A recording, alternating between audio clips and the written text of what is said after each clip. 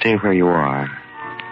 Do not break the stillness of this moment, for this is a time of mystery, a time when imagination is free and moves forward swiftly, silently.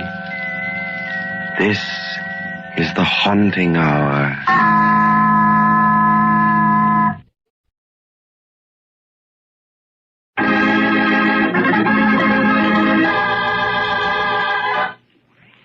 Homicide House.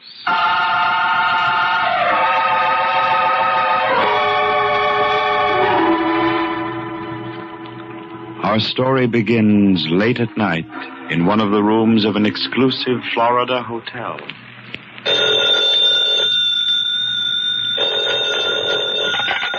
Hello. Hello? Mr. Hubertus Van Cleek? Yes. This is Special Investigator Collins of the Miami Police. Indeed. Well, what the devil is the idea of waking a man in the middle of the night? I'm sorry, Mr. Van Cleek, but we have reason to believe that your life is in danger. My life in danger? Nonsense. Who would want to do away with me? I don't know, sir, but this is a warning. Be sure your door is locked, and your windows, too. You've been followed by... I know that. I've been followed by a pack of idiots who want to sell me everything from insurance to yachts. I'm used to that, and I know how to deal with these parasites. Now, good night, Mr. Collins. But, Mr. Van Cleek... Good night, sir. A fool. Ringing me up at this time of night to tell me that my... who's there? Who's at the window? Oh!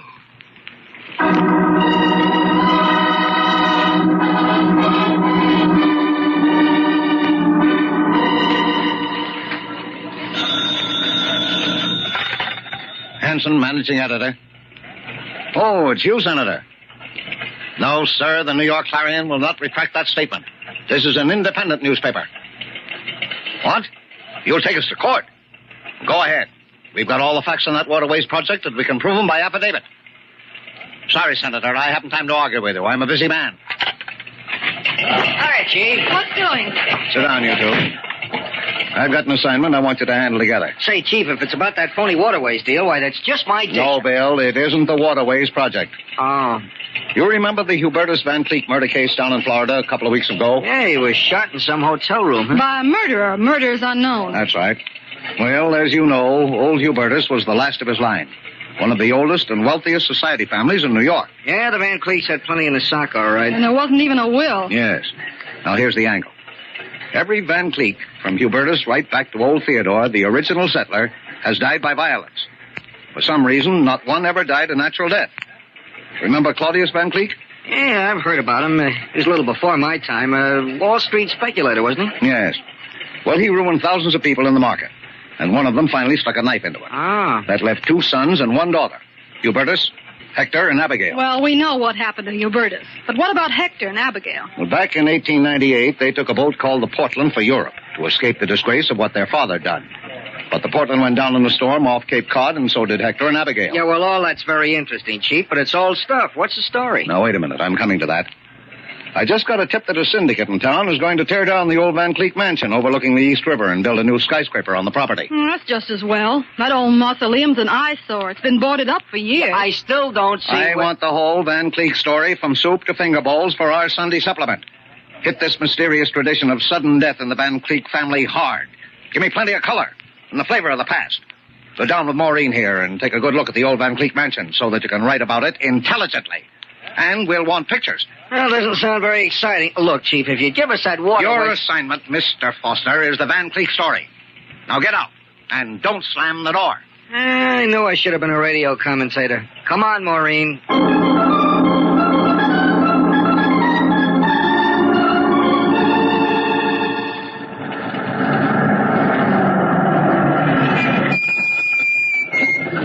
Okay, driver, here you are.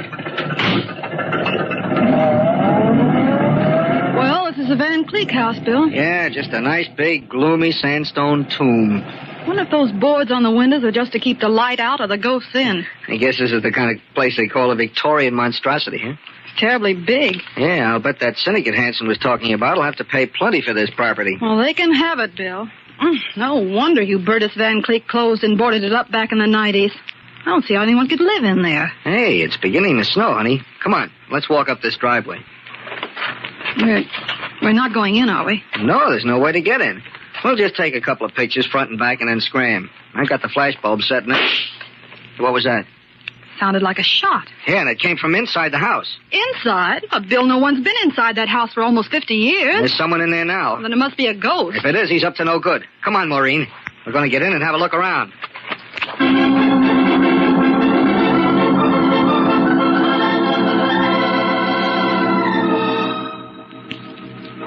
Bill, where are we? Well, in the cellar, obviously.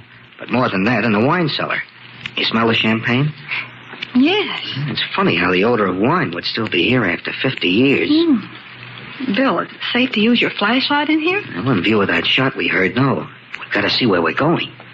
Yeah. Nice place for murder, huh? Look at all those spider webs. Why, the place is practically covered with them. Hey, never mind the spider webs. Look at those bottles on the shelves. Champagne, imported. 1876, 1879, Why, the place is loaded with vintages. Yes. But why should we be able to smell the wine? I don't know. We'd better try to find a way upstairs. That's shut. Bill. Yeah. Footsteps. Someone's upstairs. No doubt about it. Bill, maybe we better get out and call the police. What? And ruin a good story? Here, Maureen. You carry my camera. I want my hands free, just in case. All right. Where are we going now? There's only one place to go. Upstairs.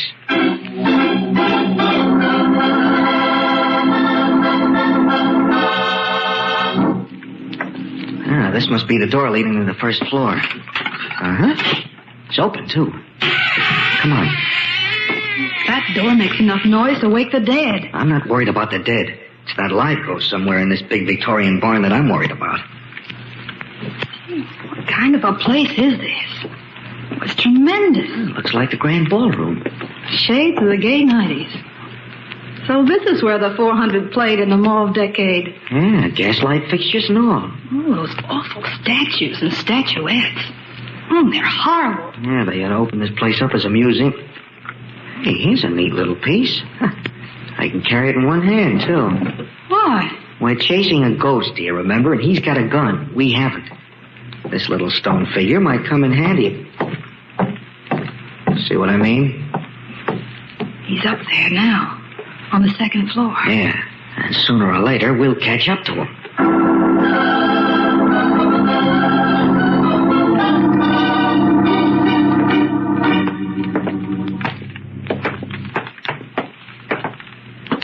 Now, this seems to be the main second-floor corridor. Mm-hmm. Bill, do you notice something? What? It seems clean here. So someone lived here on the second floor. Yeah, you're right. It's warmer, too. And there's no musty smell. And no spider webs. Wonder what that means. Bill. Well, seems that our friend the ghost not only likes to shoot off guns, but he likes to tickle the ivories, too. Huh? Maybe he heard us. Come on, Maureen. This is it. You stay behind me. I'll go first, just in case. All right, Bill. But be careful. Yeah, come on.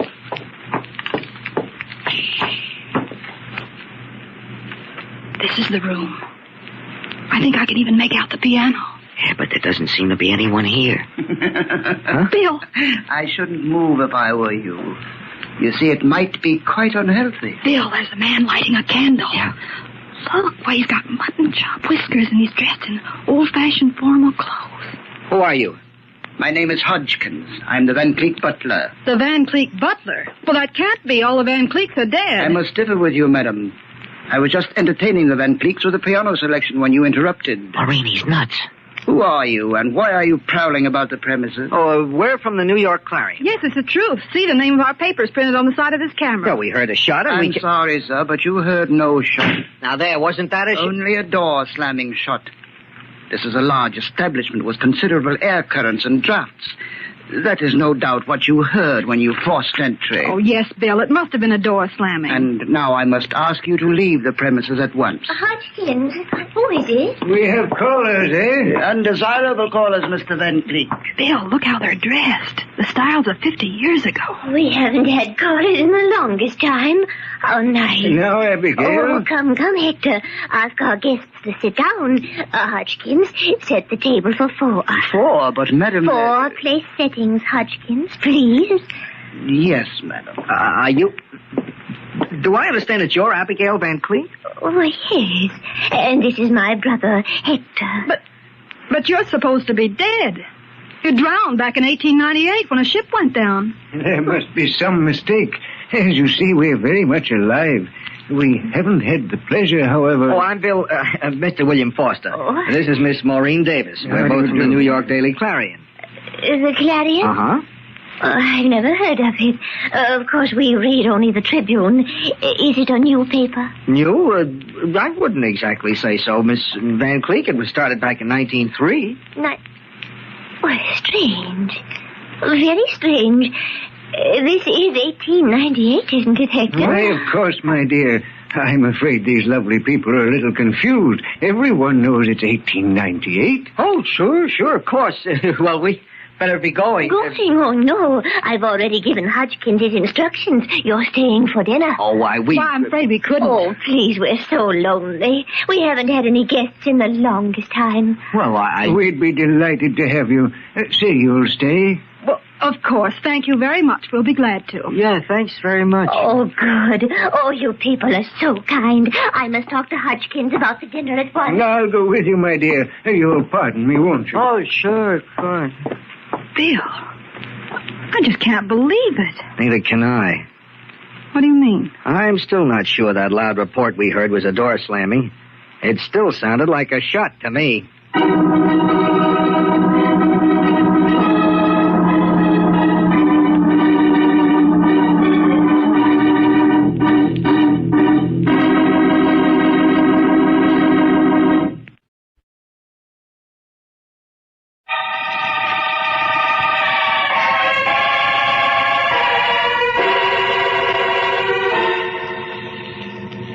Bill Foster and Maureen Davis, New York reporters, have entered the old Van Cleek mansion, closed and boarded up for 50 years.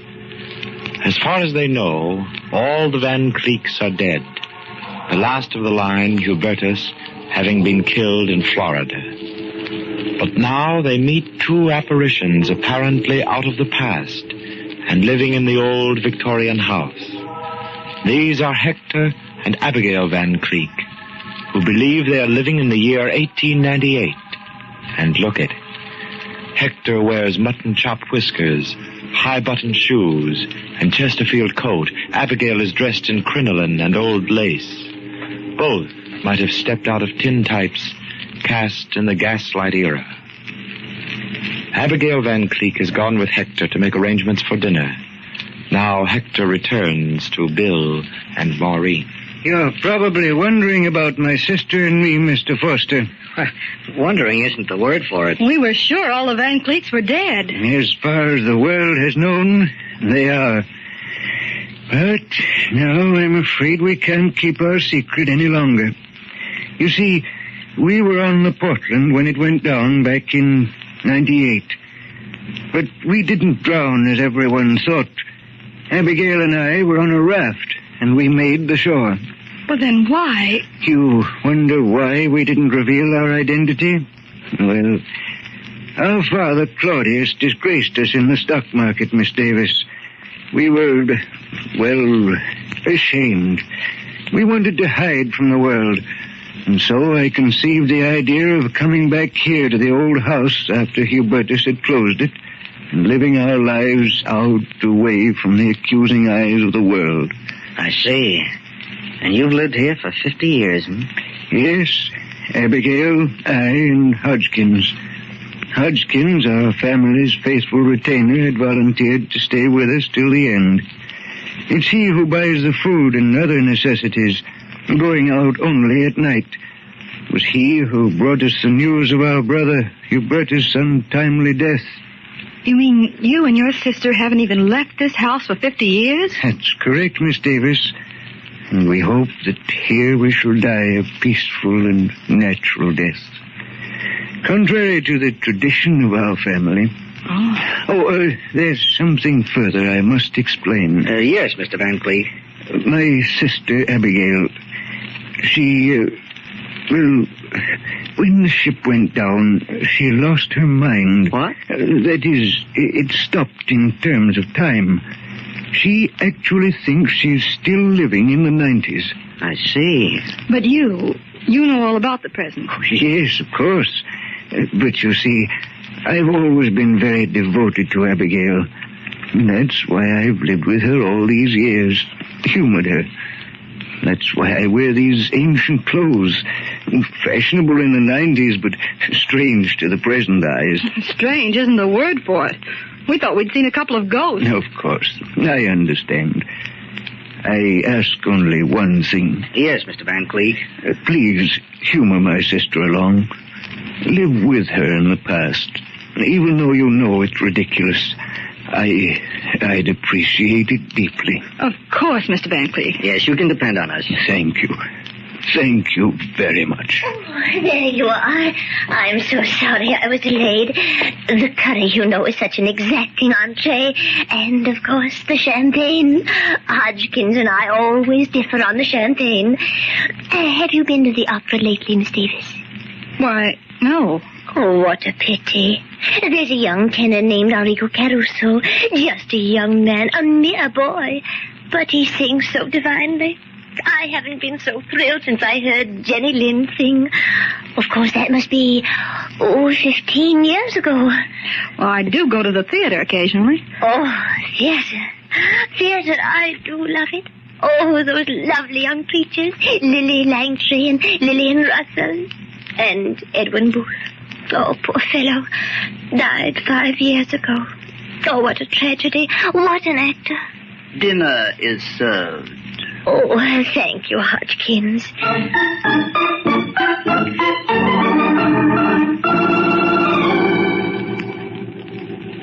More wine, Miss Davis? Oh, no, thank you, Mr. Van Cleef.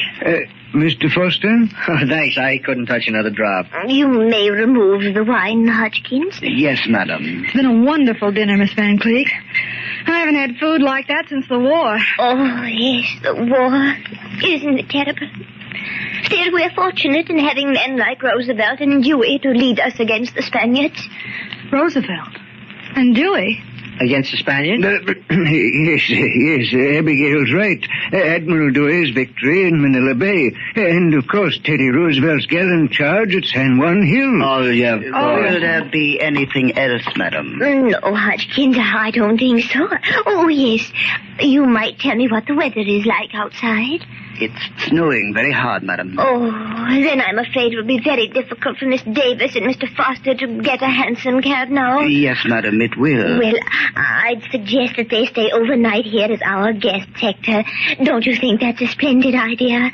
I certainly do, Abigail. Oh, Miss Van Cleef, we couldn't. Oh, we don't want to put you out. Oh, no, we'd be delighted to have you. Yes, we insist. Well, I'm sorry, but we... Please, it would make Miss Van Cleef and myself very happy. Well... Thank you, Mr. and Miss Van Cleef. We'll stay. Oh, that's wonderful. Hodgkins. Hodgkins. Yes, madam. Prepare 2 rooms for our guests. Yes, madam. At once.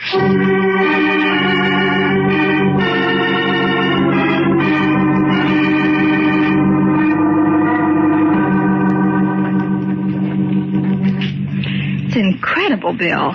Those 2 charming people living the life of 50 years ago in this dismal house. Yeah. When we get back to the chief with this story, you'll never believe it. I'm not sure that I do. What do you mean? All may not be as Victorian as it looks. Bill, I don't understand. You mean there's something fishy about all this? Well, it could be. But we've been with them all the time. We've seen everything with our own eyes. Yeah, and a little extra. Bill Foster, what are you driving at? Did you notice the butler's wrist when he served us our soup? Hodgkins? No. What about it? Well, his wrist was tanned. I could tell because the white skin showed where he had worn a wristwatch. Well, what are you talking about? Suppose he did have a coat of tan. Look, from what we heard, this big butler Hodgkins hasn't been anywhere but in this gloomy mausoleum or else out at night to do the shopping. Is that right? That's right. Yet he has a coat of tan in the middle of winter and with no exposure to the sun. Yeah. Yeah, that does seem funny. Well, don't you get it? Where's the only place Hodgkins might get a tan in the middle of winter? Why, in the South? Florida, maybe? Bill, Florida.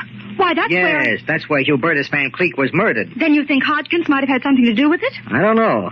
Personally, I don't like him. There's something about his eyes. You know what we ought to do? What? Get out of here in a hurry. This thing is beginning to come together like a jigsaw puzzle, and it isn't nice. Here, I'll carry the camera. Bill, There's no time to talk now. We've got to leave fast if we're going to leave at all. Come on, Maureen. Let's try the back way. The last time I saw our pal Hodgkins, he was prowling around in the front of the house.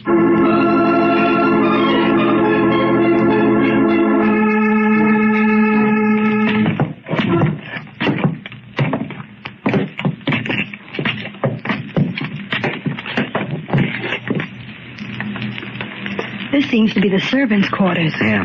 I'll try this door. Maybe it'll lead down into the cellar, and then we can make our getaway the same way we came in. Nope, it's no good. It's locked tight. Here's another door. I'll try it. Bill, oh, Bill! Yeah, the body. We're standing up in that closet, and when you opened the door, it fell out. Oh, Bill. Keep your chin up, baby. Don't lose your grip. I'm going to take a look. Uh-huh.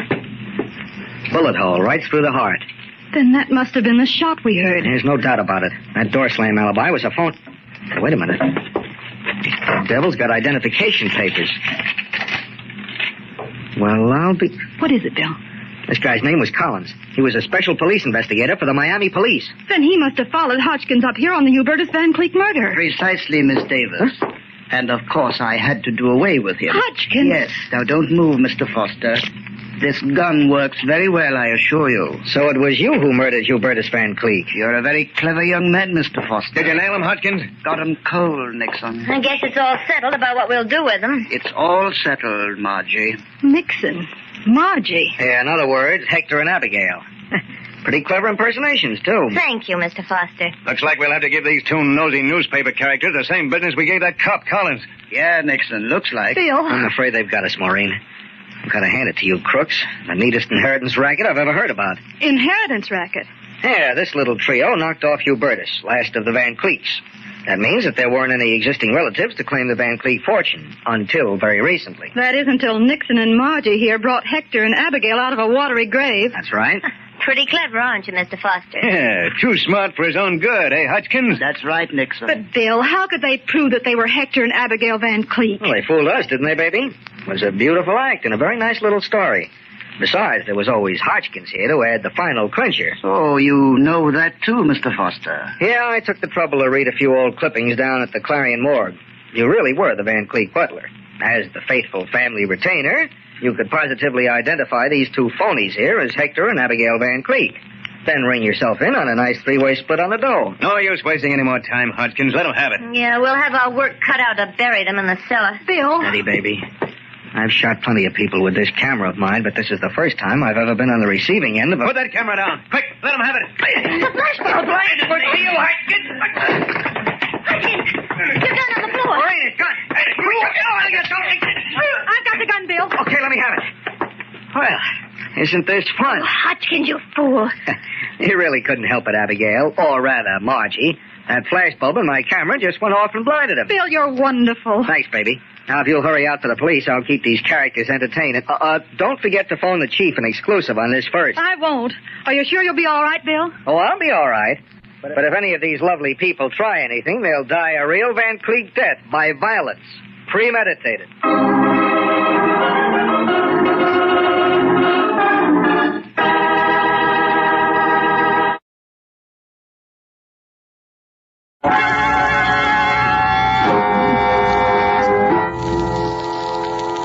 From shadows and stillness, mystery weaves a spell of strangest fascination, charging the mind with doubts and fears. For mystery is a strange companion, a living memory. In the haunting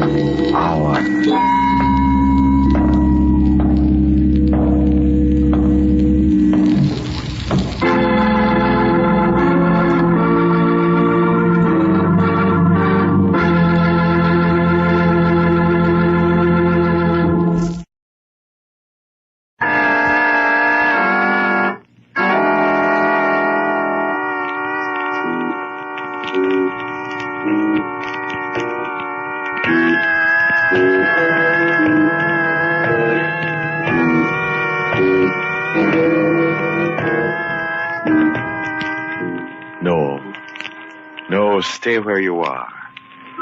Do not break the stillness of this moment. For this is a time of mystery. A time when imagination is free and moves forward swiftly, silently. This is the haunting hour.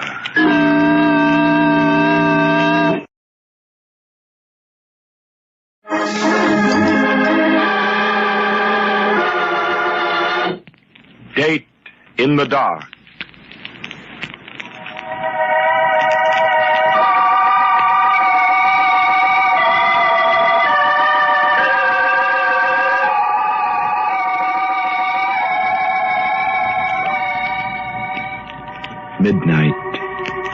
Midnight in the metropolis, town of 1,000 moods and contrasts, of wealth and lightness and laughter, of poverty, heartbreak, and tears, of shadowy people and dark, dark things. Big city, hard-boiled and tender, weak and mean and cheap without dignity, and great and proud and powerful. And the metropolis at midnight, filled with the high spirits of joy seekers, revelers who give way to the goodness of living or try to forget the badness of living. Midnight that is brooding, sinister.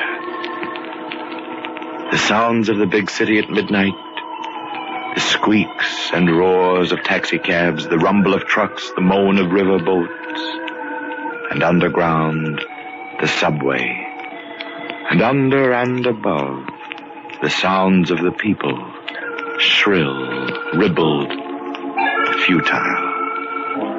But there is quiet, too, in the teeming city at midnight. The quiet that is broken by the wail of a child, the rattle of a snore, or, as in the home of Earl Breton, a private detective, and his partner, Owen Bailey, called the Professor, the telephone rings, and the Professor answers it. Hello? Earl Breton? No, this is Mr. Bailey, Breton's partner. Who's calling? This is Bill Henderson.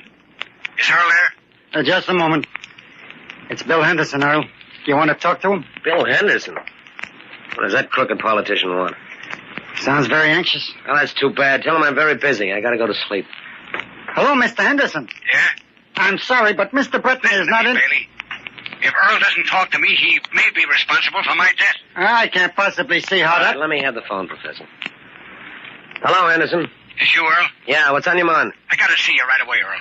Can you meet me down at your office? Office hours are from 10 to 2, Henderson. You know that. I'll see you tomorrow. No, wait, Earl, wait. I tell you gotta see me tonight. Now, look, I can't... Wait until tomorrow, because I may never get there tomorrow. How do you figure? I can't explain it on the phone, but I know what I'm talking about. I gotta see you tonight. Got it. All right, where are you now? I'm at my house. Okay, give me a few minutes to get a cup of something warm. I'll meet you down at the office. Oh, thanks a million, Earl. Never mind the thanks. Bring some money with you. Don't worry about that, Earl. This is worth anything to me. Goodbye. What seems to be his trouble, Earl? Well, he's probably swindled one guy too many. Good. What do you mean, good? I mean, he picked a good time for it. We can very well use the money, you know. Well, you can start drawing the bill now, Professor. And remember, after office hours, it's triple the usual.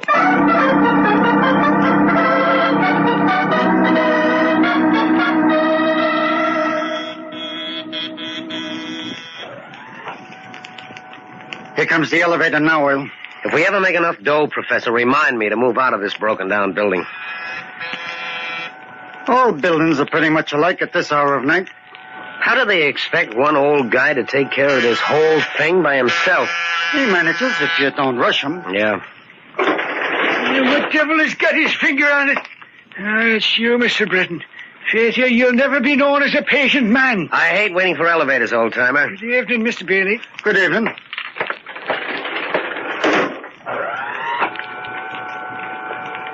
You've got lots to do around here, haven't you? Sure. I've got to make the rounds, you know. How's business? Oh, very slow, Mr. Breton.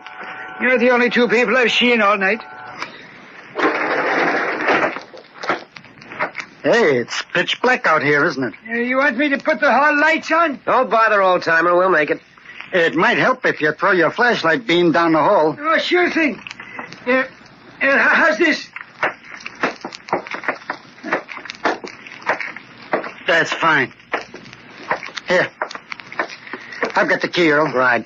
Thanks, old-timer. We're okay now. I'll be seeing you on the way down. Now, if I can just find the switch. Here. What's the matter with the light? Looks like the switch don't work. It's working all right when I left this evening. Where'd I find the desk lamp?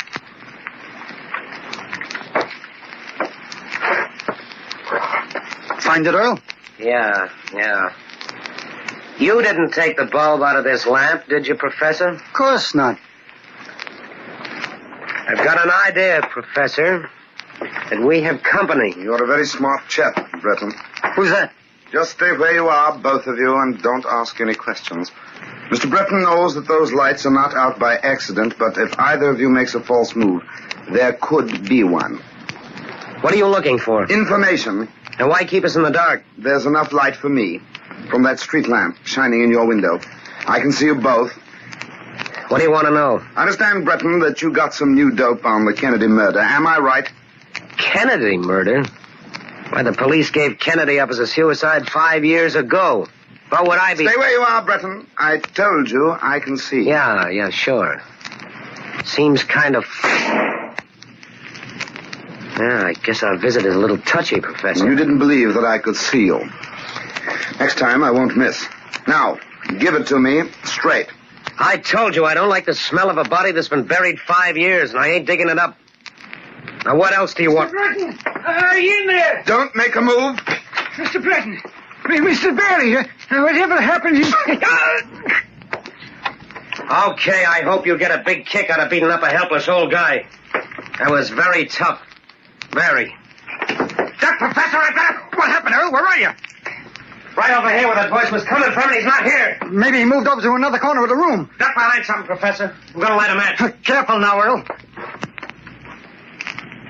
Well, I'll be. There's nobody here. Who's that lying in the doorway? Wait a minute. Looks like the old-timer. Here's his flashlight. I'll turn it on. Here, put him in this chair, Earl. No, it's too late, Professor. He's dead. Dead?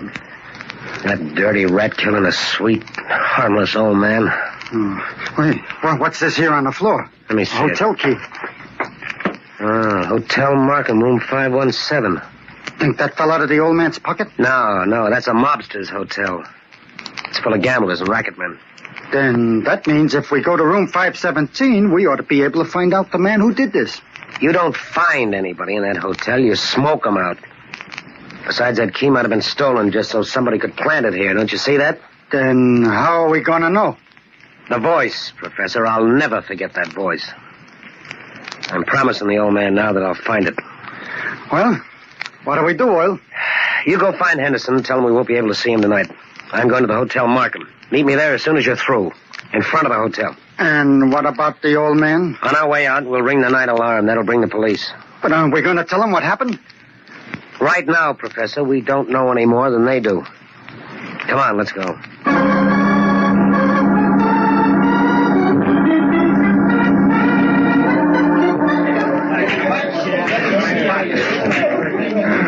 Anything I can do? Oh, hello, Breton. How's the hotel business? Oh, we don't complain. Who's up in room 517? I want to know. I understand there's a game going on. So? I'd like to get in. Well, there's a gentleman by the name of Sparrow rented the room. Maybe you know him.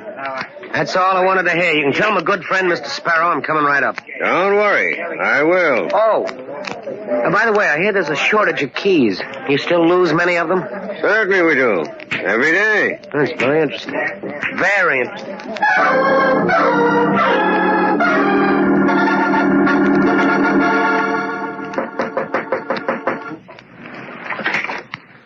Well, look who's here, fellas. My old pal, Earl Breton. How are you, Sparrow? Fine. Come on in. How's the game? Pretty good. You want to take a hand? Yeah, maybe. How long you been playing? Oh, about 12 hours. Now, meet the boys. All right, fellas. This is Dan Huber. He's new in this town. Yeah? Didn't take you long to find this place, did it, Dan? Me? I got a nose for this stuff. Yes. And you know Harry Jackson, Earl, don't you? Sure, I know Harry. How are you, Harry? Fine. What did you say, Harry? I said I'm fine. That's what I said. Sure. Now, this is Willie Garvin, and over here... That's a funny name, Willie. What's funny about it? How do you spell it? Garbin. Why? Does it sound familiar? No, Willie, no. And I don't have to introduce you to my partner, Joe Murray, huh? Hello, Joe. Hello. Funny to find you and Sparrow in the same game, Joe. What's funny about that? Well, after all, you and Sparrow are partners, aren't you? Nobody said for you, Breton, and if you don't like what goes on here, you can shove off. Come on, Earl. When are you going to stop burning up Joe? Anyhow, he just come in a few minutes ago. So we really just started playing together. Oh, just came in a few minutes ago. Where were you, Joe? Since when do I report to you? Well, I'm just curious, that's all. I told you before, Breton, I don't like coppers, and that still goes. Now, let's get the game going. Well, Earl, you taking a hand? Sure, but first I gotta get the professor. He's got my dough. I'll be back in a few minutes. Wait a minute, Breton. What are you trying to pull? Why didn't you bring your dough in the first place? I just wanted to see who was in the game. Oh, sure, Joey's got a right to know. Go ahead, Earl, get your dough. Oh, but don't forget to come back, huh? Otherwise it wouldn't look so good, huh? Sure, don't worry. I'll be back. Earl,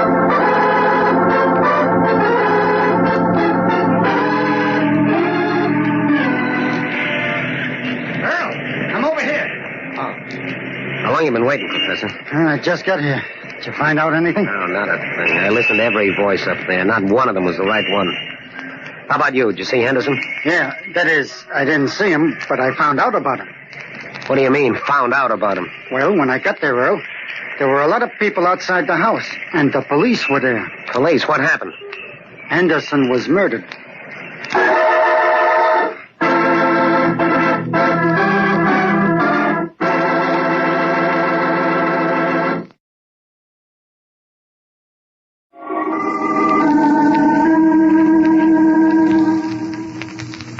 It was midnight when the phone rang in the home of Earl Breton, a private detective. A man named Henderson was calling. Henderson, a crooked politician who insisted he was in danger of being killed, and that he had to see Breton immediately. Earl agreed to meet him in his office, but when he and his partner, the professor, arrived a few minutes later, they were faced with a peculiar situation. The lights in the office wouldn't work, and before they could investigate, a voice challenged them from the darkness. Their unknown visitor fired at them, purposely missing, in order to warn them that he meant business. The sound of the gun attracted the attention of the night watchman. He came to investigate and was killed by the intruder, who disappeared, leaving Earl with the old man's body and a clue, the key to room 517 at the Hotel Markham. They rang the police alarm, and Earl sent the professor to intercept Henderson, to break the appointment they had with him. Then he went to the hotel, to room 517, where he expected to find the killer. He interrupted a card game, but Sparrow, the gangster who was registered in 517, invited Earl to sit in, much to the displeasure of his partner, Joe Murray. Breton accepted, promising to return soon. He went down to the street where the professor was waiting. The professor had news for him. Henderson had been murdered. How did you find out he was murdered, Professor? I overheard two policemen talking to one another. Did the cops know you were there? Oh, no. We wouldn't want them to know we was interested, would we? Good for you, Professor. But now that I think of it, Earl, shouldn't we tell the police what we know? Well, that's a good idea, except that we don't know anything they can't find out for themselves. But they don't know that Henderson called us to meet him at the office. And then when we got there, we met somebody else. And it was that somebody else who killed the night watchman. I know there's some connection between those two things, Professor. In fact, if I didn't know Henderson's voice so well... You'd say that it was the man at the office who imitated it? Sure, that's an old trick. A man disguises his voice to sound like... Hey, just a minute, Professor. Why couldn't it be... You mean you actually think that the man we met in the office was the one who called us earlier, and he imitated Henderson's voice? No. That'd be too obvious. The killer's much cleverer than that. But you do think he had something to do with both of the murders? Certainly. If he didn't, how would he know that we were coming down to the office at midnight? He was expecting us. So he must have been with Henderson at the time Henderson called us. If you don't mind my saying so, Earl, it doesn't make sense. Why should this man have bothered to come down to our office just to ask us about some murder case that was over and forgotten 5 years ago? That's just it, Professor. He didn't want that information at all. That was just to throw us off the track. That was why he left the key there when he slugged the old man and disappeared. You mean he actually wanted us to follow him here to the Hotel Markham? Don't you see? He was trying to establish the alibi that he was playing cards in this hotel at the time of the murder. And he could force us to testify as police witnesses that we saw him here. Then why don't we tell that to the police? Oh, Professor, you're slipping. You know the police don't want ideas. They've got their own. Besides, if we don't know whose voice we heard, what can we tell them? Well, at least we can tell them that it was somebody who's up in that hotel room now. Sure. But can we prove it? I guess not. Well, then what can we do? We gotta go upstairs and find out who that phony voice belongs to. But our life can be very short in a place like this. I mean, I'm not thinking about me. I know, Professor, I know. But I made a promise to that old watchman that I'd find the guy who killed him, and I like to keep a promise. But we ain't got enough money to play cards with those people. They don't know that. Well, I don't think it should take them more than one hand to find out. All right, then you'll have to stall. Now, one of those guys up there has a phony British voice. So? Listen. Stay where you are, Breton. I told you I can see. How's that? If I wasn't looking at you, I'd swear it was the guy in the room. Good. That's all I wanted to know.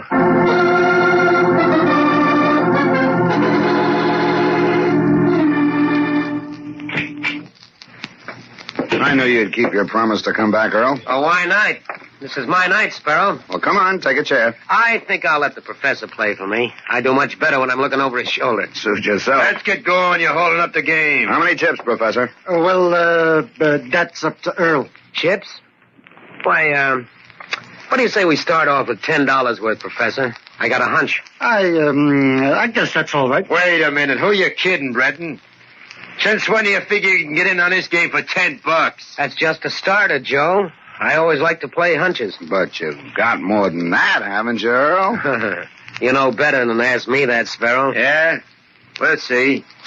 Okay, deal 'em out. Joe, if I didn't know that you just came into this game a little while ago, I'd figure that you were losing plenty. Why? You're so touchy. I open. $5. Raise your 10. I'm out. Well, playing it safe, Professor. I'd rather not explain my game. Maybe if Joe played it safer, he wouldn't be so worried all the time. Oh, Joe. Joe's got lots on his mind. I don't know, Sparrow. You're Joe's partner. You never seem to worry like he does. What do you mean, worry? Who says I'm worried?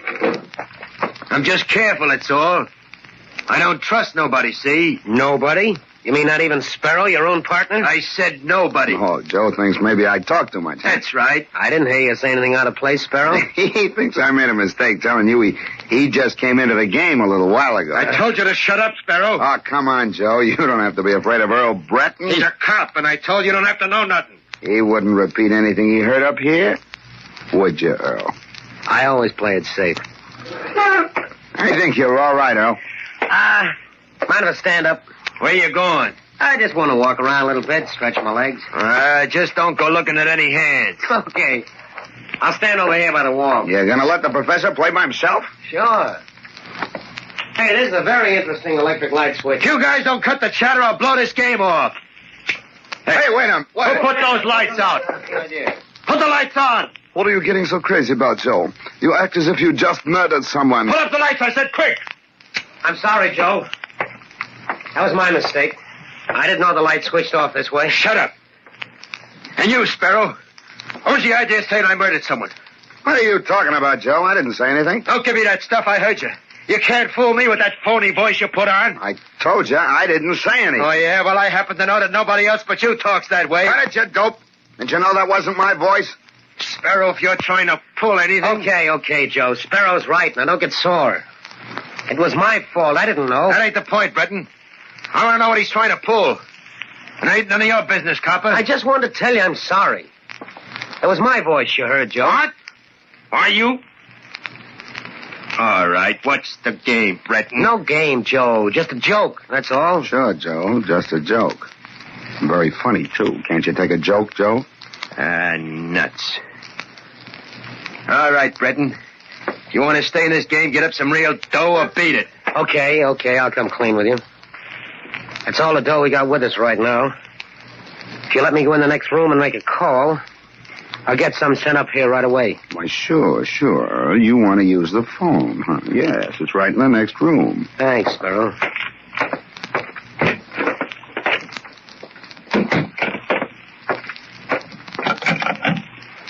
This is the desk. Hello. Give me Spring 73100. Spring 73100? Right. Who are you kidding? That's police headquarters. Say, have you got any complaints to make? Hold on there. Hey, wait a minute. What goes on here? It's one of your keys. Oh, hello, Sparrow. I can't say much for your phone service. No? What's the matter with it? They wouldn't get a number for me. I see. Who you calling is so important. The police. I guess I can wait. Yeah. Say, I'm glad you came in here, Breton. I wanted to have a little talk with you. Alone. You wouldn't use that revolver right here in this room, would you? Wouldn't I? You know, I can do pretty much as I want to in this hotel. You know that, don't you? Yeah. But if you killed me now, wouldn't you have to tell Joe why you did it? Well, what do you mean? I mean, wouldn't you have to tell him that you were tired of being partners with him and Henderson? That you wanted the whole racket for yourself? So that you killed Henderson, trying to make it look as though Joe did it so he could take the rap? If you're trying to talk loud so Joe will hear you, I might as well tell you he just left. Well, at least I found out it was you who slugged the night watchman in my building tonight. So what? Just that you killed him, that's all. You shouldn't have gotten away.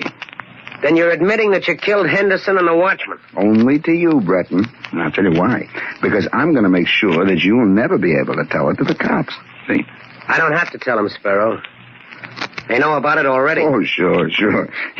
You gave them all this information before you came up here. No, I didn't tell them. You did. You know something, Breton? I'm beginning to think you're a little bit nuts. I suppose you wouldn't believe me if I told you the police are listening to you right now? They heard you admit all this to me? Oh, now, wait a minute. Don't tell me you hid him in my closet. No. But they're right outside in that room where we were just playing cards. You're crazy. Why don't you take a look? Because I ain't dumb enough to turn my back on you. Then that makes it easy for them to come in. Drop the gun, Sparrow. Give it here. But it is the cops. But we heard the whole thing outside, Benton. Pretty smart. But how did you get the cops up here? I didn't get them, Sparrow. You did. Cut it out, Breton. It's true. You know the best way to bring the police is to leave a hotel key next to a dead man, and that's what you did. Yeah, but you picked it up. Not me. I just made a mental note of it, that's all. What puzzles me, Earl, is how you know the police were out here when you made Sparrow talk. Ah, that was easy. When I tried to put through a call before, I heard a voice at the switchboard asking about a key. And I just played a hunch. Now, I'm glad we got here in time. Come along, Sparrow. Well, Professor, let's go home. Yes, sir. Oh, and look, if our phone rings again tonight, don't answer it.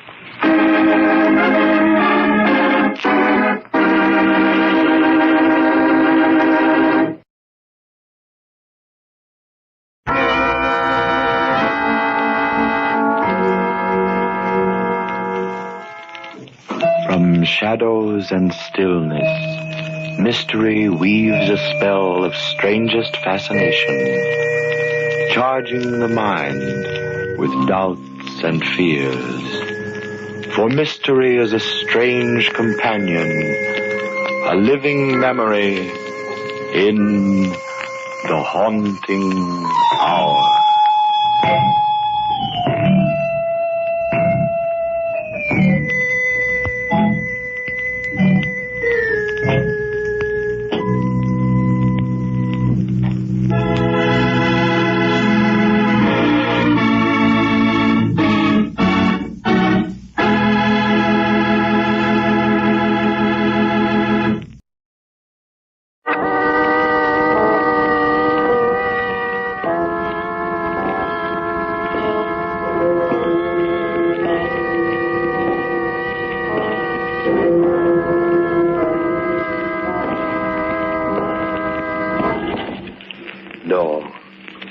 No, stay where you are.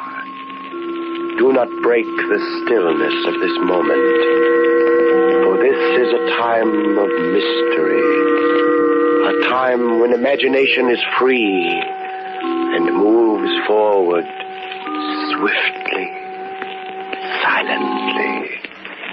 This is the Haunting Hour.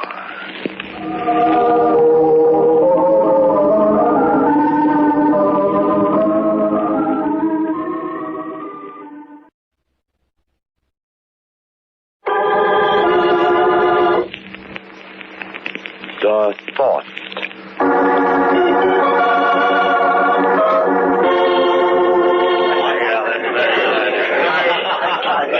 Ladies and gentlemen, for your pleasure and amazement, the 78 Club presents the great Marlowe, the mental marvel. Gifted with a seventh sense, the great Marlowe reads your mind, tells your every thought. Now, let me warn you, if you have a secret you don't want him to know, just don't think about it. Presenting the great Marlowe. Thank you. Frankly, I can't explain the performance you're about to witness. Science, without explaining it, calls it telepathy, thought transfer. I call it hokum. The gentleman says it's hokum. Maybe. We'll see. Now, everybody in this room, concentrate. Think of a thing or a person. Concentrate. Think hard. I have a thought. Someone is thinking of the initials SG. Will the person thinking of SG please rise? I've been thinking of SG. Oh, thank you. Young lady, you are concentrating on the name of Stanley Green. Is that right? Well, yes. Stanley is in the Army, I believe. Correct. Yes, he's a sergeant. And you want me to tell you Stanley's serial number? It's 34000767. Is that correct? Yes. Thank you. I have another thought. Someone is thinking.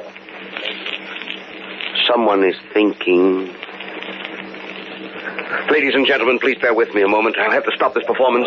Believe me, it's important. I'll be back very shortly. I told you it was hokum. What happened, Professor? Forget your code? Hey, what's the idea of stopping the act that way? Where's your telephone directory, Moreno? What are you trying to do, ruin my club's reputation? Shut up, Moreno. Where's your... Oh, here. Now, listen, Marlowe, I'm paying you $2,000 a week. Glenwood. I expect to get my money's worth. Listen, will you please leave? Just as soon as I'm through with this call, I'll finish the act. All right, but make it snappy. And close the door.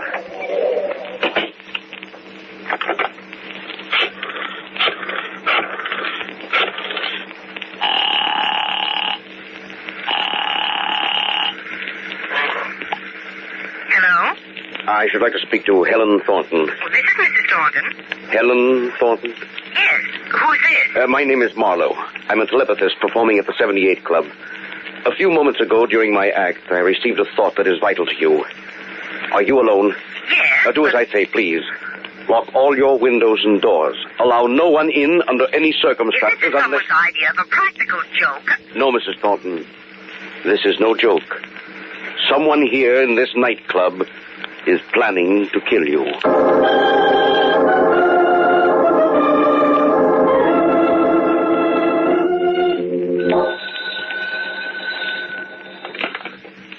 Hello? This is Mildred, Helen. I just got in. Oh, I've been trying to get you for hours. I know it's very late, but could you come over? Helen, what's the matter? Oh, Mildred, I'm so frightened. I'm alone here. Where's Jack? Well, he's out of town, and it's Marie's night off. Mildred, I don't know what to do. What's wrong? You sound Mildred, will you come over right away, please? You can spend the night. Oh. Helen, what happened? What's wrong with you? Oh, Jack. Helen, are you all right? Look, I'll be right over. No, Mildred, it's all right now. Jack's come home. What was the matter? I'll speak to you tomorrow. All right. Good night.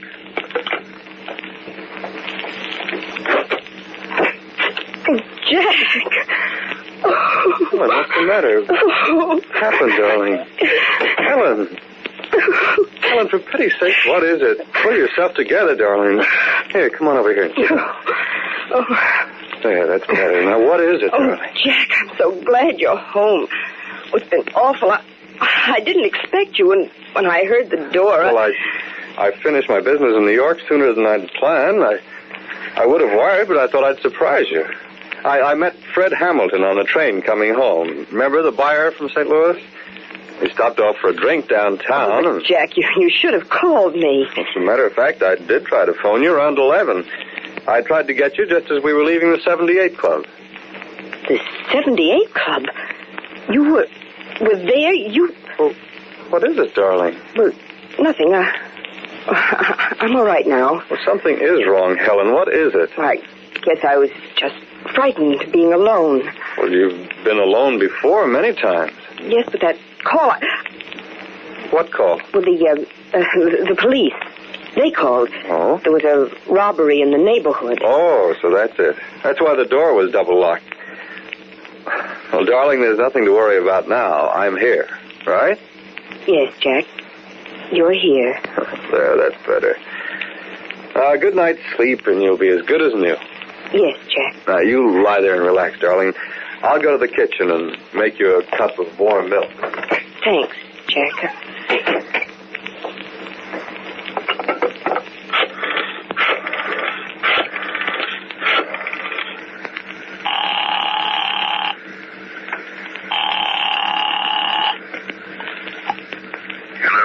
Paul, it's Helen. Didn't you get my message? I called twice. Yes, but I just got in. I thought you'd be asleep by now. Paul, you must help me. Please, Paul, there isn't much time. Helen, what's the trouble? He's going to kill me.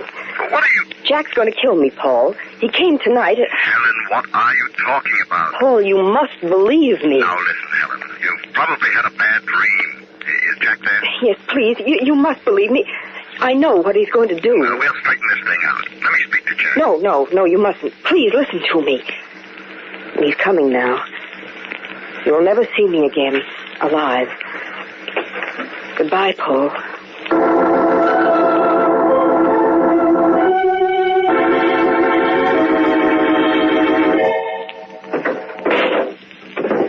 Don't bother folding up the dresses, Marie. Just throw them in. Mrs. Thornton, isn't this kind of sudden you're going away? Don't ask questions, Marie. Hurry, please. Here, now help me close this suitcase.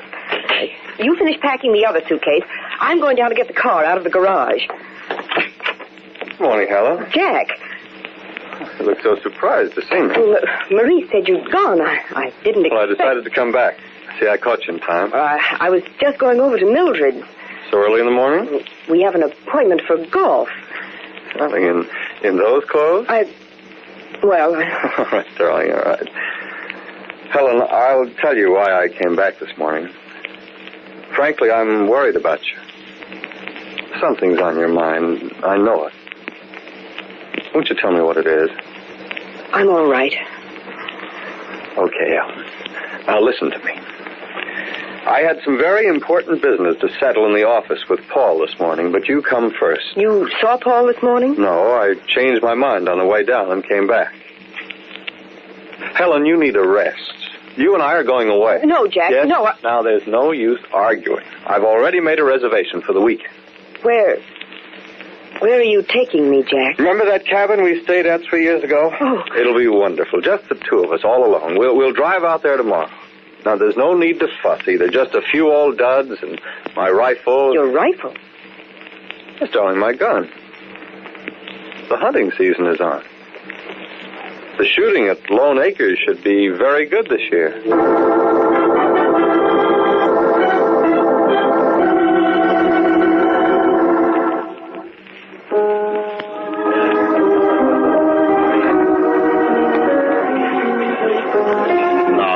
What's this all about? Oh, I had to see you. Yeah, but why here at Luigi's all the way across town?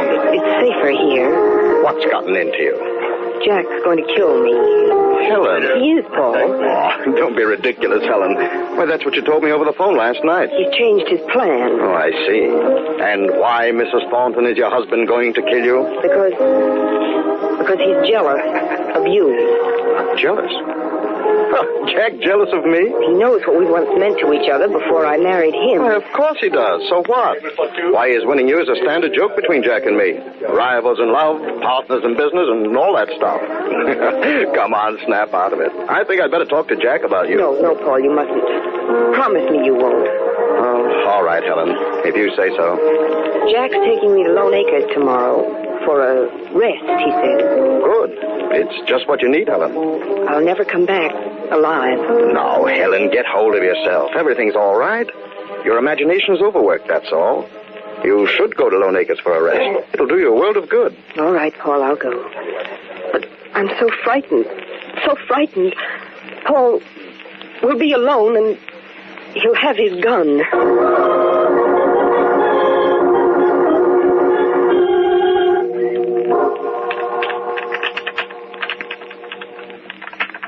You know, Helen, sometimes I think I love this gun more than I do you.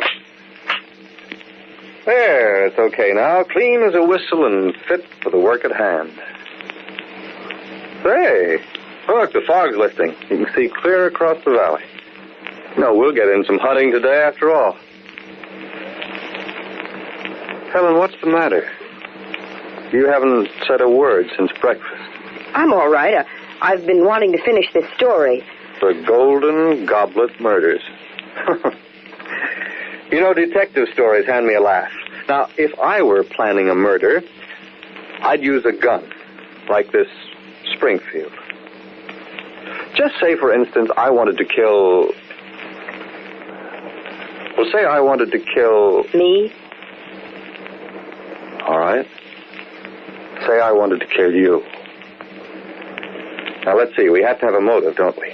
Well, I'd have it. Motive, jealousy.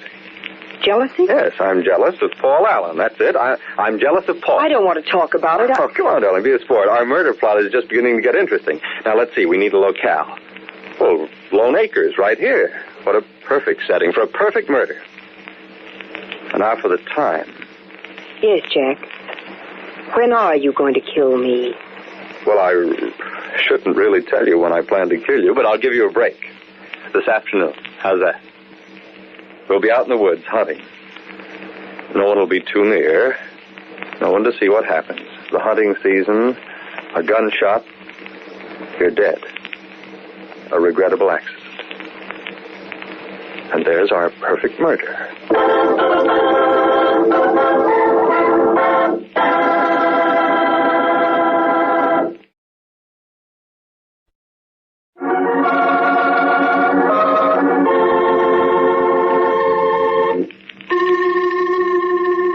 Thornton has discovered that someone wishes to murder her. A mental telepathist performing at a nightclub read the thought from among the guests. Later, Helen was shocked to learn that one of the guests present in the nightclub was her husband, Jack. She fears that he might want to kill her because of his jealousy of Paul, a former suitor. Her anxiety is heightened when her husband suggests that they go away for a weekend to Lone Acres, an isolated hunting lodge. Once there, Jack tells her it's a perfect setting for a possible perfect crime. Her murder. A hunting accident in the woods.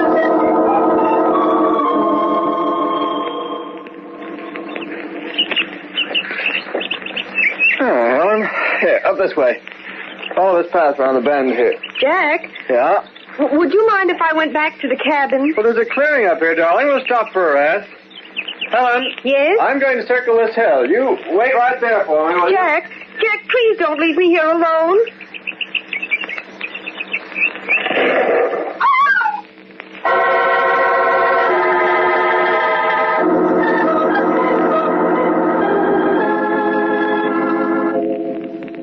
A regrettable accident, Mr. Thornton. But, Doctor, I don't understand how it happened. No, Mr. Thornton, it's really nothing serious.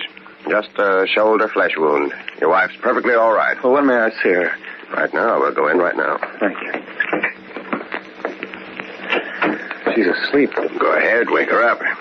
She'll feel better knowing you're here. Helen, darling. Huh?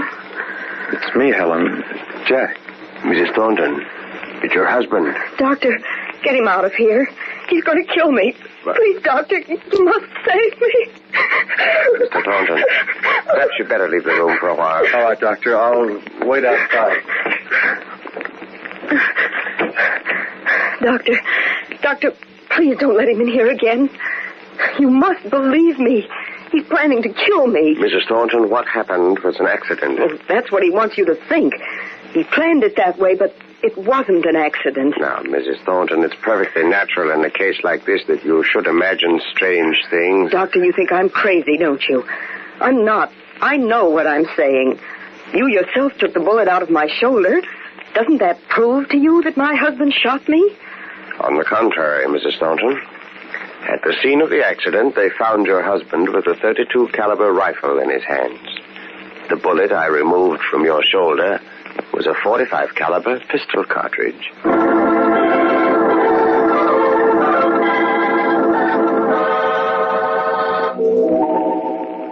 Marie? Marie? Yes, Mrs. Thornton, I'll be right up.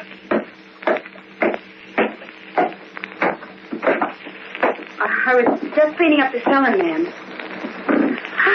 Oh, Mrs. Thornton, you have the sling off. Yes, Marie, the doctor says the shoulder's okay now. Pretty soon I'll be playing golf again. Oh, that's fine, ma'am. I'm so glad. Thanks, Marie. Were there any calls for me while I was out? Oh, Mr. Thornton called to tell you not to wait up for him. He'll be home very late. And, Mr. Allen called too, Mrs. Thornton. Did he say what he wanted? No, ma'am. Said he'd try to get you later on. Oh, and Mrs. Thornton, I was thinking... Do you suppose Mr. Thornton wants to keep this box of bullets downstairs on the open shelf? I was thinking it might be dangerous, ma'am. Bullets? Yes, ma'am. This box here. Let me see that box, Marie. 45 caliber cartridges. 45 caliber cartridges. At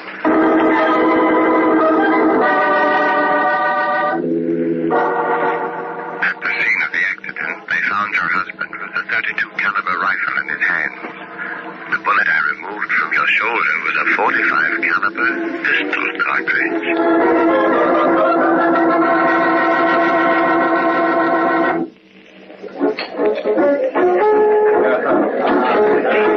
Good evening. Have you a reservation, madame? No, I've come to see the great Marlowe. Yes, madame. Then perhaps a table on the side. This way, please. No, I mean I've come to see him on a personal matter. He's expecting me. Oh, I see, madame. Albert, show this lady to the great Marlowe's dressing room.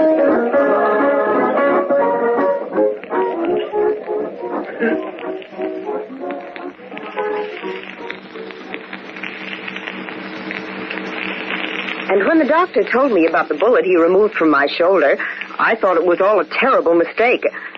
I was even too ashamed to explain to Jack why I'd acted the way I did.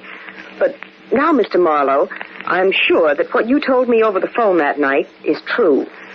Someone is really planning to kill me. Are you my sure? Husband. Husband. Are you sure the doctor said it was a .45 caliber cartridge? Yes, a .45 caliber cartridge. Just like these that Marie found in the basement. Does your husband have a pistol? Well, I think so. He keeps his guns locked in a case. He has the only key. Mr. Marlowe, he tried once and failed. He'll try again. You must help me. All right, Mrs. Thornton, I'll do all I can. Where is your husband now? Well, he's out on business. He'll be home late. Then we'll have to work fast. Now, let me see. I go on again at 9 o'clock. I want you to go home immediately and find some way of opening the case in which your husband keeps his guns. I'll call you just as soon as my act is over. Mrs. Thornton, if you can find a .45 caliber pistol in that case, I think we can put an end to this affair.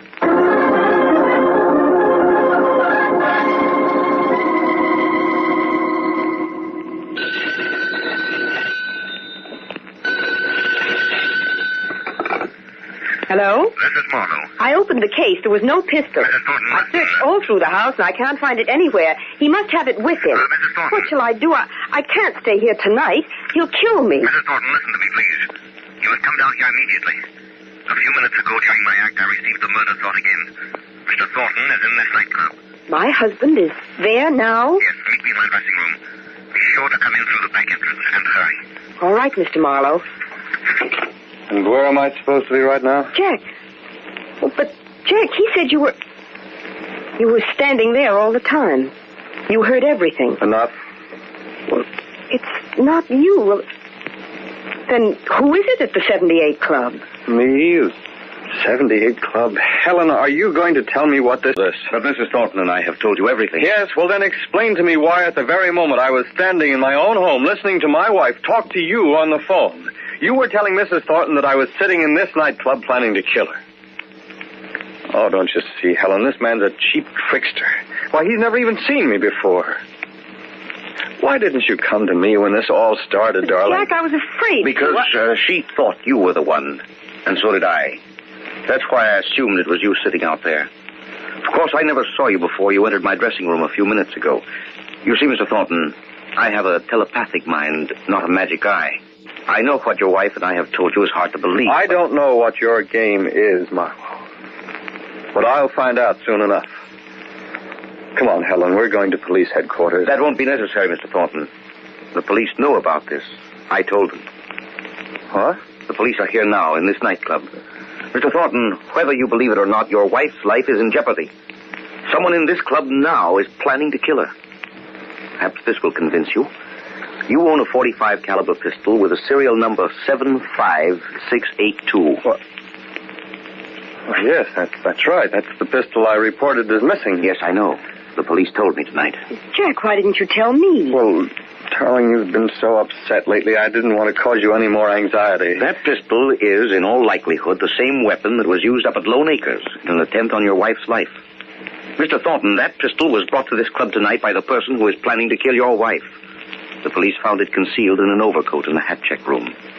Whoever claims that coat is Mrs. Thornton's intended murderer. Why should anyone want to kill her? Who can it be? We'll soon find out.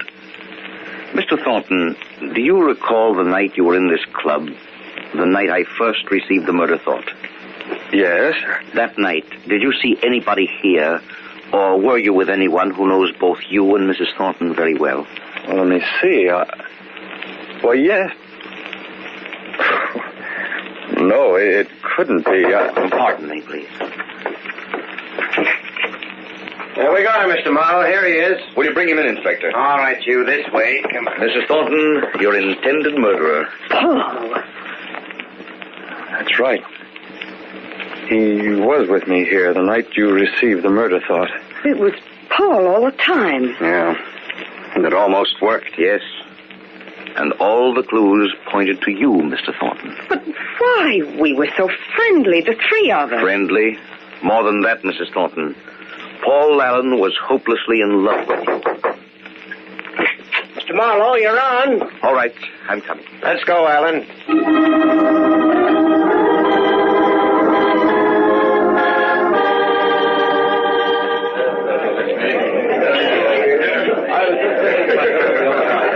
Ladies and gentlemen, the 78 Club presents the great Marlowe, the mental marvel. He'll read your mind and tell your every thought.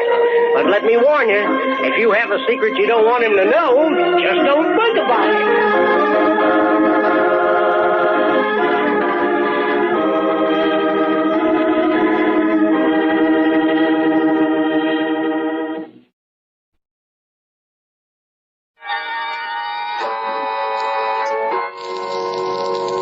From shadows and stillness, mystery weaves a spell of strangest fascination, charging the mind with doubts and fears. For mystery is a strange companion, a living memory. In the haunting hour.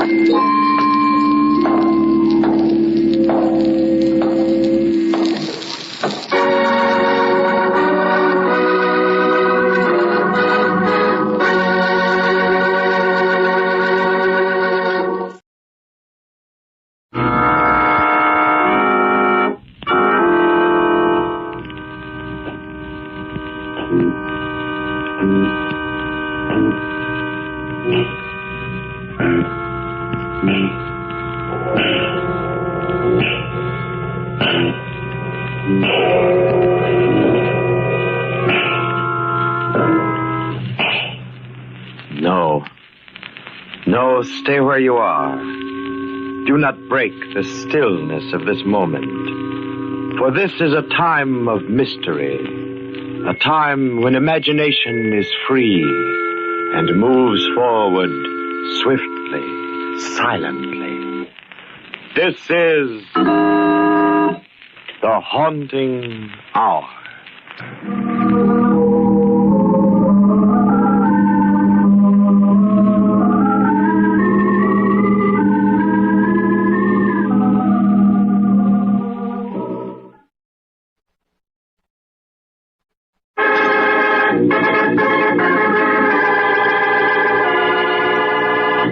The Uptown Express.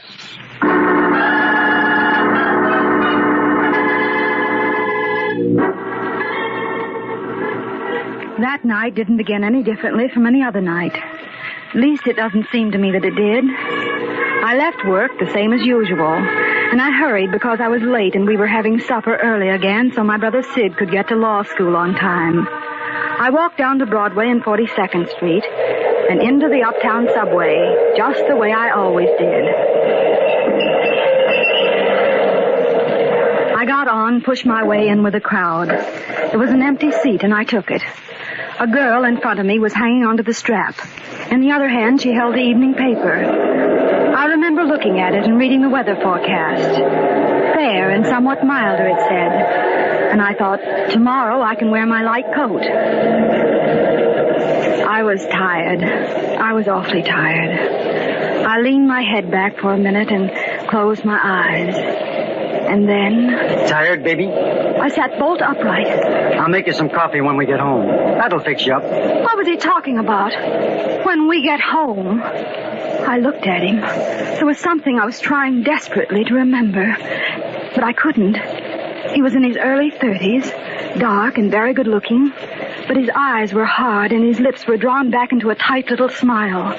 The hand clinging to my arm was large and powerful. The girl in front of me was still holding onto the strap with that paper clutched tightly in one hand. He leaned forward a little so he could see it better. Cloudy with probable thunder showers. Wouldn't you think we've had enough rain for 1 week? Rain? But the paper had said fair. Fair and somewhat milder. I looked at it again myself. And he was right. Then I knew I was really frightened. The date on that paper was February 21st, 1950.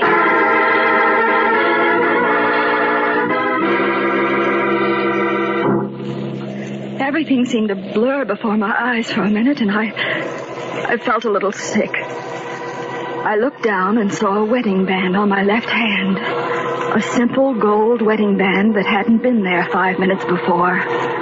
It was almost as if I half expected to see it there. If the date on that paper was right, if this really were 1950... then something told me that this man, this stranger sitting beside me, was my husband. And somewhere, somehow, on that Uptown Express, I'd lost 5 years of my life. Come on, Lindy. We get off here. We walked up the stairs and out into the street. It was raining. It hadn't been raining before. We'll have to make a run for it. It's raining pretty hard. We started to run down a long, dark street I'd never seen before. Then we turned into a narrow entrance into a dingy apartment building. We shut the rain outside, and we were alone. Never mind your key. I have mine right here. Oh, wait a minute. I think there's some mail. I looked at the name on the box. Vincent. Mr. and Mrs. John Vincent. Johnny and Linda Vincent. That was us. Oh, this is rich. Look what it is. A political circular. Sidney Damon for district attorney. Fearless, courageous. That's a laugh, sending it to us. Sid? For district attorney? My brother, Sidney? Yes, and it don't sound much better than it smells. Not for my money. But... Come on. It's cold down here. Let's get upstairs. We climbed the stairs to the second floor to a small apartment way in the back. I kept thinking of Sid. Less than an hour ago, he was going to City College nights to study law. And now in my hand was a circular that said he was running for district attorney. But it wasn't an hour ago. That was in 1945. 5 years ago. This was 1950. There. Turn on the light. It's near you. I felt along the wall and found the switch. That's better. It's cold in this dump. Never any heat when we need it. Did you speak to that lousy janitor yet? You said you were going to. I will, Johnny. Oh, I'm sorry, baby. I didn't mean to snap at you. It's just that business of your smart aleck brother running for DA. I don't like it. Why, Johnny? Why don't you like it? Oh, cut it. Don't ask silly questions. Come here and kiss me instead. Johnny, I... What's the matter? Nothing. Well, come here, then. You know what? Your hair's all wet and your mascara's run a little around the edges. You look awful, honey. But to me, you're still beautiful. Please, Johnny, don't kiss me anymore. What's the idea?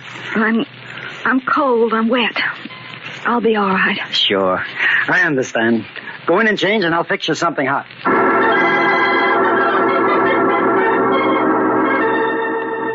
I went into the bedroom. On the bureau was a picture of the two of us.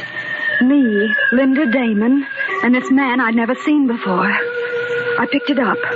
Across the front of it was written, Atlantic City, September 1946. I looked at it for a few minutes, then I put it back on the bureau and walked over to the closet. On one side were his clothes, and on the other, what I supposed were my things. I found a light blue house dress and changed into it quickly. It fit perfectly. Ready, Lindy? Come and get it. In a minute. Here. Oh, thanks. Aren't you going to put on some dry clothes? No, I'm okay. I'll hold out your cup. And one for me. Well, what do we drink to? Even if it's only coffee, we have to drink to something. Well, what we always drink to, Johnny. All right, darling. You want to make the toast, or shall I? You make it. Here goes, then. To our house. The one with the front porch, the backyard, and the attic. Okay? Okay. Do you think we'll ever have it? Have what, Johnny? That house. All my life I remember living in little box flats with walls so paper thin you could hear the guy next door yelling at his old lady, or her nagging at him. Just as if there weren't enough of that stuff in your own place. And the hallways always full with dirty little kids with their faces needing washing and their eyes too old for the rest of them. And the garbage in big, ugly cans in front of the buildings when it was so hot you could hardly breathe. Johnny. I guess maybe you don't understand. Is that why you want the house, Johnny? Sure. Imagine, Lindy, a house, not a flat, not a couple of caged-in little rooms, but a big house with a front porch and a backyard and an attic. All mine. All ours, Lindy.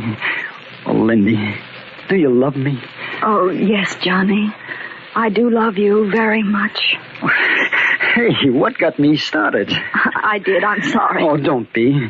Don't ever be sorry for anything. Oh, it couldn't be bad if it comes from you because you're good, Lindy. I'm not, and I know it. Oh, look what I'm doing to you, making you live in a hole like this, not a decent dress to your name. I don't care, Johnny. Oh, but you'll see. It's going to be different. Maybe sooner than you expect. How would you like to move? Out into the country, to our house. Well, I wasn't going to tell you until everything was set, but here, start on this. Go out tomorrow and buy yourself some clothes. You know, real high-class stuff. Johnny, all that money. And plenty more where that came from. But I don't... I'll get it. Stay where you are. Yeah? What is it, Charlie? Who? Oh, he was. Well, what did he want? Yeah? Well, just lay low until I get in touch with you. I'll think of something. So long. Who was that? Just a friend of mine, business acquaintance. You wouldn't know him. Oh. I'm telling you, it was nothing important. I didn't say anything. Well, don't, and stop looking as though I just finished beating you. Don't shout, Johnny. Well, I didn't mean it, baby. My nerves are on edge, that's all. I wonder if it stopped raining. Did it? It let up a little, maybe. Not much. Why are you standing at the window? Are you expecting someone? What do you mean by that? Who should I be expecting? You've been talking to your brother, haven't you? You've been seeing him again. Johnny, you're hurting me. I told you to keep away from that family of yours, didn't I? If I'm not good enough for him, that's just too bad. Johnny, my arm. Tell me the truth. Have you seen Sid? What's he been telling you? It's a lie, but you believe me, don't you? I don't know what you're talking about. Please, Johnny, you're hurting me. Darling, forgive me. Oh, Linda, you've got to promise me you'll stay with me, no matter what. What is it, Johnny? What have you done? Oh, I'm in an awful mess. I'm in deeper than I've ever been in my life. This time I'm afraid. Will you tell me? Maybe I can help you. I'm your wife. Oh, I don't deserve you. I don't deserve ever to have met you. Johnny. What? Tell me. Tell me again how we met. I like to hear it. You're just like a little kid, aren't you? Just a funny little kid. Tell me. Okay. It was February 21st, 1945. 5 years ago. Yes? And there you were. And I saw you. Where, Johnny? On the subway. On the Uptown Express. What's the matter? Oh, nothing. I have a little headache, that's all. Go on. You're sure you're all right? Yes, I'm all right. Go ahead. And I saw you, and I said to myself, that brother is for me. Mm-hmm. And then I made up my mind I was going to meet you. And then what did you do? I said, pardon me, miss, am I on the right train for 86th Street? And what did I say? And you said, no, you'll have to change it to the local at 72nd. And then we started to talk. Just as easy as that? Just as easy as that. I think you wanted to meet me, too. Who's that? Oh, I don't know. I'll open it. Linda. What? Stay where you are. Don't answer that. Who is it? Johnny, what are you doing with that gun? Who is it? Me, Sidney. Wait a minute. Your big shot brother. Sid? Yeah. I guess I won't need this gun. Here, put it on the table. Sid. Listen, Lindy, carefully. I was with you last Monday night. That's all you know. That's your story, and you'd better stick to it. Remember.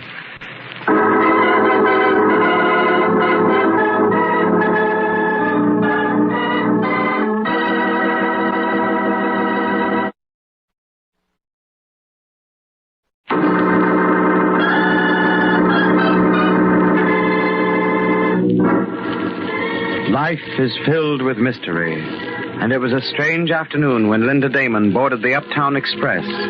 For without warning, time jumped ahead, and the newspaper datelines read February 21st, 1950. Then she heard the man sitting next to her say, Come on, Lindy, we get off here. He was her husband, and his name was Johnny. Mystified, afraid to question, Linda followed him home. Johnny spoke of how they had met 5 years before on the Uptown Express, and Linda listened. Then came a knock on the door. Johnny reached for his gun. The newcomer was Sid, Linda's brother, a candidate for the office of district attorney. Johnny turned to Linda and said, Listen, Linda, carefully.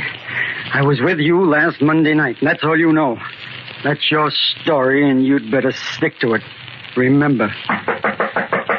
Yeah, just a minute. Hello, Linda. Sid. What do you want, Damon? It's so good to see you, Sid. How's Mom?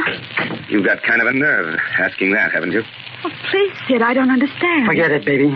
Let him speak his piece and get out. What's on your mind, Mr. District Attorney?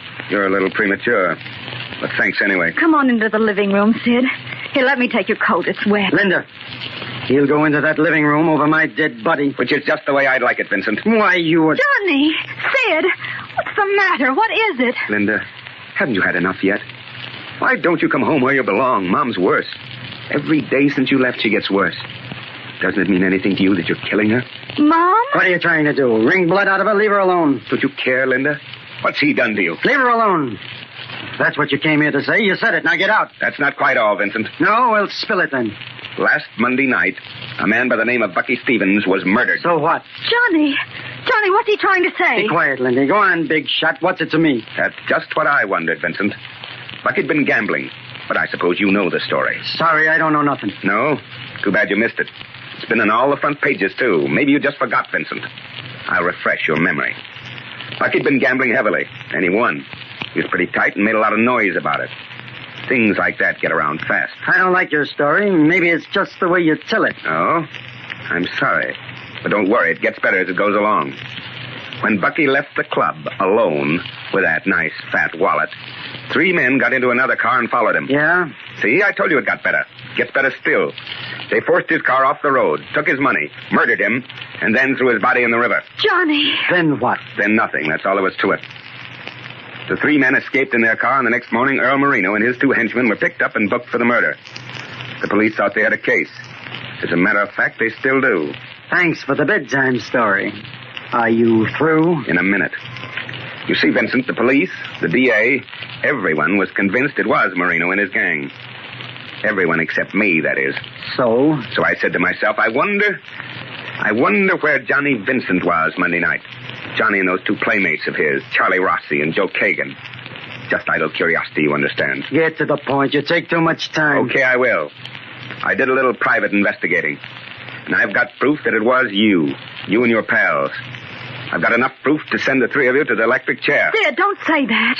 Why, he couldn't have. Johnny couldn't have. Why won't you believe me, Linda? I tell you I can prove it. And I intend to. Tomorrow morning, I'm going to the DA with my evidence. And I'm giving you fair warning, it's packed solid. They'll spring Marino and pick you up, Vincent. And the charge will be murder. You think you're pretty smart, don't you? No. Just smarter than you, that's all. Well, don't think you can get away with this. I know I can. And if you do, it won't hurt the election any, will it, Damon? Brilliant young prosecuting attorney solves case single-handed.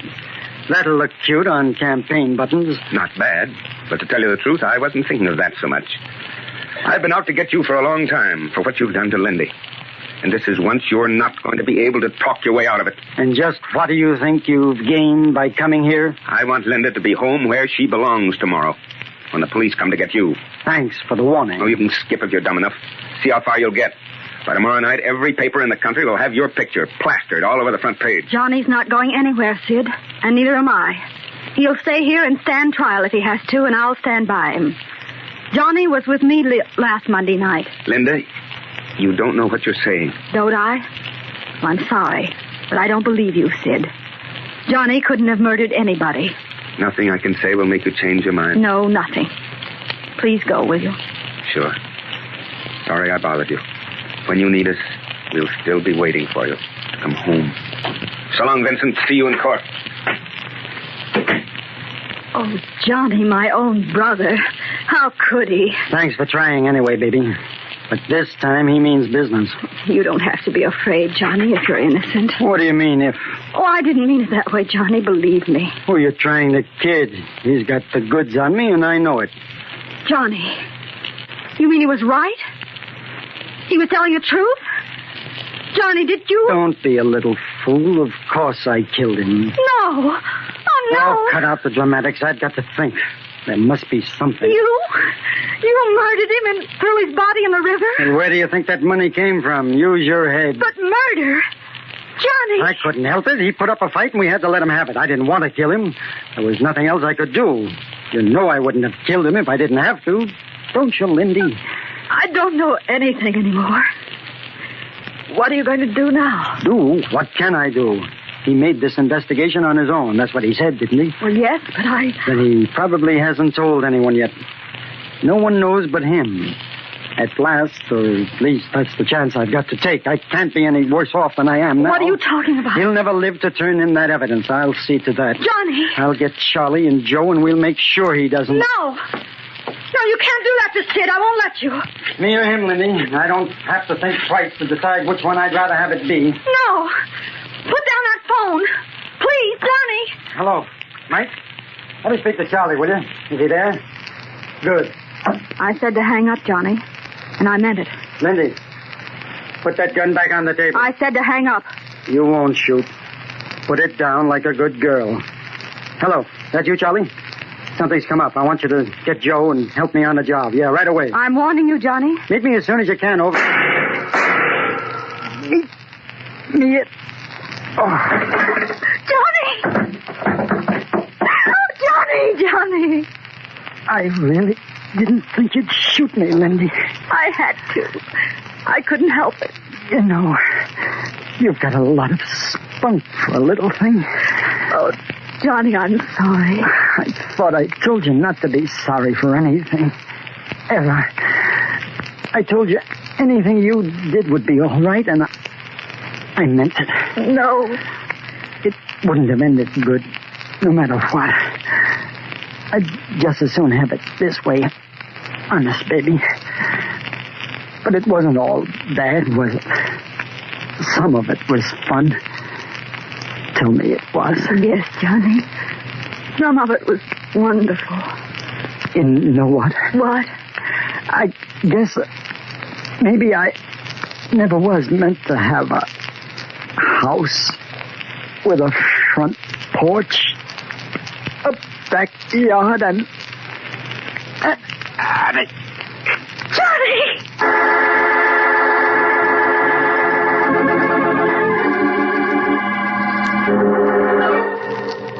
I don't know how long I sat there, on the floor beside him, holding him in my arms and rocking back and forth as if he were a child. There was blood trickling out of the corners of his mouth, and I wiped it off with my handkerchief. I knew he was dead, but I wiped it off just the same. And I sat there, holding him. Maybe part of those years had been wonderful. Now I'd never know. After a while, I got up, took my purse, and left the apartment. The rain had stopped.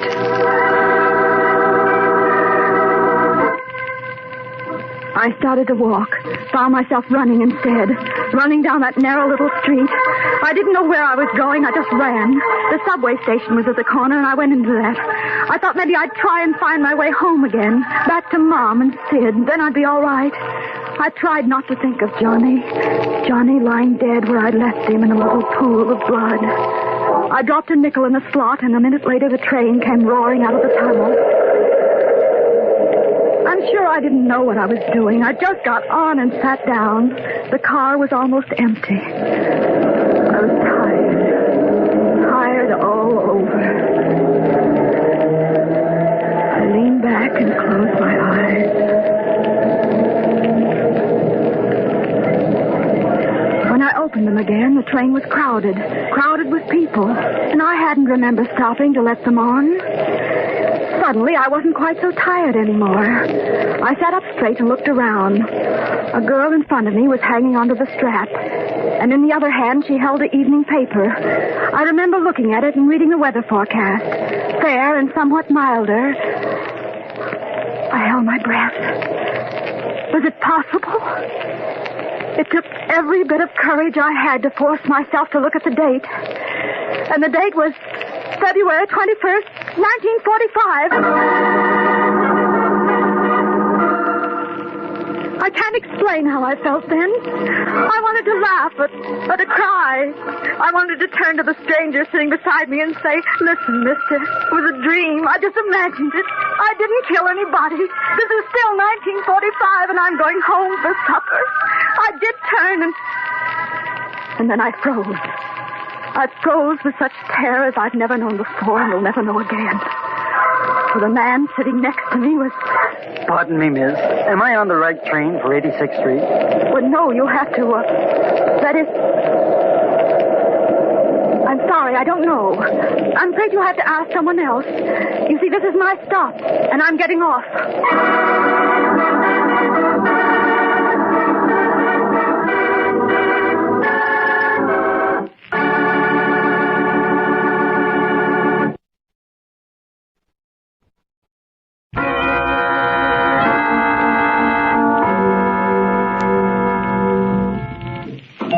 Shadows and stillness, mystery weaves a spell of strangest fascination, charging the mind with doubts and fears. For mystery is a strange companion, a living memory in the haunting hour.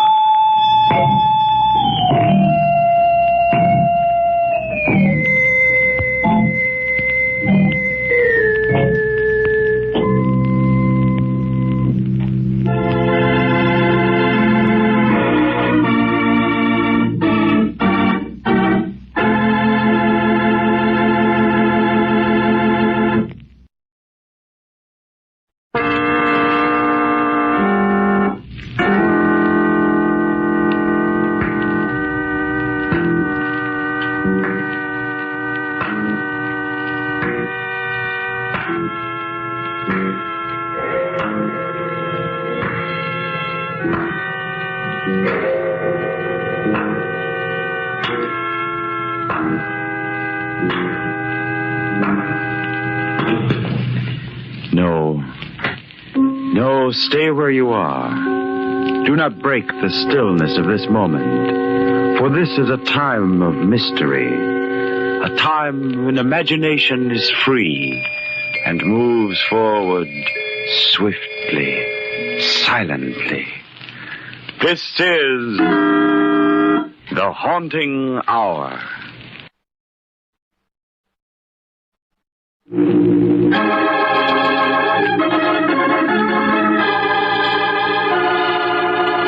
Unidentified body.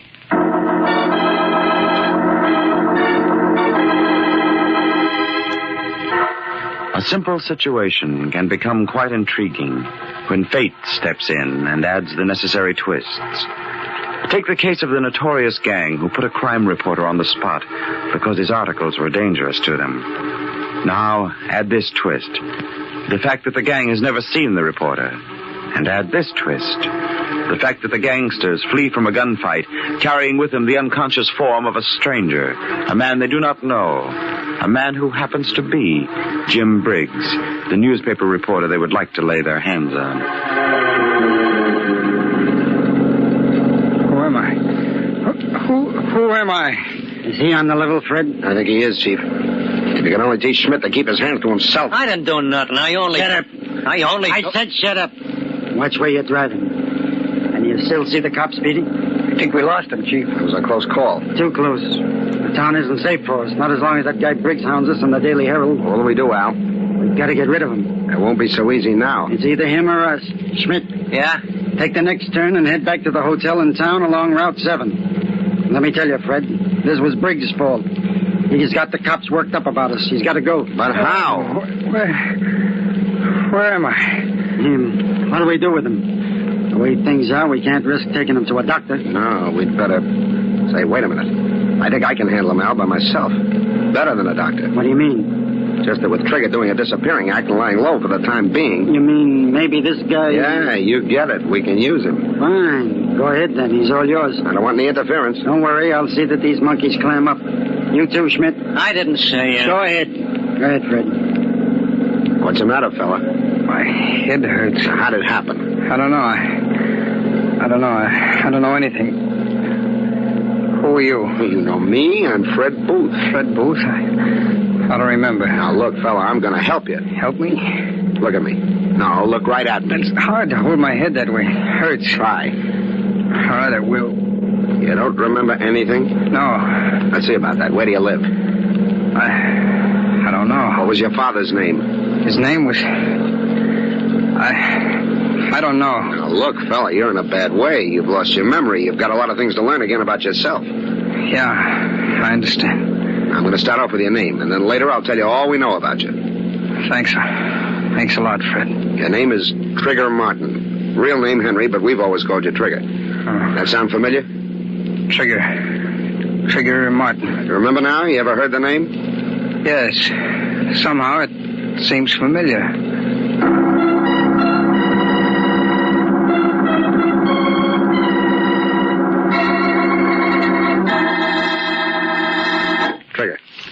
Trigger, wake up. Oh. How are you? How's your head? Oh, it's better, Fred. You've been sleeping since we got here about 3 hours ago. Here? Where's here? Oh, I remember the hotel. That's right, the Crescent Hotel. The Crescent Hotel. What else do you remember? Well, everything that you told me. Anything else come back to you? No. Are you sure? Yeah, that's all. Now, what did I teach you? My name is Trigger Martin. You're Fred Booth. Go on. Chief is Hal Drake. Guy who was driving was George Schmidt. Now, how about the little fella? He's called Petey. Fred. Yes, Trigger. What do we do? We? Yeah, I mean, you're the brains, aren't you? Well, yes, I'm the guy who figures things out for Al. And Schmidt? Well, Schmidt's good at safe cracking and some of the heavy work. Petey used to be a dip, a pickpocket. He's got light fingers. Nervous, but good to have around sometimes. Oh, what about me? The rest of us have pulled some pretty rough stuff, Trigger, but we've all kept our hands clean of your line. Uh-huh. What is my line? It's murder, Trigger. Murder.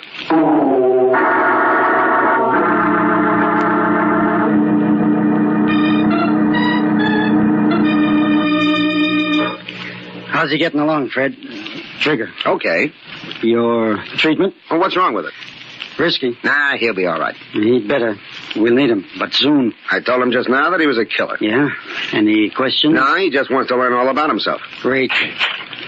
Would you be liking your rooms cleaned now, Mr. Drake? Sure, anytime, Mrs. Calder, but since when do you open doors without knocking? Well, if you're not up at this time of day, you ought to be ashamed of yourself. Oh, it's not that, Mrs. Calder, but sometimes we have business conferences and can't be disturbed. Oh, business, is it?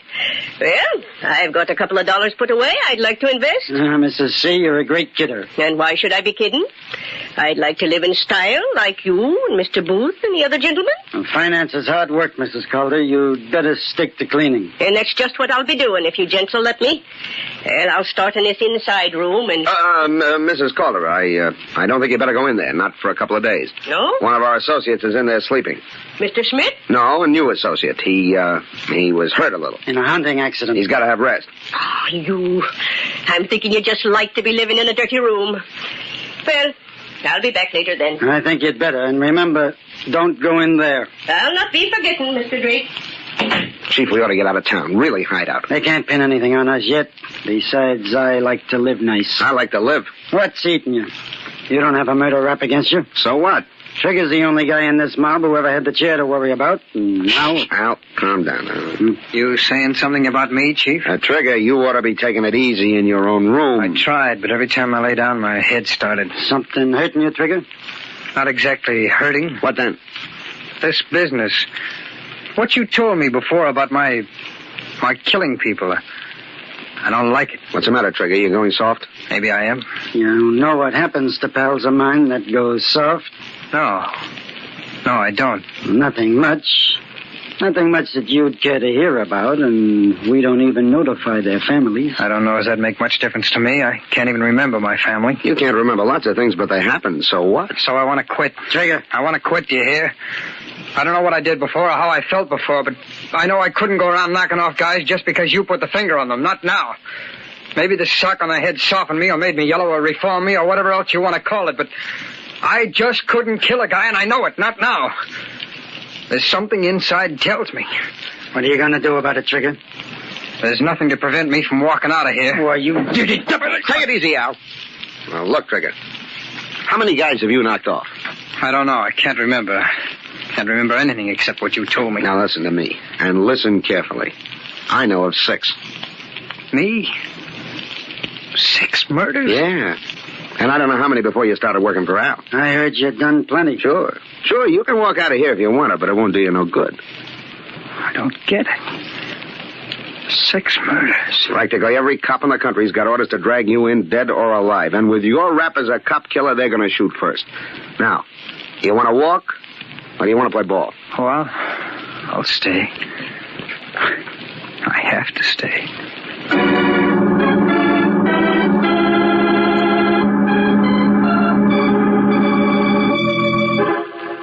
Petey, will you stop jumping from one chair to another? I can't help it, Trigger. It makes me nervous to stay in one place. Well, then get out of here. I can't. Not with you sick like that. You're not doing me any good. Why don't you get out? Hi, Chief. Well, Trigger, I see you've quieted down. Not so independent like you were a couple of hours ago. Well, I'm okay now, I suppose. Petey, you can take a few minutes off. I'll stay with Trigger. Thanks, Chief. Now, are you going to work for me, or do you want to be plugged by a cop? I said I was staying. Make sure you mean it. I've got a little job for you. Oh? Who is it? There's a little squirt of a reporter on the Daily Herald in this town, and he's out to cause trouble. What's he done? Shut his mouth off about me. Every day for the last week in his paper. He knows too much. What's his name? Jim Briggs. Where can I contact him? I don't know where he lives or what he looks like. Hogan, my outside man, is trying to get some dope on him before you go to work. Right. Okay. See you later. Pete. Yeah, Chief. Fred, Schmidt, and me are going out on some business. You stay and keep Trigger company. Sure, Chief. So long. So long. Pete, how long have I been working for Al? 2 years about. Why? It's funny me not remembering. Who'd I work for before? I don't know. You never told me. Do I have any friends, outside the mob? I don't know. You didn't talk much. How about family? I guess you got some. Where do they live? I don't know. Did you ever see me with a girl or anything? Why are you asking all these questions? Come on, Petey, tell... I don't know nothing, I tell you. I don't understand, Petey. Can't you tell me anything about myself? Will you quit pestering me?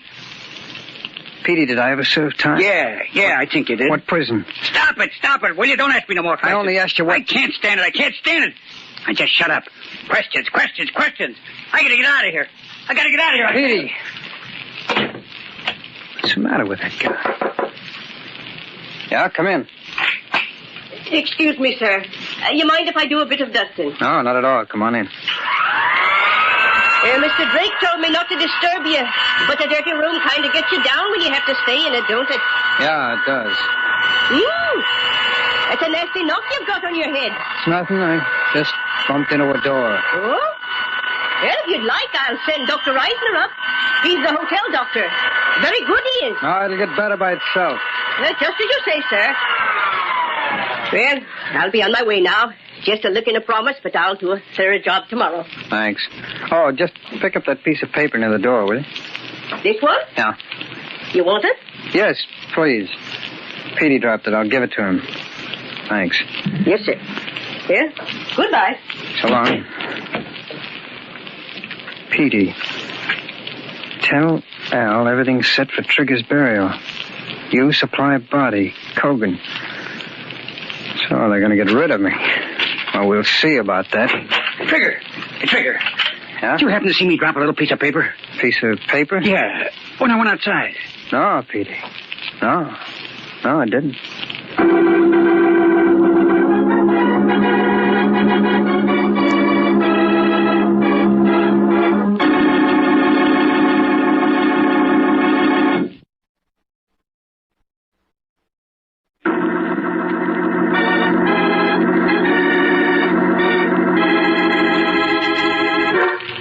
Our story is about a mind from which all memory has been erased. Its owner was brought to the headquarters of Al Drake's notorious gang in the Crescent Hotel. There, his history was taught him by Fred Booth, brains of the gang. There he was told that he was Trigger Martin who had killed many men. Even though he felt he could not go on with his murderous career, he knew he was bound to it by his past. But then he intercepted a message that indicated he was to be killed. Everything's set for Trigger's burial. You supply body. Why do they want to kill me? The cops I can understand, but me, their own pal. I've got to get out of here. I've got to escape. I've got to. Trigger. What do you want? Snap out of it. I wasn't doing anything, Schmidt. You're sitting there thinking I don't like it. Well, what do you want me to do? Talk. Talk? I don't feel like talking. Petey says you drove him nuts with your talking. Now you're quiet like a boneyard. Come on, talk. All right, I'll talk. Do I have any family, Schmidt? I didn't say for you to ask questions. That's all I've got on my mind. Well, keep to yourself then. You don't like staying here with me, do you? Al told me to. He said you shouldn't be left alone. I'll be all right. I won't try to get away. I didn't ask you that. Oh, go ahead, Schmidt. I'll be okay. I'll play some of the records. I don't want to get into no trouble with that. You won't. Go on. Go on. Take a little time off. Thanks. Thanks, Trigger. I'll see you. Pick a good loud record. Stardust, St. Louis Blue, Darktown, Strutter's Ball. Look at this. Personal Recording Studios, Boardwalk, Atlantic City. Regards to Al and all the gang from Gloria and Trigger. This I gotta hear. Gloria.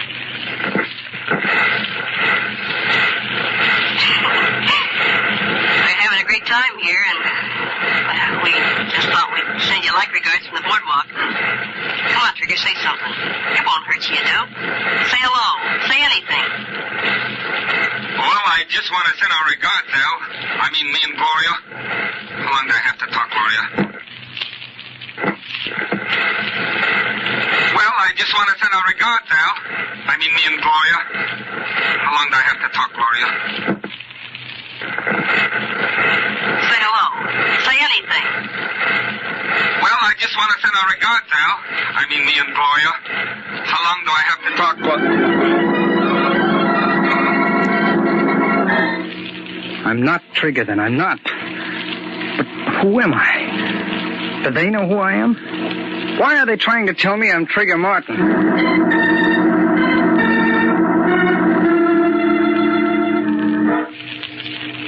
He's asleep now, Chief. Petey's standing outside the door. Fred. Yeah? I don't like it. Why not? It's too smart. It won't work. Oh, what's worrying you? Someone's going to miss him. That means trouble. Maybe he don't know anybody in town. That chance. Get him out of here tomorrow. Kill him. Not me. I don't like murder. Look, Chief, the guy is sold completely on the idea that he's Trigger. Gives me the willies there. Trigger waiting to be buried, and this guy thinking he's him. Oh, stop acting like Petey.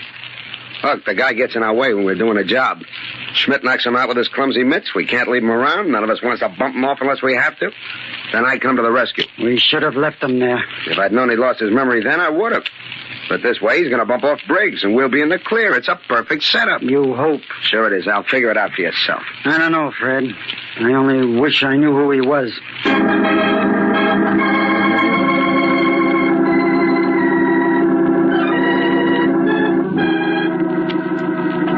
Trigger. Mm-hmm. How you feeling?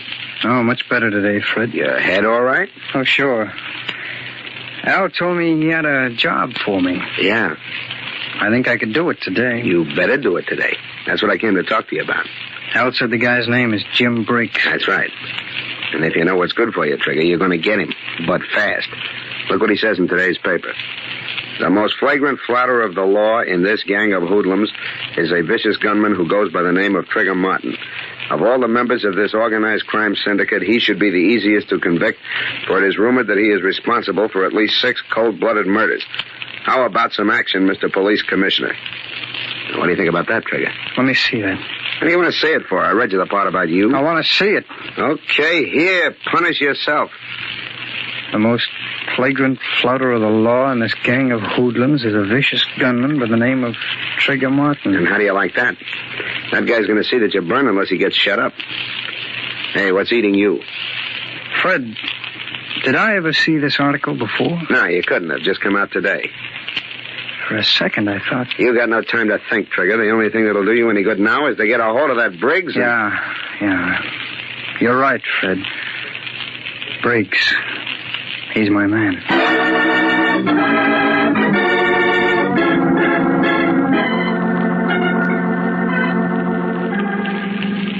Listen, Al, I've been waiting 3 hours. I can't stand it. I gotta get into action. Take it easy, Trigger. Let me track the guy down. That's Petey's job. Yeah, as soon as he's got the dope, I'll give the go sign. But, Al, I'm a dead duck if I don't nail Briggs, and soon. Yeah, you will be. But we can't afford to make any mistakes. That's what I've been telling him, Chief, but he got all worked up about those newspaper articles. Save it, Trigger, until... Well, that must be Petey. Open up, Schmidt. Okay, Fred. Well, Petey. Any luck? I just get a line on this guy, Briggs. Go ahead. Don't rush me, Chief. Makes me nervous. Come on. The Herald got him in from Chicago to do this job on us. He's new to town. That's why we don't know him. Yeah, I guess so. Where does he live? He's got his office set up and his room's in the same place. Sends his stuff to the Herald over the phone. Petey, where does he live? Gee, Chief, didn't I tell you? 41 McDougal Alley in the basement. One of them garden apartments. Did you get that, Trigger? Sure.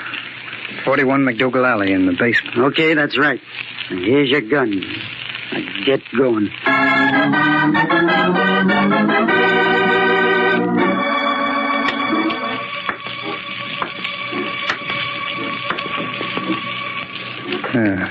McDougal Alley. 47. 45. 43. 41. Basement.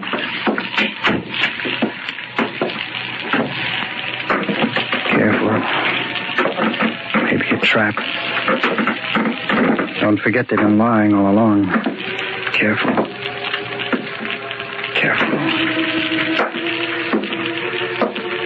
It's the door to his apartment. Maybe he'll help me if he doesn't shoot me first. I'll try the door. It's not locked.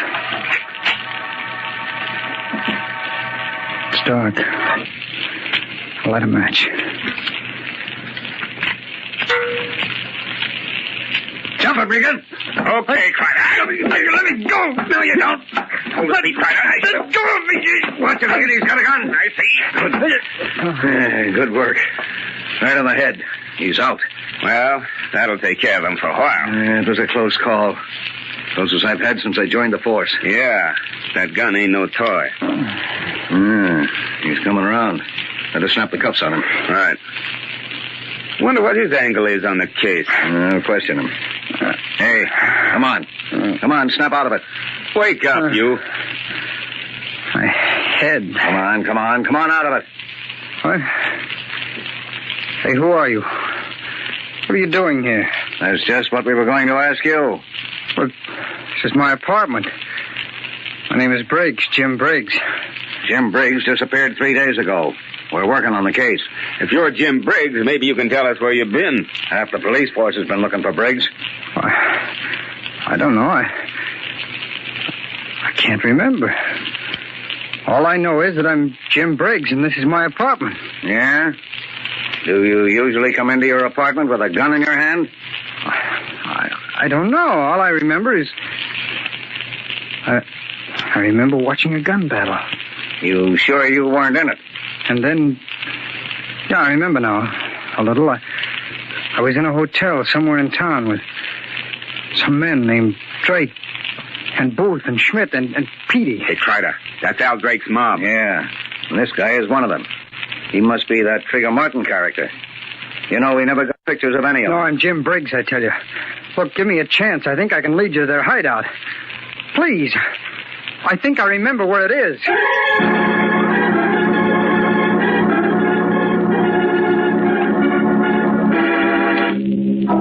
Okay, Fred, this was your idea. He'll come back, Al. I got that guy completely bamboozled. Now, listen, Chief. I don't want to stay here and be trapped. They'll get us. They'll get us for sure. Petey, shut up. What'd I tell you? He's back. Okay, open up, Schmidt. Well, Trigger, did you do it?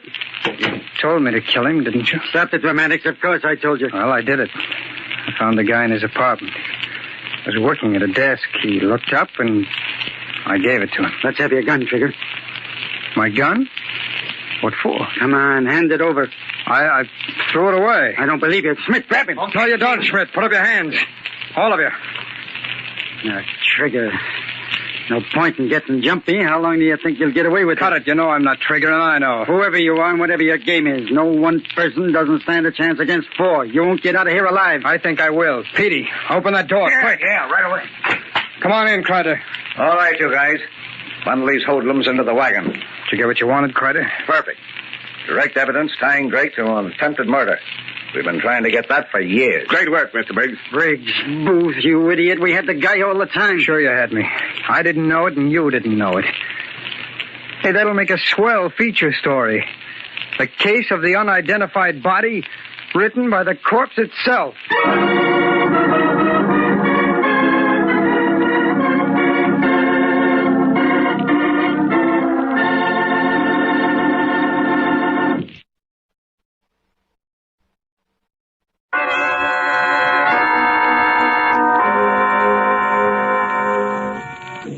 From shadows and stillness, mystery weaves a spell of strangest fascination, charging the mind with doubts and fears. For mystery is a strange companion, a living memory in the haunting hour.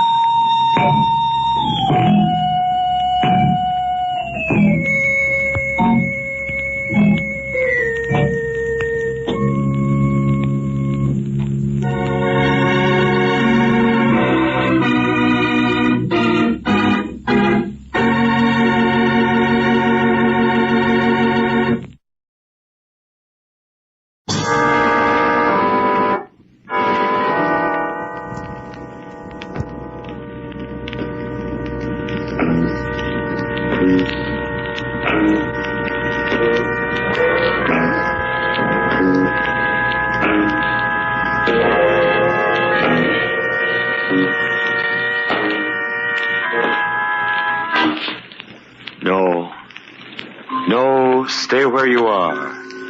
Do not break the stillness of this moment. For this is a time of mystery. A time when imagination is free and moves forward swiftly, silently.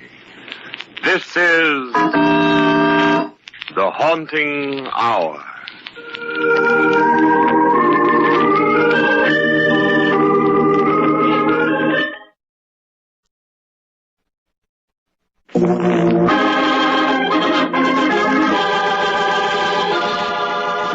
Second Chance.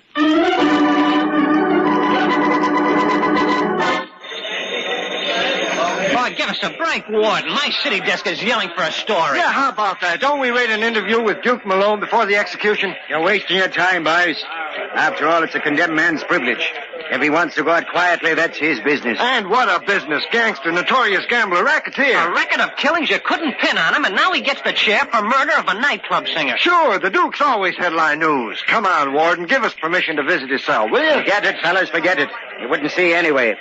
Now, if you'll excuse me, boys, I've got to test the power lights for the execution. Just a minute, Warden. Any chance of a reprieve for Malone? Well, he's got as much chance as you fellas have of getting a story. But come along now. You can try your luck anyway.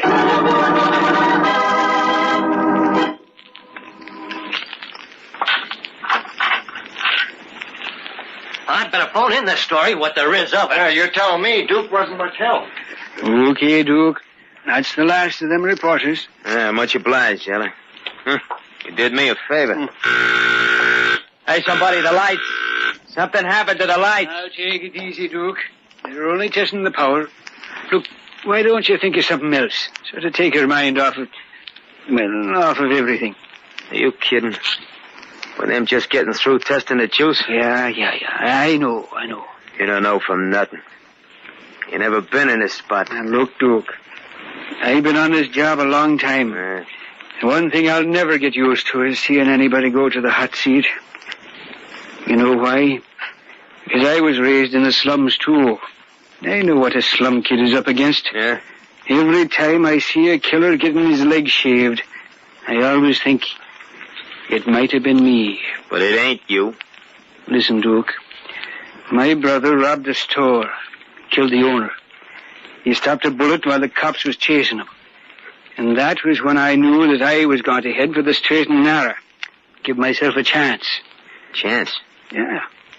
You see, Duke, you cheated yourself. You didn't give yourself a chance. Now, I'll bet if you could do it all over again, it'd be different. You mean knowing what I know now? Yeah, sure. Yeah.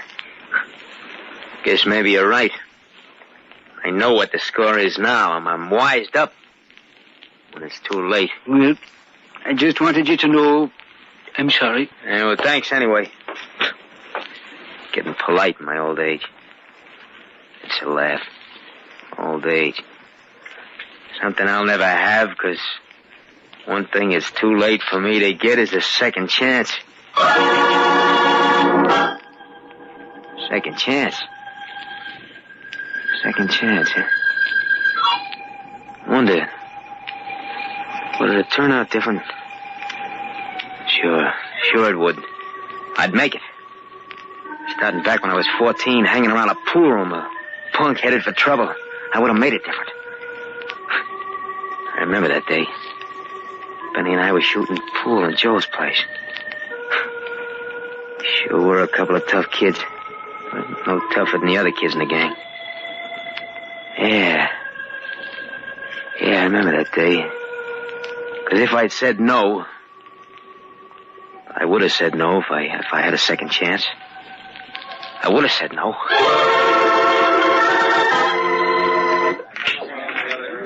It's your shot, Benny. And no fair tilting the pool table. Hey, Duke. Sorry to break up the game, but I gotta see you a minute. Hi, Spike. Try number 7 ball in the left side pocket, Benny. Nice shot. Duke, will you listen? Move over, Spike. You're in Benny's way. Yeah, I'm in the cops' way, too. Huh? What's up? Plenty. Fell down the street, met with an accident. Yeah? And accidentally, I got some fancy jewelry on me. So what?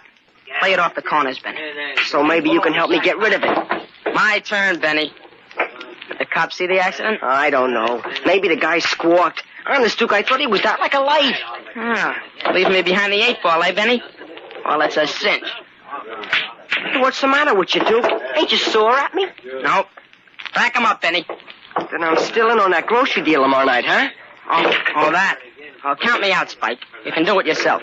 And where'll you be tomorrow night? Tipping off the cops? No. I'll be at night school plugging for a law course. Quit your kidding. I'm serious. You're crazy, Duke. Night school? What brought that on? Well, I don't know. I just got a funny feeling about things. Any objection? Yeah. Come on, we'll talk about it at Steve's place. You need a... The cops. They're out to pick me up. Yeah, and anybody with you. Come on, Duke. Out the window to the alley. This way, Duke, with Betty and me. Aren't you coming with us? Next to that. From now on, I'm making a beeline. The other way. What am I doing? I must be going nuts thinking this way. Giving myself another chance in my own mind. Yeah, but figuring this way, I know it would have been different. Because when they sent Spike up to the reformatory, I would have started night school. Sure, it'd have been rough.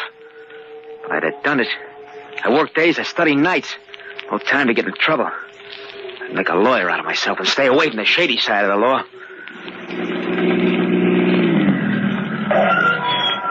All right, Bill, get in the car. Spike! What are you doing in front of my house? Waiting for you, smart boy. What's the matter? Stay after school tonight? I'll let go of my arm, Spike. I'll let you have it with this law book. Nice talking, Duke.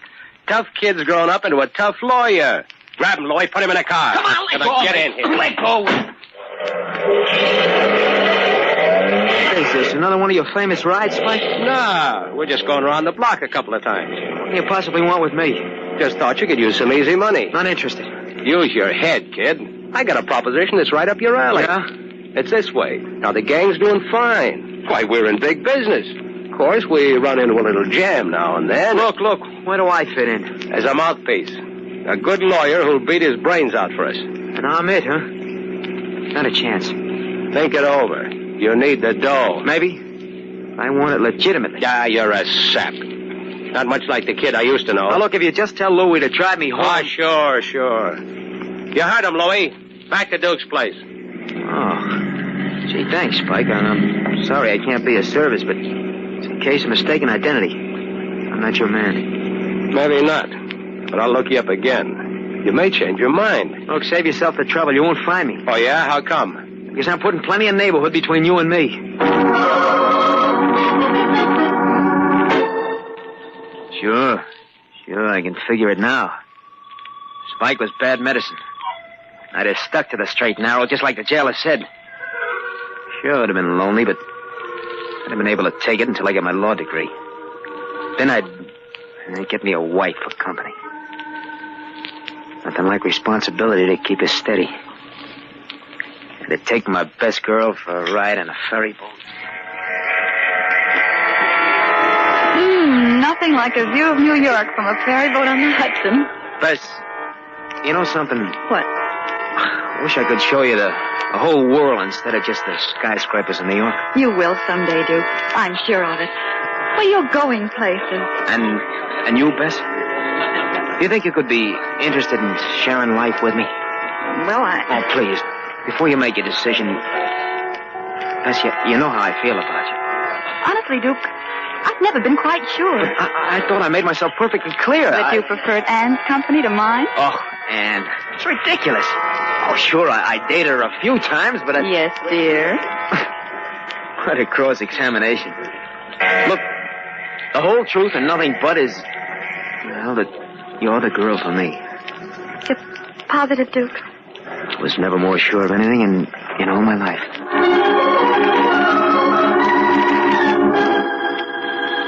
Sure, with Bess, I'd have gone places. Anne was for a mug, a punk. But Bess in a law career, being top man as a lawyer. Fancy setup in Wall Street, right in with the big boys, the legit stuff. Robert Duke Malone, attorney at law. Sorry, you'll have to make an appointment. I'll ring his secretary. Oh, Mr. Duke, good morning. Morning. Say, Duke, may I see you a moment? Hi, Reynolds. I'm sorry to inconvenience you this way. Been waiting long? Oh, that's all right. I know you're a busy man. Come right into my office. Thanks. Tell me, how's the stock market affecting you these days, eh? Not too well. Dropped a few heavy points recently. But things are bound to pick up, don't you think? Well, frankly, Reynolds, I wouldn't know. You see, I've been so preoccupied with sure things that I have neither the interest or the patience for gambling. Uh-huh. Have a chair, Reynolds, won't you? Oh, no, thanks. I just dropped by to invite you out tonight. Well, really? Something special on the agenda? Well, not exactly. I realized you might be lonesome. You know, your wife and children away at the country home. It occurred to me that maybe... Well, that's really nice of you, Reynolds. Then you'll accept my invitation? At the moment, nothing could sound more attractive. I can certainly use an evening of relaxation. That's what I mean. That's something. Mixing with the real thing, society stuff. That's what success does for you. A beautiful wife, a fine family, a country estate. That's doing all right. Big shot with an evening off for relaxation with the upper crust. That's the relaxation for me. Oh, it was a wonderful floor show, Reynolds. I certainly enjoyed it. Glad you liked it, Duke. Glad you liked it. Tell me, who is that lovely nightclub singer? Huh? Nice, huh? Say, I noticed she sang right to you, Duke. Objection sustained. What's her name, anyway? I didn't quite catch it. Would you like to meet her? Who wouldn't? Well, fine. I'll take you backstage and introduce you.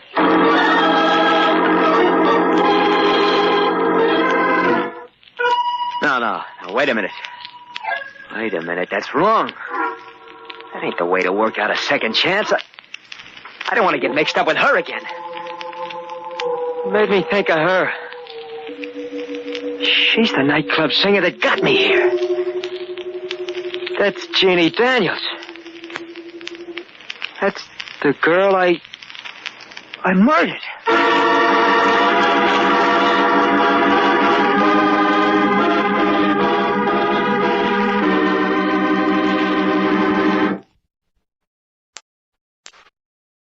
Duke Malone, gangster, is in the death house awaiting his execution for murder.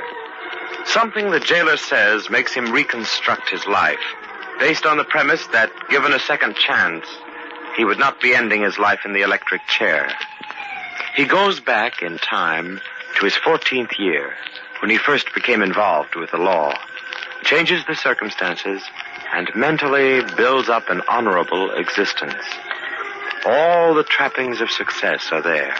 A wife, a family, an estate, rich friends.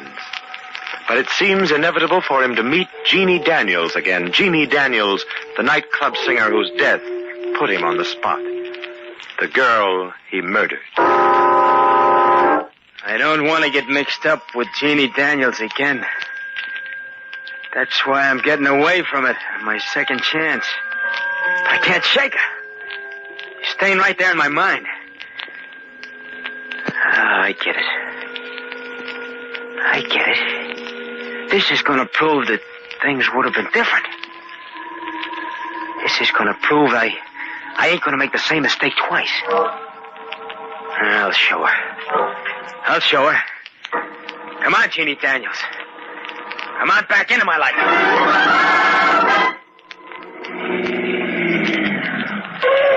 Here we are.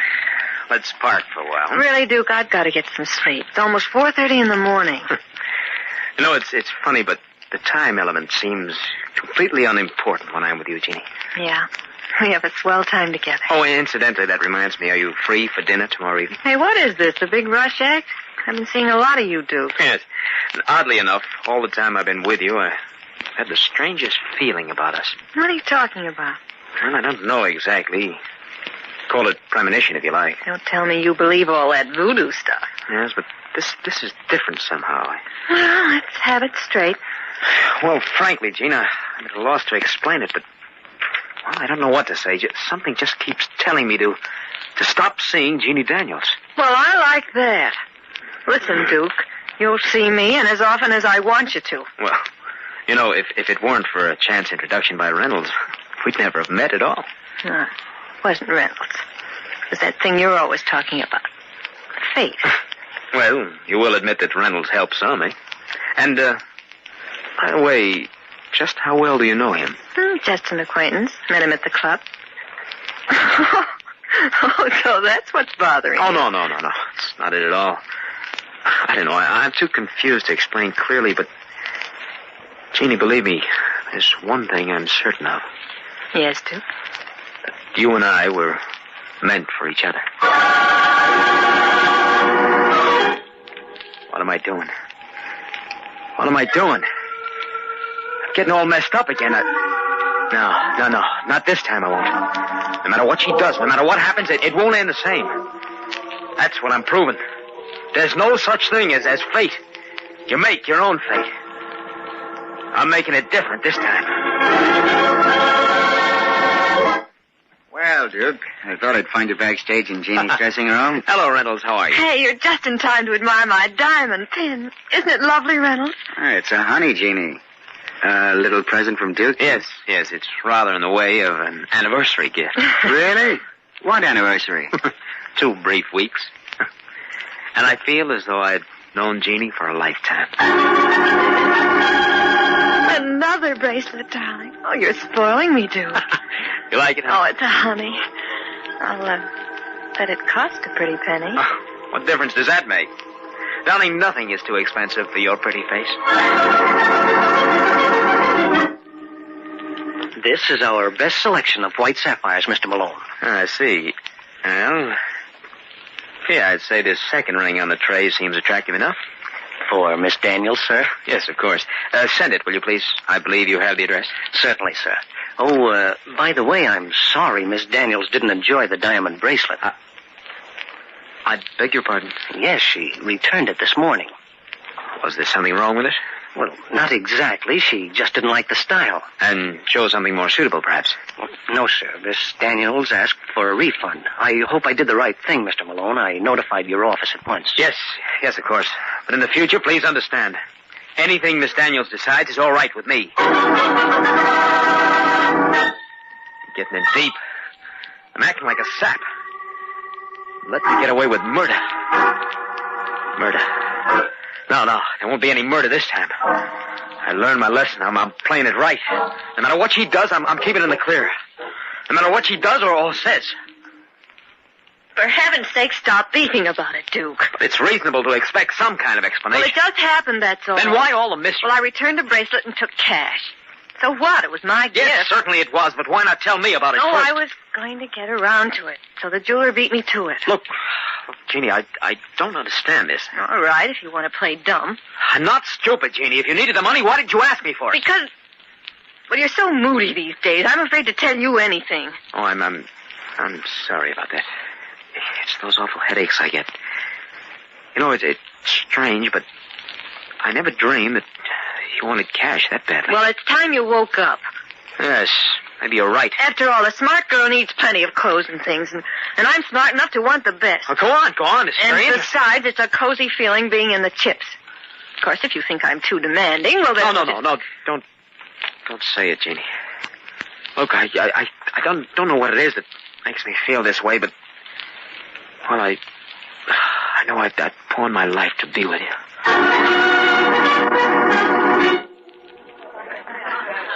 That's enough ice, Duke. You're messing up the kitchen. There. The ice in the glasses, Jeannie. For heaven's sake, Duke, put down that ice pick before you kill somebody. I can handle it. Well, come on. Let's go back to the gang in the living room. Just a moment. Shut that door and come back here. Why are you looking at me that way? I'm just curious, my dear, that's all. About what? About the $5,000 in cash that you need by tomorrow night. I don't have to tell you anything. That's my business. Oh, and it's my money. Hey there, you two. You've been neglecting us. If you don't mind, Reynolds, we're busy. Oh, excuse me. Well, finish whatever you're doing and join us. Why don't you stay and help, Reynolds? Reynolds, that's not such a good idea. Oh, I get it. Duke's in one of his moods again. Well, don't let it break up the party, huh? Come on, let's get out of here. You give me the creeps. You're not leaving until we straighten things out. Duke, I've told you 100 times. I insist on the truth this time. Duke, put down that ice pick. Ice pick? Oh, believe me, Jeannie, I didn't realize I had it in my hand. Well, it was a close one. I gotta watch it. I gotta watch it. Gotta get hold of myself. because this is the test. The girl is the same, but the guy is different. Me, I'm different. I've got education, I got class. I can't spoil things in my second chance. I'll give her the money. Now, what's $5,000 to me? Life is much too sweet this way. I'll just give her the dough tomorrow, that's all. Maybe I'll break off with her. Yeah. When I give her the cash, I'll tell her that we're through. Better talk louder, Reynolds. There's something wrong with his phone. I said, is everything all set, Jeannie? Couldn't be better, darling. Huh? Why, what happened? Oh, Duke gave me some trouble. He waved an ice pick in my face. Oh my gosh. Oh, don't worry, sweetheart. It won't happen again. I bought a gun, a .45, just in case. Hey, hold on a minute, Reynolds. I thought I heard something. Uh-huh. Hello? Oh, yes, darling. What was it, Jeannie? Oh, the wind, I guess. Don't worry, Reynolds. I can take care of myself. Say, you think he suspects anything? Suspect that I'm giving you his hard-earned dough? Not a chance. Well, I'm his little soulmate. Fate brought us together. Isn't that a laugh? Go on, Jeannie. Go on. Tell Reynolds what a complete fool I've been. Duke, it's you. Yeah. Hello, Jeannie. Hey, what's going on there? Hello? You know, it's funny, but I had a strong feeling that this would happen. Duke, where'd you get that gun? Right from your dresser, Jeannie. Very convenient. No, Duke, no. Listen, I can explain everything. Wait. Please. I was wrong. There's nothing to explain. Everything is very plain, very plain. I'm going to do it all over again.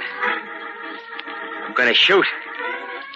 I'm going to kill Jeannie Daniels again.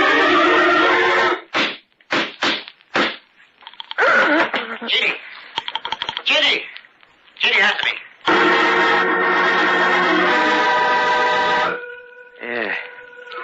Yeah, I just couldn't help it.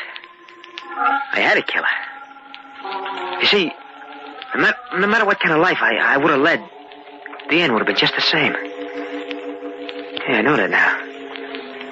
Thinking it out, giving myself a second chance, a million chances, wouldn't have made it any different. Because I was wrong about one thing. One thing. You don't make your own fate.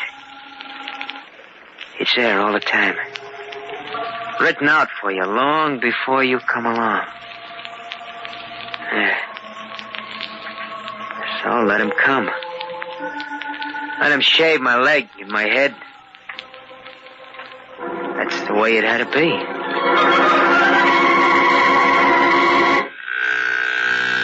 Gosh, watching an execution isn't the nicest experience I can think of.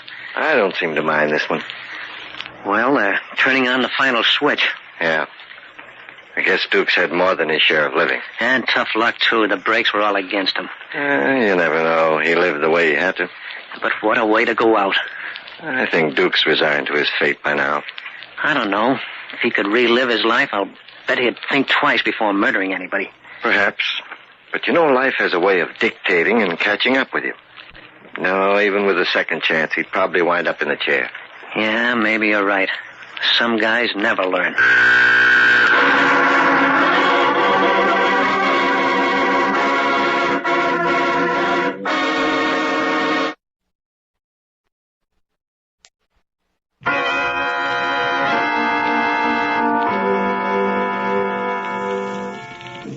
From shadows and stillness, mystery weaves a spell of strangest fascination, charging the mind with doubts and fears. For mystery is a strange companion, a living memory in the haunting hour.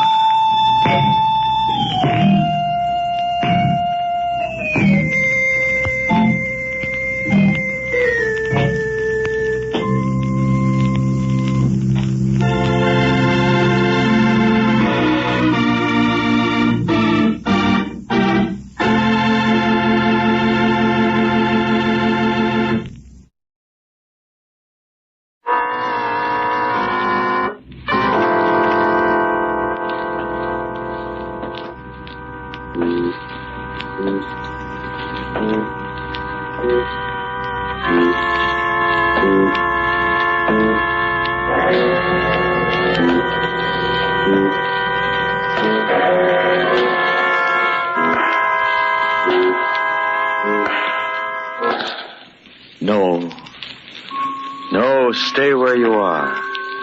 Do not break the stillness of this moment, for this is a time of mystery, a time when imagination is free and moves forward swiftly, silently. This is the Haunting Hour.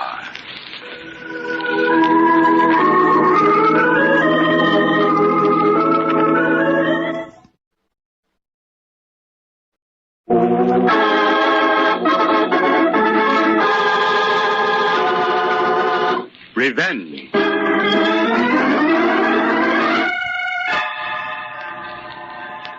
Listen, those are bells tolling in requiem for a man who has died. How did he die, you ask? Listen to what happened to a girl who knew, and whose mind was clouded dark with the fear of knowing. Listen to a tale of murder. It is late afternoon. Lee House is set strangely on a cliff beside the rolling sea.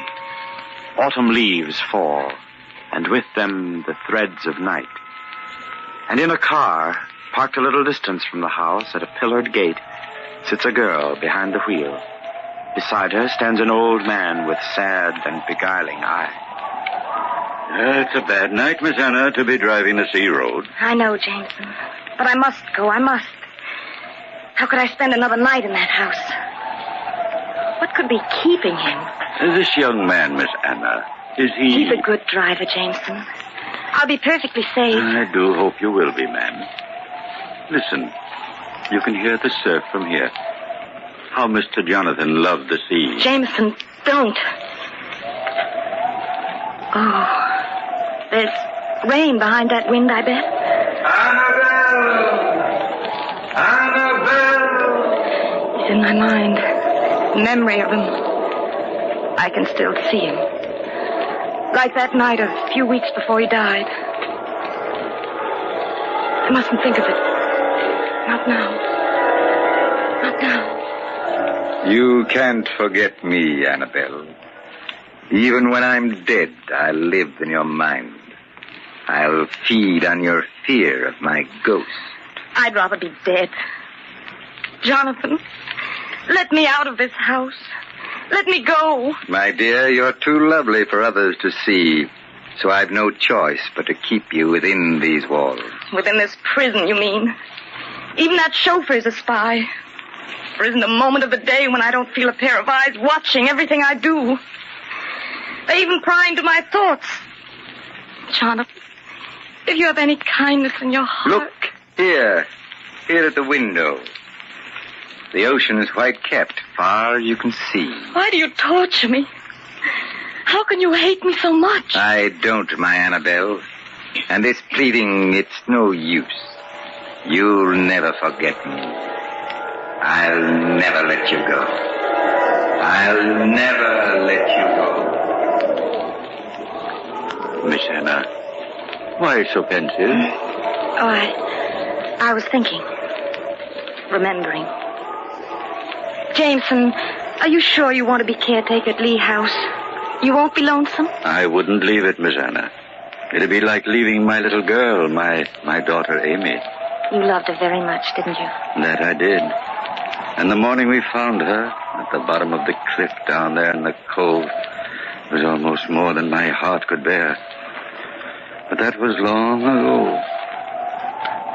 Look there. Reckon that's the young man coming now. Oh, yes, it is. Goodbye, Jameson. You've been a good friend.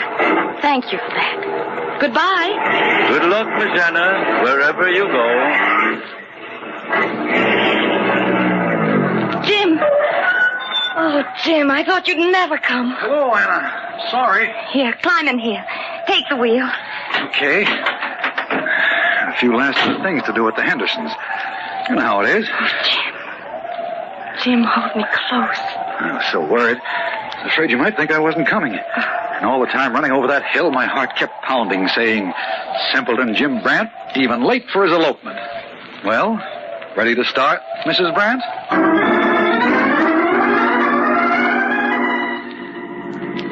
Just you wait and see what a swell honeymoon trip I've got planned for us, Mrs. Brandt. Oh, it's so wonderful. But is it real, Jim? What do you mean real? Of course it's real. Well, it seems like a good dream. After the last 3 months since he died, I've lived in a nightmare since then. But it's over now. Over and done with. Jim, don't think me silly, but they don't exist any longer, do they? I mean, people who are dead. My heavens, no. Except in somebody's mind, maybe. Somebody who was close. A wife or a daughter like you, maybe. Especially a good-looking daughter like you. Yes. I want to tell you something, Jim. My, don't you sound serious, though. I don't want to be serious. All I want to do is be close beside you. Say, there's a road somewhere ahead that cuts off about 10 miles. Country road. We'll have to watch for it. Remember the first day we met, Jim? That little country road? Mm-hmm. Wasn't far from Lee House. You just walked down that road from the Hendersons, and when I came along, you were poking at some rocks with a long stick, and I couldn't imagine what you were doing. Oh, hey there, young lady. Would you like to see something? See what? Well, come here and find out. A whole nest of them, down in this crevice in the rocks. Nest of what? Well, come and see. They won't fight you. Oh, no, you tell me. I'd rather not look. That rattling... That does give them away. Well, it's a mama snake and, I don't know how many chillin' in the nicest snake house you ever saw. Big fellas, too. Oh, then you let them alone before they come out. Oh, they'd be as scared of you as you'd be of them.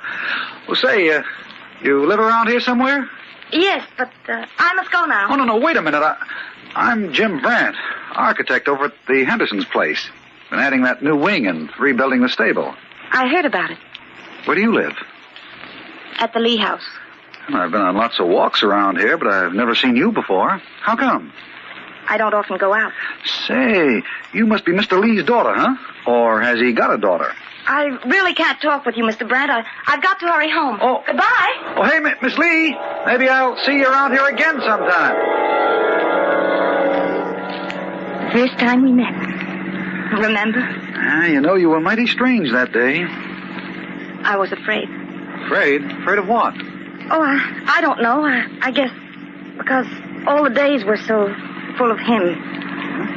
Like the day he disappeared. What do you mean, Anna? He went sailing alone that day. Then suddenly the squall blew up, the wind and the waves, and nobody ever saw him again. Annabelle. Yes, Jim? Annabelle Lee. Huh? Annabelle. I didn't hear what you said. I didn't. But you did. You said my name. Oh, you were just half asleep, that's all.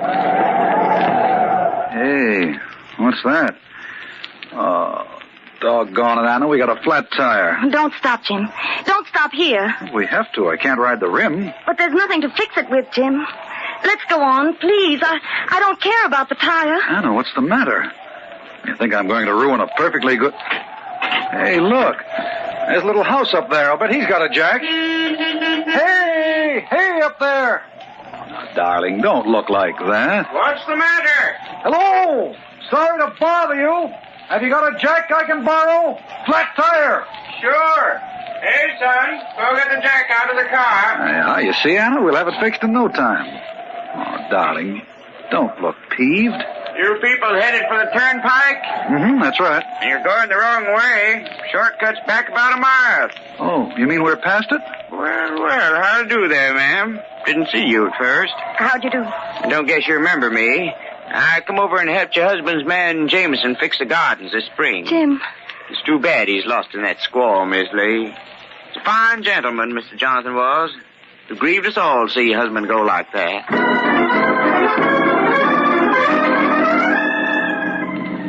Jim, you turned back. You're taking me home. You were Jonathan's wife, Anna. Don't take me back. I didn't lie to you, Jim. I was going to tell you. When? After we got married? After... No, I was going to tell you tonight. That second time I saw you after Jonathan disappeared, you asked my name. Even then you thought I was his daughter, and something wouldn't let me say I was his wife. It was so much older, Jim. Nearly 20 years. How long were you married? 4 years. 4 dreadful years. I never loved him. Anna. I can't help it. Kept me like a prisoner in that gloomy house, watching me every minute. Oh, Jim, I do love you. Don't take me back. It's all right, Anna. Don't get upset. Just be quiet for a few minutes. What's the matter? What are you looking back for? Something's following us. I can feel it, Jim. On this lonely road? You're sorry you ever came. Anna, stop it. Say you're not sorry. Say you forgive me for deceiving you. I do forgive you. Then everything's all right, Jim. Don't hate me. Oh, Anna, no. Let's not talk about it. Not now. Yes, let's forget. Let's talk of something else. Look, it's beginning to rain. Night's come. Yes. Listen to it on the roof. Seems to be saying your name. There's a poem written about you. Know that? Yes. Pose. I used to know it by heart. It was many and many a year ago in a kingdom by the sea. That a maiden there lived whom you may know. That's it. By the name of Annabel Lee. And this maid, she lived with no other thought than to love and be loved by me. Say, you know it too. Heard it 1,000,000 times. I know it all, every syllable. Jim, listen. What? It was many and many a year ago in a kingdom by the sea. Jim, look. What is it? On the road in the lightning. A man in the rain. Anna, it's not anybody. But you don't know. He was in the house from that first day he disappeared. I could hear him even before that. Out at sea, calling my name. Oh, Anna, you've got to stop this. But Jim... You're just imagining it, I tell you. Jim, I've got to tell you. I can't go on without telling you the truth. What truth? I killed him. Anna. I killed Jonathan. I killed my husband. What are you saying? Now you know. Now you can take me back to Lee House. You can take me back home. Back to him.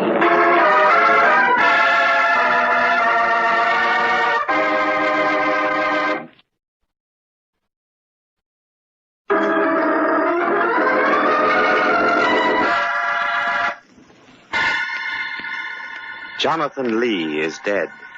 And our story begins one night a few months later when Anna, a young woman who has lived in seclusion for 4 years at Lee House, is to be married to Jim Brandt, a young architect.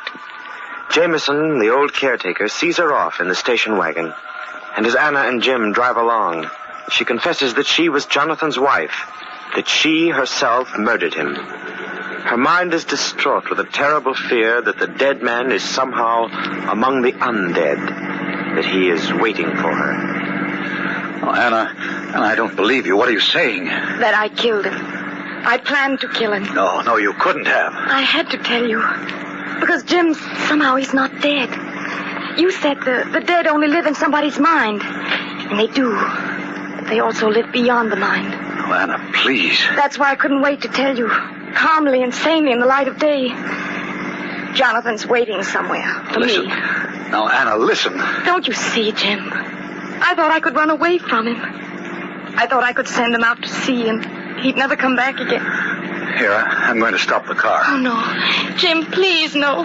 If you loved me, take me on. Tell me why. Why on earth did you do this? I had to. Tell me why. That poem you mentioned. He used to say it to me. He used to love it. I'll hear him till I die. His voice droning out the words. Sometimes, Jim, he'd lie awake and I'd hear him whispering it over and over. Like the sea, mournful and sad. When I started working in the village at the library, 5 years ago that was, he used to come in and ask for Bo. At first I thought he was just a lonely old man. Lonely because his wife was dead. That day, late in October, he asked me if I'd take the job of cataloging his library. It was right after my mother died. I was alone. He used to come in that big, dark room and ask to help. He used to say, "You're working too hard, Annabelle. Come for a sail with me." I went once or twice. He'd look at me with a strange kind of laughter in his eyes. Then he asked me to marry him. He asked me 12 times. At last I did. And then 4 years in that house with the sea always pounding, The wind crying in the cove. But what did he do, Anna? What could have made you... He was going to kill me. Just as he killed the first Mrs. Lee. What? He murdered her? Oh, Jim. I had to do it. From the day I married him, I wasn't allowed out of that house. Except when he went along. That afternoon I met you. He'd gone for a sail, and I'd planned to run away. Yes, you did have a suitcase, I remember. But when I met you, I was sure you were one of his spies, so I had to go back again. That night, I went to his room. He was sitting in the huge chair by the fire. He looked up and smiled that grim smile. Did you want something, Annabelle? Jonathan, you loved me once. I had pity for you once, if not love. Oh, listen to me, please. But you've said it all before, hundreds of times. I couldn't say it enough, Jonathan. Please, please let me go. I'll do anything you say if you'll only let me go. But, my dear, when I met you, didn't my money please your eye? Isn't it enough to have that? It wasn't your money, Jonathan. It was pity for you. Only pity. I thought it was love. Where is your pity now? No, Annabelle. I couldn't let you go.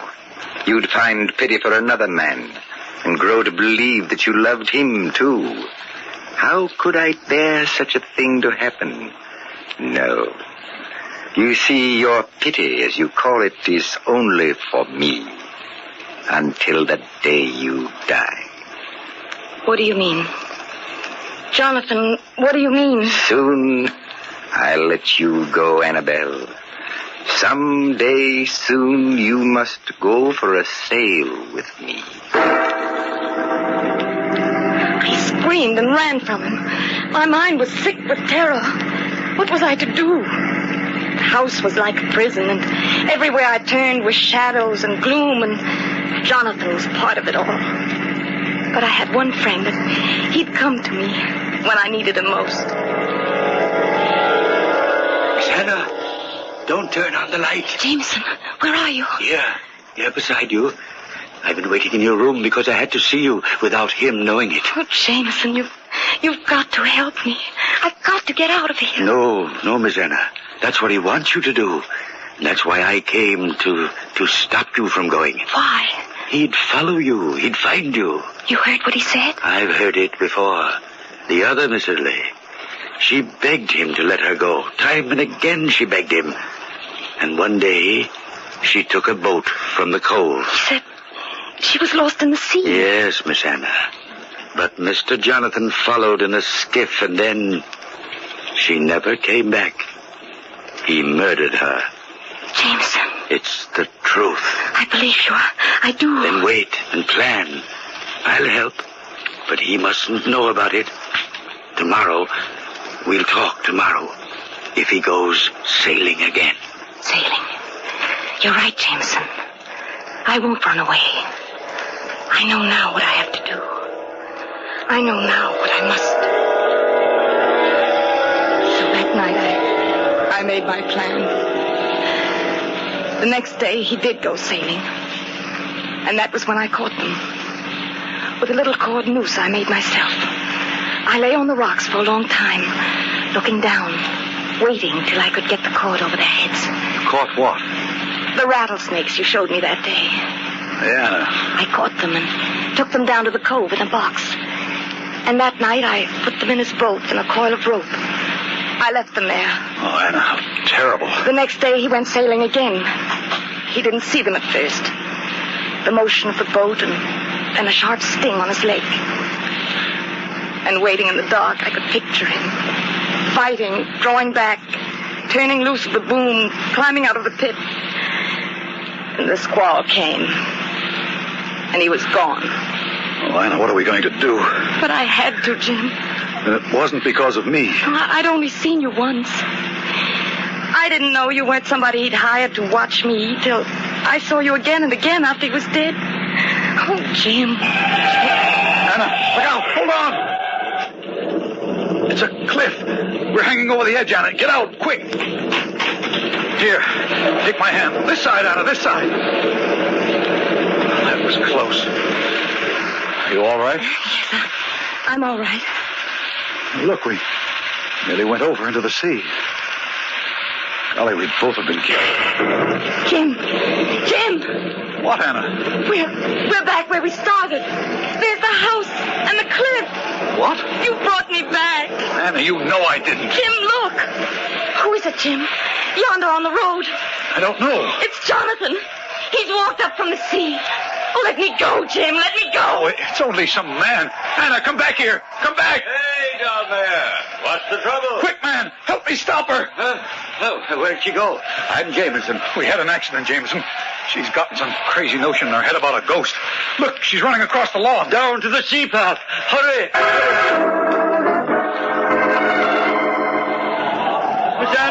Miss Anna, it's me, Jameson. Oh, Jameson. It's you. Anna, where were you running to? Oh, I don't know. Oh, my darling. You frightened us nearly to death. It was only me on the road, ma'am. I thought She's shivering, sir. Here, take my coat, Miss Anna. It's Providence that brought you back tonight. Why, Jameson? There's nothing to say, Jameson. Jim, take me to the house. But when Jonathan sailed away that day, the snakes weren't in the boat. I took them out. You see, he could have heard their rattles. And anyway, sir, I couldn't have Miss Anna do such a thing. Jameson, you mean... I couldn't have her do it, sir, when rightly the job was mine. What you're trying to say... With my daughter Amy, I was thinking of how Mr. Jonathan drove her to love him like she did, and how he would smile at her in that laughing way, so that she'd jump from the rocks here down to the sea. Then that was why... So, that day, before he went for his last sail, I cut the rigging ropes. And when the wind took the canvas strong, as it does when you ride the swells, they snapped. And I stood here on the cliff and watched the boom fly free, and down he went beneath it. Oh, Jim. How could I watch him murder you, Miss Anna, as he'd murdered my Amy? Oh, you're free of it, Anna, now. Don't you see? It was only the fear in your mind.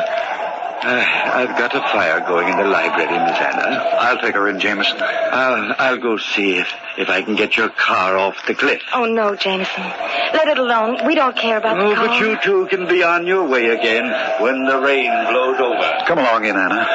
You're cold now. Here, pull the coat around you. He did it for me, Jim. Are you all right now? Now I am. Jim, look. What's Jameson doing? Climbing in the car. Stop him, Jim. What? He started the motor. But the car's hanging over the edge of the rocks. Jim, stop him. It's toppling. It's toppling over the cliff.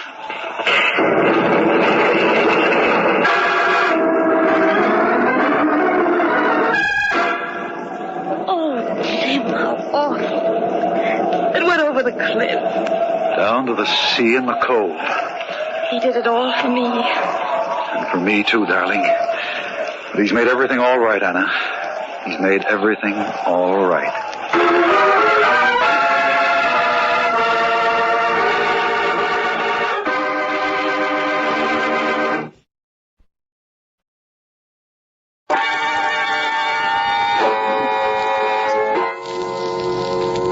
From shadows and stillness, mystery weaves a spell of strangest fascination, charging the mind with doubts and fears. For mystery is a strange companion, a living memory. In the haunting hour.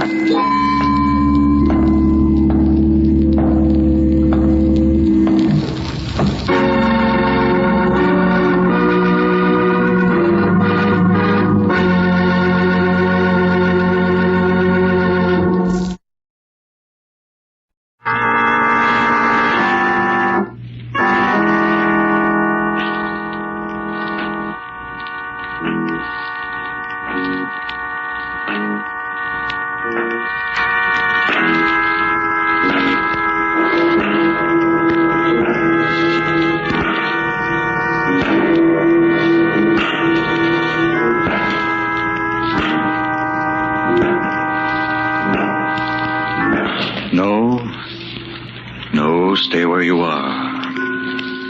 Do not break the stillness of this moment. For this is a time of mystery. A time when imagination is free and moves forward swiftly, silently. This is the Haunting Hour.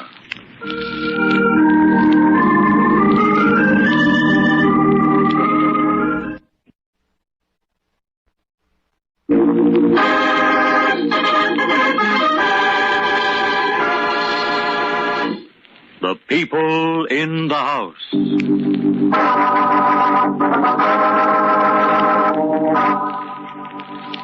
All houses have their secrets. And the house on East 67th Street in New York was no exception. Its rooms had seen the births and deaths of 7 generations of Thatchers.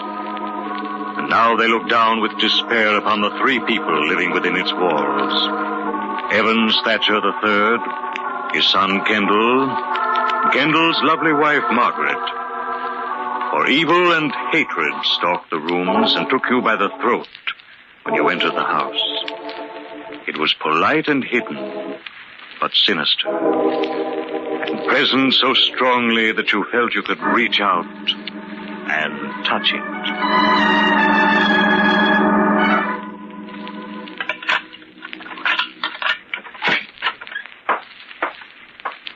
Margaret, come in, my dear. I've been waiting for you. Oh, I didn't know you were home.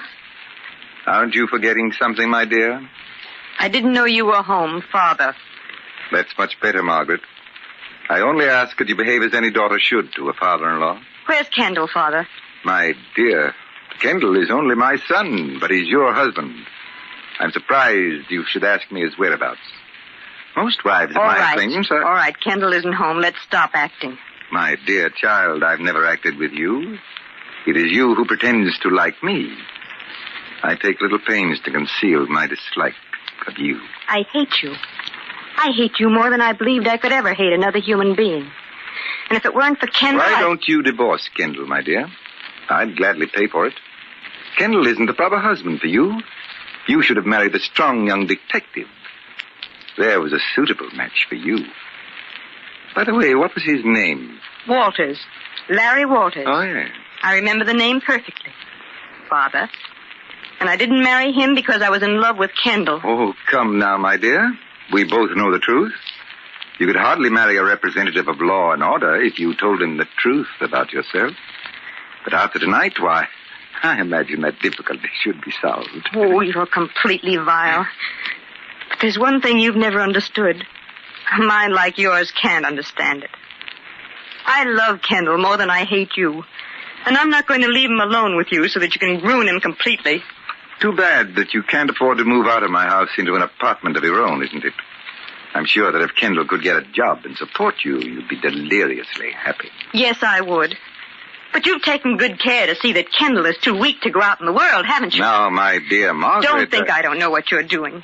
You've hated Kendall since the day he was born and deliberately set out to ruin him by giving him everything he wanted. You've made Kendall so completely dependent upon you that he's afraid to leave. You've pampered him so that he's fit for nothing. You're insane. No, I'm not. I'm perfectly sane. I'm willing to stay here and fight you till I've made a man out of Kendall. And we both walk out of this house together with our heads up. And I'll see you both dead and rotting first. Oh, good evening, Kendall. Did you take my message to the club? Yes, Father. Mr. Ainsley said there was no reply. Oh? Hello, Margaret. Hello, darling. Well, aren't you even going to kiss me? I haven't seen you since this morning. You bet I am. Nonsense, Kendall. Stop acting as if you were a newlywed instead of behaving like a man who's been married a whole year. Well, my mother and father were married 22 years, and he kissed her every night when he came home.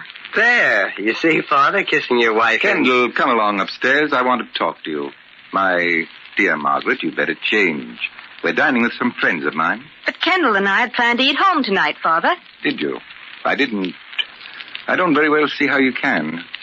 I left instructions that there was to be no marketing today and gave the servants the night off. Are you coming, Kendall? Yes, Father. I'll see you later, Margaret. I hate you, Evans Thatcher. I hate you. I wish you were dead.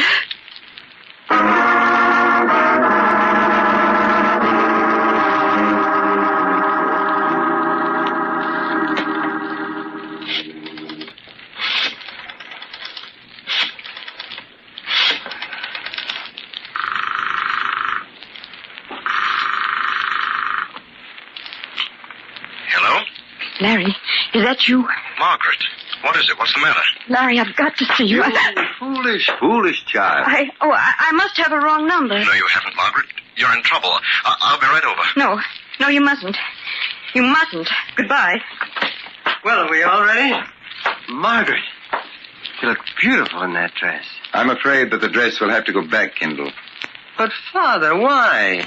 You said yourself... I changed my mind. I will not pay for it. I don't want you to pay for it. I didn't ask you to buy it. Oh, Kendall. Kendall, can't you see what he's doing to us? I don't want him to pay for anything of mine, ever. Kendall, please. Please, let's get out of this house now. Margaret is hysterical, Kendall. She doesn't know what she's saying. She's just done something very stupid and childish, for which I'm afraid I must punish you, Kendall. No, I'm not going to stand by and see this again. You're not Come going here, to... Kendall. I'm sorry, Father, really, I'm sorry. I mean it. I'll never do it again. It's a little late for that, my dear. Come here, Kendall. You can have the telephone taken out, I promise. Please don't hit Kendall.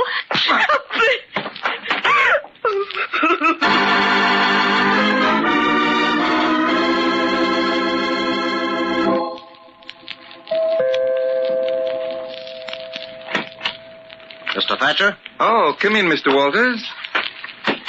It was thoughtful of you to telephone, let me know you were coming. It enabled me to open the door myself. I don't like to let the servants know that I have detectives calling on me. Oh, you don't like detectives, Mr. Thatcher? Not in my house.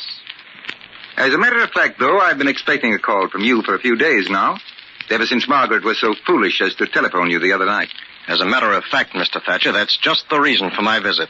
Margaret didn't sound at all well to me. Very observant of you, Mr. Walters. Margaret isn't well.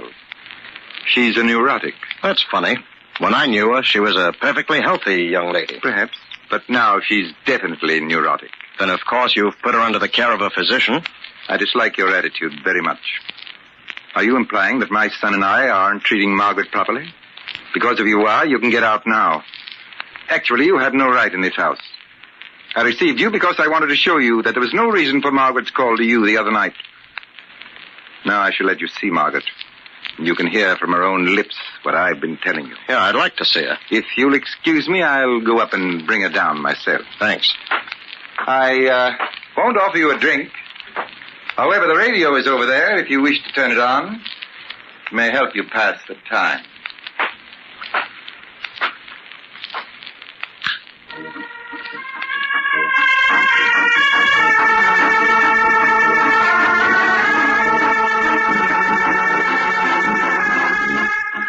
We interrupt this program of dance music to bring you a special bulletin. Dandy Jim Carrey broke out of the death house a little over 4 hours ago. Holy mackerel. With only 2 days before his execution, Dandy Jim became the first prisoner ever to escape from the death house. The police have thrown a dragnet all over the country and promise a speedy arrest. Keep tuned to this station for further details.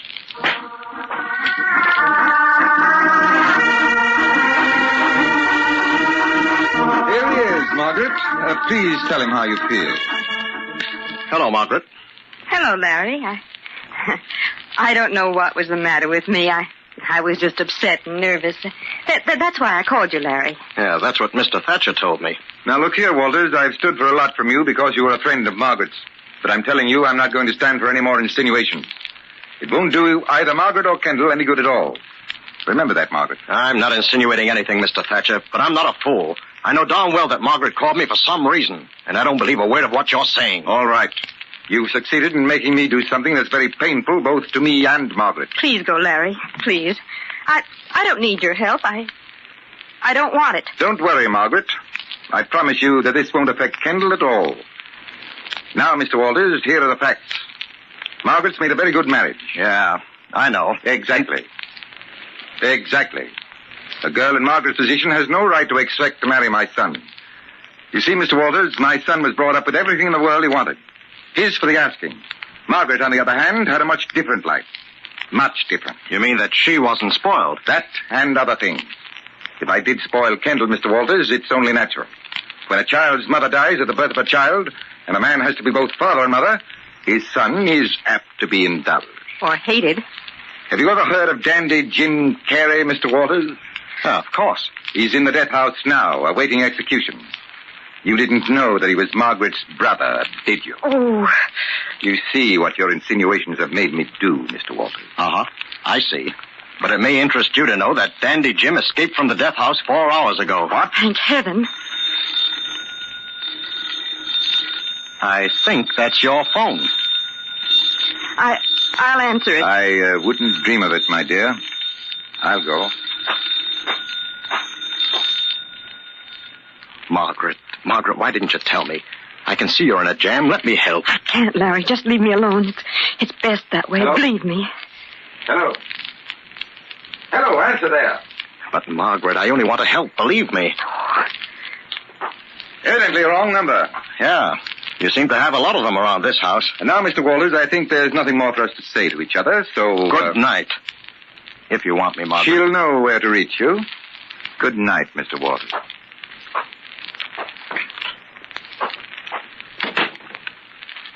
And now, my dear, we'll wait for the telephone to ring again. Only this time, when Mr. Walters isn't here, you will answer. No, I won't. I think you will. Won't you, my dear? I think you will. Won't you, my dear? Where's Kendall? I want Kendall. Kendall won't help you. He never will. Stop it! Stop! Certainly.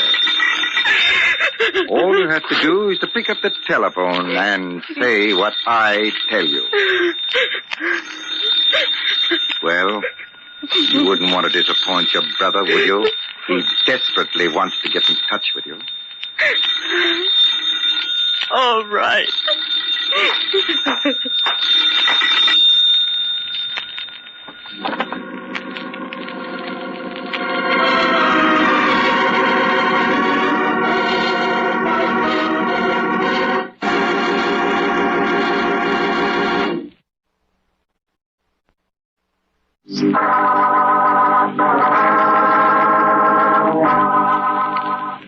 And so the drama that was touching the lives of the people in the house on East 67th Street came swiftly to its violent conclusion. Evans Thatcher III was determined to dominate and rule his son, Kendall, at all costs.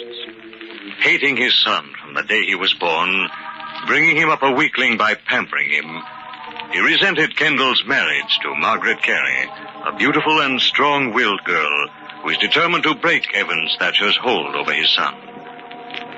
Only Margaret had a brother, Dandy Jim Carey, who had escaped from the death house and is even now trying to get in touch with her, while she sits on a bench in Central Park waiting anxiously for Kendall.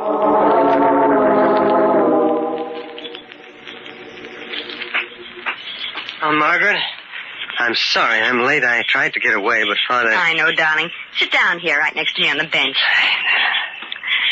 Oh, the park's beautiful at night, isn't it, Kendall? Gee, I look forward so much to sitting here quietly with you. It's the only time in the whole day that I'm happy. Do you think that's right, Kendall, darling? Huh? What do you mean? Well, that two people so much in love and married should live... be only happy when they can sneak away from the house they live in to sit in the park and hold hands. Oh, Margaret. I know. I'm no good. Why don't you leave me? Oh, stop saying that, Kendall. Don't you realize that's just what your father wants? I know, but there is just nothing I can do about it. But there is. You're going to have to make a decision, my darling. You're going to have to come away with me. I want to. So much. But I'm scared. We'll starve, Margaret. Well, we won't. I tell you we won't. It's hopeless. Do you think that I could stand watching you work and support me? You wouldn't have to. You could go to work. I want to. But you know what happened when we tried it once before. Father saw to it that no one would hire me.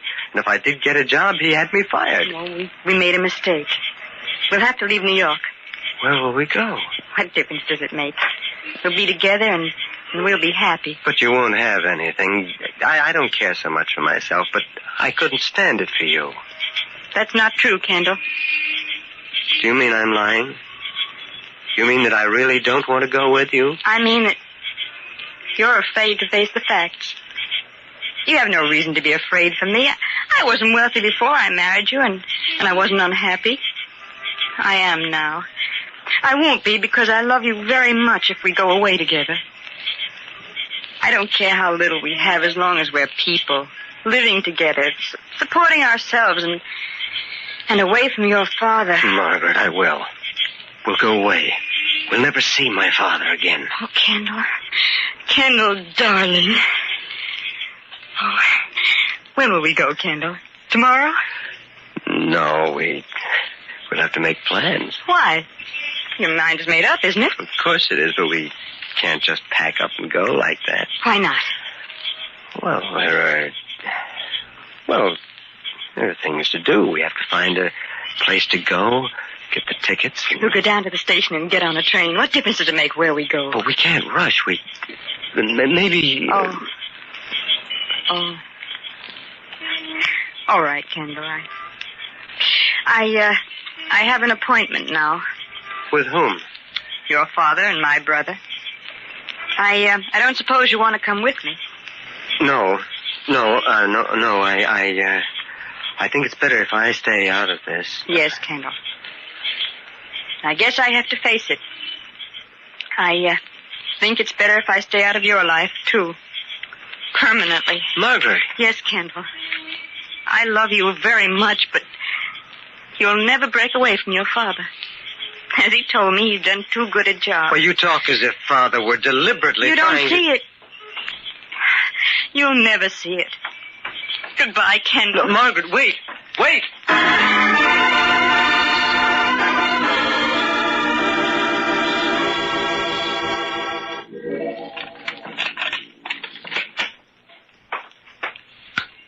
Come in, Margaret, my dear. It's cozy in here. Why did you make me tell Jim to meet us here? It's an ideal place, my dear. Who would ever think of looking for an escaped murderer in the Castle Chess Club? Are you going to help him get away? Question is premature, my dear.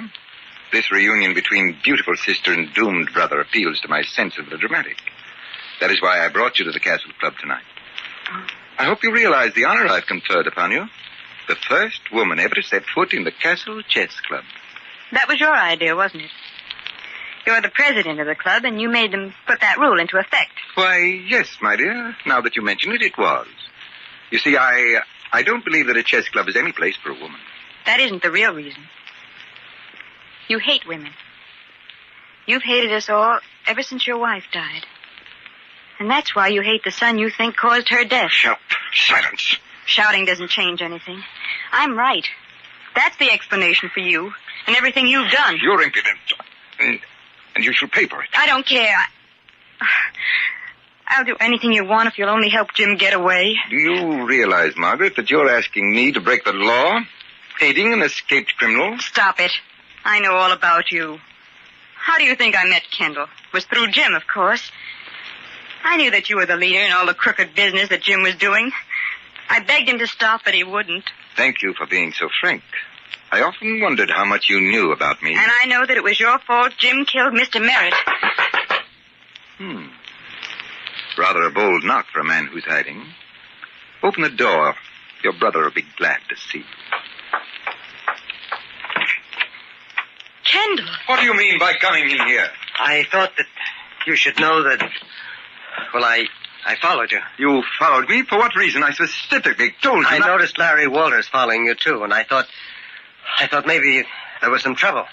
Well, that was very thoughtful of you, Kendall. Very thoughtful indeed. But as you see, there's nothing wrong. Margaret and I were just having a little chat. You can go now. Did you hear me, Kendall? I said you can go. I heard you, Father. Kendall, I want you to stay. You'll regret this, my dear Margaret. Go home, Kendall. If you won't do as I ask, then I want Kendall to stay. I hope you heard what Margaret just said, Kendall. A deliberate attempt to blackmail your father and to do something unlawful. Well, I'm not... It's time you knew the truth, Kendall. We've been married a whole year, and if you're ever going to become a worthwhile person, now is the time. Margaret. You can't stop me now. I'm going to tell him. Kendall, You can prepare yourself for some vicious lies. Kendall, you're going to have to be strong enough to face the truth. Your father is a blackmailer. I don't believe it. No, Margaret, It's true. After your mother died, when you were born, Evans Thatcher became a bitter, rotten old man. He used his position and his reputation to find out things about people, and then he blackmailed them. Ridiculous. But Margaret, Father didn't need money. He liked to hurt people, to see them squirm. He wanted to hurt the world because he'd been hurt. Kendall, she hates me so much she's trying to poison your mind against me. She hasn't one iota of proof. You covered your tracks well, didn't you? You had my brother Jim do all the dirty work for you. Didn't you ever wonder, Kendall, what business affairs your father and Jim could possibly have had together? Well, it did seem kind of peculiar. Kendall, go home. Let me handle this. I'll explain everything to you in the morning. My word of honor. But, Father... You have my word. Go home. Hello, everybody. This is a nice little family gathering. Jim. Stay where you are, Jim. Stay right where you are, or this gun might go off. Go on, Kendall. Get out. No, I'm staying. I want to hear all of this. Yeah, tell your son how you double-crossed me with Merritt. Shut up. Why? What have I got to lose? If you don't kill me, the cops will. Why don't you tell your son how you made me pack a gun when I went to Merritt's and how you knew he'd have one, too? So it's true. Margaret wasn't lying. You are an evil old man. One more step, Jimmy, you'll be dead. Jim, wait. Mr. Thatcher will help you to get away. Too late now, sis. But he could have helped me. He folded. And I kept my mouth shut in court for him. Now we'll have the truth. You didn't accuse me because no one would have believed you. I was too careful. What's the difference? First I'm going to kill you, and then I'm going to die happy. Now get out of my way, Kendall. Stand back, Kendall. He's not going to hurt me. I'm going to kill him. I won't be blamed for it. He's an escaped convict. I'll tell. I swear I'll tell. I'll tell the police just how it happened. You're not going to be alive to tell anyone anything. Kendall, stand back. You're not going to shoot, Father, or you'll have to shoot me first. Get out of my way. Are you crazy? No, Father. Just seeing you as you really are. I'm growing up, Father. You idiot! These fools can ruin me. I'm going to say that Jim killed Margaret. Then we took the gun away from you, but I had to shoot him in self-defense. All right. Hold it. Everybody reach. Oh, thank heavens you come, Walters. You can arrest this convict. And you, Mr. Thatcher. Now I know why you dislike detectives. Drop that gun. Come along, Jim. Give me that gun, Thatcher. Give it to me, all right. Break it up. Break it up, you two. All right. Here, take this. Oh,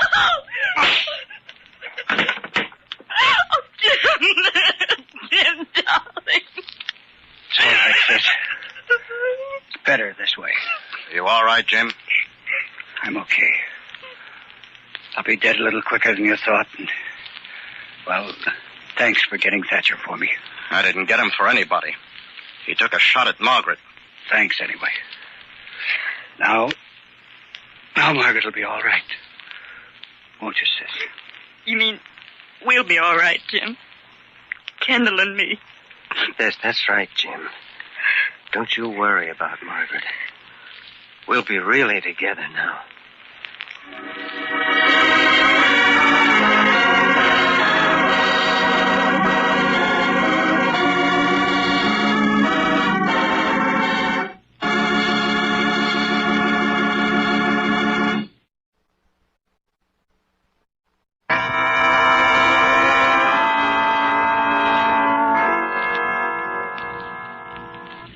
From shadows and stillness, mystery weaves a spell of strangest fascination, charging the mind with doubts and fears.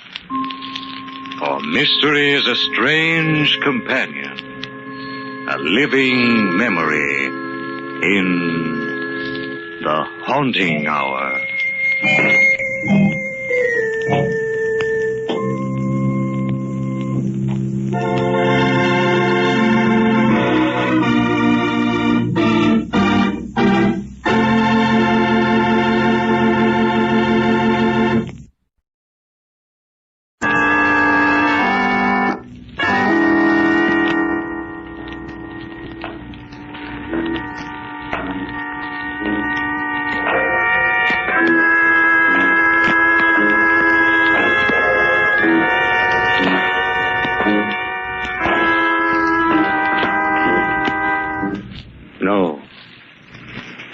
Stay where you are.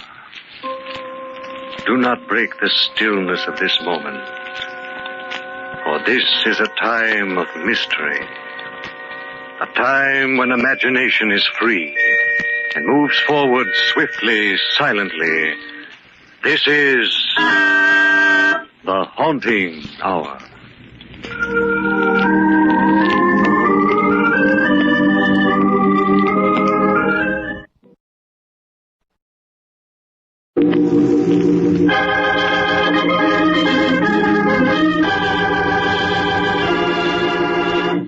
Occupation, murder.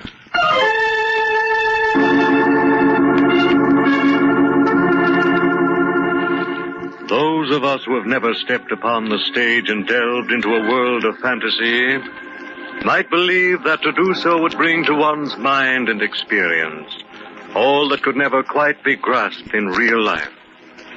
The actors, how perfectly they move, what excitement they entail, how straight they follow the paths of their planned destiny.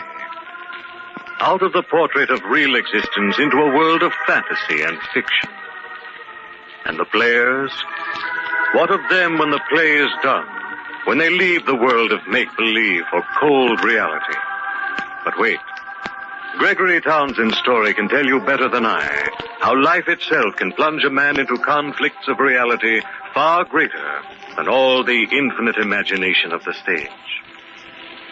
It was a late summer afternoon when Gregory Townsend hurried into a little side street cafe to begin events of such a nature to bear careful consideration as to their probability were he to have acted them in a play.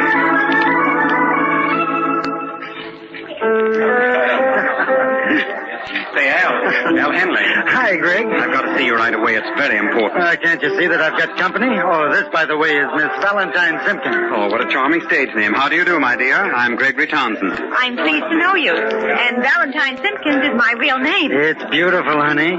You're a natural for Broadway. Why, I wouldn't consider myself your press agent if you weren't. Oh, you're too kind to me, Mr. Henley. Wait, kid, I haven't even started. I hope you'll forgive me, Miss Simpkins, but I must have a word with Al. Oh, it's perfectly all right. I'll excuse myself. Oh, stick around, honey. This won't take long. It never does. This will, Henley. Well, Mr. Henley, give me a buzz if you get my name in the papers. It's a cinch, Valentine. I'll phone you tomorrow. That will be charming. Goodbye, Mr. Townsend. Goodbye. Long. Huh. Where did you discover that item of bric-a-brac, Al? I'm protecting her from the advances of a punk named Dave Anderson. Know him?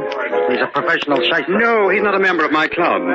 Listen, Al, you've got to think of an idea that will put me on the front page. What's the rush? John Miller is casting his new play. I phoned him this morning asking for a chance at the lead. He said no, of course. No, not quite. He said he would have to have an actor with name value. That lets you out, Greg. Well, I'm not so sure.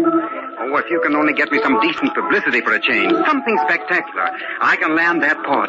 Oh, it'll make me and you. I'll cut you in for a large percentage. Well, that's nice of you, considering the fact it says just that in our contract. Come on, Al, you think of something. Get me in the front pages. Well, there's always one sure story. Oh? What's that? Murder. Are you crazy? No, I've got an idea that will make you one of the most publicized guys in the country, practically overnight. You mean, commit murder? Yeah, guaranteed to work. Money refunded if you don't grab every front page. Gosh, for a minute I thought you really meant it, Al. Oh, come on, now tell me what the idea really is. That's it. Homicide. You're going to commit murder, stand trial, and then be declared innocent. I know you can guarantee the first two items of procedure, but what about the acquittal? Oh, it's all very simple, Gregory. You're going to murder yourself. What? Oh, is the thought so gruesome?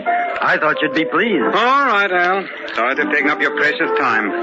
I'd better find myself another press agent, one without a sense of humor. Cool off, Greg. Have a chair and give me 5 minutes for a lucid explanation. Is this a gag? No, it's on the level. Listen and see how foolproof my idea is. First, what's your real name? Well, I don't use it anymore. Gregory Townsend is sufficient for your purposes. I have to know your real name. Now, what is it? Well, all right. It's Michael Armbruster. Fine. It'll fit perfectly. Now, here's my plan. You ought to rent a room under the name of Michael Armbruster. Yes? I want you to live there for 3 or 4 days. Mm-hmm. Change your face with makeup so that the landlady or the other roomers won't recognize you as Gregory Townsend. Then I want you to do this.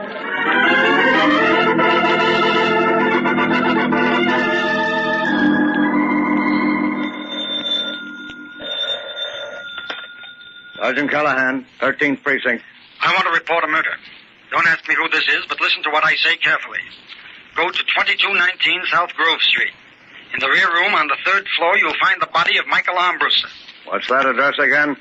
Matthews, check this call. I won't repeat the address. It's useless to trace this call. I'm not the murderer, and that's all I have to say. Hello. Hello. Emergency. Get me the district attorney's office.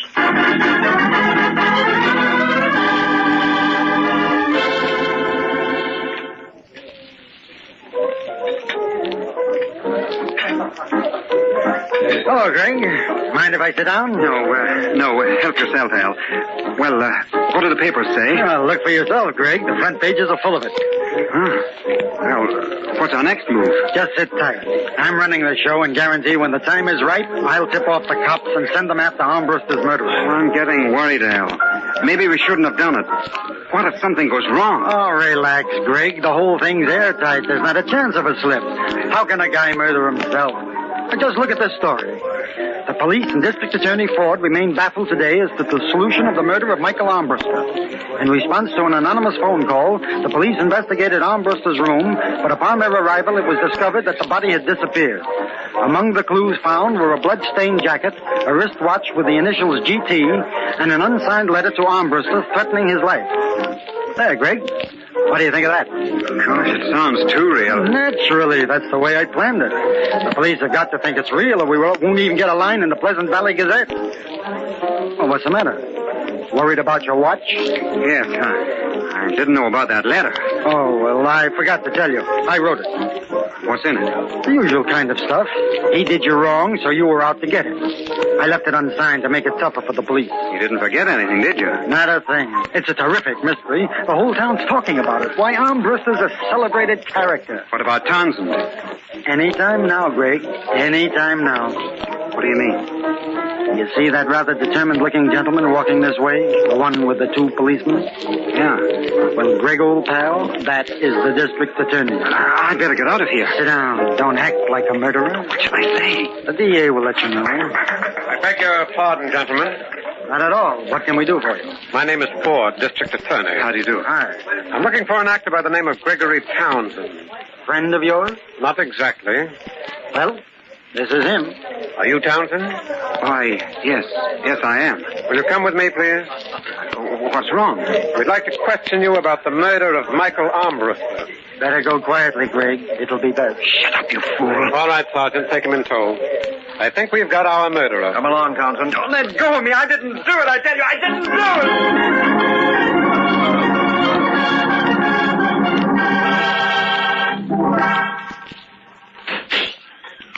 Hello, Townsend. Ford, you can't keep me in here. I tell you, I'm innocent. You're playing your role quite expertly, Townsend. Your dramatic performance impresses me. But as a denial of your guilt, it's strictly on the ham side. You've no evidence. The initials we found engraved on the watch in Armbruster's room match yours. As well as several million others. That's no proof. The letter to Armbruster, the one that threatened his life, was written by an actor. Well, maybe it was. But you haven't got a case unless you found the body. I remember that from my last play. It was a murder mystery. You do have a good memory, don't you? Well, am I right? Perhaps, Townsend. We're looking for the body, and I can assure you it will be found. In the meantime, I'm holding you here on suspicion of murder. When you decide to confess, let me know. It'll save us both a great deal of trouble. Oh, by the way, the newspapers have begun to treat you rather unkindly. I'm afraid your acting career is a thing of the past, assuming, of course, that you're ever freed by the court. What? I'll send in some papers. You can read the bad news for yourself. Ford, wait a minute. Yes? You see... Well, what is it, Townsend? Nothing, Ford. Nothing.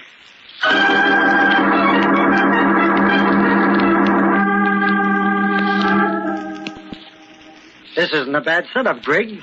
You look very comfortable. Oh, cut the clowning, Al. How's it coming? There's enough publicity for 100 scrapbooks. Well, you're a cinch for that John Miller play. Fine. Now, when do I get out of here? Get out? Oh, well, that'll be a little while yet, Greg. What do you mean, a little while? District attorney was just here, and he thinks I'm guilty. So what? You know you're not. There hasn't even been a murder. Oh, boy, will he do a slow burn when the story breaks in the paper. Ford also said the papers were beginning to pound me. Is that true? Well, a little, Greg. Some of the boys are knocking, but that's because it makes a better story. That's nothing to worry about. You've just got to hold on a little longer. But I am worried, Al. We're playing with something big. Now, look, Greg, I'm the idea boy. I got you into this, and I'll get you out. The net result of the whole thing is going to make you a famous guy. Why, you'll have every producer on Broadway eating out of your hand. Oh, gosh, I don't know, Al. It's gone too far. Maybe we ought to show our hand. Who's been feeding you that dialogue, Greg? It's all wet. Now, you listen to me.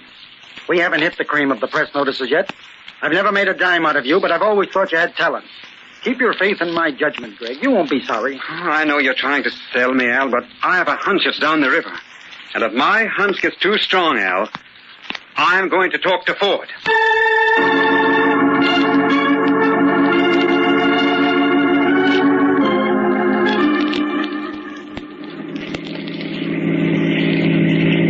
It's nice of you to take me driving, Mr. Henley. It's a pleasure, Valentine, honey.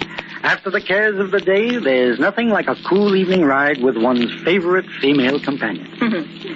How's your friend, Gregory Townsend? Don't you read the papers, Valentine? Well, that's what I mean. He's where your friend Dave Anderson ought to be. Why don't you like him, Mr. Henley? He's been squeezing money out of me like a leech. Do you owe it to him? Oh, not exactly, Valentine. Ever hear of blackmail? Oh, how exciting. Oh, yeah? Well, honey, right now I've got my mind on murder. Oh, Mr. Henley, you mustn't. Don't worry, Valentine. I'm only doing my job. Don't you remember? I'm press agent for a murder.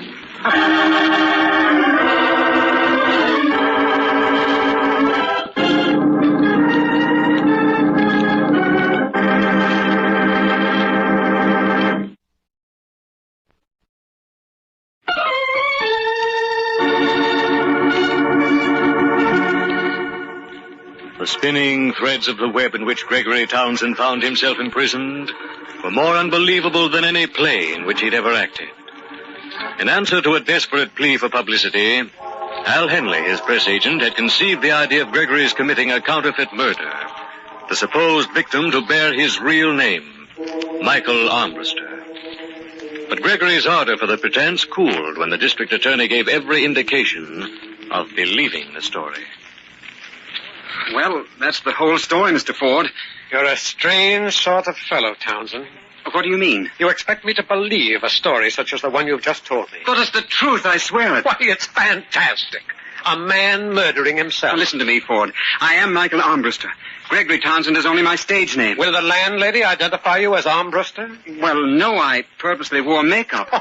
You've covered all the angles, haven't you? Unfortunately, Townsend, your story is too incredulous for me to believe.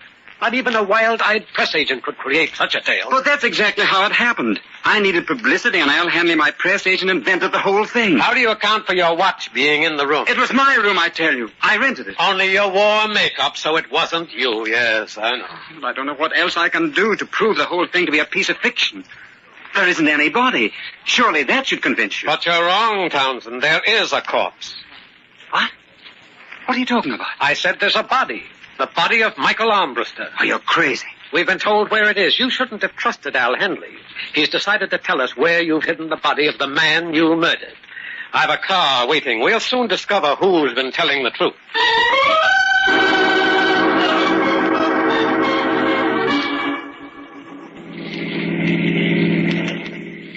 We should be there any minute. Where am I supposed to have hidden my victim? Behind a large outdoor advertising sign. Sounds like a nice, quiet retreat for a dead man. That looks like the place up ahead. Well, there's a sign there at any rate.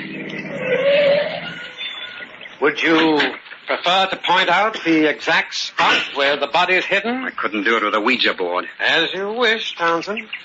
This way. Speaking of publicity, Ford, this won't do you any good when the papers find out you've been persecuting an innocent man. Good heavens. What's wrong? Oh, that's horrible. Well, there's your answer, Townsend. Will you confess now? No, I didn't do it. Look for yourself, Townsend. This body's been burned. The ebony ring on the finger with the initials M.A. I've never seen it before. This is the body of Michael Armbruster. I'm charging you with his murder, and so help me, I'm going to get a conviction.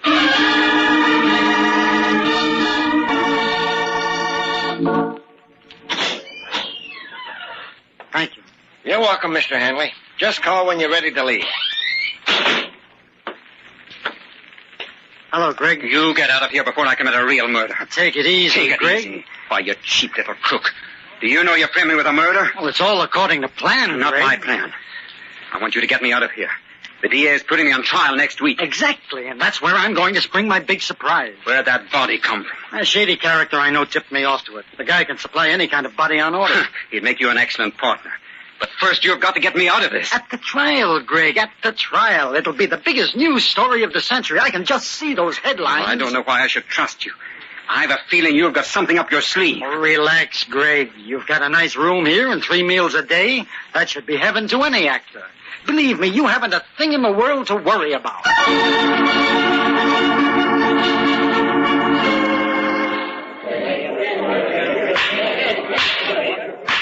This court is now in session. The district attorney will continue with his presentation. Thank you, Your Honor. I should like to call as my final witness Al Henley. Now, Mr. Henley, what was your relationship with the defendant? I was his public relations counselor. Did he usually confide in you? All the time. I gave him advice on his career. Tell the court, Mr. Henley, what you know about the murder of Michael Armbruster. Well, I've known for quite a while that Townsend and Armbruster weren't exactly on speaking terms.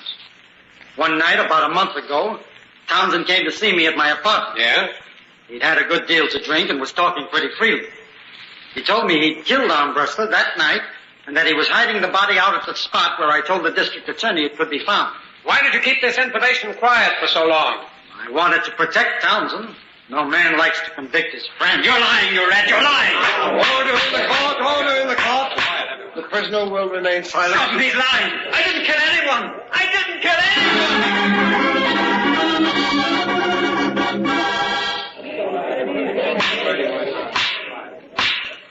anyone! Ladies and gentlemen of the jury, have you reached a verdict? We have, Your Honor. We find the defendant guilty of murder in the first degree.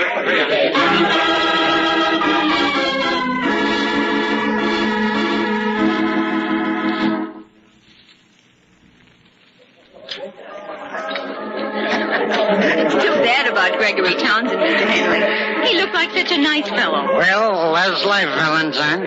You can never tell by looking at a guy what's going on inside him. When's the execution set for? Well, sometime next week. Are you going up to see him? No, it's hurt me too much to have to watch him suffer. Papers sure gave it a lot of publicity. I guarantee that for my clients, Valentine, honey. Well, anyone can get their name in the papers if they murder someone, Mr. Henley. That's right, Valentine, but how many people can get their name in the paper if they don't commit a murder? That's not so easy, is it? That's right. Well, now you're talking, baby. But I did it for Gregory Townsend. He was my client, and I always please my clients. I'd like to do the same for Dave Anderson, but I don't think he'll be around anymore. Wait, one more other thing. Mr. Anderson is a nice man. You shouldn't talk that way about him. All right, Valentine. Let's talk about you. I'll get your name in the papers, but in another way. You're not ready for courtroom scenes. Besides, the district attorney might believe you.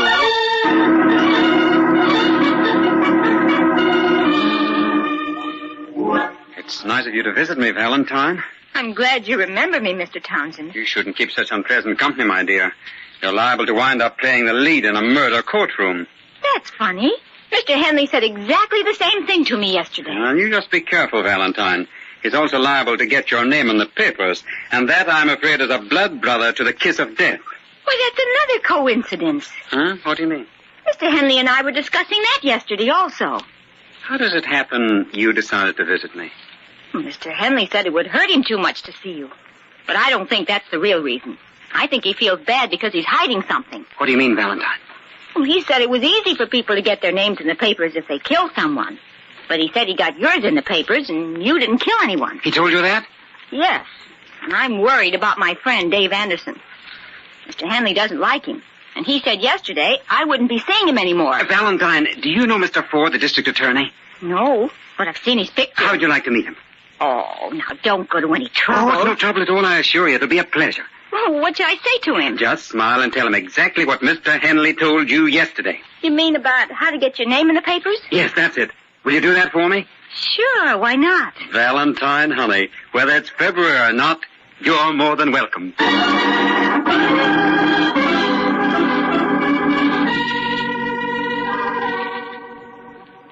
Didn't think you had the guts to show up here, Al. Believe me, Greg, I dislike jails more than you. I hope there were no hard feelings. Well, of course not. You're only paying for a murder you committed with my life. You should have been a comedian, Greg.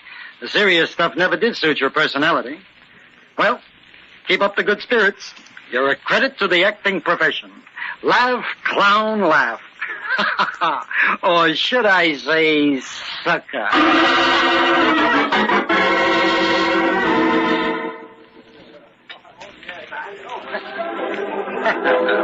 You were right the other day, Mr. Henley. Which bright thing was that, Valentine, honey? When you said you couldn't tell by looking at a guy what was going on inside him. Yeah, I said that all right. Did you try it out? I certainly did, Mr. Henley. Why, only yesterday. To look at Mr. Ford, you would never think that he had a sense of humor. You mean Ford, the DA? Yes. Oh, what were you doing with him? Come on, quick. What were you doing with him? Henley, you're hurting my arm. Don't twist the lady's arm, Al. It might come off. This is a private party, Ford. Thanks for the invitation. I'd like to join the fun. Oh, no use in saying no, huh? No. All right. What is it? Why, ever since Valentine told me your philosophy about publicity, I've been doing a little checking. And? I found that I haven't been particularly brilliant on this case. For example, the ring with the initials M.A. that I found on the body of the corpse was made of ebony. Pretty color. And a very pretty wood. The important factor that I completely overlooked was that if the ring were on the body when it was burned, why, the ring would have been consumed also. In other words, the ring was obviously placed on the hand after the murder had been committed. That's very good, Mr. Ford. Thank you, Valentine. Shut up, Valentine. With that clue, Henley, the rest was simple. Okay, Ford, you win. Dave Anderson was blackmailing me for every cent I earned. I figured I could put him out of the way and make you think that the charred body was really Armbruster. Well, goodbye, Valentine, honey. I'm going away. All right, Ford. I'm ready to change places with my former client.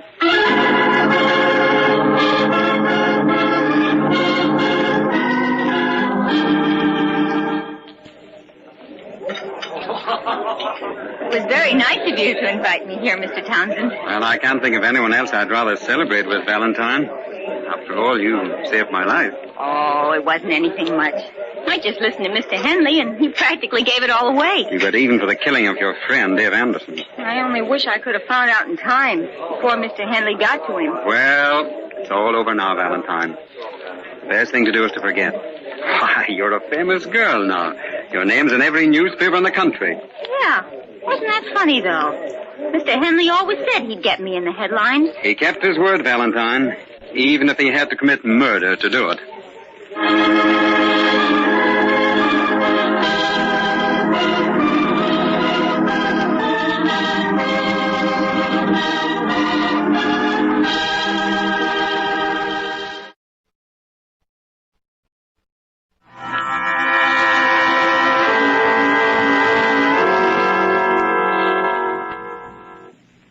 From shadows and stillness, mystery weaves a spell of strangest fascination, charging the mind with doubts and fears. For mystery is a strange companion, a living memory in the haunting hour.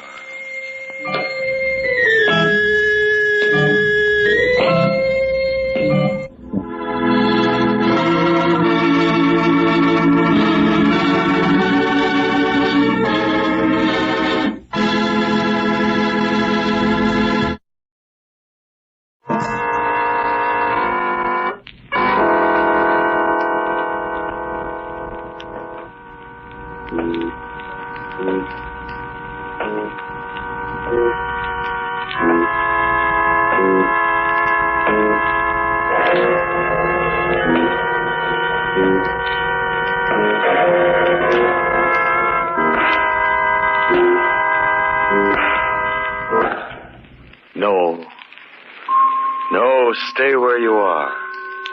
Do not break the stillness of this moment. For this is a time of mystery. A time when imagination is free and moves forward swiftly, silently. This is the Haunting Hour.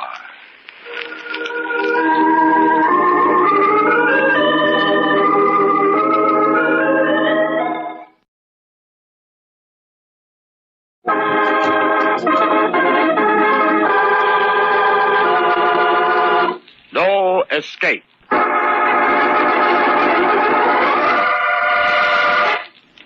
Considerable imagination enters into the planning of the supposedly perfect murder.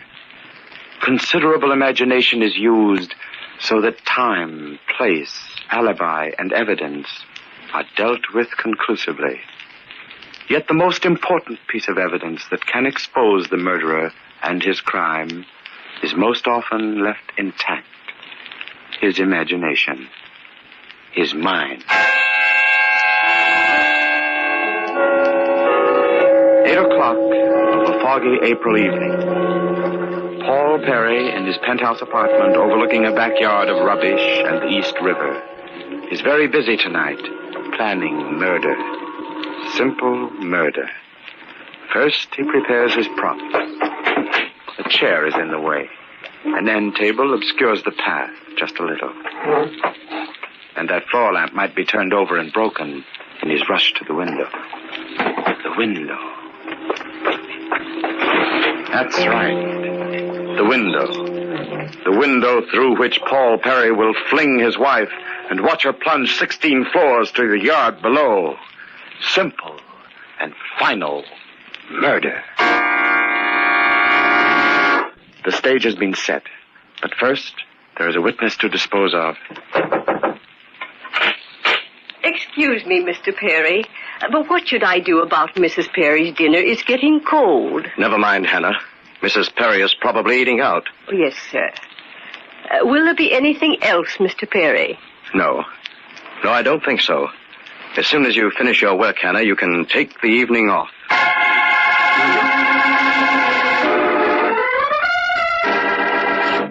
The stage has been set, but Mrs. Perry is working to foil her own murder.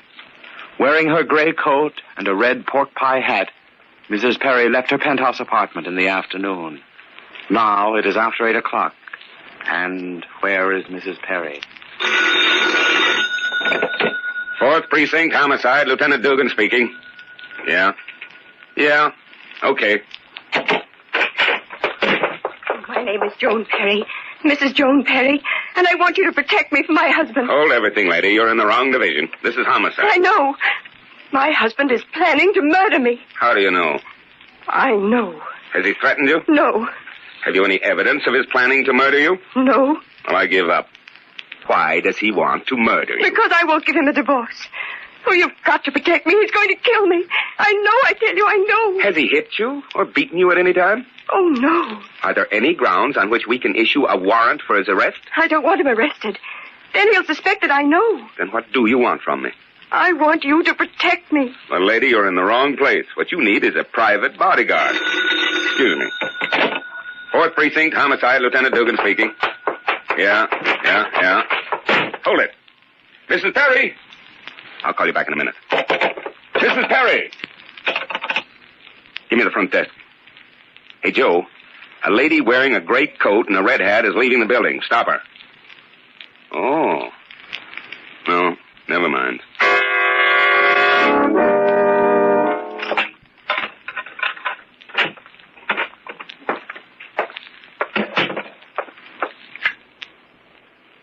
Something's wrong with the switch. The lights don't go on. Paul! Hannah! Is anybody... Ah!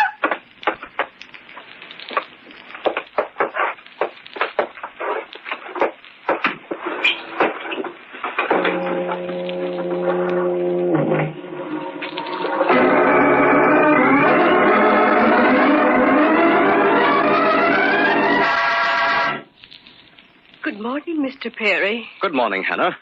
Well, you needn't bother with a setting for Mrs. Perry.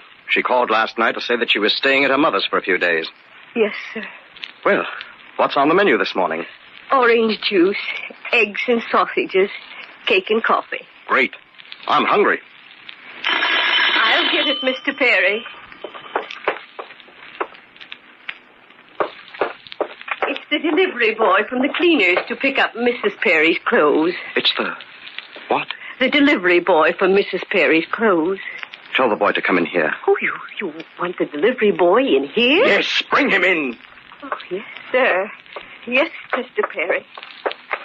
Shouldn't have jumped down Hannah's throat like that. It's probably some mistake. Now, what's cooking, mister? You're here for Mrs. Perry's clothes? You got it the first time.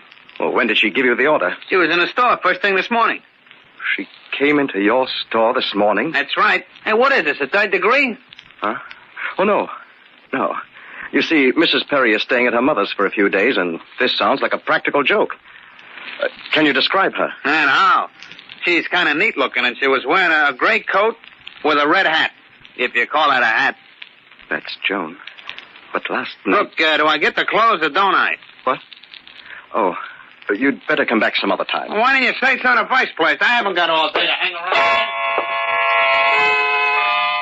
Maybe she's all right.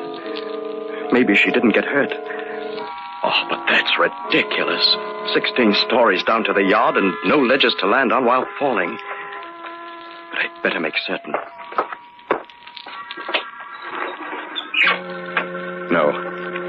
No, it's a clean drop down to the yard.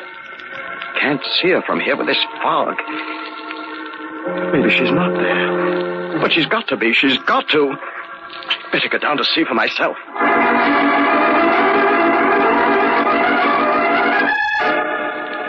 Can't see her.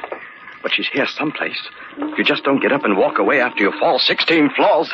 You don't. No, you don't. Maybe behind this box.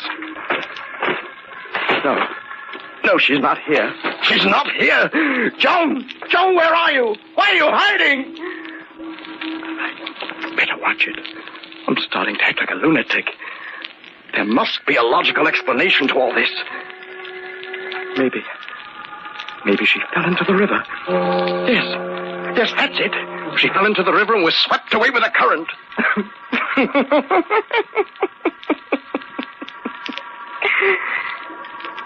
But then, who was in the tailor shop this morning?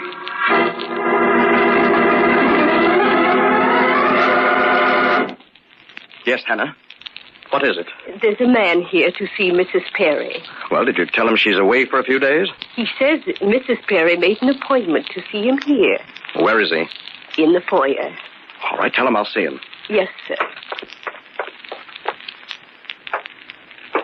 How do you do, Mr. Perry? Harvey's my name. Hope I'm not disturbing you. But your wife made an appointment this morning to see me today at 2:30, and here it is, 2:30, right on the button. Always prompt. That's me. It inspires confidence.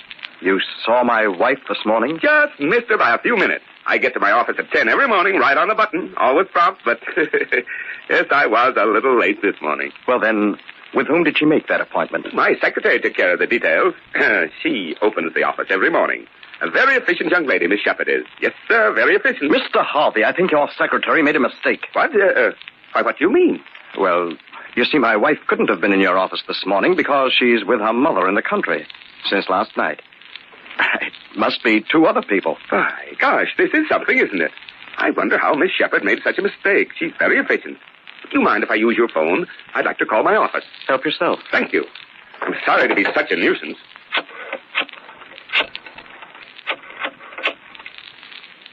Hello? Miss Shepherd? Harvey speaking. I'm checking on that 2:30 appointment you arranged for me this morning. There seems to be some misunderstanding. Yes? Yes, Mrs. Perry. And the address? By gosh, that's right. Just a moment. Well, Mr. Perry, my secretary just confirmed this meeting. She herself spoke to your wife this morning. Ask her to describe Mrs. Perry. Well, Miss Shepherd, what did this Mrs. Perry look like? Yes, young, good-looking, wearing a gray coat and a red hat. Just a moment. Anything else, Mr. Perry? No. That's all, Miss Shepherd. I'll be back at the office within the hour. Goodbye. Oh, I'm calling my wife at dinner time, and I'll ask her about it. Sorry that you had to come here on a wild goose chase. Oh, it's all in a day's work. Oh, by the way, if you should ever want to get in touch with me, here's my card. Good day. Frank Harvey, broker. Life insurance. Accident insurance.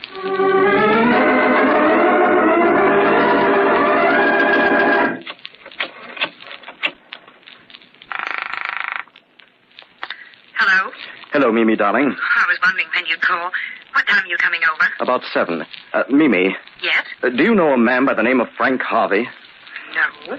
Should I? I don't know. Is anything wrong? Wrong? I know there's nothing wrong, but it's a little late for April Fool's Day. Are you sure you're all right? You sound as if this fog is getting you. The fog?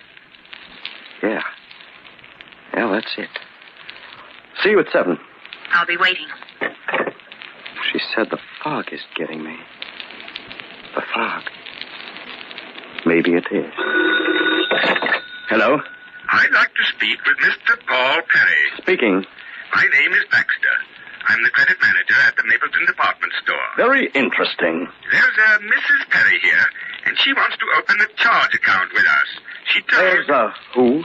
Mrs. Perry. Mrs. Joan Perry. And she's in the store now? Why, certainly. What does she look like? I beg your pardon? Describe her. What's she wearing? Just a moment. She's wearing a gray coat and a red hat. Keep her there. Don't let her get away. I'll be right over.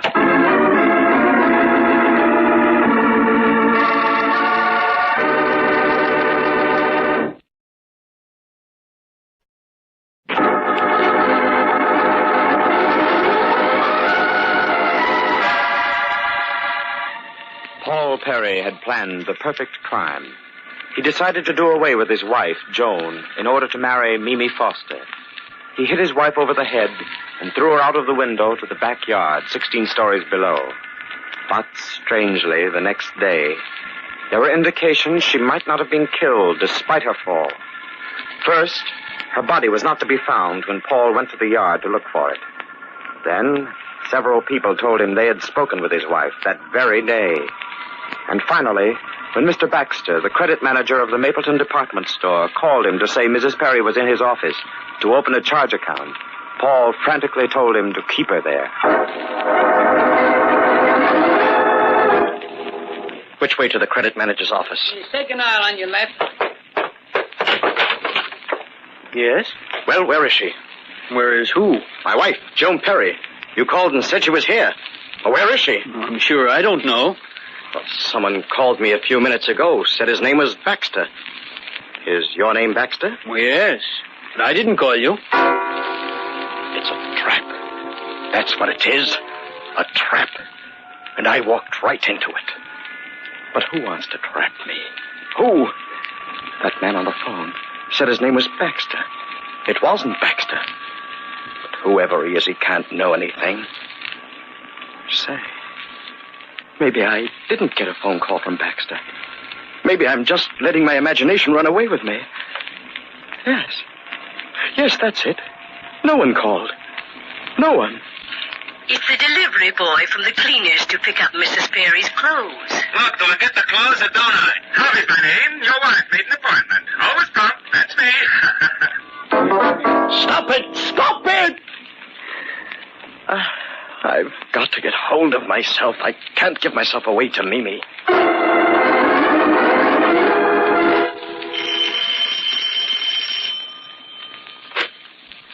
Hello, darling. Sorry I'm late, Mimi. I suppose you had the usual trouble trying to get away from your wife. She's not home. Mimi, let's go away. Far away, someplace where no one will know us, where no one will bother us. It wouldn't be right. Okay, then forget it. Forget it for now, anyway. Come on, let's get going. All right, darling. I'll be ready in a minute. Hope the fog lets up soon. Might as well be in London. How do you like it? How do you like my new hat? Where did you get it? I just bought it today. Take it off. Take it off? Why? I like it. I said take it off. It's Joan's hat. Oh, Paul, why must everything remind you of Joan? Take it off! All right. I'll take it off. I'm sorry. It's just that I hate her so. I know. Darling, let's not stay here all night gabbing about her. We're going out to have fun. Yes. Yes, we're going out to have fun. All right, then. Let's go. Where to? Haven't you heard? The circus is in town.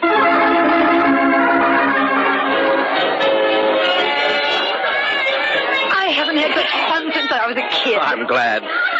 Darling, we'll always have fun, won't we? Of course, dear. Why did you ask? Nothing or nobody will stand in our way. Now stop being morbid. Come on, I want to see the sideshows. Hello, Mimi. What? Frank, how are you? Oh, I almost forgot. Frank, this is Paul Perry. Oh, it's all right, Mimi. I've already met Mr. Harvey. Harvey? Paul, this is Frank Dugan. I don't know by what name you know him, but he was at my house this afternoon as Mr. Harvey. Oh, by the way, Mr. Harvey, did you sell many insurance policies today? Look, Paul, a joke's a joke. Just a minute, Mimi. I'm afraid, my friend, that you're confusing me with someone else. I've never seen you before in my life, and my name isn't Harvey. Well, if that's the way you want it, pleased to meet you, Mr. Dugan. Same here. Well, I have to look for my friends. Call me, Frank, when you get a free moment. I will, Mimi. Goodbye. Goodbye, Frank.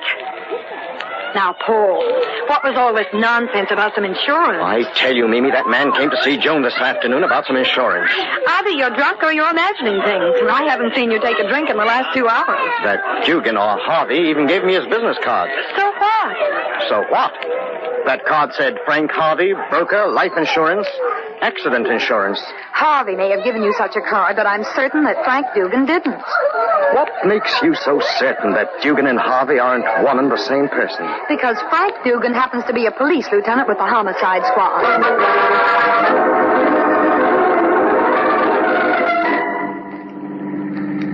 You've been acting strangely all evening. Strangely? Please, darling, don't nag. Oh, I'm sorry. It's just that I'm worried. What about? You silly. There's nothing to worry about. I hope you're right. Maybe I'm imagining things. Maybe I never saw Harvey. But he gave me that business card. At least I think he did. That card. I must get that card. It's in my blue suit, I think. And I've got to get rid of Mimi. I've got to get home and find that card. Thanks for taking me home, darling. I'll call you in the morning. You're so abrupt. It's as if you're anxious to get rid of me. I've got to get home. Good night, Mimi.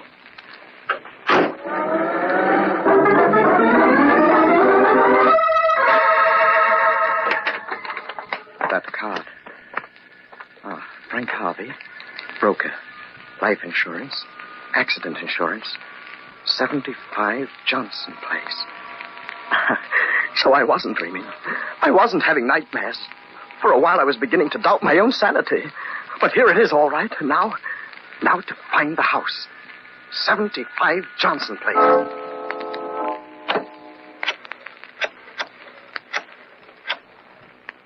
Hello. Has Lieutenant Dugan come in yet? In 15 minutes? Well, please tell him that Mimi Foster called. I think that something's happened to Mr. Paul Perry. Will you tell him to meet me at Mr. Perry's apartment on East 73rd Street the moment he comes in? Thank you. Goodbye.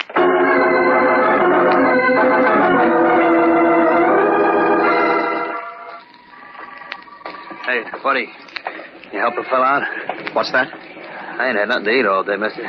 You spare a dime? I'm hungry, mister. I've been hungry all day. I'll make it worth your while if you'll tell me where Johnson Place is. Oh, this is Johnson Place. What number? 75. Yeah, let's see. That's right along here. Come on, I'll show you, mister. Yeah, that's 67, 71. And there's an empty lot. Yeah, and it's right here. 79. There is no 75. Maybe it's on the other side of the street. No, there's nothing on the other side of the street. Empty spaces, only empty spaces.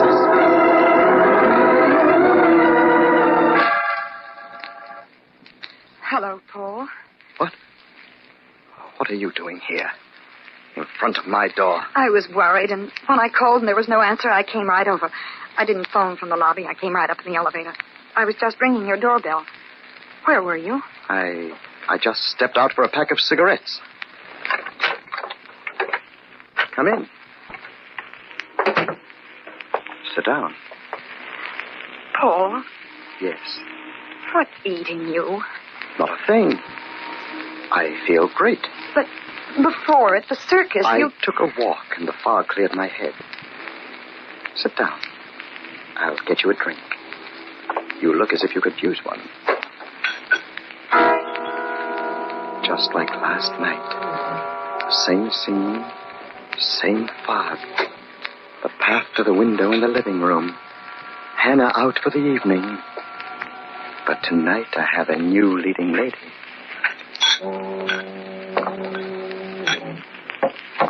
Well, what shall we drink to? Let's toast your quick divorce and our happy marriage. Very nicely put. And I drink to you, my sweet little double-crossing wench. You dropped your drink, my pet. I'm going home. You're drunk. You're not going home. Sit down. What do you want? This is goodbye, Mimi. Well, that suits me fine. Goodbye. Sit down. You don't understand. This is goodbye. Curtains. Fade out. No. No. Dugan can't help you now. Nobody can. Nobody helped Joan last night. Joan? Where were you watching from when she went out the window? Go on. Go on. Yell your head off. You'll never be heard above those river noises. Paul, I don't want to die. Oh, it doesn't hurt. Ask Joan. She'll tell you. It's as easy as falling off a log. Only this way, it's falling out the window. And you've got a farewell symphony. Listen.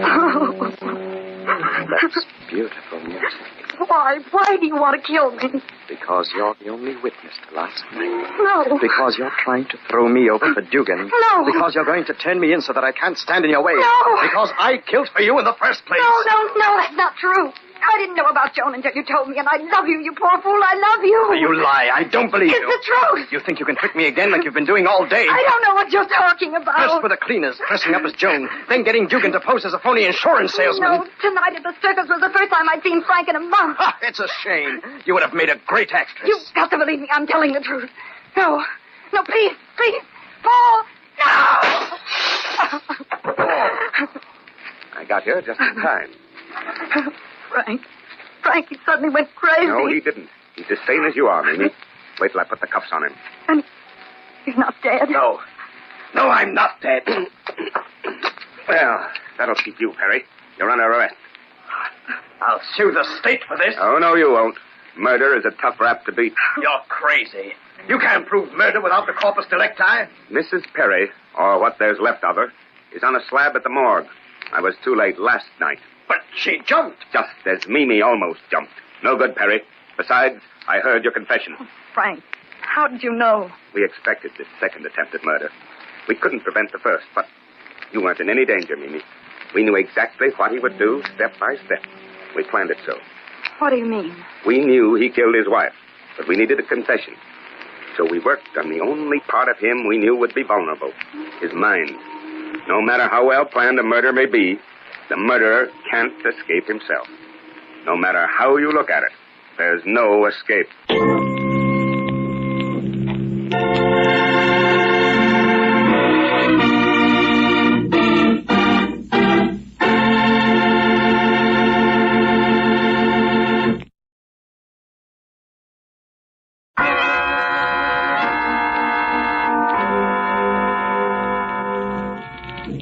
From shadows and stillness, mystery weaves a spell of strangest fascination, charging the mind with doubts and fears. For mystery is a strange companion, a living memory in the haunting hour.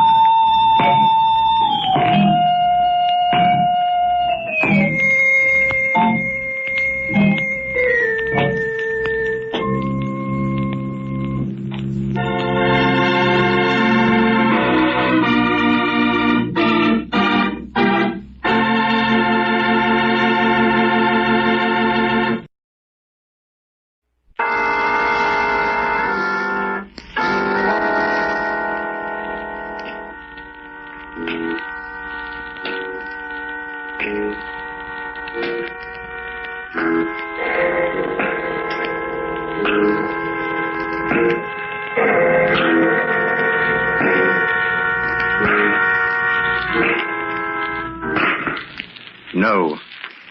No, stay where you are. Do not break the stillness of this moment, for this is a time of mystery, a time when imagination is free and moves forward swiftly, silently. This is the Haunting Hour.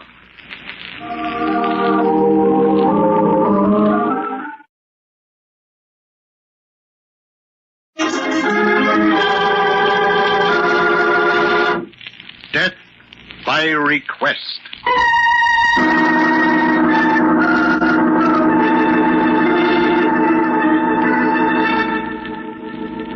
A man sits quietly by his fire, his eyes drawn to the shifting, darting tongues of flame. The crackle of the burning wood breaks in upon the silence, and the man stirs comfortably in his chair. Roger Stevens is at peace with the world. Lost in the stillness of his study, the goodwill of the universe seems crowded into this man's successful life. But there is a deception to this peaceful scene of contentment, for at this very moment, the life of Roger Stevens abruptly changes its course. There it is, the phone jangling harshly, cutting the silence into jarring bits of sound. Roger Stevens becomes aware of the insistent ringing. He rises from his chair, walks toward the telephone. He is wondering who can be calling at this late hour. It is almost midnight. There. He is lifting up the phone. Hello? Hello? Who is this, please? Is this Roger Stevens? Yes, but who's calling? Did you live in Oak City about 10 years ago? Yes. See here, who the devil is this? My name doesn't matter, Mr. Stevens, but I'd like you to know that I'm a friend of Mike. Mike? Mike who? You know who I mean, all right? Say, if this is some sort of joke, it's a rather poor one. I'm afraid I'll have to bid you good night. Don't do that, Mr. Stevens. You'd better hear what I have to say.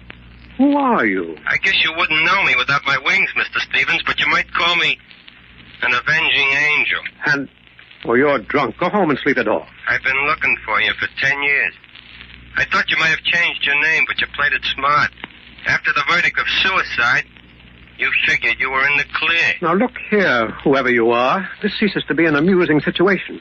If you don't tell me who you are and what you want, I'm going to hang up. All right, Mr. Stevens, if that's the way you want it, okay, I'll give it to you straight.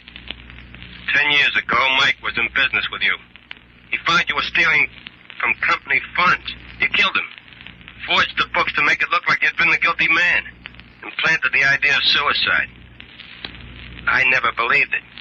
Never. Why, you're crazy. I don't know what you're talking about. And when I came home, I tried to tell the police that it couldn't have been suicide, but they wouldn't listen. You had left the city. No one knew where. Now listen to me, you fool. You've got the wrong man. I don't know any man named Mike. I never killed anyone. I know you murdered Mike, Mr. Stevens. I've got the proof. But I'm not giving it to the cops. I'm going to kill you myself.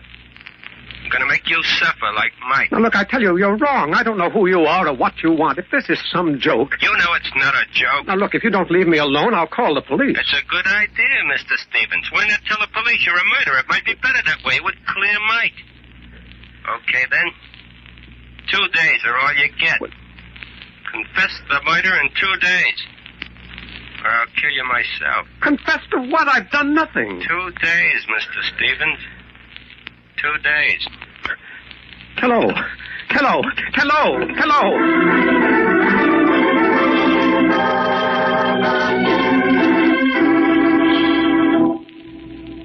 Now, I've heard stories like this before, Mr. Stevens. There's no cause for alarm. But this fella threatened to kill me, Lieutenant. Naturally, that's part of the routine. These practical jokers have rather wild imaginations. Lieutenant, I'm not yet convinced. Take my word for it, then. I've been a police officer for 20 years. And I know a phony threat when I hear it. As for this murder you're supposed to have committed, well, I'm afraid the verdict is not guilty.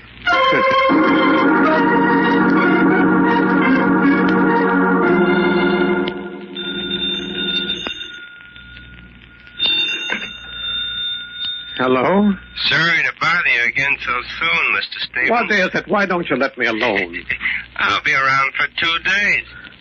Unless you just made that unnecessary. What do you mean? I just followed you to the police station. Did you confess to killing Mike? Oh, stop it. Now, this has gone too far. Carrying murder around on your conscience for 10 years must have worn you down. Now, listen to me, whoever you are. I don't know what you're talking about. I've been to the police, but only to report you for the nuisance you are. Now, I've a great deal of work to do, and I need my rest. Please don't bother me again. Good night. There. That should end it.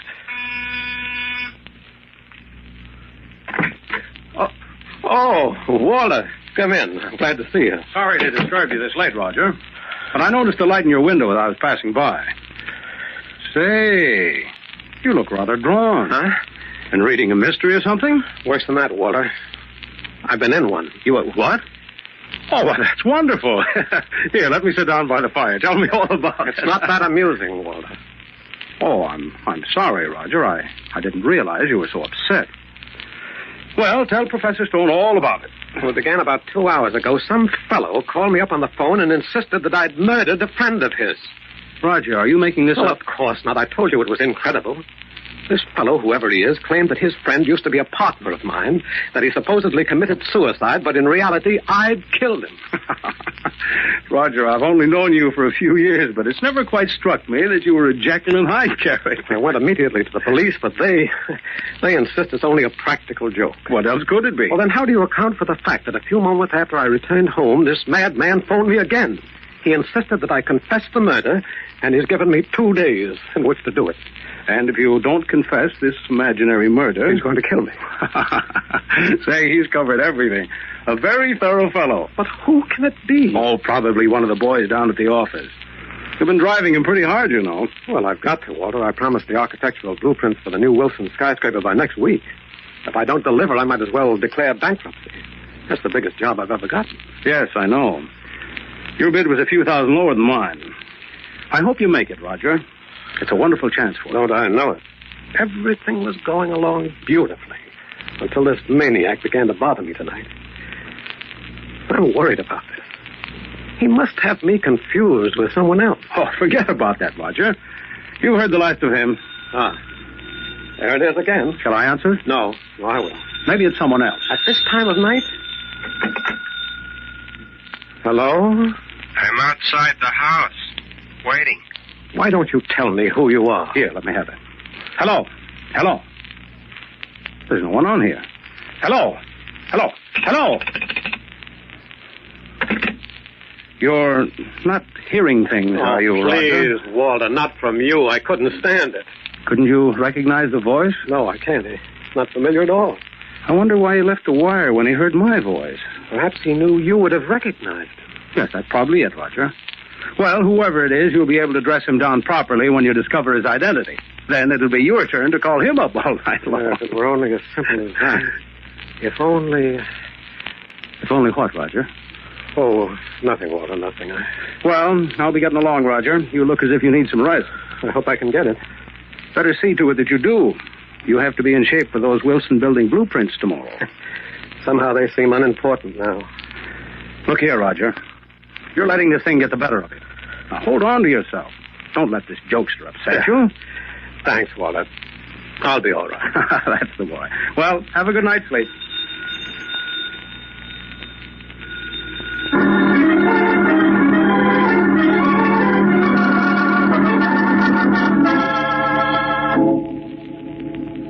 Well, it's about time you showed up, Stevens.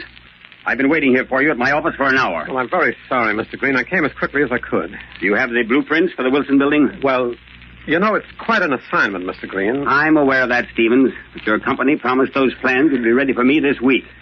I've got to start construction the day after tomorrow. Well, you'll have them, Mr. Green. I'm finishing them this evening at home. Very well, then. I'll expect the blueprints no later than to noon tomorrow. Well, they'll be ready. I promise you that. And if you fail, Stevens, you're through as an architect.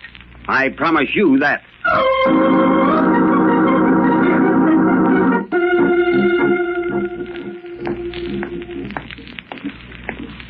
Joe, is my car ready? Oh, hello, Mr. Stevens.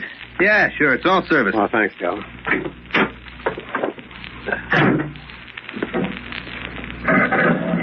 Oh, say, Mr. Stevens. Yeah, Joe? Some fella passed by and left this message for you. Who was he? I don't know. I never saw him before. All right, Joe. Thanks. Okay, Mr. Stevens. Mike and me are waiting. Tell the cops the truth about the murder. You'll have one more day. Best regards, the Angel.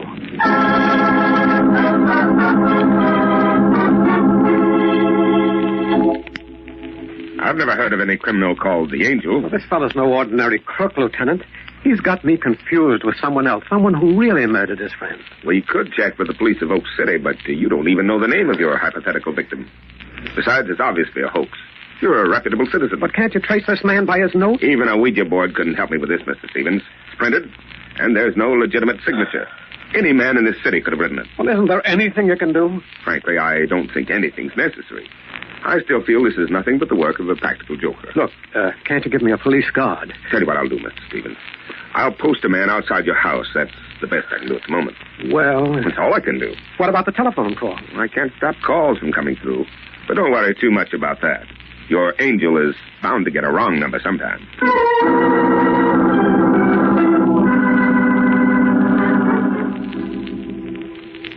All these plans for the building. I've got to finish them.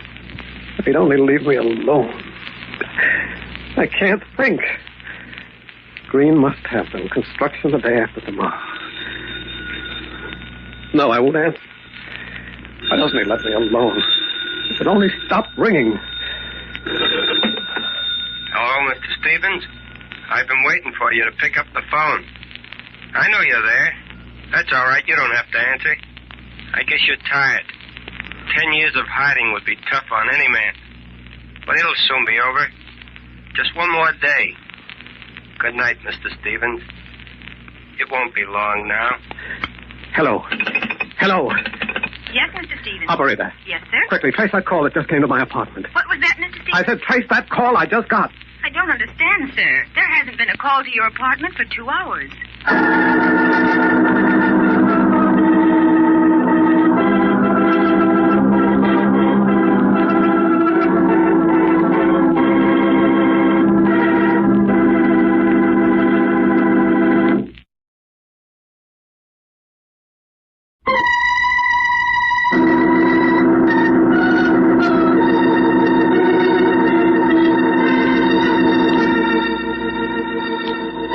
Of Roger Stevens has turned sharply from its security and contentment to a torment of fear and anxiety.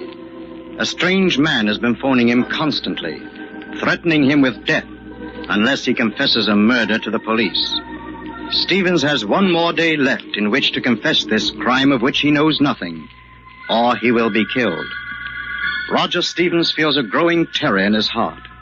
Just a few moments ago, he had received another telephone call. But upon asking the switchboard operator to institute an immediate tracer, he was informed that no one had phoned his apartment for the past 2 hours. Roger Stevens sits in his study, staring vacantly into the fire, the dull glaze of fear in his eyes. The jangling of the phone again, like a sharp, sudden pain. He jumps up quickly, runs rapidly across the room. Hello? Hello? I understand you were looking for me, Mr. Stevens. Oh, yes. I'd like to find you. You'll see me soon enough. You can count on that. Look, why don't you come to see me now, huh?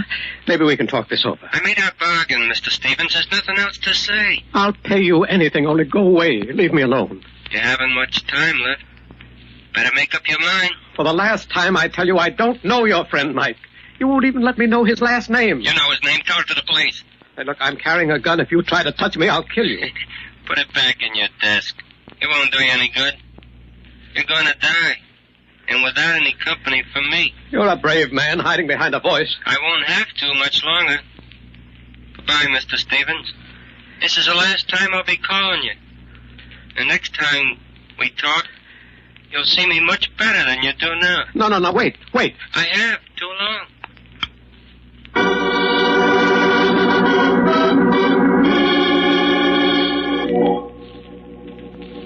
Yeah, I know, Mr. Stevens, but a private detective has other things to do besides running around looking for comedians. Mr. Harris, I'll pay you any price you want, but I must have your protection. Sorry, Mr. Stevens, but I can't take the case. But the man who's been calling me is a dangerous criminal. He's threatened to kill me. If he does, it'll be a joke on him. Oh, I'm sorry, but you see, I've heard so many similar cases to yours. How do you account for the telephone call to my apartment? Well, maybe the switchboard operator is in on the gag. Or maybe it's your imagination. It wasn't my imagination. There was such a call. Well, whoever your friend is, he's covered all the angles. Then, will you help me? No, Mr. Stevens, I'm afraid I can't. It's not in my line. When you have a murder on your hands, look me up.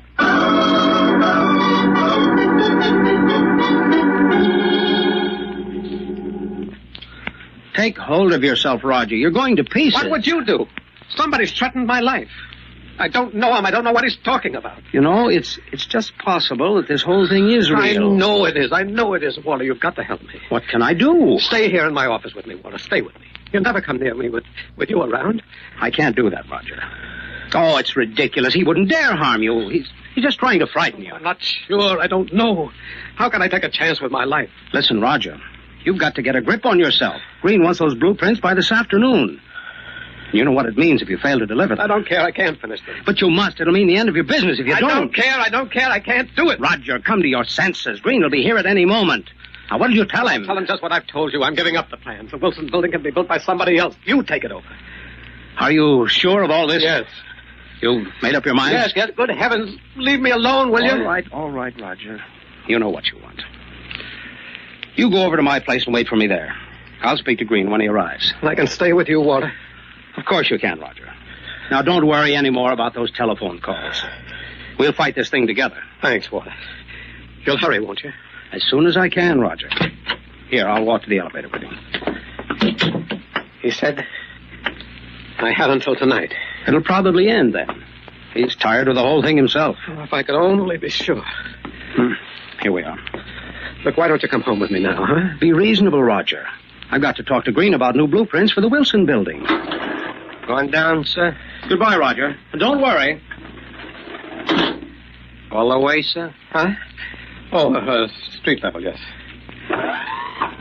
Say, you're new here, aren't you? Yes, Mr. Stevens. Well, that's strange, you're knowing my name. I saw you come in. I make it my business to know all the tenants in the places I work. You know, you're strangely familiar to me. I've worked in a lot of buildings. No, it's not your face, it's... Anything wrong, sir? No, it's nothing. You were saying something about my being familiar, Mr. Stevens. No, I was mistaken. Forgive me. What's wrong? Why are we stopping? I don't know. We're stuck. What floor is this? We've stopped between the 5th and 6th floors. Well, use your emergency switch. I've got to get out of here. The lights have gone out. Yeah, our power's off. We may be stuck here for a few hours. Well, we can't be. Not jailed up here in this elevator shaft. You don't have much choice, Mr. Stevens. Yeah, you better make yourself comfortable. Your voice. Here in the dark. There's something about it. Oh, is that what you recognize? No. There's just something about it. It's probably just my imagination. Well, Mr. Stevens? Yes. Yes, what is it? I guess this is it. What do you mean? There comes a time in every man's life... No, stop that. No, don't come near me. When you pull your ideas together and think of how quickly the years have gone. No, please, no, don't touch me, please. Life just seems to slip through your fingers. No.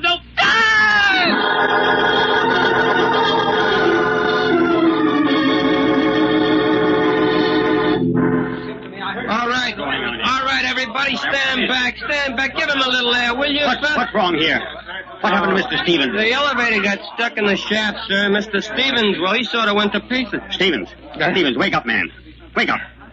How do you feel? Oh, Mr. Green. Yes. The elevator man, he tried to attack me. Oh, I did nothing of the sort, sir. He just went wild in the car and began screaming like someone was trying to murder him. Before you had this fit of yours, Stevens, did you finish the plans? And I didn't do anything to him. All right, that's enough. I believe you.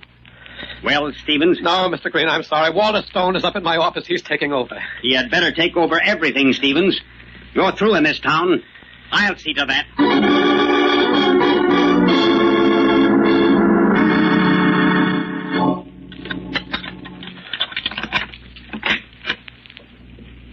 Hello, Roger. Oh, hello, Walter. Came home as quickly as I could. Old man Green was a bit of a problem. It took a lot of convincing that I could finish the plans. Don't talk to me about the blueprints. I'm not interested. Oh, what you need is a good rest. Go away and forget about this morbid joke. You still persist in calling it a joke, huh? I'm sorry, Roger. Walter, this is my last night. I haven't gone to the police to confess. I'm afraid. I'm terribly afraid. What happened to you in the elevator? Oh, I don't remember it too clearly. I thought the operator was the man who's been phoning me. I spoke to him on the way down in his car. He told me he was just talking to pass the time when you suddenly seemed to go crazy. Maybe I am. I don't know. Take it easy, Roger. It's all over. No, it'll never be over. What do you mean, never? I'm going to give myself up. You really are going crazy. I don't know the man who's been calling me, but I can't take this any longer. I'm going to tell the police the truth. The truth? Yes, Walter. 10 years ago, I did murder a man. His name wasn't Mike. It was George Matthews. He was my partner. Great Scott, Roger. It's unbelievable. Why do you think these calls began to drive me out of my mind? If it was just a joke, I'd have ignored these phone calls. Then you did kill George Matthews in Oak City. Yes, in Oak City. How did you know it was Oak City? Why, I never told you I lived in Oak City. I never told you it was Oak City this fellow Mike was supposed to have been murdered in. Look, Rogers, stop imagining. I told you it's all over. And the plans for the Wilson building. You wanted that contract. You always did. Excuse me, Roger, the phone. I've got to answer. No, Walter, I'll answer that phone. Maybe it's our friend. Roger, I think it would be better if I would... Walter, I'm going to answer that phone if I have to knock you down first. Hello? Hello? Yes? Well, I guess it's all finished, Mr. Stone. I understand you got the contract. Boy, you should have seen Stevens in the elevator.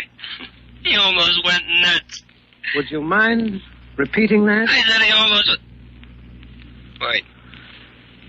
Who is this? Go on. What's the rest of it? Who is this? You're not Mr. Stone. He hung up. Roger, please, put that gun away, Roger. I once warned the voice over the phone that I carried a gun. Didn't he tell you? Put it away. We can talk this out man to man. Yes, Walter, you made the same mistake I did. You were too greedy. It never works out. That call that the switchboard operator denied receiving. You planned that also, didn't you? I didn't know you'd killed a man, Roger. I asked the operator to say she hadn't received any calls, but it was all part of a harmless plan. It was all an accident. I just wanted to frighten you into not finishing the plans. I needed the contract. Walter, you've given me a brilliant idea. Stay away from me. Stay away. No, Roger. Please, it was only a joke. Bad you didn't get the last laugh. Roger. No.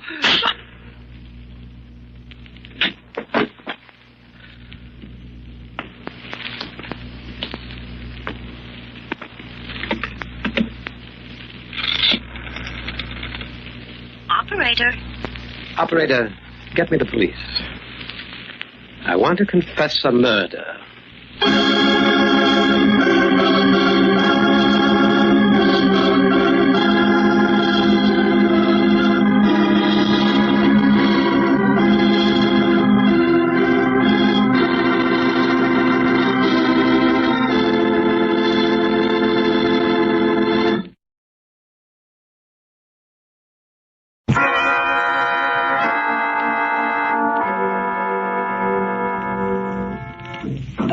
Shadows and stillness, mystery weaves a spell of strangest fascination, charging the mind with doubts and fears. For mystery is a strange companion, a living memory in the haunting hour.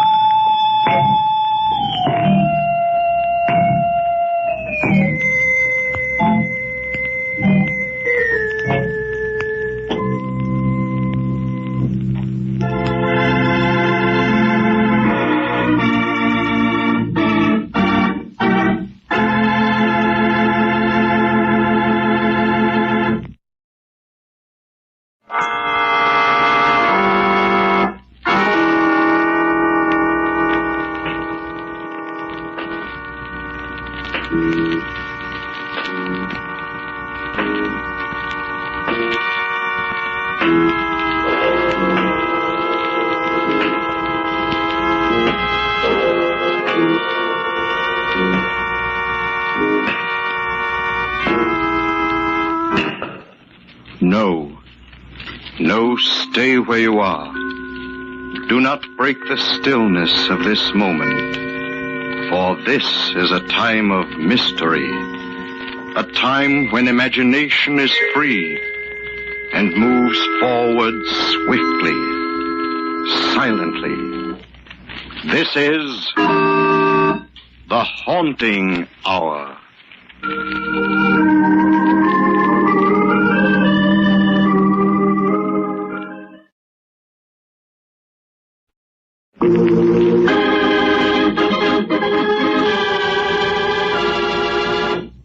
Nocturne.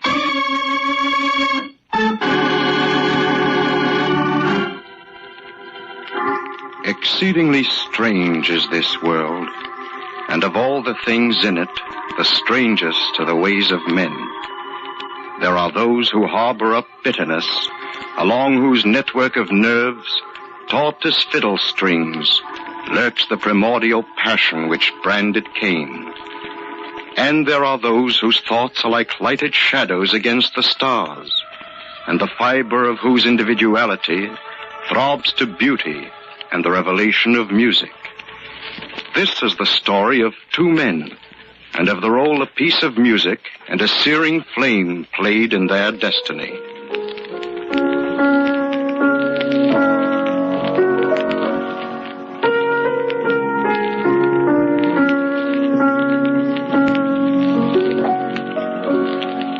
Two men, Matt and Stuart Bannock, twin brothers held together by the tenuous cobweb of blood ties, but poles apart in the warp of their lives. Matt, brooding and neurotic. Stuart, teeming with vigor, brilliant as a shaft of morning sunlight. That is Stuart playing. You're always playing that infernal piece. Why, Stuart, why? Matt, you've asked me that before. I like it. It's my favorite. You'd understand if you were a musician. That's right. Rub it in. You're a musician and I'm not. I can't play a note. So you're talented and I'm not. I didn't mean it that way. You're admired by everyone and I'm not. And no matter what you meant.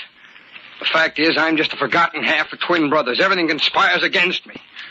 Matt, come on, you just haven't found yourself yet, that's all. Haven't found myself. I find that I've been robbed. Robbed? Yes, my dear Stuart, robbed. And apparently there's nothing I can do about it. What are you talking about? Nothing. But, Matt, you've never said anything to me about it. When did it happen? When we were born. Afraid I don't follow you. That's the trouble. I followed you. You were born first, ahead of me. Sure, by all of 10 minutes, but what of it? I don't see that means anything. Oh, naturally, you wouldn't. Those who ride never understand why those who walk are footsore. Those who possess don't understand the hunger of those in want. Matt, you're talking in riddles. What are you trying to say? I say you're a robber, a thief. Yes, you, my own twin brother. You're stolen from me. Matt, I don't understand. What have I taken from you? Talent. Personality. Intangible things that mark the difference between one man and another. Talent. Personality. Afraid I'm confused. I don't know what you're talking about. Did you ever wonder why people have no trouble telling us apart? No, I can't say that I have. Look, here we are, twins. Identical twins. We look alike in every respect. Did no one ever call you Matt or me Stuart? Do you know why? Why? Because they can sense the difference between us, that's why. Because the man who has and the man has not. Oh, don't look so amazed, Stuart. It's true. You're the one who has, and I'm the one who has not. And the things I lack are the qualities you have in overabundance. Strength, imagination, vigor, and talent. All the things that you robbed from me. Matt, you're not making sense. Oh, yes, I am. I've thought it all out carefully. I've had years to do it, Stuart, and now I know. Now you know what? That a person is born with just so much luck or strength or talent. With twins, it has to be divided. There isn't quite enough of everything to go around, so one twin takes more than his fair share. He robs the other, just as you've robbed me, Stuart. It's quite a theory, Matt. It's a fact. Fact from which there can be only one escape for me.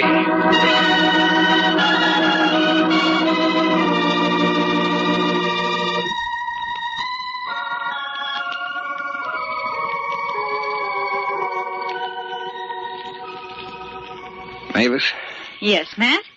Well, that is, you look very lovely today. Oh, thank you, kind sir. But then, well, you're always beautiful. Such flattery. It isn't flattery, you know I mean it. Mavis, you know how I feel about you. Please, Matt, we've gone all through that before. I can't help it, Mavis. I love you. I'd do anything for you. I'd even kill for you. Matt! Yes, I'd kill for you. I can't stand the thought of some other man possessing you.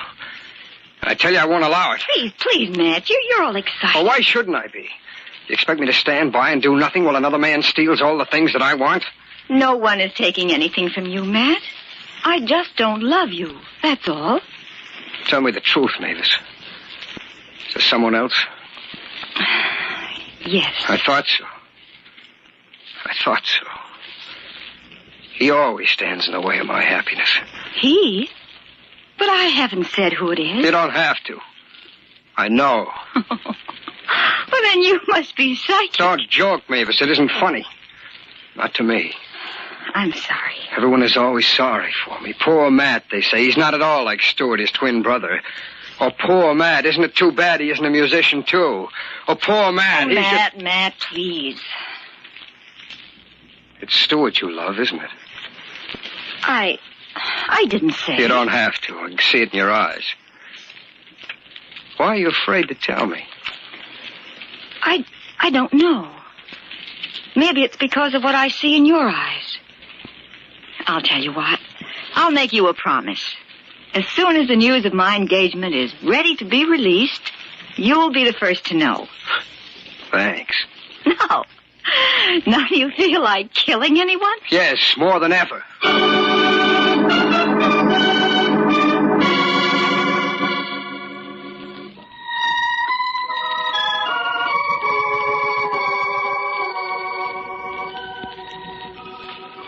Mavis? Yes, Stuart? Well, that is, you look very lovely today. Thank you, kind sir. But then you're always beautiful. Mavis, what's the matter? You look faint.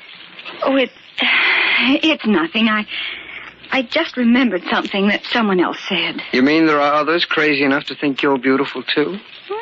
So I've been led to believe. I thought I was the only one. You are the only one. Oh, Mavis, darling. I love you. And I love you. Oh, this is wonderful. You're wonderful. Everything's wonderful. I want to tell the whole world about us. Oh, but I promised to let someone be the first to know. Who is it? Anyone I know? It's Stuart. You will be careful, won't you? Careful? Careful of what, dear? Of, Oh, it's nothing. I guess I'm just being silly. No, you're adorable. Come here. Now, still feel silly? No. Oh, but, Stuart, darling. Yes, dear? Do be careful. For my sake, please.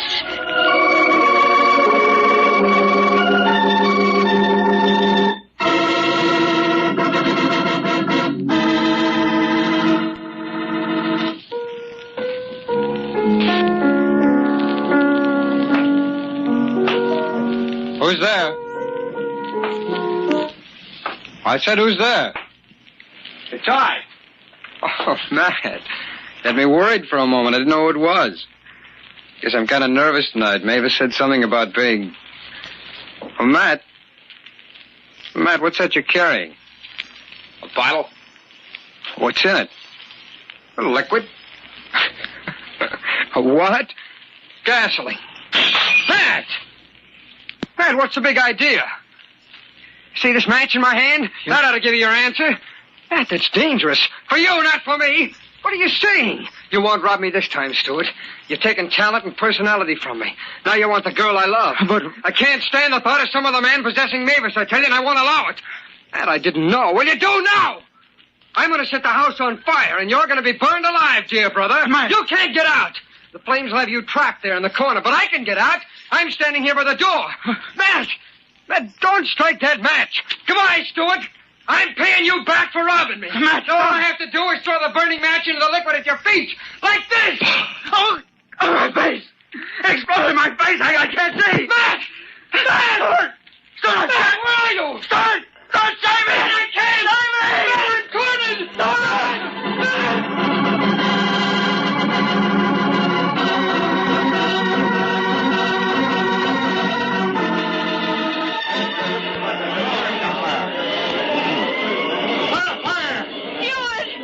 Lady, you can't go in there. Oh, my fiancé is in there. Let go of me, officer, please. Sorry, but no one can go into that house. It's a solid mass of flames. Please.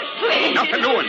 Look, there's somebody at the window. He's going to jump. Oh, let it be Stuart. Go on, jump. Hurry, jump. Stuart! Hang on.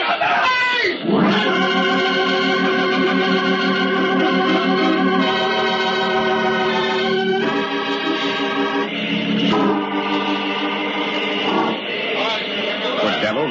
Cover him up, Mike. He's still alive. I'm going to call an ambulance. And what do you want? May I see him? You better not, lady. Oh, but please, You happen to know the people who lived in this house? Yes. My fiancé and his twin brother. Oh, let me see which it is. Well, all right. There. Do you recognize him? Well, which is it? I don't know.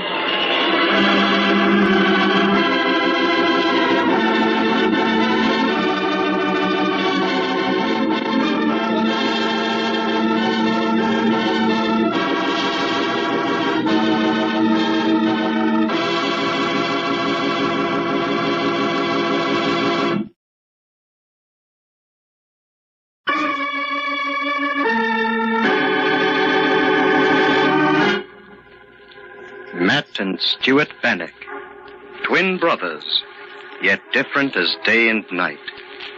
Matt, bitter and neurotic. Stuart, a brilliant pianist whose favorite music is one of Chopin's nocturnes. Both are in love with Mavis, who loves Stuart. Matt believes he has been robbed of talent and personality by being born a twin. He sets fire to the Bannock house to kill Stuart. But he, too, is trapped in the flames. One man leaps from the burning building. Which is it? Matt or Stuart?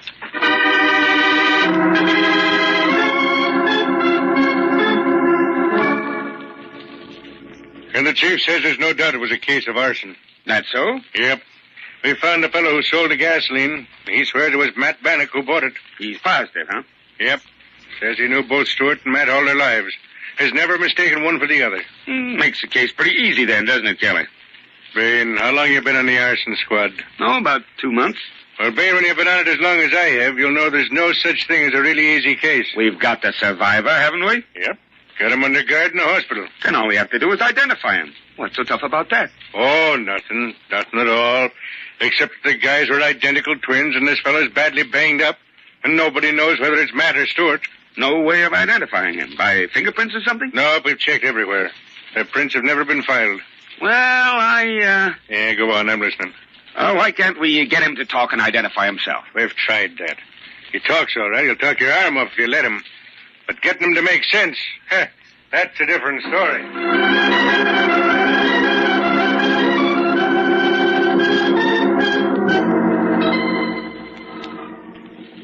Mavis? Mavis? Yes? I want Mavis. I love Mavis. Will you tell her that when you see her? Yes, I'll tell her. Make her come to me. Without her, I'm lost, and everything is wasted. Oh, try to rest, please. You're not like Mavis. Shh. Now, you must be quiet so you can get well. Shall I tell you a secret? I love her. Everybody loves her, but I love her most. She loves you, too. How do you know? Who told you? Go away. Tell Mavis I want her. I'll bring her to you if you'll just go to sleep. And when you wake, she'll be here beside you. Tell her I love her. I'll sleep if you promise to tell Mavis I love her. Yes. Yes, I promise. Now, close your eyes.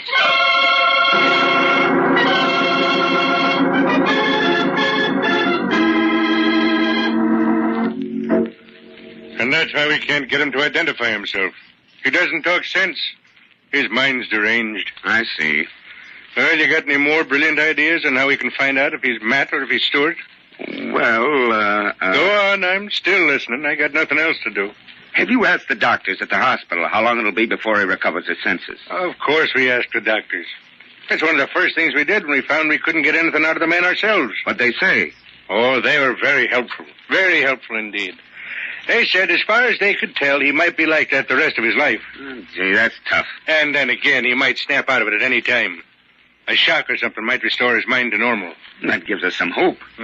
See, Kelly, do you mind if I go along with you the next time you go to the hospital to see him? No, not at all, not at all. What have I got to lose?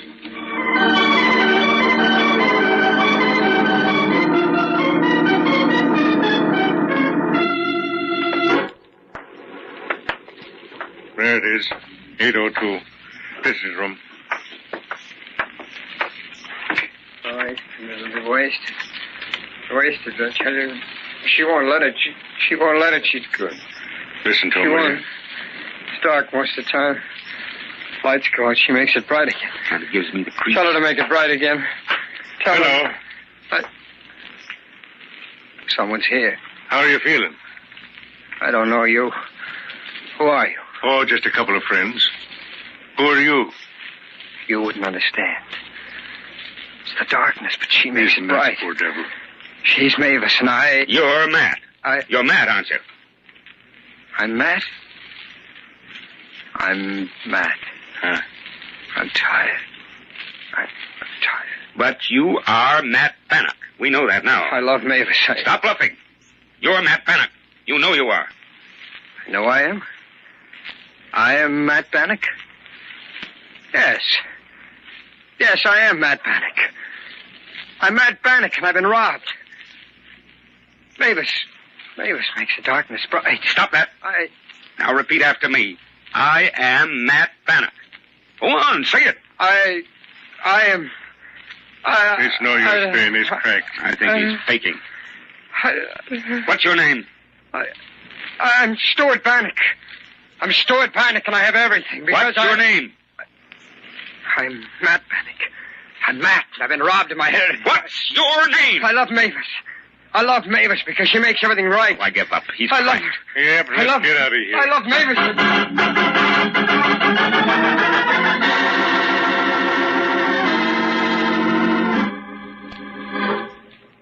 Well, Matt Bannock or Stuart Bannock, whichever he is leaving the hospital today. Girl Mavis has taken him to her home. Why? Well, it seems she and Stuart became engaged the very day of the fire. She doesn't know whether this fellow is Matt or Stuart, but she isn't taking any chances. You know how loyal women can be. Yeah. I'd like to forget the whole case, but the chief won't stand for that. He won't rest or let us rest till he proves who the survivor is. Yeah.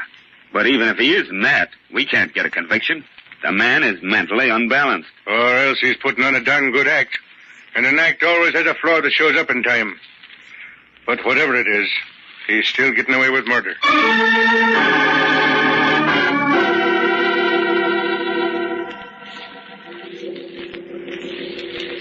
You're home now.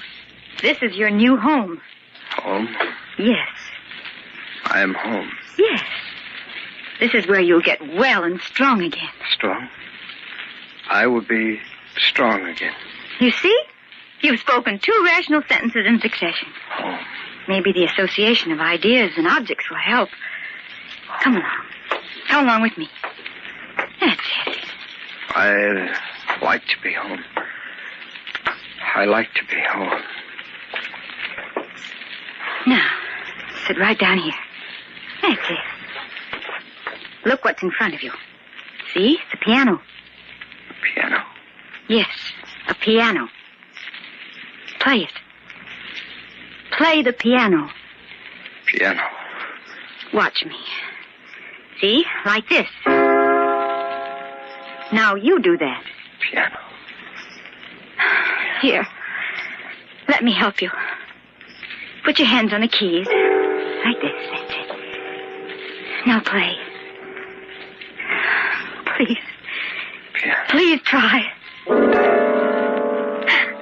Try again.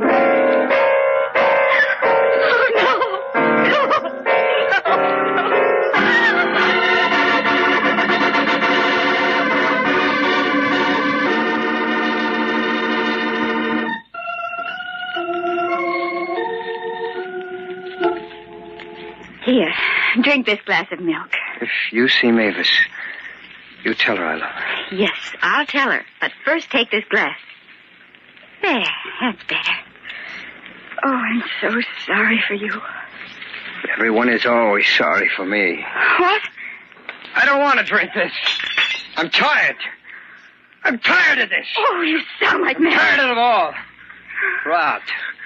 Robbed of talent and personality. Oh, no, it can't be. I said robbed. Don't wave your arm like that. You'll have to upset the table. I can't stand the thought of some other man possessing Mavis. That's words. Robbed. He said that the day you... I won't allow it. Oh, be careful of that table. There's a burning chafing dish on it. I tell you, I won't allow it. Oh, the table. Now you've overturned it. I won't allow it. The rug. The rug is on fire. It's on fire. Get out of the way. Get out of the way while I put out this fire. Stand over there. Stand over there by the piano.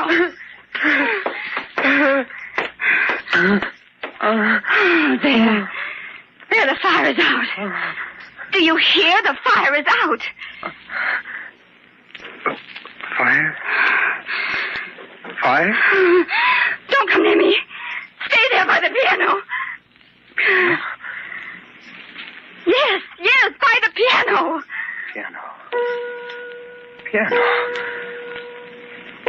Fire.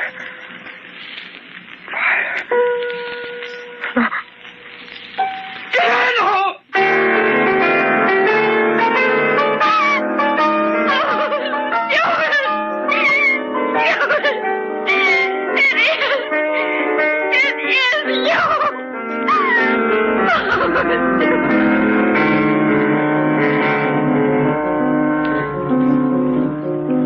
Exceedingly strange is this world, and of all the things in it, the strangest are the ways of men. This is the story of two men, and of the role a piece of music and a searing flame played in their destiny. Two men, Matt and Stuart Bannock, twin brothers, held together by the tenuous cobweb of blood ties, but poles apart in the warp of their lives. Matt, brooding and neurotic. Stuart, teeming with vigor, brilliant as a shaft of morning sunlight.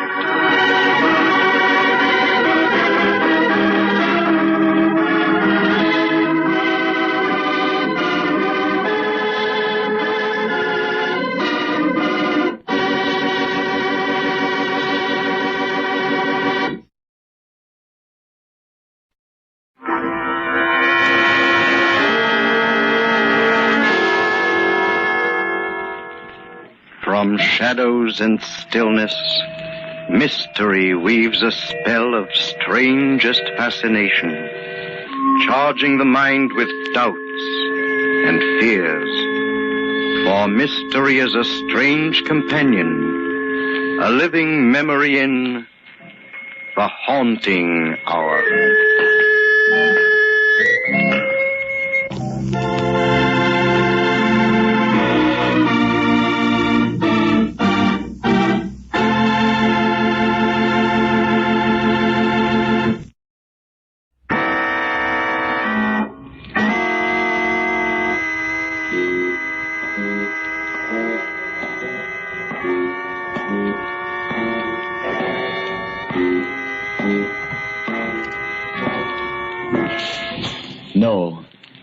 No, stay where you are. Do not break the stillness of this moment, for this is a time of mystery, a time when imagination is free and moves forward swiftly, silently. This is the haunting hour.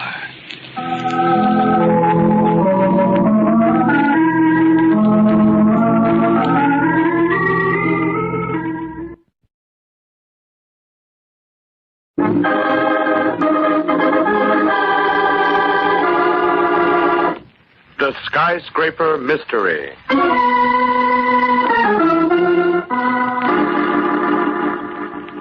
It is lunch hour on a crowded downtown street of a great American city. Come on, Sadie. Let's go into this store. I've simply got to get a dress today. Oh, gee, Hazel, I'd love to. Honest, I'd love to. But I've been out of the office an hour now. My boss will be awful mad if I don't get back. Ah, come on, Sadie. It'll only take me a minute. I hear they got some wonderful pies. Maybe you can pick up something yourself? Well, I do need another dress. I simply haven't a thing to wear. I went... Hazel! Oh, what is it? There's a man falling from that building.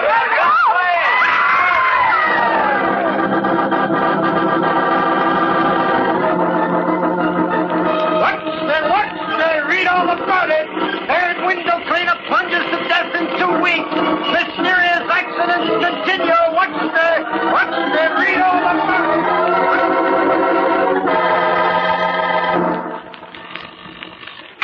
Regional Insurance Company Executive Office. One moment, please. I'll connect you. Regional Insurance Company Executive Office. I'm sorry, sir. Mr. Sanford is making no appointments today. Yes, sir. I'll be glad to see you. I wonder why B.S. himself wants to talk to us, Maggie. I haven't the faintest idea, Steve, but it must be important. Otherwise, we wouldn't be called up to the front office like this. Mr. Daly? Oh, yes. Miss West? Yes, that's right. Mr. Sanford will see you now. Come on, Maggie. And keep your fingers crossed. Mm-hmm. Sit down. Oh, yes, well, thank you. Thank you, Mr. Sanford. I've been informed that you two are the best special investigators on the company staff. Oh, well, I've got a special assignment I want you two to work on right away. Yes, Mr. Sanford? I want you to look into these window cleaner accidents. They've cost our company a lot of money in claims already, and we may have to pay much more. Then you think they may not be accidental? I don't know, Miss West. That's what I want you and Mr. Daly here to find out.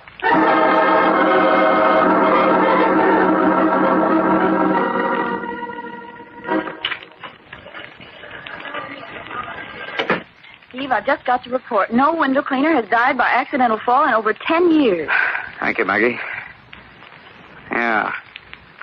And yet 3 of the poor devils hit the pavement in the last 2 weeks. It could be coincidence. It could. Could be something else. Look, Maggie, add this up now. There are only 2 big contract window cleaning companies in town, Intercity and Superba. They're bitter competitors. Between them, they handle all the skyscraper business in town, and the business runs into millions of dollars. Well, doesn't it strike you as peculiar that all the accidents have happened to the Intercity company, the firm we insure, and none to Superba? I don't know. That could be coincidence, too. Yeah, that's just it. This case is full of coincidences, too full. What are we going to do about it? I think we ought to drop down to the Intercity company and have a little talk with the man in charge.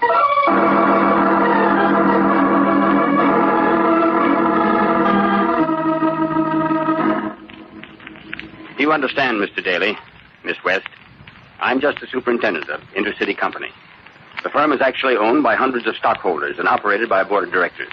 I see. Do you mind if we ask you a few questions, Mr. Cooper? Not at all. I'll do anything if it'll help stop these terrible accidents. Then you think they were accidents? I'm afraid they were, Miss West. I don't understand why they happened, but they couldn't have been anything else. Why do you say that, Mr. Cooper? Well, when the men fell from the windows, they were wearing their safety belts, and they were in perfect condition. Yes, that's right. That's what the police report said. Oh, what about the bolts on the sides of the windows where the cleaners hook in their belts? They hadn't been tampered with. They were in perfect shape. Then you think your men plunged to their death just through carelessness? I don't like to admit it, Mr. Daly, but I can't see what else it could have been. But aren't your men trained to be careful? Yes, they're trained to be very careful. They have to be. That's what I don't understand. These 3 men were old-timers with the Intercity Company. I knew them all well. Knew their wives and their families, too. Well, it's hit me pretty hard personally, Mr. Daly. They were friends of mine. Oh, of course, I can understand that. Well, how have these accidents affected the company's business, Mr. Cooper? We're taking a beating, Miss West. We've lost 2 big contracts to Superba already, and we may lose a 3rd. If that one goes over to our competitor, well, I don't see how we can stay in business. You see, the skyscraper people in town don't like all that unfavorable publicity. Yes, I read that the Exchange Building and Midtown Towers went over to Superba. That's only one of our troubles, Mr. Daly. We're losing men to Superba, too. We can't hire any more. What do you mean? The window cleaners think our company is jinxed. They're very superstitious. We're having all kinds of trouble hanging on to them. Of course, you insurance people are in on the picture now, too. Not that I blame you, of course. We're just trying to get to the bottom of these tragedies. Of course. All of us would like to. I've been in this business 20 years, and I've never seen a mess like this. If this keeps up, well, we'll have to sell out to Superba for a song. They've got our backs to the wall now. Excuse me, please. Hello? Oh, yes, Mr. Bates. Yes. Yes, I'll be right down. More bad news. What is it? The board of directors is holding a special meeting, and they want me to appear. It looks as though they're going to put me on the carpet. I'll be lucky if I have a job when I come out. Good luck, Mr. Cooper. Thanks, Miss West. Oh, if there was only something I could tell them. There was only something I could do to straighten out this mess.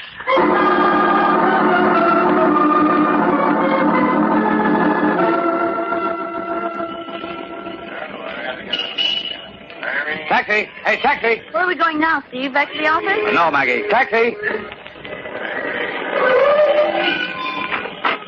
Where to, mister? The corner of 4th and River Street, driver.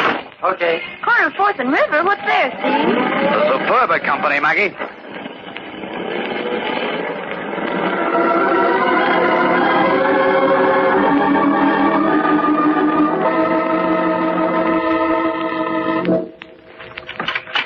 Mr. Carney will see you now. Oh, thank you. Thank you.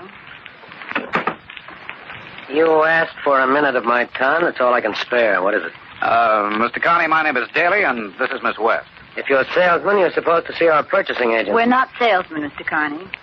Well, what is it? Speak up. I'm a busy man. We represent the Regional Insurance Company. Insurance? So you're agents. When will you fellas learn to stop pestering me? I'm not in the market for any more insurance. That's final. Now get out. Just a minute, Mr. Carney. You may own the Superba Company, but you can't talk to me like that. Just a minute, Steve. Just a minute. Mr. Carney, we're not insurance agents. We're investigators. Well, what do you want of me? It concerns the little matter of those intercity company window cleaners suddenly dropping from Skyscraper. I see.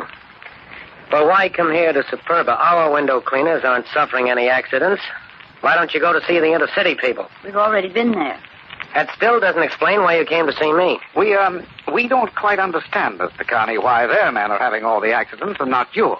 Look here, Daly, what are you implying? Why, nothing, Mr. We Carney. just thought that you might have an idea. I haven't any idea. I run my own business, a Superba company. What's going on at Intercity doesn't concern me, and I'm not interested. Is that clear?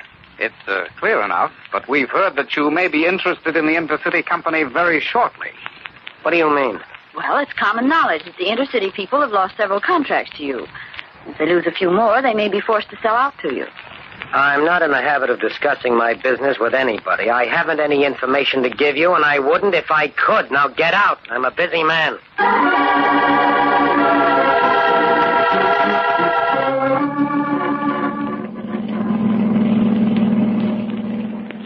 Phew, just a nice, sweet, lovable man, this Mr. Carney. Yes, isn't he? We certainly didn't get very far with him, Maggie. In fact, we haven't gotten very far anywhere. Steve, what are we going to say to the boss? I don't know. Looks like we're licked. We just haven't got a lead to go on. But we just can't go into the boss, to Mr. Stanford, and tell him the only reason we found for the accidents was carelessness. Why, he'd fire us. Yes, I guess he would. But, Maggie, what other reason could there be? The men slip and fall, their equipment checks okay, the police put every one of them down as accidental death. Who are we to say no? Still... Still what? Well, I just can't get over those statistics. No window cleaner falls in 10 years. Then in 2 weeks, 3 of them drop. And all with the Intercity Company, too. Oh, it must be coincidence. Yes, maybe. Well, maybe you're right. Here's the regional insurance bill, mister. Huh? Oh, okay, driver.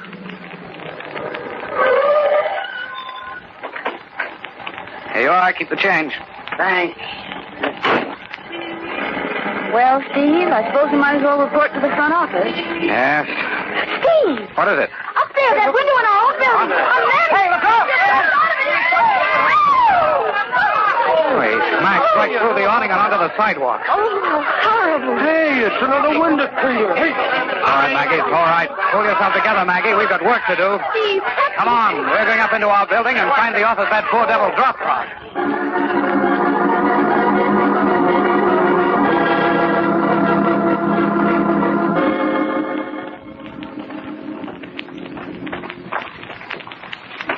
So you know the office this window cleaner dropped from, Harrison? Yes, Mr. Daly. I passed by it not 5 minutes ago and saw him doing the window. this is the 32nd story. Oh, the poor fellow never had a chance. I'll say you didn't. Oh, did you find out anything by talking to the elevator boys, Maggie? No. None of them delivered anybody on this floor or picked anybody up in the last 5 minutes. You see, Mr. Daly, there hasn't been any business done on this floor in the past month. The whole bookkeeping department used to be here, but they moved it down 2 floors. Oh, here's the office. Hey. Maggie, Yes? notice a faint odor in here? The odor of some chemical? Oh, yes. That's funny. It's kind of a hospital smell. I'd say it was some kind of cleaning antiseptic, Miss West. You see, the scrub women were in here a half hour ago. Oh, I see. Well, then it must have been the soap or cleaning solution they used. Anyway, it's not familiar to me. Oh, Steve, look. Why, there's the window washer's pail and sponge on the windowsill just as he left it. Yes. Hey, wait a minute. That's funny. What's funny? The pail's on the outside sill of the window. What of it? Well, look at the window, Maggie. It's already been washed on the outside. The man was working on the inside when he was interrupted. He must have been. But good heavens, Mr. Daly. Then how could he fall out? It's just what I'd like to know. The fact that it took place in an empty office is interesting, too. Just the place for a nice, quiet... Maggie. Yes, Steve? I want you to do a little research for me in a hurry. What? Check back on every accident of this kind that's happened. Find out which offices these poor devils fell from. Then call me the moment you're through. But, Steve, what? That's just a hunch I've got, Maggie. But if it's true... Okay, Steve, I'm on my way.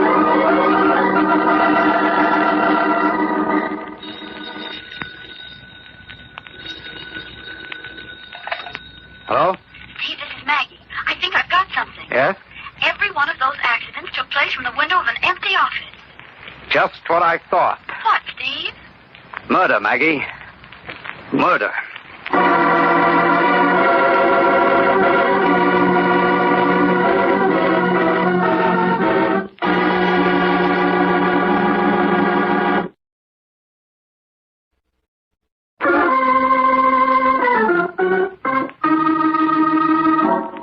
Steve Daly and Maggie West, special investigators for the Regional Insurance Company, have been sent out to determine the cause of a series of mysterious accidents which have taken place among the skyscrapers of the city. In the short space of 2 weeks, 4 window cleaners have plunged to their deaths. Now, the 2 investigators have discovered that the men did not plunge far down into the street by accident, but were murdered. From that point on, they hit a blind wall. Well, here we are again, Maggie.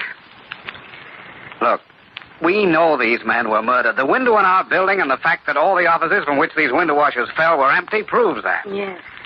Naturally, the killer would pick a time when the cleaners were working in empty offices, where he knew he wouldn't be disturbed.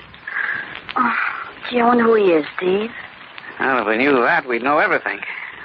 At least the motive seems to be a simple one, to ruin our client, the Intercity Company. And incidentally, to ruin us. We're paying out claims in 4 of these accidents now. The boss is raving. Yes, I know. He wants results. And quick. But good heavens, Steve, we can't watch every skyscraper in the city. Of course we can't, Maggie. It'd be like looking for a needle in a haystack. Now, as I see it, we've got only one chance. What's that?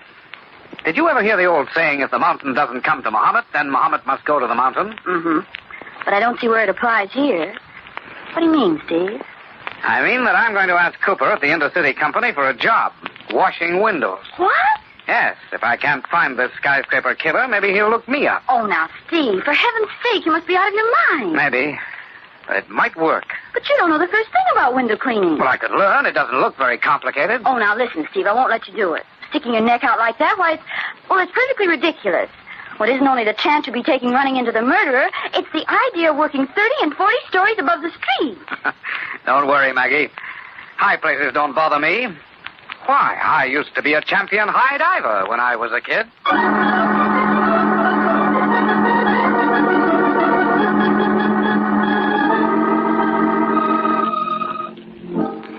Daly, I can't give you a job with my outfit.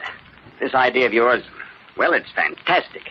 Perhaps, Cooper, but it might work.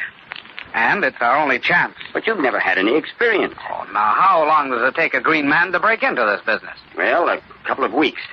But it isn't the work itself. It's the idea of being careful. Now, don't you worry about that, Cooper. I'll be careful, believe me. Taking a nosedive from a skyscraper into a hard street isn't exactly my idea of a nice way to leave this mortal coil. You'd be running a dangerous risk. Not just from the work alone, but if, as you say, there's a killer running around loose. Well, your own men are running the same risk every day. Yes, I know. All right, then. How about that job? Okay, Daly, I'll give you the job. But it's against my better judgment. I just want to say that you've got plenty of courage to stick your neck out like this. I admire you for it. Thanks. Oh, who's the man I report to, Cooper? Oh, Joe Lane, our crew boss. I was phoning to put you on. Report to him here at 8 tomorrow. Fine. And, I wouldn't tell him who I am.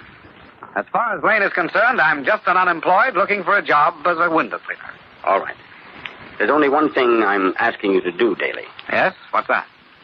Be careful. Be very careful.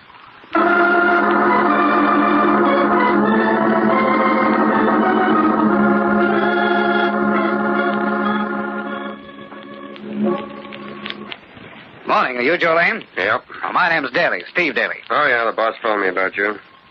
So you want to be a window cleaner, huh? Well, yes, I could use the job. Well, you don't look like a man that can do hard work. And window washing's hard work, Daly. Oh, I'm not afraid of it. You know, I hear they're hiring laborers to work on that new subway. Maybe you'd like that kind of work better, huh? No, I like it out in the open air. Look, Bud, I'm just trying to tip you off to something. Tip me off? To what? It ain't healthy to work for this outfit. We're in a city right now. We've had quite a few accidents. Well, I suppose accidents will happen. Okay, suit yourself. You want to work for us, we can use you. I'll break you in on the ground floor windows first, and then you work upward. You're as green as they come, but I haven't any choice. I'm just telling you one thing. Yes? What's that? Be careful.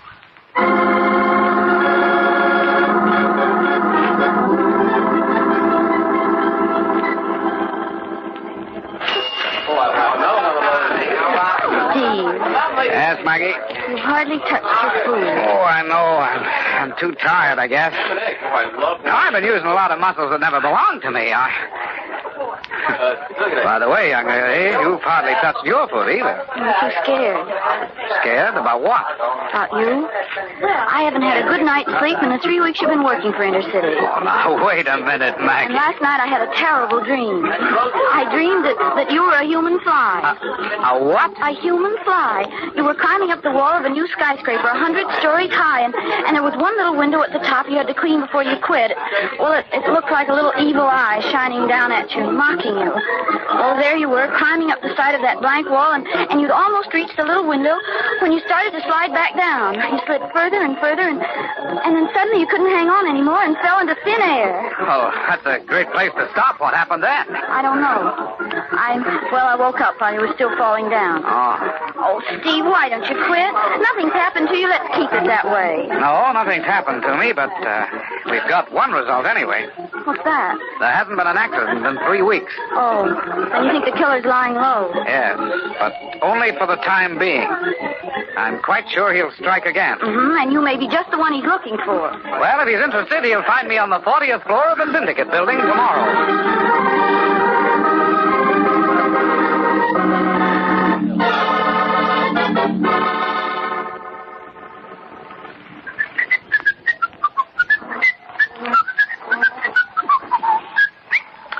Well, that's the outside. Now for the inside of this window.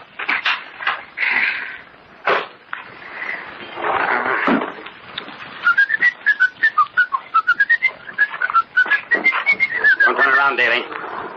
Keep facing that window. So, you're the man I've been looking for. Not exactly.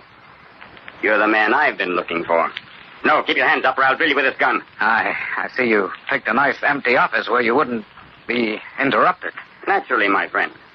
Naturally. What are you going to do now? Don't you know, Daly? You're going for a ride. A one-way ride. You'll never get away with this, Cooper. Oh, so you recognize my voice? You'll never get away with it. They'll get you sooner or later. Oh, no, my friend, I disagree. When you have slipped and fallen to the street below, the police will call it an accident. They always do. You see, your body will be so crushed that no one will think otherwise. After all, we're 40 stories up. That's pretty high. Why are you doing this, Cooper? Why are you undermining and ruining your own company? I see no harm in telling you, Daly. I'm quite sure it won't get any farther. You see, Intercity will have to sell out to Superba for a song.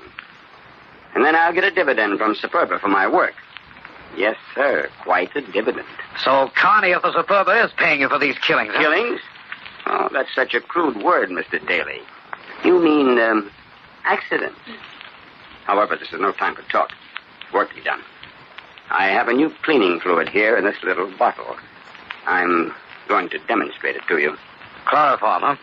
You're very clever, Daly. You called your man inside the office on the pretext of demonstrating a new window cleaning fluid. Then you knocked him out with the chloroform and dumped the poor devils out of the window. And you knew that even if there were a coroner's inquest, nothing would come of it. Because chloroform is almost impossible to detect in an autopsy. You're too clever, Mr. Daly, much too clever. Naturally, I knew you'd never fall for a pretext like that. That's why I brought this gun, just to be sure. And I wouldn't turn around if I were you. You'll feel no pain. It'll be just like going to sleep. Oh, my eyes. My eyes. Try to blind me with that sponge, will you? You missed, Cooper. There goes your gun. Now, it's either you or me. I can't see you, but I can hear you, Daly. Once I get my hands on you... Cooper, look out! The window! I strangle you to death, Daly! Cooper! Strangle you to death!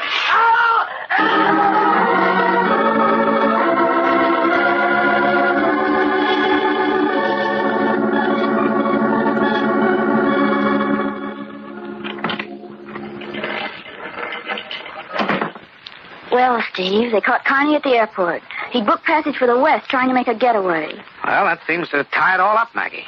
Especially where Cooper was concerned. When a person falls 40 stories to the street, well, there wasn't any doubt. You know, there's one thing I don't understand, though. Cooper was walking up to you with a gun and a cloth soaked in chloroform, isn't that right? That's right. Well, then how did you manage to turn around and close with him before he could fire that gun? Well, you see, Maggie, I was facing the window and I saw his reflection in the glass. My hands were up and the sponge was in my right hand. It was soaked with soapy water and ammonia. Ammonia? Yes. Well, when I saw Cooper coming at me from behind, I had to take a long chance. He was about 3 feet away from me when I flipped the sponge backward. Luckily, it caught him square in the face and blinded him temporarily. And the rest you know. Mm-hmm. Hello? Yes.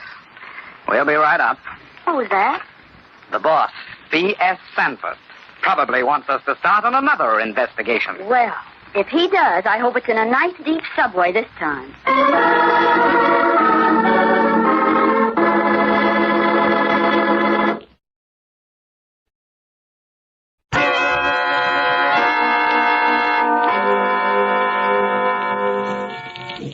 From shadows and stillness, mystery weaves a spell of strangest fascination, charging the mind with doubts and fears. For mystery is a strange companion, a living memory in the haunting hour.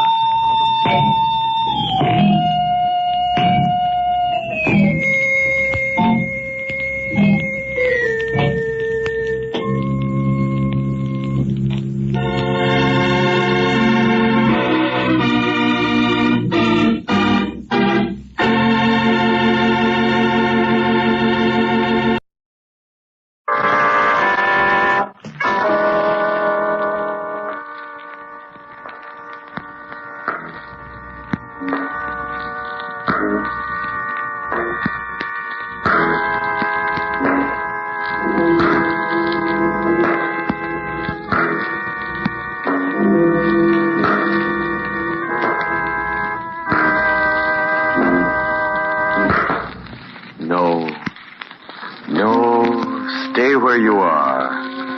Do not break the stillness of this moment.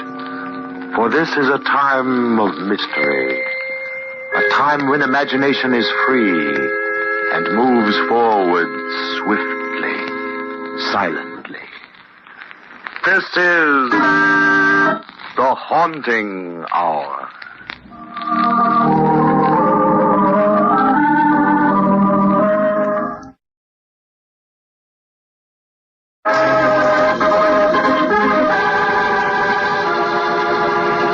The Mystery of the Southern Star.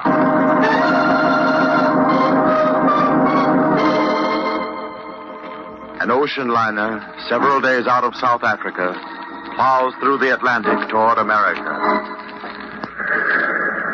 Another turn around the deck, Mrs. Ashworth? Heavens, no, Mr. Westcott. My goodness, I haven't walked so much in years. If you don't mind, I'll just collapse on one of these deck chairs for a while. Won't you join me? I'd be delighted. Well, only one more day and then America. It's been a fine trip. Yes, lovely. I really enjoyed it. Atlantic crossings can be very boring unless you meet the right company. Oh, you've been very charming, Mr. Westcott. Same to you, Mrs. Ashworth. There's one thing I regret, though. What's that? I haven't met your husband. Oh, Frederick. Well, he's been keeping to our cabin pretty much. You see, Mr. Westcott, he doesn't want to mix with people very much this trip. Indeed. Why not? Oh, it's not what you think. Frederick isn't antisocial or anything like that. You see, oh, well, of course I can tell you. You see, my husband is with Dubois and Company in New York. Dubois? You mean the big diamond importers? Yes. They commissioned Frederick to travel abroad and purchase the Southern Star for a client. Southern Star? Why, that's one of the biggest diamonds they ever took out of the Kimberley mine. Yes. Naturally, Frederick has to be very careful whom he meets this trip. Oh, of course. He's carrying a precious cargo. Personally, I'll stick to a nice humdrum business like stockbroking. I can't stand excitement. Oh, there's really no danger. It's only a precaution. Why, here comes Frederick now. Frederick? Oh, there you are, Emily. I was just looking for you. Frederick, I want you to meet Mr. Westcott. I've told you about him several times. How do you do? I'm delighted to meet you, sir. Mr. Westcott's been charming, Frederick. I've already asked him to drop in on us when we get back to New York. Yes, excellent, excellent. Well, my dear, we'd better go down and dress for dinner. Mm. You'll excuse us, Mr. Westcott? Of course. I'll see you both later in the evening? Possibly, yes. Come along, Emily. Emily. Yes, Frederick? You've made a lot of friends this trip. Westcott and others. Why shouldn't I, my dear? What's wrong with that? Nothing, but you know what I'm carrying in the cabin. I hope you haven't mentioned it to anyone. Of course I haven't, Frederick. Good heavens, you talk as though I've been associating with criminals.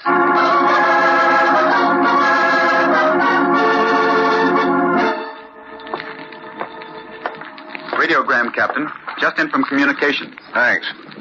Any answer, sir? No. Tell Sparks to send these messages, though. Aye, aye, sir.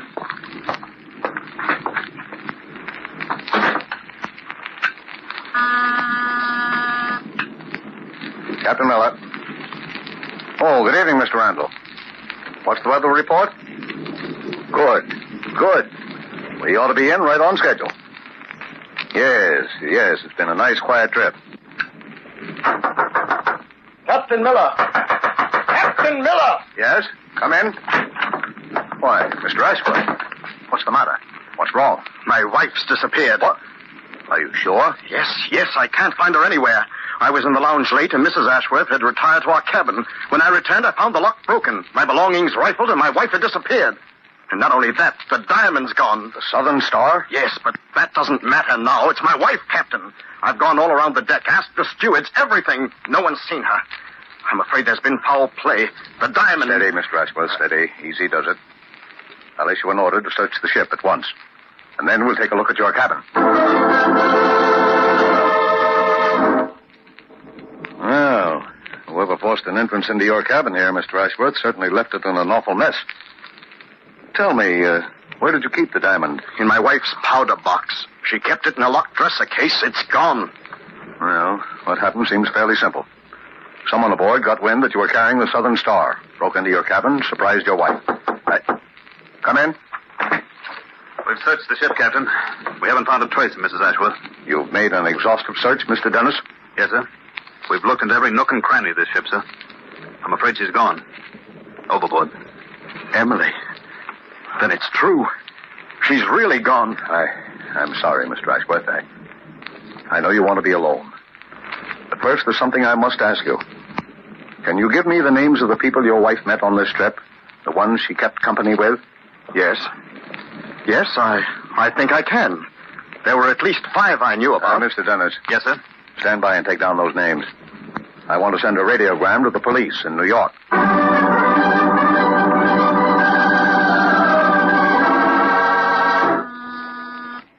Yes? Detective Lieutenant Henry Hinge to see you, Commissioner. All right, send him in. Morning, Commissioner. Oh, morning, Hinge. Sit down. I've got a little job for you. What is it, sir? Yeah. Read this radiogram. Just came in from Captain Miller aboard the Lexitania. Southern Star, eh? That's quite a haul. Worth a cool $500,000, they tell me. That's right. Now, the Lexitania docks at 3 this afternoon at Pier 17. From here in, it's your baby. A tough baby if I know anything about these seagoing crimes.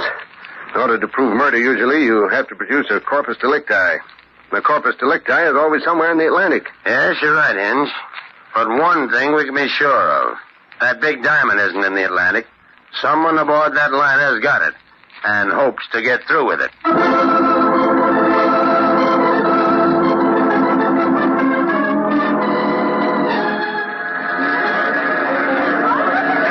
Lieutenant Hinge, they're beginning to come off the Lexitania. Yeah.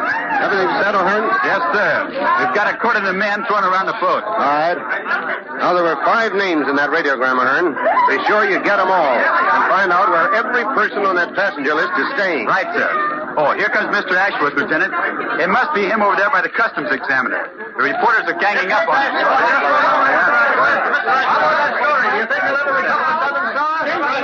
Gentlemen, please. Please, gentlemen, I have no comment to make. What? And I won't have until I talk to the police. Come on, Hearn. Better rescue the poor devils and that gang of wolves. Right, Lieutenant. All right, you guys. Move back. Move back, guys. Let him get by. Come on, we'll send down here. Ashworth? Yes? I'm Detective Lieutenant Henry Hinge, Homicide Division, taking charge of your case. Oh, well, how do you do? We'd better get off the pier here and go down to headquarters where we can really talk. Just as you say. I don't know how much information I can give you, Lieutenant Hinge. This terrible tragedy, well, I'm afraid it's unnerved me. Naturally, it's a terrible blow. We'll do our best to get to the bottom of it. Mr. Ashworth? Mr. Ashworth? Yes? I'm the customs official inspecting your baggage.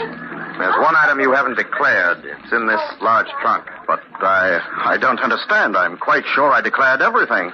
You are. Now, take a look at this. Wait till I open the trunk cover.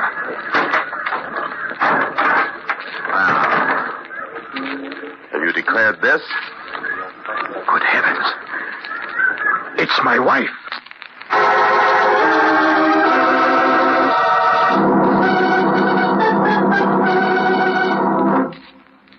Well, Hinge, are you going to hold Ashworth for the murder of his wife? No, Commissioner. In fact, I've already released him. But the body of Mrs. Ashworth was found in his trunk. That's true, Chief. But it doesn't follow that Ashworth put the corpse in his trunk. In fact, he would be the last man to do so. How do you come to that conclusion? Well, Ashworth is an experienced traveler. He's crossed the Atlantic several times. He'd be sure to know that the customs inspectors would open his trunk for examination. Would it be logical for him to hide the body there when it would be certain to be discovered? Well, no, it wouldn't. Well, there's a second point, too. If Ashworth wanted to dispose of his wife, the easiest way would be to simply dump her overboard during the night. Then there would be no corpse to plague him. Yes, that's true. As I see it, someone's made an awkward attempt to throw a murder rap onto Ashworth. In fact, it's so amateurish, it's almost incredible. Who that someone is, I don't know as yet. There were 1,500 people aboard the Lexitania, and that's going to be quite a screening job. But there's one big break in this case I hadn't counted on. Yeah, what's that? The corpus delicti. It isn't at the bottom of the Atlantic this time, but right down at the morgue. I'm going down there soon and have a good look at it. I always like to see a corpse when there's been a murder. Something you can put your finger on. Yes? Commissioner, this is Sergeant O'Hearn. I hate to butt in like this, but I wondered if I could speak to Lieutenant Hinge for a minute. Yeah, it's for you, Hinge. It's Sergeant O'Hearn. Thanks. What is it, O'Hearn? Lieutenant, about those 5 suspects we picked up off of the boat. Mrs. Ashworth's friends. Yes? Well, they're raising the roof. They say you've got no right to hold them any longer. All right, O'Hearn. Get them together and bring them to my office. I'll interrogate them there, one by one.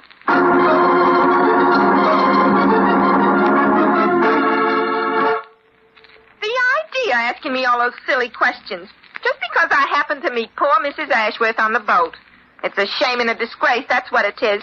My husband's a friend of the mayor, and I'll see that you get what's coming to you, Lieutenant Hinge. I'm sorry, Mrs. Jameson. It's just a matter of form, routine procedure.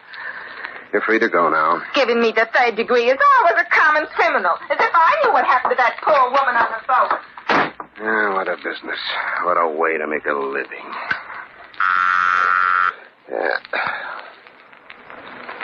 Yes, Lieutenant?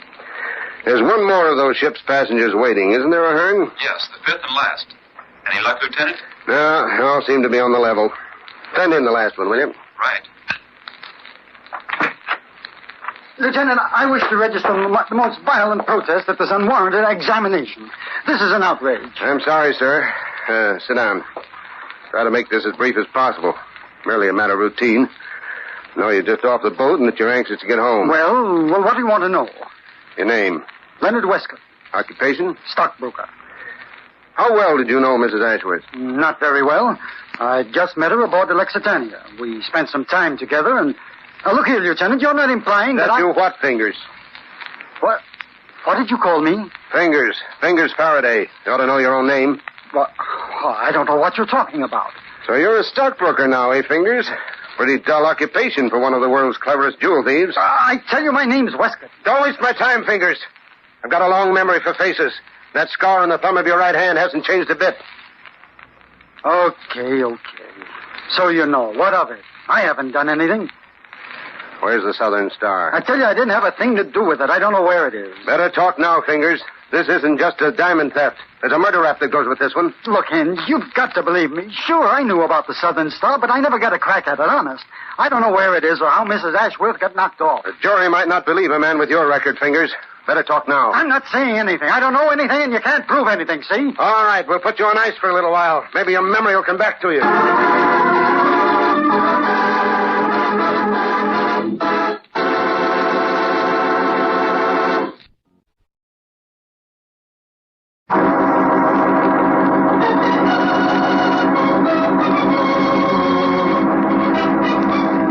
And now for Act 2 of our story, The Mystery of the Southern Star. As you will recall, Frederick Ashworth and his wife had gone to South Africa to purchase the fabulous diamond called the Southern Star for the New York jewel importing firm of Dubois & Company. On board the liner Lexitania, on the return voyage to America, Ashworth's cabin was rifled, and both his wife and the diamond disappeared. The ship's captain radioed New York police, and Detective Lieutenant Henry Hinge met Ashworth at the pier. The two men were just about to go down to police headquarters when the customs inspector opened one of Ashworth's trunks. It contained the strangled body of his wife. Ashworth is heartbroken over the death of his wife, and the disappearance of the fabulous diamond, the Southern Star, means little to him in his grief. Detective Lieutenant Hinge, in his investigation of the case, has come to the conclusion that Ashworth is innocent of the murder. For Ashworth is a traveled man and knows too well the thoroughness of examination by the customs officers. And he really wanted to dispose of his wife. The simpler method would have been to push her overboard in the night. Of the 1,500 passengers aboard the murder ship, the Lexitania, Henry Hinge questions 5 who had met Mrs. Ashworth on the voyage to America. From these people, he learns nothing at all. But then a man called Westcott, a stockbroker, is brought in for questioning. And a gleam of memory flashes in the veteran police lieutenant's mind. Hinge remembers the face. He knows that Westcott is none other than Fingers Faraday, one of the world's cleverest jewel thieves. Hinge accuses Fingers of stealing the Southern Star and says to him, Jury might not believe a man with your record, Fingers. Better talk now. I'm not saying anything. I don't know anything, and you can't prove anything, see? All right, we'll put you on ice for a little while. Maybe your memory will come back to you. I tell you, there's nothing to remember. I didn't do it. I swear I didn't. Cool off, Fingers. This time we've got a murder on the high seas and the corpus delicti. You know, I've got a funny feeling. That corpse may have something to tell us.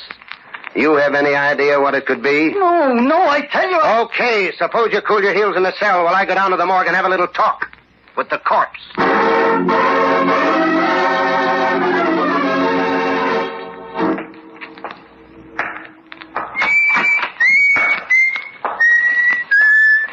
Well, Albert, you sound pretty cheerful this morning. Hello, Lieutenant Hinge. You know me. Whistle while I work. How's business here at the morgue? Booming, Lieutenant. Booming. I got 3 new customers today and never a complaint. I don't know where I'm going to put them all. We're full up. Medical examiner got here yet? Mr. Adams? Yeah. No, I ain't seen him. You and him meeting somewhere here this morning? Yep. Mrs. Ashworth. Oh, she lives right over here in drawer 634. Oh, here's the medical examiner now. Morning, Hinge. Morning. Albert.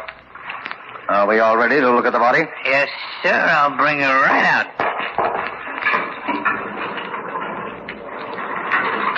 There she is. Now, if you gentlemen will excuse me, I have a little work to do. Well, Adams? Strangled by a person or persons unknown. Marks on the neck indicate someone with powerful hands did the trick. Victim put up a struggle.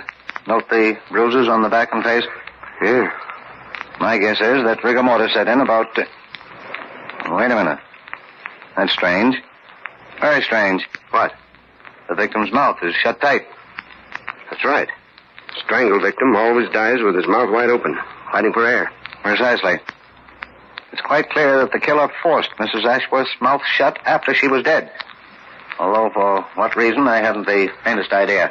I think I may have. Adams, when can you arrange an autopsy? I'm not sure it's necessary. Cause of death is obviously strangulation. However, I could make all the arrangements by tomorrow morning. Tomorrow morning, eh? That'll be fine. Come in. Why, it's Mr. Ashworth. Yes, Lieutenant Hinge. I'm sorry. The medical examiner and I were just looking over your wife's body. You shouldn't have come here, Mr. Ashworth. Well, I came to claim my wife's body for proper burial. I'm afraid we can't release her now, Mr. Ashworth. But why not? I'm her husband, her nearest living relative. Surely you don't think I wanted to stay in this cold and dismal place among all these other corpses? Lieutenant Hinge, I want my wife to have a decent burial now. It's sacrilege to keep her here. I'm sorry, Mr. Ashworth. Under any other circumstances, of course, you could claim the body. But this is a criminal investigation. We're planning to perform an autopsy on Mrs. Ashworth tomorrow. Autopsy? Yeah. Yes, but what on earth will that prove? I'll know better when we finish it. Well, I'll not permit it. Do you hear? I'll not permit any such nonsense. I have my legal rights, and I'm going to exercise them. He seemed pretty upset. Yeah. Can't say I'd blame him, though, Adams. After all, the woman's his wife. You all through with my client, Lieutenant? Yes, Albert. All through. You can put her away now. Well, this is my last one. Number 634. Out pretty late, huh? All the rest of my children are sleeping for the night. Well, in you go now.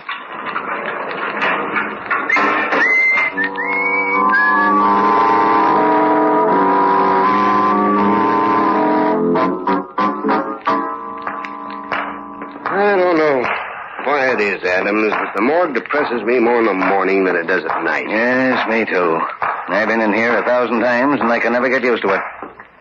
And by the way, Hinge, I see by this morning's paper that you've released Fingers Faraday. Yeah. We didn't really have anything on him, except the fact he was on the Lexitania. You can only hold a man on suspicion so long. Yes, I suppose so. And that crook is capable of anything. Well, here we are. Albert doesn't seem to be around. Well, still a little early in the morning. Let me see. Mrs. Ashworth's body was in drawer 634, wasn't it? That's right. Here we are. Yeah. Now we'll take off the shroud and... Hinge, look. Yes? Why, it's the body of Albert, the morgue keeper. He's been strangled. But where's Mrs. Ashworth? Somebody with a grim sense of humor came in and stole the corpse last night. And I think I know who it is. Where's the phone, Adams? Oh, there on the desk. Oh, poor Albert. He was such a cheerful fellow. Operator, get me Sergeant O'Hearn, homicide, police headquarters, at once.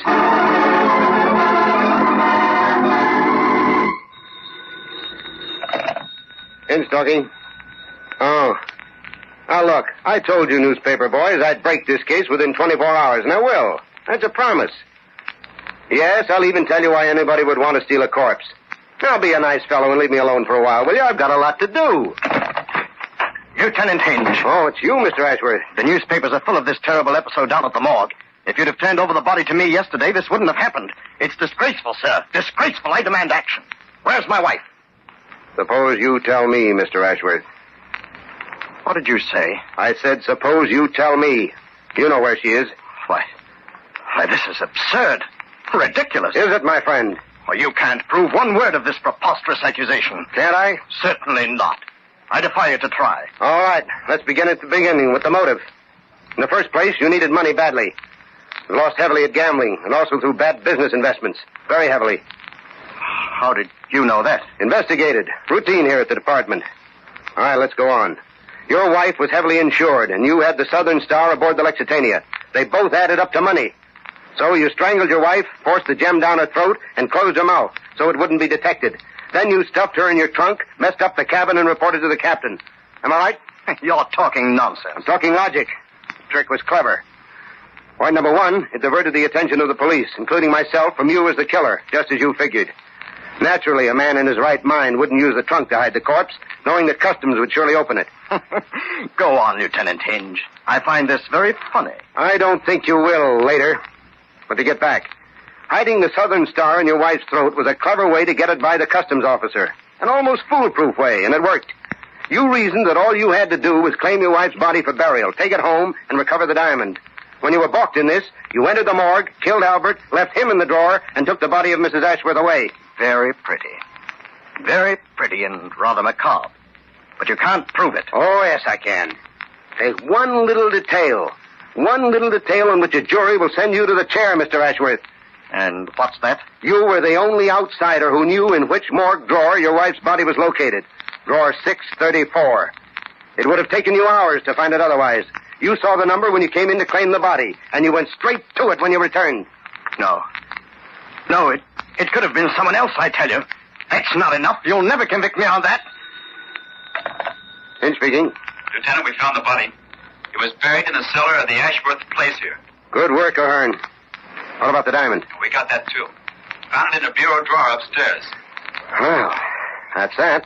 What about Ashworth himself, Lieutenant? We haven't located him. Oh, that's all right, O'Hearn. Don't worry about him. He just came down to headquarters here to give himself up.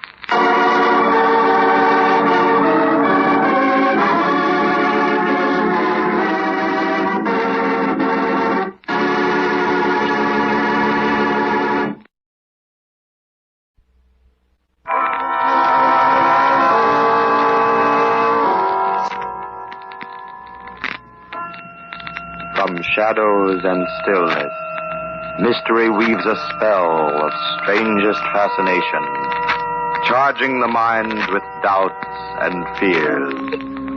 For mystery is a strange companion, a living memory in the haunting hour.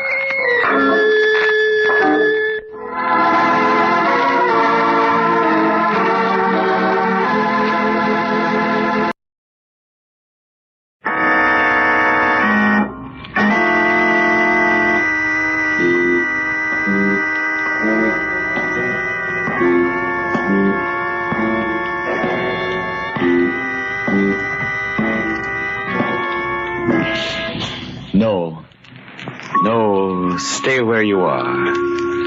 Do not break the stillness of this moment, for this is a time of mystery, a time when imagination is free and moves forward swiftly, silently.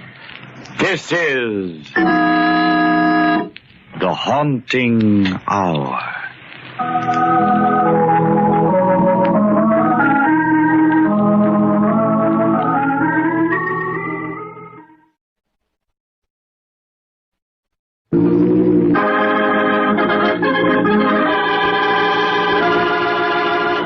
Murder is my business.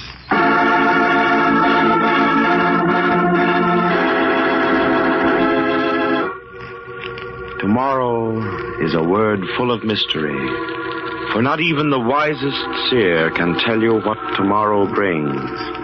And today you stand on its threshold, waiting for what? Ah, yes, you say, but nothing will happen to me.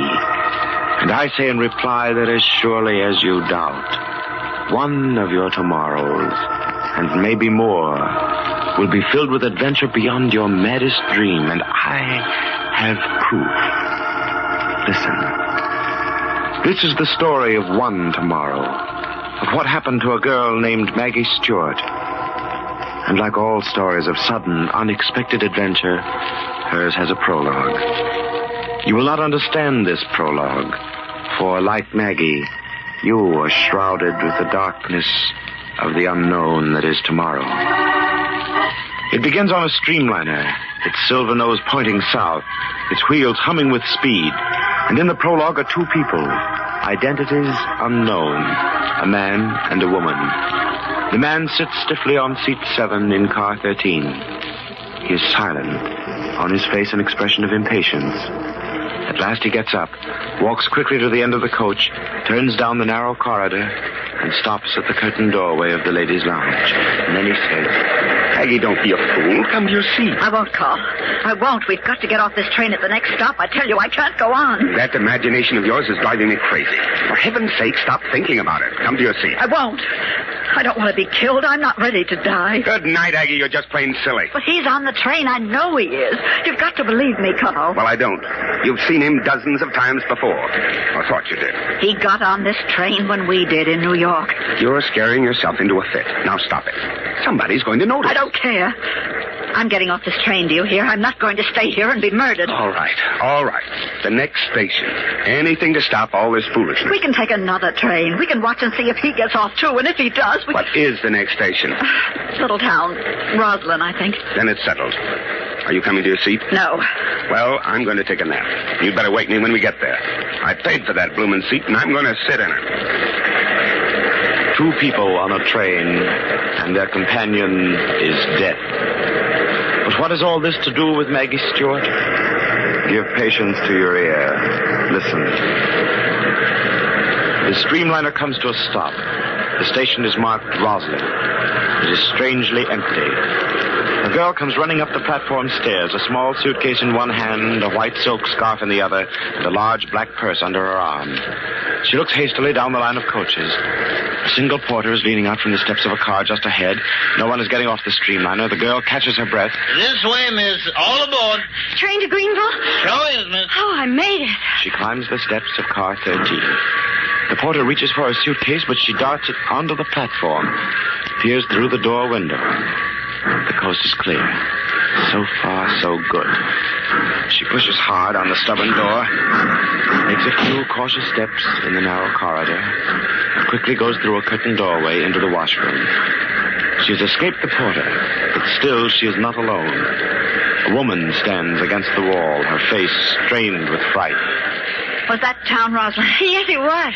Ooh, I'm out of breath. I nearly didn't make it. What's the next stop? I think Pell City, but maybe this train doesn't stop there. I'm not sure. Oh, me, I ran all the way. You came in so suddenly, you frightened me. Oh, did I? I'm sorry.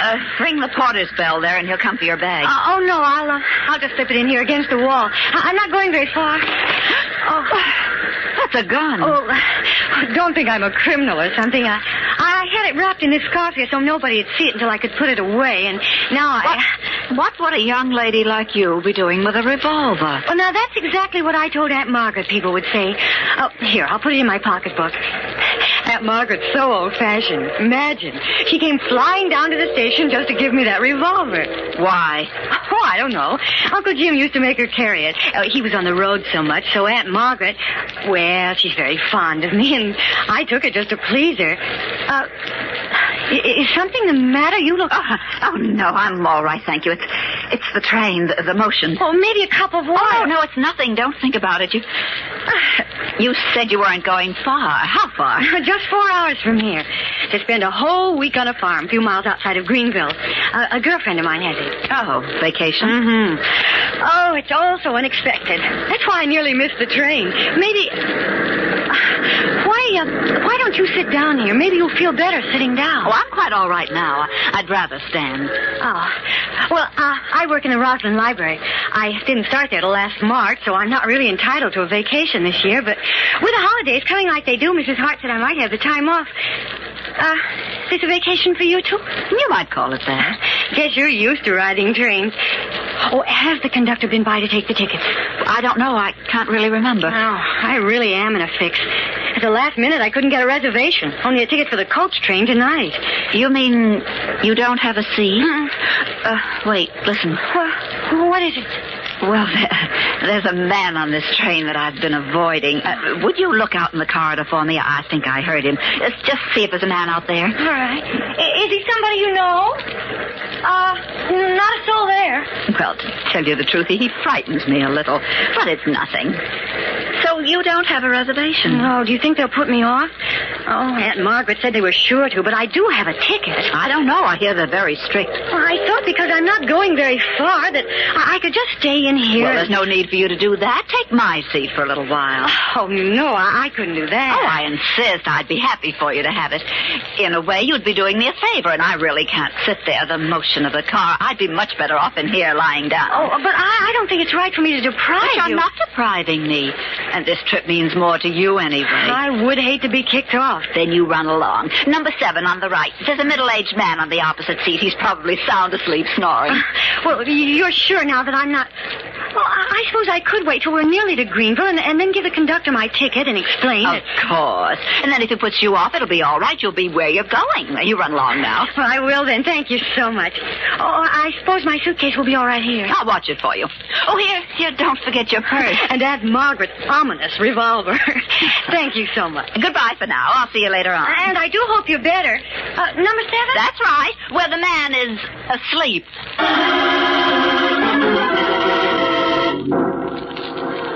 Maggie Stewart sits quietly, her eyes following the swift-moving landscape of trees and hills. Directly in front of her is a sleeping man, but he is silent now, his head tilted back on the seat. There's something about him, something eerie. Faint chatterings come from the other occupants of the car. At last, the train slows down, stops.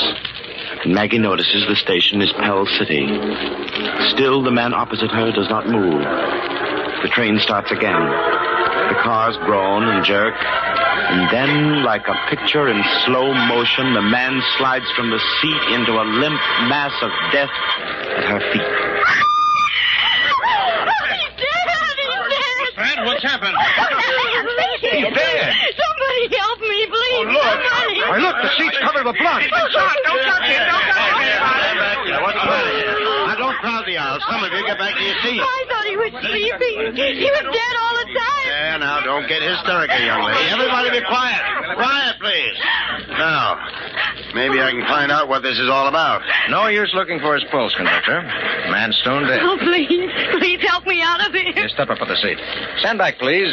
Let the young lady out. You're right. He is dead. Shot. Who are you? Name's Wayne O'Hara, Detective Sergeant, New York City. Murder's my business. Murder? Good night. Yeah, quiet. Let's have quiet here, please. Well, This is a case for the police. Young lady, do you know anything about this? Oh, no, sir. I thought he was asleep. She said he wasn't.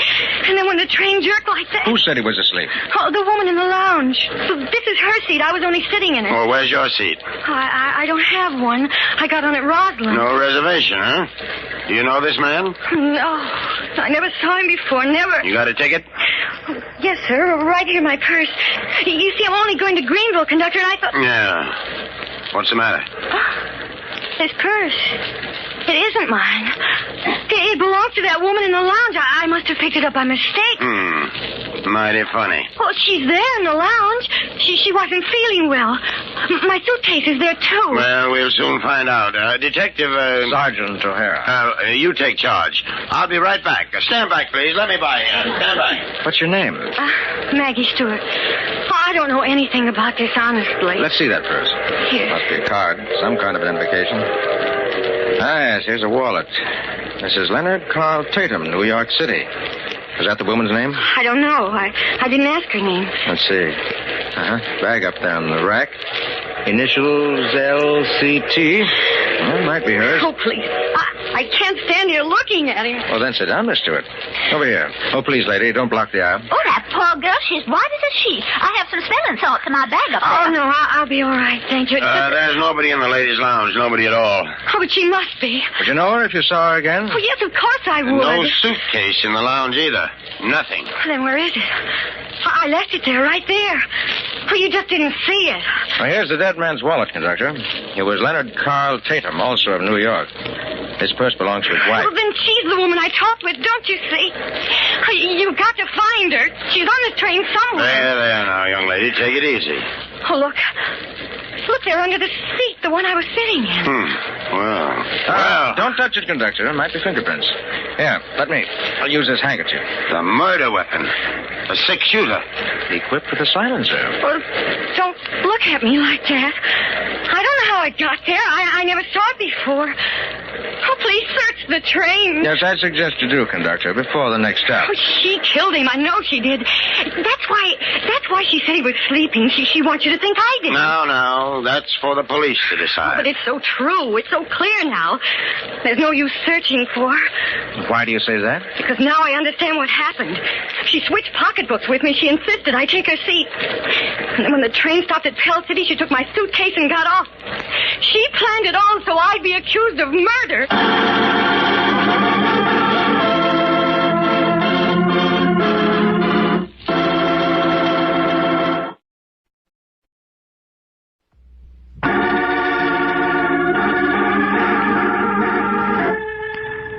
When Maggie Stewart, off on a vacation, boarded the streamliner without a reservation, she started on an amazing adventure of murder.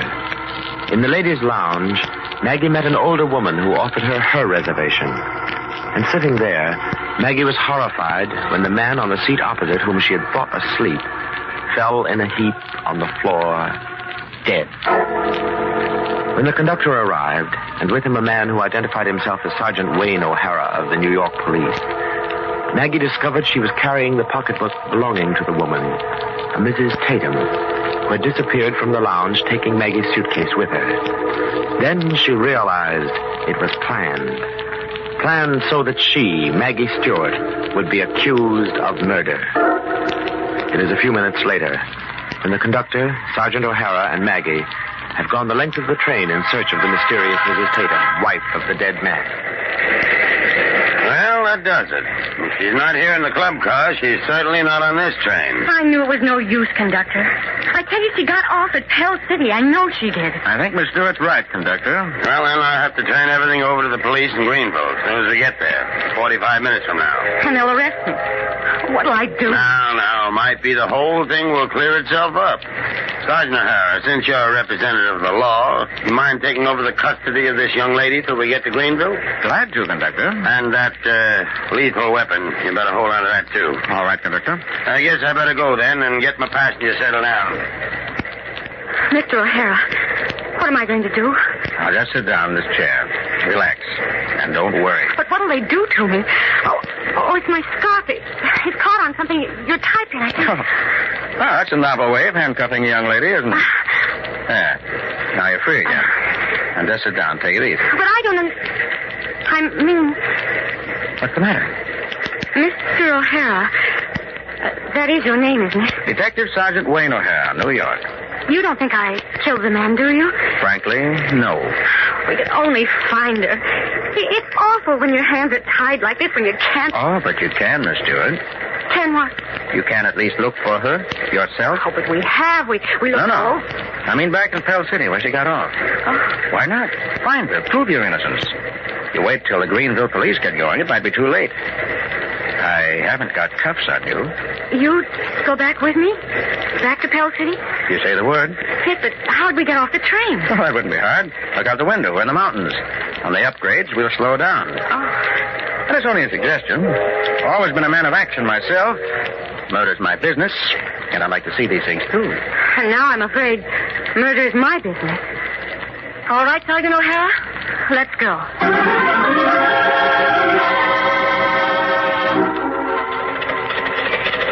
Hey, you two all right back there? If them tools getting away... No, it's all right. We're very thankful for this lift. How long will it take to Pell City? Oh, now, about half hour, I reckon. Just you two relax. Enjoy the scenery. Mighty pretty country around hereabouts. Funny old country, isn't it? Sergeant O'Hara, do you really think we're doing the right thing? How can we ever find her? How many hotels are there in Pell City? I don't know. Must be a dozen, maybe 20. Why? Well, she's in one of them. Bound to be. Woman who just killed a man. She's nervous. What she wants to do is go somewhere and be alone. Think. Pull herself together. Well, maybe that's so, but who will you ask for?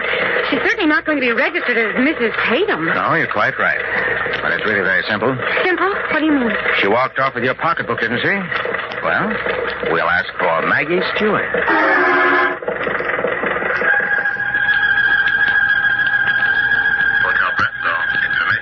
Miss Maggie Stewart, please. Stewart. Stewart.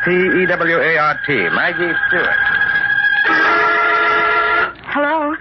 Let me speak to Miss Stewart, please. Stewart? We have several Stewarts. Her first name is Maggie. Maybe she's registered as Margaret. No Margaret Stewart, but we do have a Miss Maggie Stewart, room 520. I'll ring her. Oh, no. No, don't ring her. I'll drop by to see her. Thank you. You're welcome, madam. Oh, dear, what'll I do now? Oh, Maggie Stewart, have you lost your nerve?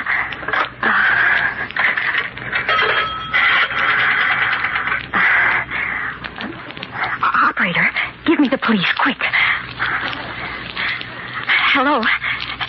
This is Mrs. Leonard Carl Tatum speaking. What I've got to tell you is a matter of life and death, so listen carefully. In Greenville, the police are searching for a girl who calls herself Maggie Stewart. Yes, she murdered my husband. In a few minutes, I'll be at the McMillan Hotel. I'll be wearing a white silk scarf. If you follow me, I'll lead you to Maggie Stewart. But if you interfere, if you stop me, she'll get away again. Be at the McMillan Hotel in 10 minutes. Oh. Sergeant O'Hara, quick, I found her!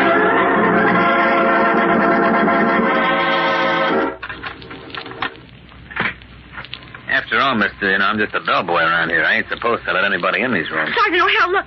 My suitcase on the bed. And it is the woman from the train. Yes, but where is she? Gone. Oh. Went out about 2 hours ago. You know where? I might, if I was encouraged to remember. Here. Here's $5. Remember? Middle-aged woman, wasn't she? Kind of tall, well-dressed? Oh, that's right. But where'd she go? She sent me out to rent a car. Said she was going to drive over to Lake Winnett. Asked me how to get there. Lake Winnett? Why would she go there? Oh, I see. Listen, we'll rent a car. We hurry, we can make it before nightfall. Now I know where she is.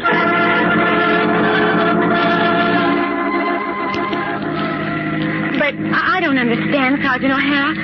Please tell me what this is all about. Only a matter of deduction, Miss Stewart. I happen to know this lake. There's only one house on it. So Mrs. Tatum must be there. But how could you know? I'm frightened. Well, you're stopping. Mm-hmm. We'll walk up. We'll surprise her. Well, then let me stay here in the car. I'll wait for you. No. We've gone this far together. You've got to come. Sergeant O'Hara, wait. What is it, Miss Stewart? I know you're not a detective. Of course. I thought you did. Ever since we started for this place. Tell me, how'd you find out? When did I give myself away? In the train. My scarf caught on your tie pin. It's initialed. The letters don't stand for Wayne O'Hara. Ah, you're clever. I'm a fool. Forgot to take it off. All right, come on. We're wasting time. There's going to be another murder. Oh, please let me go. There's no one here. The house is dark. There's a car on the drive, under the trees. Come along. Here's the side door. You have a key to this place. Who are you? Who? In a moment, we'll be inside. Now, keep quiet. Don't talk. Stand behind me. I've got this gun in my pocket. Gun for the train. Come on. Follow me. Stand where you are if you move out. Oh. I can see you both in the open doorway. Close it. Go on, close it. Now then. I knew you'd follow me, Mr. Donald Graves Lambert. In Pell City, I said he's determined to find me, and why not let him? What better place to have this whole thing over with than at his own country house? You do know all about me, don't you, Mrs. Tatum? This is your house? Didn't you suspect that, Miss Stewart? Why'd you bring that girl? You're a coward. But I didn't fool you, did I, Mr. Lambert? No. Miss Stewart, this woman knew I was out to kill her. She suspected I was on the train. That's why she hid in the lounge. But how did you know your husband was dead, Mrs. Tatum? I saw him. Round the corner of the corridor when I mustered up enough nerve to step outside the lounge for a moment. And there was something about him. Oh, please. Please let me go. You'll never leave this house alive, Miss Stewart. In a moment, I'll turn on the lights for Mr. Lambert's benefit. It would be a shame for him to die without seeing the woman who killed him. She's right, Miss Stewart. I knew her husband, but I haven't the faintest notion what Mrs. Tatum looks like. She counted on that when she gave you her seat. She thought I'd kill you. And then from the pocketbook, you'd be identified as Mrs. Tatum. Oh, please, I beg of you. I know nothing of all this. I'll never say a word if you'll only... Miss Stewart, you're forgetting. You're wanted for murder. If she kills me, she'll kill you to cover up. Because killing you, Mr. Lambert, is the only way to avenge my husband's brutal death. Brutal? For him, no death could be brutal enough. You and he, Mrs. Tatum, killed my wife. As surely as you're standing there, you murdered her. You're crazy. You drained her of one fortune with your lecherous, blackmailing schemes. And when her money was gone, when you threatened to expose her little misunderstanding to me, she took the shortest road she knew. How much she loved me. This woman you killed. And before she died, she told me about you and your husband. And it's taken me a year to find you. 12 months of searching for this night. You know more than I thought you knew, Mr. Lambert. Now look at me. Take one good last look. And Margaret's revolver. Yes, it was in your purse. Remember, Miss Stewart? Yes, and I remember something else. Mr. Lambert. Mr. Lambert. Keep your hands up. Don't move. Aunt Margaret's revolver, and all its life, it never had a bullet in it. That's not true. That's not true. Yes, Mrs. Tatum, it is true. But this gun now. This gun that killed your husband. This gun has only one bullet missing. You better put up your hands. Oh, Mr. Lambert, don't. It's no use. I didn't tell you, but I called the police. Okay. Stick him up. We heard everything you said. It's better than any confession I ever came across. All right, keep him up there, Mrs. Tatum. Well, Miss Stewart, cleverer than I thought. Double-crossed me, huh? I thought you were trying to help, but you weren't. You were only using me to kill Mrs. Tatum. Officer, this man is a murderer. Yes, officers, you're quite right. You've got a score to even with her, too. I gotta warn you. Anything you say... Yes, we know. But listen, this young lady here was wrongly accused. She had nothing to do with any of it. We heard all that from outside. All right, come on. We're going to take you two in. Then I can go, officer? Sure, after a few questions. We got you to thank for everything. Well, what else could I do? I was accused of murder, so murder was my business.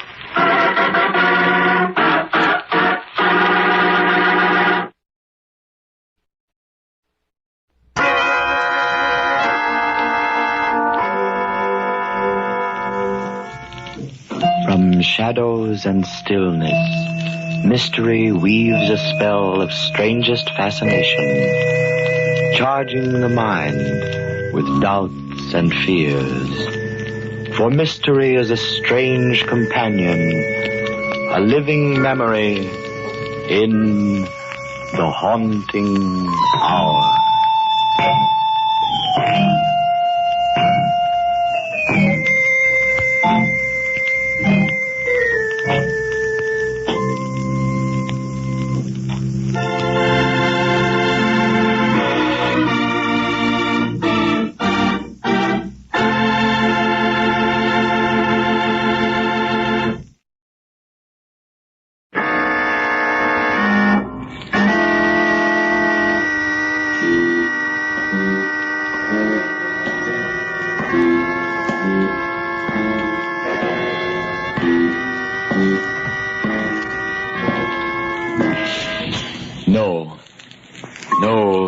stay where you are.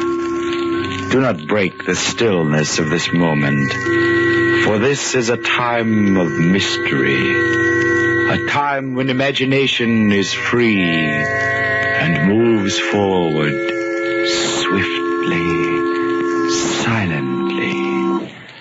This is the haunting hour.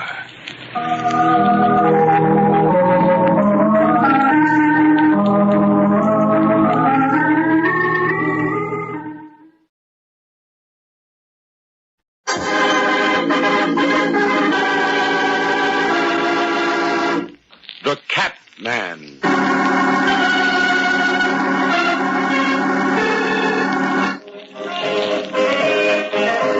Sawdust and spangles, balloons and barkers, lemonade and laughter. That's the carnival to most people.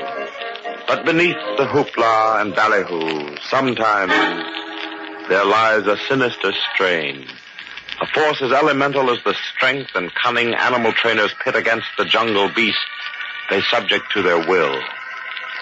Catmen, as the trainers of lions and tigers are called, follow the code of the jungle. When they match their skill against fang and claw in the cages, or against human enemies outside them, they neither ask nor give quarter. That is their creed, the law by which they live and sometimes die. Here is a cage.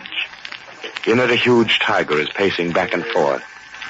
There is deadly, killing power in the supple ripple of its muscles under the tawny skin with its black stripes. Killing power in the sheathed claws, in the wickedly gleaming teeth. Before the cage stands a man. His eyes are dull. His body is hunched. He is Britt, a catman, but on his cheeks are livid marks of deep scratches. On his shoulder crouches an ordinary alley cat. There he is, Imp. That's Satan the tiger that put me in the hospital. Remember the hospital, Imp? Mom came halfway across the country to see me. Gee, I remember when she came into the room. She looked at me like she used to when I was a kid, and she said, "My little boy's been hurt." Now, she wasn't worried because I couldn't take care of her and send her money for food and rent. No, she was worried because the little boy was hurt. When I got better, she gave me you. A cat man ought to have a cat, she said. Yeah, then I made her go back home, and I returned to the show. So here I am, a handyman. I clean out the cages and sweep up. Me, Britt, who used to tame the wildest cats. But it's a good thing Mom gave me you. I can talk to you. Nobody else around here listens to me anymore. They think I'm nuts. Hey, you, Britt. Oh, there's Hank. Must have let him know that I'm not as tough as any cat man. Yeah? What do you want? I've been looking for you. Yeah, well, here I am. Hey, look, Britt, get this straight. I ain't satisfied with your work. As long as I'm head trainer around here, these cages are going to be kept clean, you understand? I'm doing the best I can, Hank. If you can't do better, I'll get somebody who can. Trouble with you is you got no guts. I had enough guts to be the best cat man in the business once. You ought to know that. You were my assistant. Yeah, but I'm the head man now. Understand? Yeah, sure. I'd have got there even if Satan hadn't clawed you. Understand? Look, Hank, I'm not looking for an argument. You're not looking for an argument. That's a hot one. You're just a flunky around here. Don't forget that. When I tell you I want those cages cleaned out better, I mean it. People pay good money to see me work Satan, and I want everything just right. You understand? Yeah, I understand. Okay, then get to work. I want everything just right. Hey, Hank, just a minute, will you? Yeah? What is it? How's Marla? It's none of your business. She's my gal now. Did you hear him, Imp? Did you hear him? I got a sweet cleaner, he says. People pay good money to see him work Satan, he says. He says that to me that used to be the best cat man in the business. Now I'm pushing a broom. Yeah. I know you love me, Imp. Even though I'm just a has-been. I used to be the big attraction of this show. Now it's Hank. I used to work Satan. Now it's Hank. Marla used to be my gal. Now she's Hank's. My bad luck was certainly good luck for him, wasn't it, Imp? Oh, well. Might as well sweep out good under Satan's cage. Like Hank wants me to do. Ouch! Scratch myself, Imp.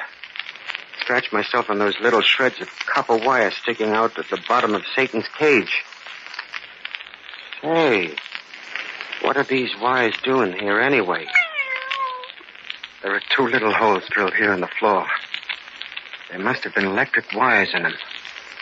Here are scraps of insulation on the wood. Now, why would anybody put electric wires through the floor of Satan's cage? I tell you, Marla, there's nothing to worry about. I tell you, I don't like Britt hanging around the show. He might figure things out. He'll never find out, baby. You and I are the only ones who know. It's a cinch I'm not going to say anything about it.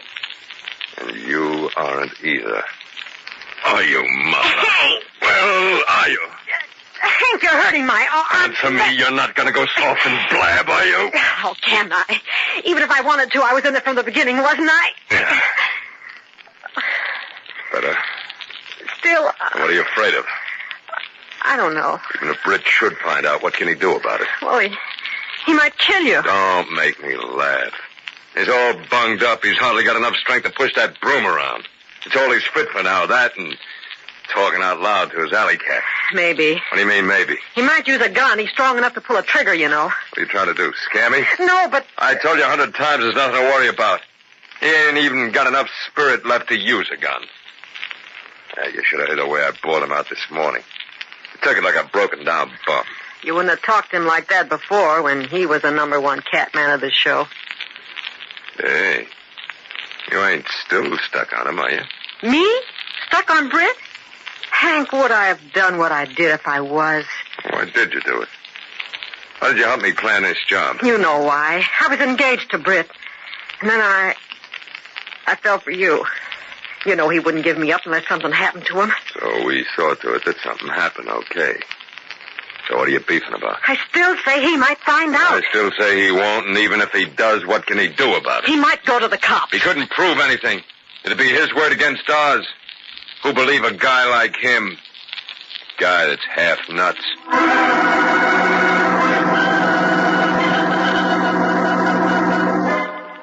Yes, sir, Imp. There were electric wires stuck into the floor of Satan's cage. And they're right where the iron grid in front of the inner cage is. Yes, sir. The grid Satan has to step on when he makes his entrance into the big cage for the beginning of the act. Electric wires and an iron grid. That could add up to something, couldn't it, Imp? By Godfrey, it does. Now I see it. The iron grid was charged with electricity. Satan stepped on the grid and got a shock. It was planned. Now, who would have wanted me to get hurt? Who do you think, Imp? You're right. It was Hank. Remember I said my bad luck was certainly his good luck? He put those wires there. He made Satan go amok. He did it. And he got my job and my gal. Why can't I do the same thing to him, huh? Why?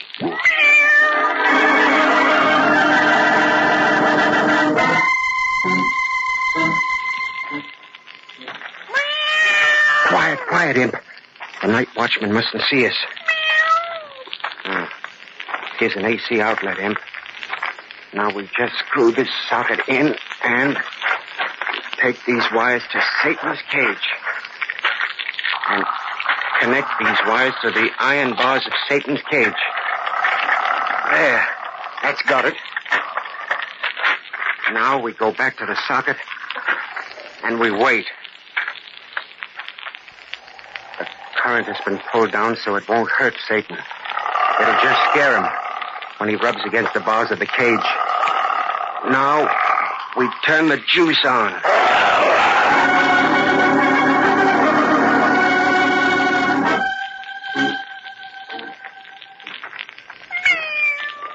Tonight, Imp, we try something a little different.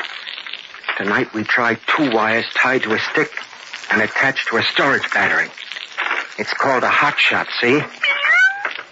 Here we are at Satan's cage. So you're nervous, huh, Satan? That's good, Satan, that's good. You don't like my electric treatment, huh? Why, you big sissy, it doesn't hurt you. It only shocks you. But you don't like it, huh? Well, see how you like this.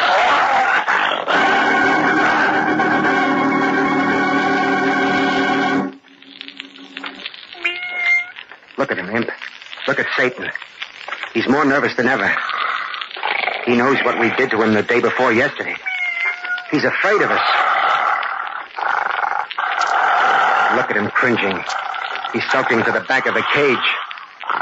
Well, this time, Satan, I've got a little surprise for you.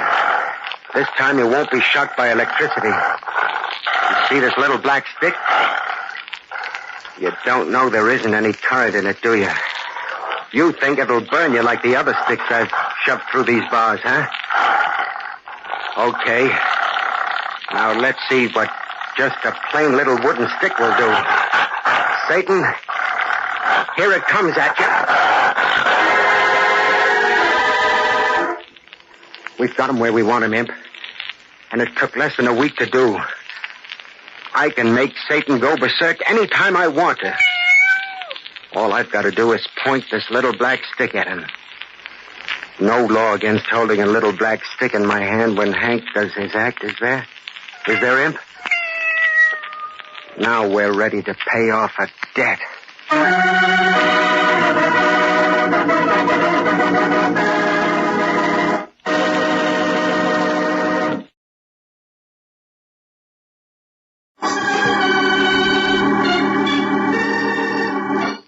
A tiger trainer named Britt was badly mauled by Satan, the tiger, in his act.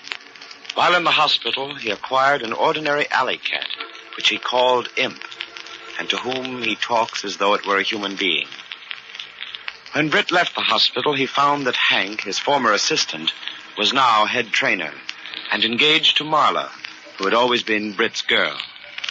So, Britt, the cat man, was forced to become a carnival handyman.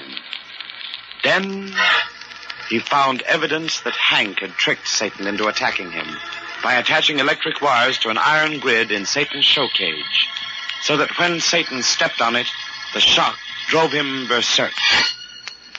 Secretly, at night, Britt has experimented with Satan, using long sticks charged with electricity until he is able to drive the tiger into a killing fury just by pointing a little black stick at him. Now, Britt is ready to deal with Hank. Hurry, hurry, hurry! The big show is about to begin. See the show everybody enjoys. It's the talk of the Midway. See the most ferocious jungle animals ever captured by man. See them perform astounding tricks. Come this way for the big show. See Satan, the most ferocious man-eating tiger in captivity. See leopards and panthers and lions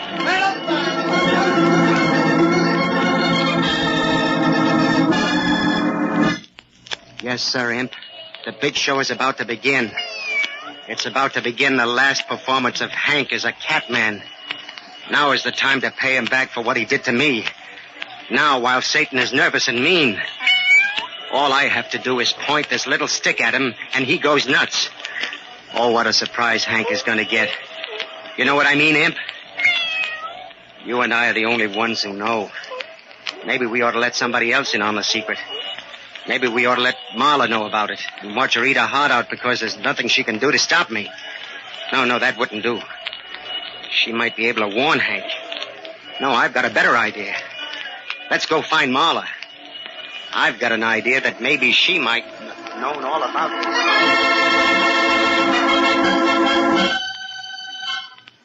Hank, you gotta listen to me. I'm telling you. You're always telling me something.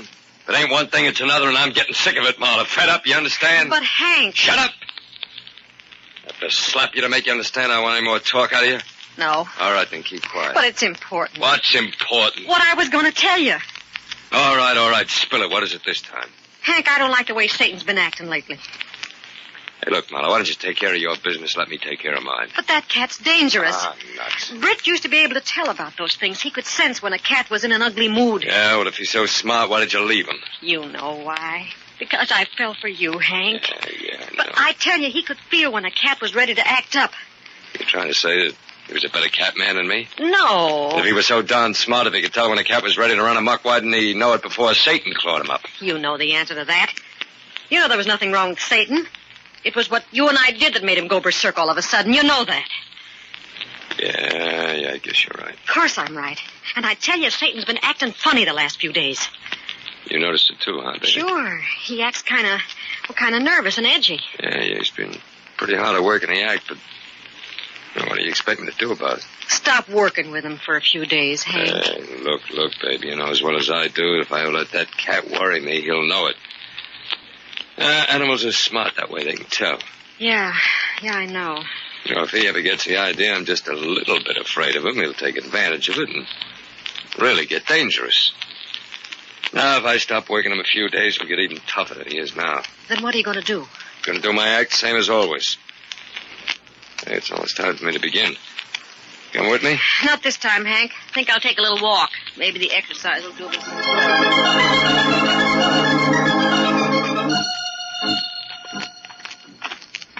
Hello, Marla. Oh, what do you want? Just a little talk with you.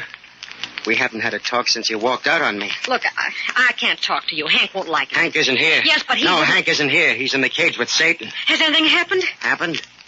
What can happen to a wonderful cat man like Hank, huh? Well, I don't know. Satan's been kind of nervous lately. Oh, so you've spotted that too, huh? Well, Imp, what do you know about that, huh? Britt, what's the matter with Satan? How should I know? I'm not a cat man anymore. I'm just a broken-down flunky. Britt, you know something you're not telling me. And don't you know something you aren't telling me, Marla? What do you mean? Suppose you tell me. Look, I don't know what you're talking about. Don't you? Well, come with me, Marla. Well, where are we going? To Satan's cage. Well, I'm not going with you. I'm going back to Hank. He's probably resting now. He may be taking a long rest soon. Cut it out, Britt. Quit trying to get on my nerves. Say what you've got to say and get it over with. Don't rush me, Marla. I'll speak when I'm ready. Well, here's Satan's cage. Look at him, Marla. He's quite a tiger. Yeah.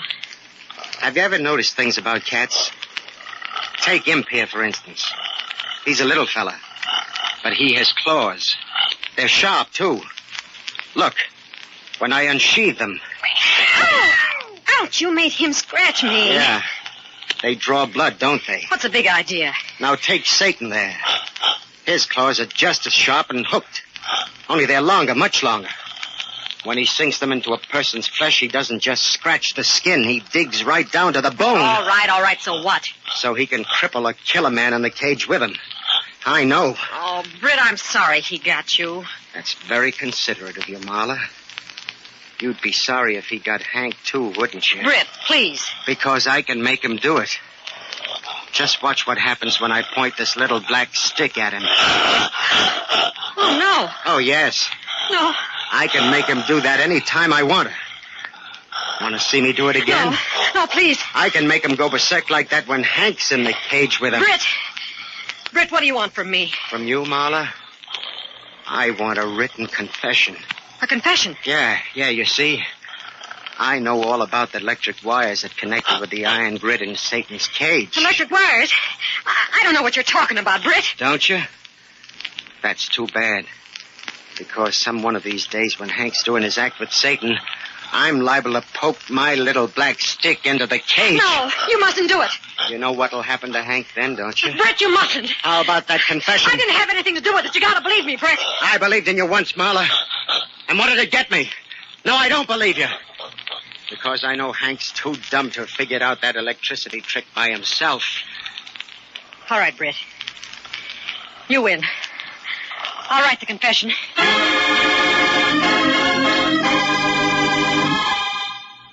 Hank. Hiya, Marla. How was the war? Hank, listen to me. I got to tell you something.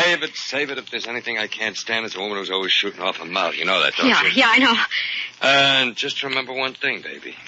Keep your mouth shut because you're in it just as deep as I am. You understand? I understand. Okay, then keep your big trap shut and don't go threatening to blab if I decide to take a run-out powder on you. I won't. All right, that's better. But you'll never run out on me because he knows all about it.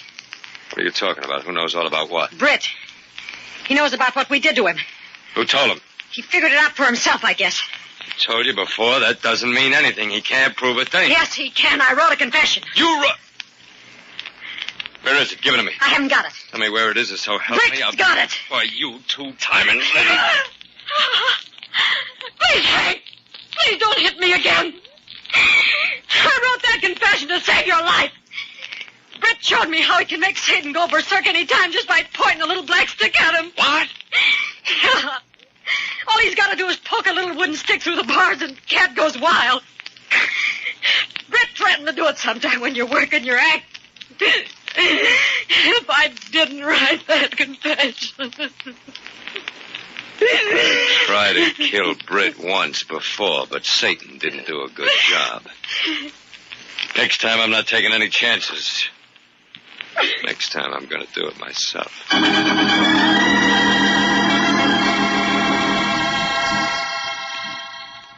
Hey, Hank. Yeah? The boss sent me to get you. What for? You're late for your act. Oh, yeah, my act. Hey, what's the matter? You look upset about something. Nothing. Something I got to do. Take care of it after my act. Hey, do me a little favor, will you? Well, sure, Hank. What is it? Keep that Brit away from Satan's cage while I'm doing my act, will you? Okay, Hank, it's in the bag.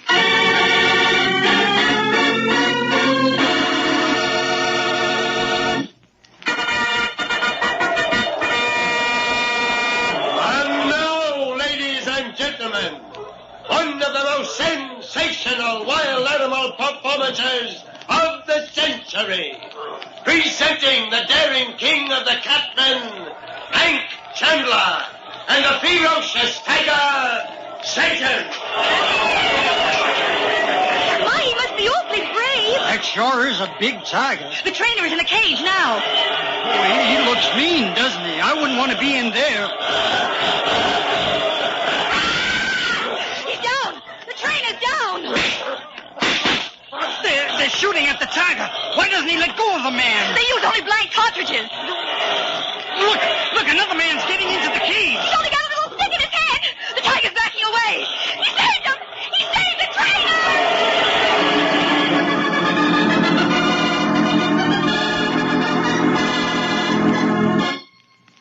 Yes, Imp. I saved Hank's life. I was nervous about something when he went into the cage. Satan sensed it and he went on a rampage. Well, Hank's pretty badly mauled. But he'll live to go to jail. And that's where Marla's going, too. I've given the confession to the cops. Hank and Marla belong behind bars. Yeah, and I belong behind bars, too. The bars of Satan's cage. You know, the boss gave me back my old job. I'm a catman again, Imp. I'm a catman again.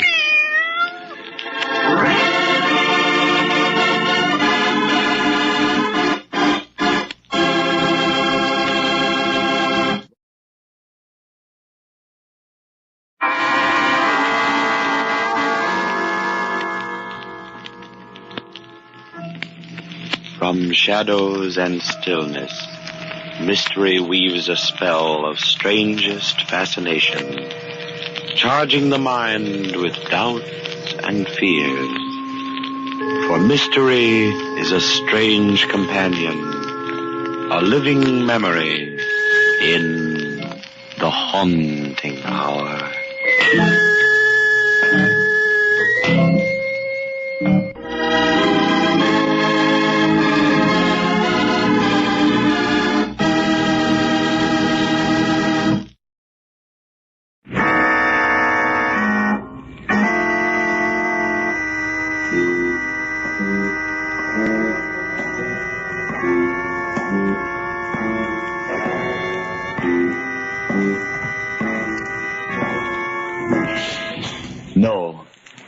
No, stay where you are.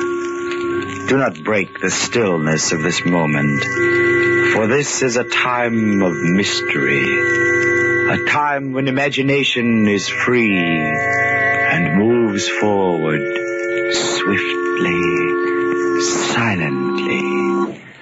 This is The Haunting Hour.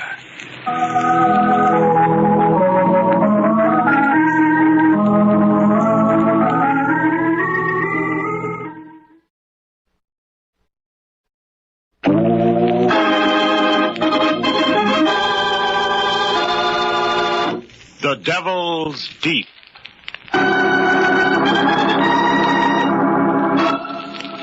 At the foot of a great cliff, a police launch is being slowly pushed by the ocean currents toward jagged rocks where the water boils and swirls as in a giant cauldron. Searchlights stab the darkness to reveal grappling irons, probing the inky waters of the Devil's Deep.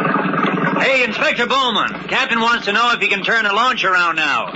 He says Devil's Deep is no place to be caught when the tide turns. Tell him to hold it a minute, Sergeant. I think we got our corpse.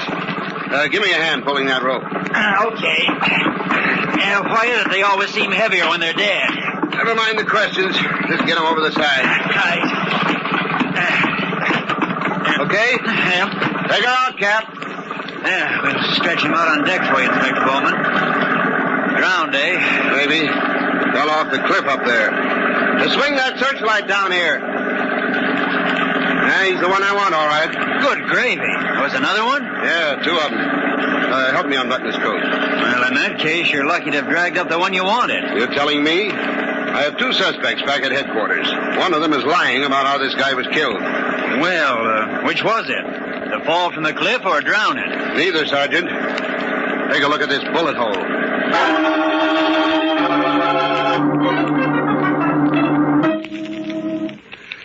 I sent for you, Miss Scott, and you, Mr. Malone, because I have some new evidence. I want the whole story. Everything. But, Inspector Bowman, I've told you how it happened. From the beginning this time, Miss Scott. And with no hints from you, Mr. Malone. Oh, I'm sorry, Inspector, but this seems unfair. You've got absolutely nothing on either Miss Scott or myself. I'll decide that, Mr. Malone. If you please, Miss Scott. Well, I came here to the island because of my stepbrother. You see, Duncan and I were closer than many real brothers and sisters. I'd taken care of him ever since our folks died. I guess I decided to come that day in the doctor's office when he said... Ever since I've known you, Peggy Scott, you've been saddled with that young brother of yours. Well, I've almost made up my mind to buy a cottage on the island, Dr. Ramsey. Oh, it's a lovely cottage. Set back from a high cliff. It's straight out of a storybook. Good. It might get him away from his imagination. He's got too much, Peggy. It's bad. I know. But I understand him, Doctor. And I can give him understanding and kindness. Yeah, it sounds like the very thing, Peggy. But take my advice and go down by boat. As long as you avoid people, you and Duncan are avoiding trouble. It was early in the season, and there weren't many passengers on the steamer that crawled along the coast. But even so, there was one too many. For fate sent Mr. Sherman across our path. Events were already closing in on me the first morning when I was trying to make Duncan comfortable in his deck chair. I wish you wouldn't treat me like a baby. I want to go to my stateroom and read. Oh, you promised not to open that trunk full of books until we reached the island, Duncan. Now, here, let me fix that blanket. Leave me alone, will you, Peggy? That old fool is looking at us again. I'd like to wring his neck. That's no way to talk about Mr. Sherman. He was very sweet to us. Helping us with our bags was just an excuse. He's been following us ever since we got on board. Haven't you noticed the way he's looking at you? Keep him away from us, Peggy, or say help me out. You'll what, Duncan? Nothing, Paige. Maybe I'm just imagining things at that. Oh, I do wish you'd try to get over it, Duncan. Why, Peggy? Imagination's a handy thing, you know. Lots of times it helps you to look into the future.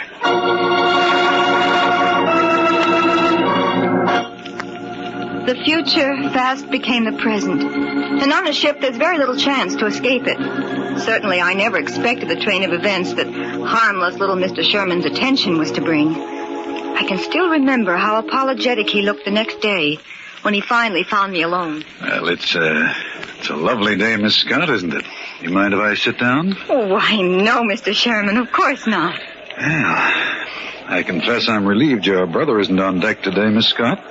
I do believe he dislikes me. Oh, Duncan takes a bit of understanding, Mr. Sherman. He's not well. That hardly explains it, but, well, I'll make friends with the boy yet, you'll see. I hear you've bought the place at Devil's Deep. Rather lonely place for just the two of you. You sound as though you've been on the island before, Mr. Sherman. Oh, come up every summer. Miss Scott, do you know that chap over there? The one in the trench coat and the battered brown hat? Yes. This is the second time in the last hour I've caught him staring at me. Well, maybe he thinks he knows you. Well, we'll ignore him. No doubt you'll attract enough handsome young men without adding me to the competition. I must get around that brother of yours, though. Now, I'll drop down to his stateroom and have a chat with him. Oh, no. That is, I'd wait until he's feeling better. He might not be very friendly and... No? Well, now, don't you worry about that, young lady. I'll turn on the famous Sherman charm. That'll do the trick. My friends tell me it's fatal. Absolutely fatal. My stateroom was directly across from Duncan's in one of those passageways that leads onto the deck. When I retired that night, I left my door ajar in case he should call. I don't know how late it was when I awakened, but it was the sound of his door that brought me to with a start. Then after a moment, I heard something heavy being moved on deck. I got to the window in time to see Duncan pushing something through the lifeboats. Without stopping to think, I grabbed my robe and rushed out. I saw him leaning against a lifeboat, looking down into the water.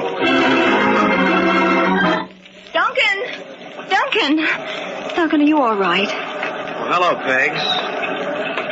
Of course I'm all right. What are you doing out here? Well, I heard you, Duncan. You were moving something. Yeah. My trunk. Your trunk? With your books in it? That's right. I pushed it overboard. Oh, Duncan. Didn't you notice that man in the trench coat there beyond the lifeboat? Come on, let's go back. He's coming over here. Let him come. It's none of his business. Come along, Duncan. I'm not going to stand here and be made a fool of. Let's walk back to the room. All right. Watch your step, Peggy. I had to lift the trunk over that threshold thing. That's it. Well, good night. Not so fast, young man. You haven't even started for bed. I'm coming in. No, Peggy, leave me alone, will you? I don't want you in my cabin. Nevertheless, I'm coming in. Now, where's the light switch? Oh. Now, Duncan, I'm not going to move until I see you take your jacket off and stop.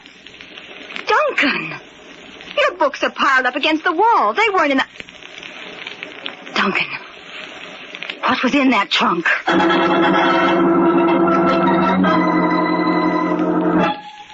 Mr. Sherman had disappeared. When we docked next morning, I looked for him. He didn't get off the boat. The purser hadn't seen him. I was frantic. I couldn't believe Duncan had... Anyway, I decided to go to the cottage first and then come back and phone Dr. Ramsey. As you know, there's no road to Devil's Deep. My stepbrother and I walked along the path through the woods. It was almost noon when we reached the house. Wow, sis, this place isn't bad at all. Sort of wild and woolly. Hear that surf beating on the rocks down below? Leave the bags out here and go on inside, Duncan. Yeah, all right, sure. Say, this is all right, Peggy. Nice and cozy. Fireplace and everything. Oh, Duncan, if only... Duncan, sit down, dear. I've got to talk with you. Peggy, what's the use of questions? You know how I get mixed up sometimes? I forget things I've done. So I simply forgot I'd taken the books out of my trunk, that's all. You don't know how I want to believe you, dear, but Why don't you forget all about it, huh? I have. I feel better already. You ought to be glad that I've gotten out of the dumps. Oh, I am, Duncan. But after last night, What's that you've got there? A note. It was lying on the table. The cleaning woman must have left it. Here, let me see it. It's addressed to me, Peggy. I don't recognize the handwriting, do you? To you? That's strange. Who could have gotten here before us? It's easy enough to find out. But we don't know anybody here. I couldn't... Duncan, what's the matter? What does it say? It says... People hang for murder. Oh, please, dear, don't look like that. Here, let me have it. If silence is worth $10,000, I'll forget about that trunk. Blackmail? But who? Suddenly I realized. The young man in the trench coat. Then almost as an afterthought, it came over me. Duncan had really killed Mr. Sherman. It was in the open now. It had to be faced. What are we going to do, Peggy? They'll hang me. You know they will. Please, Duncan, I've got to think. I couldn't help it, Peggy. I didn't know what I was doing. That old fool Sherman, he came to see me. He drove me to it. Oh, I suppose I knew what had happened all the time, but I didn't want to believe it. We'll have to go to the police, Duncan. No, I'll kill myself first. I won't do it. You got to help me, Peggy. You're the only one who can. Oh, I've tried, dear, and maybe I've only hurt you. Don't you see that somebody else knows now, even though the note isn't signed? The guy in the trench coat says we can pay him off. Dad left you plenty. You can get the money. It wouldn't work, Duncan, even if it were right. Blackmail doesn't end anything. But it's my only chance, Pegs. I'll kill myself if you don't. You know what Dad said when he died? You got to take care of me. You'll get the money, won't you? Please, Peggy. All right, dear. I'll get the money.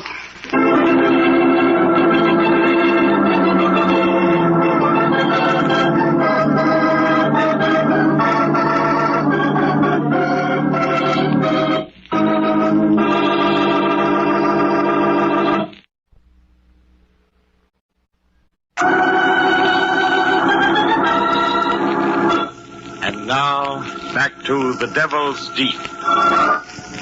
A police launch has dragged the turbulent waters of the Devil's Deep and found the body of a man. So far, Inspector Bowman has neglected to mention that fact to the two young people who sit beneath the glaring light in his office. The eyes of the young man in the trench coat have never left Peggy Scott as she goes back over her story. So, Miss Scott, this brother of yours, Duncan, takes one of his crazy dislikes to this Sherman guy on the boat, and that night he shoves the trunk overboard. You were the one watching this, Malone? Naturally, Inspector. So when you found that blackmail note waiting for you in your cottage, Miss Scott, you knew right away it was Malone who was onto the murder. Yes, and I was sure of it after I'd gone to the bank that afternoon and arranged for a transfer of my funds. Hey, lady, wait a minute. Mind if I walk you back to Devil's Deep, Miss Scott? How did you know my name? What do you want? Oh, just a couple of questions, Miss Scott. Like, are you in the habit of calling on bank presidents the minute you get in town? That is none of your business. I'm afraid it is. Very much my business. Oh, yes, I'd forgotten your note. I suppose that's true. Now, please, if you'll let me by. Not so fast, please. I've got to talk with you and your brother. Mr. Malone, if you're wise, you'll keep very much away from my stepbrother. That's a warning. We'll be ready for the next note when you send it. Goodbye. Suddenly I knew that Duncan and this Mr. Malone must not meet. Above all else, I had to get my brother back to Dr. Ramsey before there was another tragedy. But next morning, when I returned from the bank where I'd gone to sign the necessary papers. I'm back, Duncan. Want to help me? Duncan, what are you doing with that poker? We've got company, Peggy. Your stepbrother is a very excitable young man, Miss Scott. I was watching when he came sneaking in here. I warned you, Mr. Malone, but I suppose one in your profession doesn't mind a few risks. Tell me, did you know the man you were talking to on shipboard a few days ago? Now listen to me, you better... Duncan, what did Sherman say to your sister that caused you to get so excited? Get out. Get out, I tell you. Okay, I'm going. Just let me warn you that you're playing with dynamite, Miss Scott. I'll be seeing you. I don't understand, Duncan. Why did he come here? On the table there. The blackmail note, Peggy. The second one.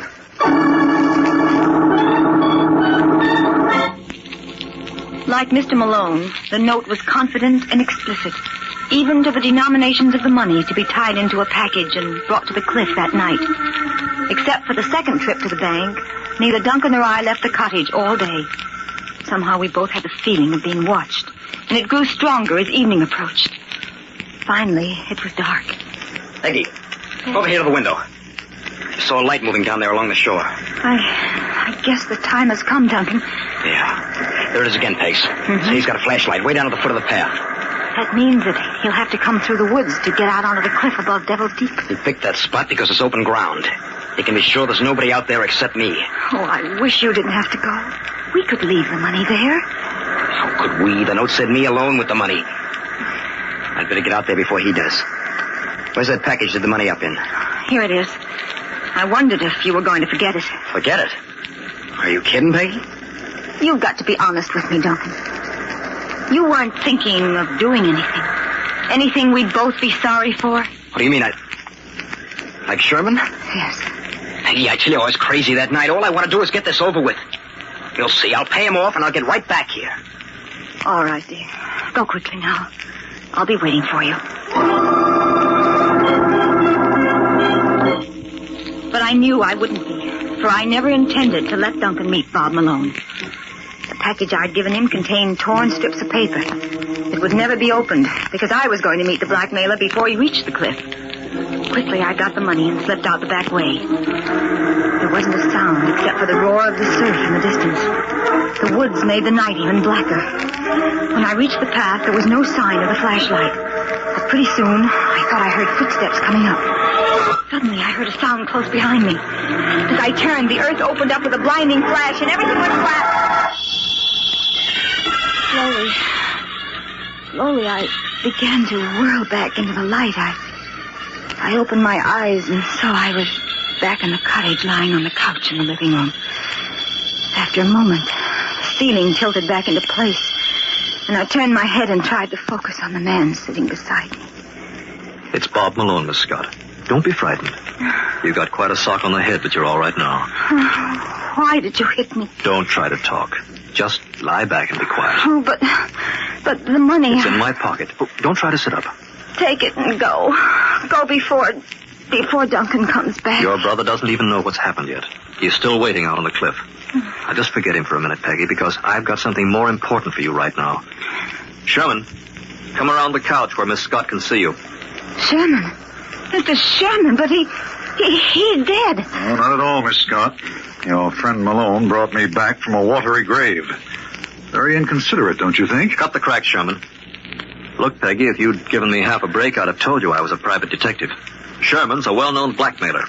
When I spotted him talking to you on the boat, I figured it was worth looking into. But, Mr. Malone, then there never was any reason for Duncan to be blackmailed. Mr. Sherman tricked him. He somehow made Duncan think he'd killed him. I think your brother needs a psychiatrist, badly. That's not important now. The important thing is that Duncan's not a murderer. Oh, don't you understand? It was his imagination. Sometimes the things in his mind seem real to him. He hated Mr. Sherman enough to... Yes, that's it. Sherman worked on this quirk of his, got Duncan excited, faked the death now, scene. Look here, Malone, I told you before... All the time I was frightened to death of you, Mr. Malone. That's my fault. When I saw your brother push that trunk overboard, I got kind of worried. I checked the passenger list and then everyone who got off the boat. Oh, so did I. Then Mr. Sherman didn't get off. Oh, yes, he did. After you were nowhere around. You were a little too anxious to believe the worst of your brother, if I may say so, Miss Scott. I told you to keep out of this, Sherman. You see, Peggy, when I saw our blackmailing friend, knew there wasn't anybody in that trunk, I stopped worrying. Like fun you did, old boy. You've been tailing me ever since you saw me talking to the young lady that morning. But I never figured it was more than your usual blackmail routine, till I saw how scared Miss Scott was. Yes, but don't you see? Duncan and I thought he was dead. Yes, I see that now. Lucky I followed him out here tonight. I was right behind him when he came up the path with the flashlight. It's too bad you couldn't have stopped him from hitting me. Shut up, Sherman. Suppose you and I stroll down to the kid brother and tell him he can relax. Oh, but Duncan thinks he's dead. Don't you see the kind of a shock it'll be when he sees him? I can't leave Sherman here. Just you leave this to me. I don't think you should try to get up yet. Oh, but you don't understand. Duncan flies off the handle so easily. I know that only too well. Come along, Sherman. I think Miss Scott's stepbrother will be delighted to find you returned from the dead.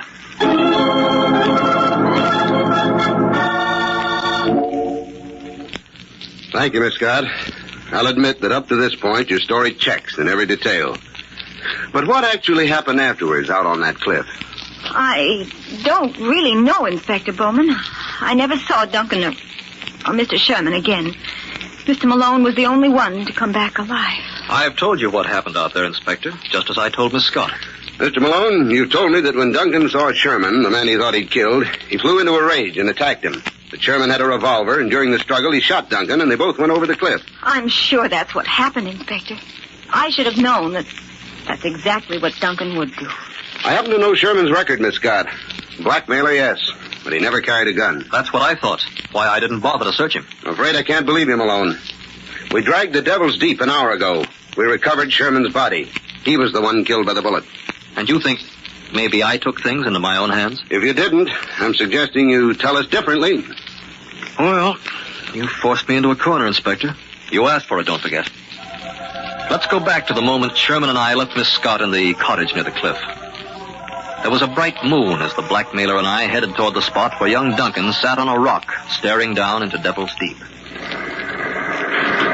I wonder what Duncan's going to say when he sees me, Malone. I do make a rather healthy corpse, don't you think? That's your worry, Sherman. But I wouldn't like to be in your shoes. You don't go for that poor sick boy line with this kid, do you? I do, Sherman. He's studying to be a manic depressive. He's on the way toward making the grade. Well, in that case, you're going to have a tough time proving anything against me, Malone. The blackmail notes in your handwriting are pretty good evidence, I'd say. Hold it now. Kid's seen us. Now, let me handle this. Everything under control, Duncan? Of course, Mr. Malone. I've been waiting for you. I saw you on the path a while ago. Good. Got anything to say to the ghost of Mr. Sherman? Plenty. Stupid bungling rat. I hope you give him the works. Now, look here, kid. I never did like this deal, but you made it seem harmless enough. You think it was harmless, Duncan? To hire Sherman to make like a corpse so you could blackmail yourself and scare your sister into paying off? I should really have killed him. All he had to do was stay out of your way. All this might have been more harmless, Duncan, if you hadn't sneaked back and slugged your sister just before we came up the path. Was that necessary? I was pretty mad when I opened that package and found the paper she'd given me. I had to get my money without letting her know it was me. You know, I could have worked this blackmail stunt again sometime. Yeah, I suppose you could. Too bad I came along just then and drove you off. You'll never get the money now. I'll get it, don't worry. And all the rest of it, too. It belongs to me. My father should never have left it to her. I'm afraid, Duncan, that sooner or later you might kill Peggy. Well, maybe I will if she gets wise to me. Now, look, Malone, I'd never have got mixed up with the kid if I'd known this. Not very pretty, is it? Don't forget that if anything happened to his sister, he had threatening letters in your handwriting. Where do you think that would have put you? He was going to give them back when he paid me my grand here on the cliff tonight. Ah, you're a fool, Sherman. Why do you think I told you to pick Devil's Deep for a meeting place? And those notes I delivered by myself. Get it, Sherman? Noble brother meets nasty blackmailer, shoves him off cliff in self-defense. Neat, huh? I wasn't acting when I said I hated you, Sherman. I never could stand the way you looked at Peggy. Why, you little rat, that's fine coming from you. I ought to... Look out, he may have a gun. Of course I have. Why do you think I let the two of you come out here after me? After I get rid of you, I'm still going to get that money. Listen, kid, I'm going to take that gun away from you and give you the spanking of your life. Keep away from the edge, Sherman. He'll plug you as short as... He hasn't got what it takes. Just a loudmouth brat. Go on, you keep backing up toward the edge, sonny boy, and pretty soon... Take another step, Sherman, and I'll shoot. No, you won't, kid, because I'm going to...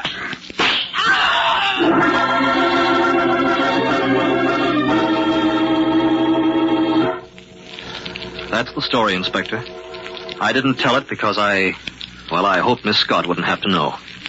Sorry it had to come out this way, Miss Scott. Oh, if only I could have helped him. You tried.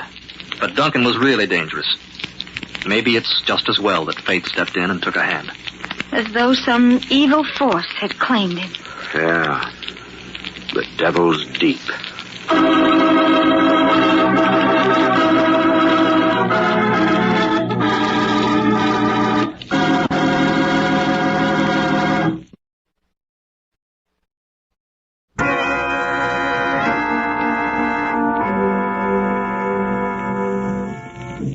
From shadows and stillness, mystery weaves a spell of strangest fascination, charging the mind with doubts and fears.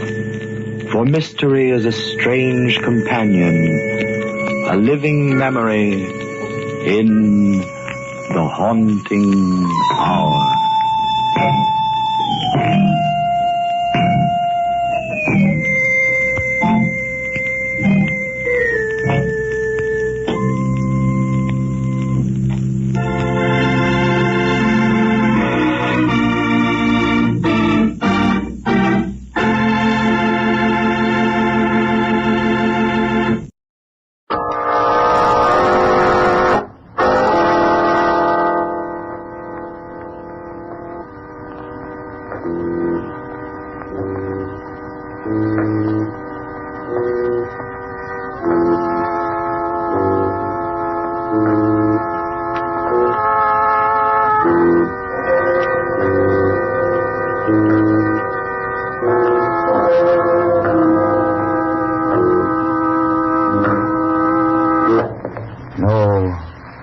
No, stay where you are. Do not break the stillness of this moment. For this is a time of mystery. A time when imagination is free and moves forward swiftly, silently. This is the Haunting Hour.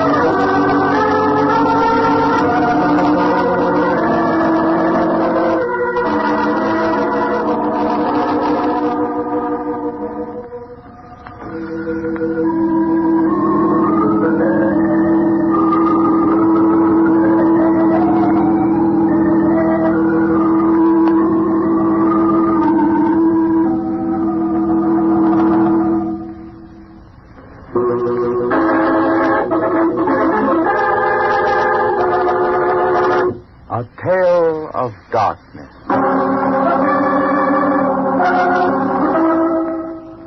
A ghost has crept over the city. The air is stilled and hushed, and lights burn dim, for the gray fog crawls in from the misty sea. A girl, wrapped in a raincoat, pauses to look up at a building rising in the mist. Her eyes trace the fuzzy letters in a lighted sign. Elders Hospital. Visitors enter here. She climbs the dripping stoop. A few minutes later, she opens the door of one of the waiting rooms. Hello, Mrs. Simpson? May I come in? No. You go away. I just heard about his accident. There's nothing you can do for him now. You can go read your newspaper, your stories. But now it's over. They say they can't help him because he doesn't want them to. But why? What happened to Chip? Oh, I don't understand what's happened. I'm afraid. It can't be true, I said. It can't. But it was. So the time came when I had to tell Chip. I had to tell him the truth. What truth? How could I tell you? Any moment now they may come in here and say he's dead. Death is real. What happened to Chip is not real. You would not believe it. Tell me. He's too young to die. His blindness, it did not make him sad. In the evenings, we'd sit in the parlor, and I'd read to him, or he'd go walking in the park. It was his world, a very happy world. Then, last December, you came to write this story, and by Christmas time, your newspaper had given him the dog. But Tippy made Chip happy. They were friends. Oh, yes. He loved Tippy. But then that night came. That night he first saw her in the park. I had been waiting for him because I had some very good news. He opened the door, and Tippy gave me a little bark, as he always did. And Chip's face was bright with a new happiness I'd never seen before. He said, Granny, the most wonderful thing is happening. I know, Chip. Dr. Cousins was here. He thinks he can make you see. Oh, my boy, what wonderful news. You're to go to the hospital again for a few treatments. Oh, she's brought me luck. Granny, look at my face. What are you seeing? A light shining in your eyes, because now there's more than hope. Yes, but there's another reason. Tonight, Tippy led me down a path in the park to where the waterfall is. A waterfall in the park? Granny, she was there. A girl chick. Yes. Her voice is so soft, so full of a kind of sadness that, well, I can understand. But does she know you're blind? No. It was dark. Maybe now there'll be no need to tell her. Maybe she'll be my girl, Granny. Then I'll have two of them, won't I? You and her.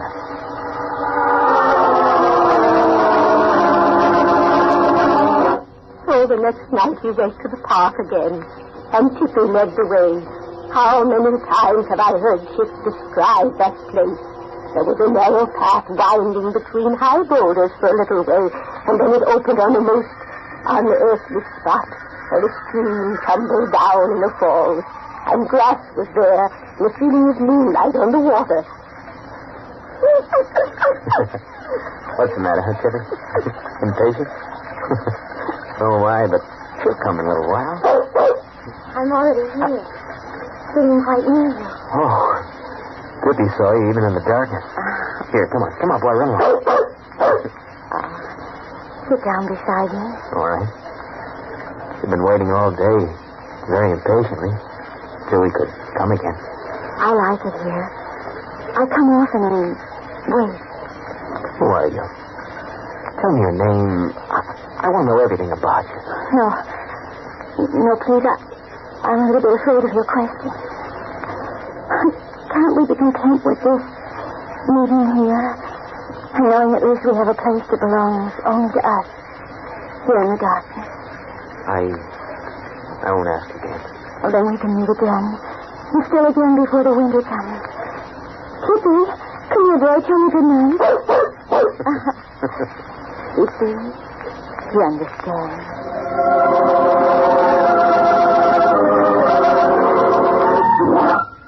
My flesh grew cold when he spoke of her, for it was the dog Tippy that led the way to her. There in that ghostly place made remote to us by a wall of time. Chick saw her time and again.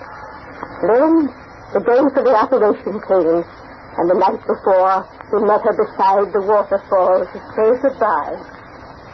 Well, I'm going away only because I want to be worthy of you. I want to feel as if I have a right to tell you. I love you so very much. No.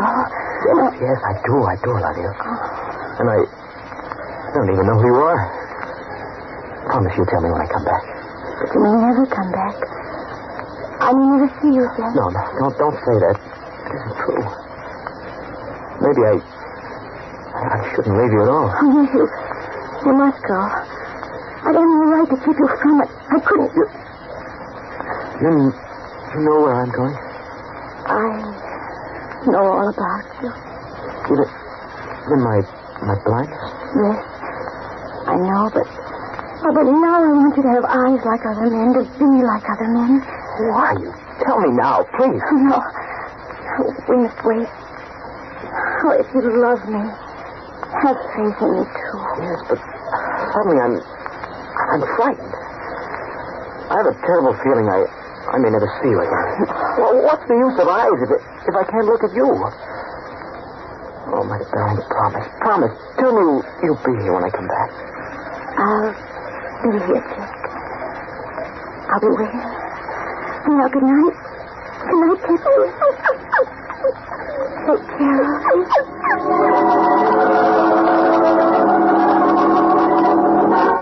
The next morning we went to the hospital. Chick was happy, impatient for the operation to be over. And that afternoon, as I waited here in this room, thinking over and over again this thing that had happened, I slowly grew sure of what I believed. Was it such an impossible thing to happen after all? How could I ever tell him? Yet the legend was so clear in my mind. I didn't stop to think how happy she made him. I thought only that he must never see her again. But how could you stop it? There was a way. It made me shudder to think of it. And yet there wasn't anything I wouldn't do for Chick. I knew I could destroy the dog. Oh, no. It had been Tippy that had led him to that place, to her, you see. Without Tippy, Chick couldn't go back again. But how did you know? I went to the park myself.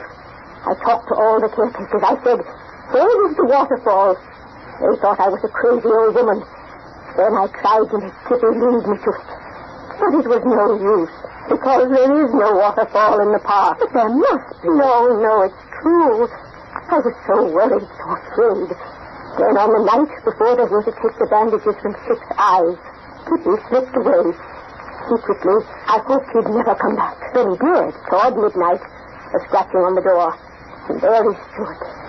I knew he'd seen her, for he was like a ghost dog come out of the night. And about his neck he wore a collar woven with beads. Silver beads. he had woven together and put about his neck. Then I was sure what I had to do. The next morning, I went to the hospital. Granny. Oh, Granny, look at me. Oh, Chick, you can see. A little. More than a little. Oh, my boy, blue eyes. Such pretty blue eyes. Oh, please, Tippy, yes. They said you could. I want to see him, Granny. I want to see you and him all day, just looking at you. Tomorrow. No, please, Granny. Oh, what's the matter? Something happened to Tippy? No. Something has. What is it? Granny, where is it? Oh, my boy. How can I tell you? A few days ago, I led him out in the back courtyard to play. Someone had put some meat there for the wood rats. It was poisoned. Tippy is dead. Am I a foolish, superstitious old woman? What else was I to do? I thought only of what was best for Chick. But then, that afternoon came. Only day before yesterday. He was sent home, and he walked the floor waiting for the night. At last he went to the park. I sat in that house 4 hours. 5. He came back alone. The second night he tried again. And the third, tonight. He walked the paths trying to remember where Tippy had led him. Finding nothing, no waterfall, no girl beside it. When he came in, his face was drawn, his eyes moist and sad, and he said... Granny, I don't know what's happened. I can't even find the place where we met. It was low, and there were huge rocks there, the stream. Well, why can't I find it? It's all my boy. I've gone over that path dozens of times. I even closed my eyes trying to find it. It just isn't there. No, Chick, it isn't there. What did you say? I mean, if you can't find it, then surely it doesn't exist. But you're there now. You can see again. This girl doesn't matter. Oh, she matters more than anything else. What are you trying to say? Only what I'm sure is true. Something about her. Granny, tell me. But it can't matter now. You've got your whole life before you now. If you never see her again, you'll forget her, Chick. You will, my boy. Justina, you know who she is. Oh, no. What is it? Tell me. I don't know. It's just that... Oh, what can I say? Listen to me. When I was a little girl, I heard many stories, legends of my people, your people, too. One of the legends stayed in my mind, sharp as an arrow. Granny. This girl, didn't you know she's an Indian girl? No. Why do you say she is? Because it's true. The silver collar, woven of beads. Oh, my boy. The most impossible thing in the world has happened. You've fallen in love with a ghost 5 centuries old.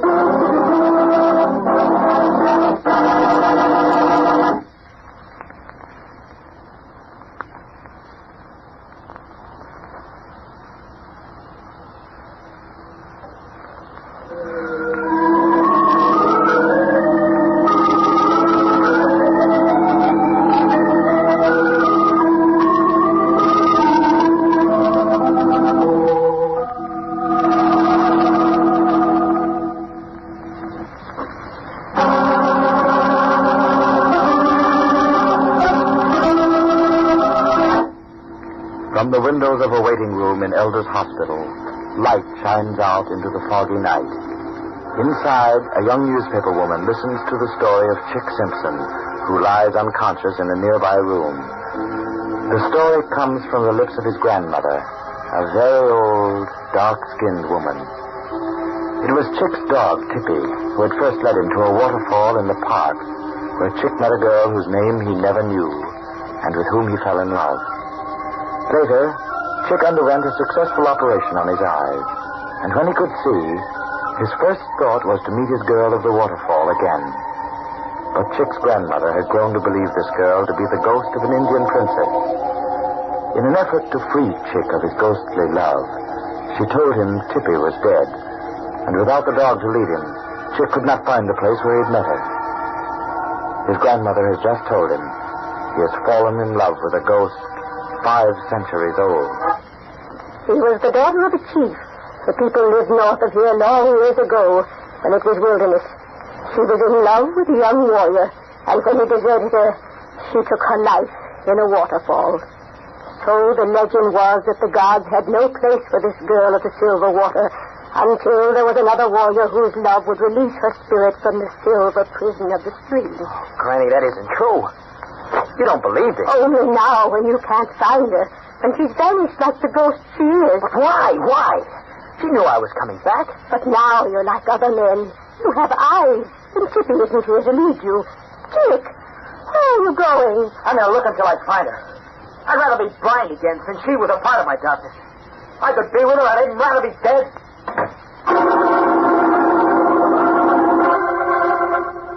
He ran out of the house. I went after him as fast as I could. Then I saw the taxi coming down upon him. He lay on the pavement in the light of the street lamp, in the gray fog of the evening, and his eyes were closed again.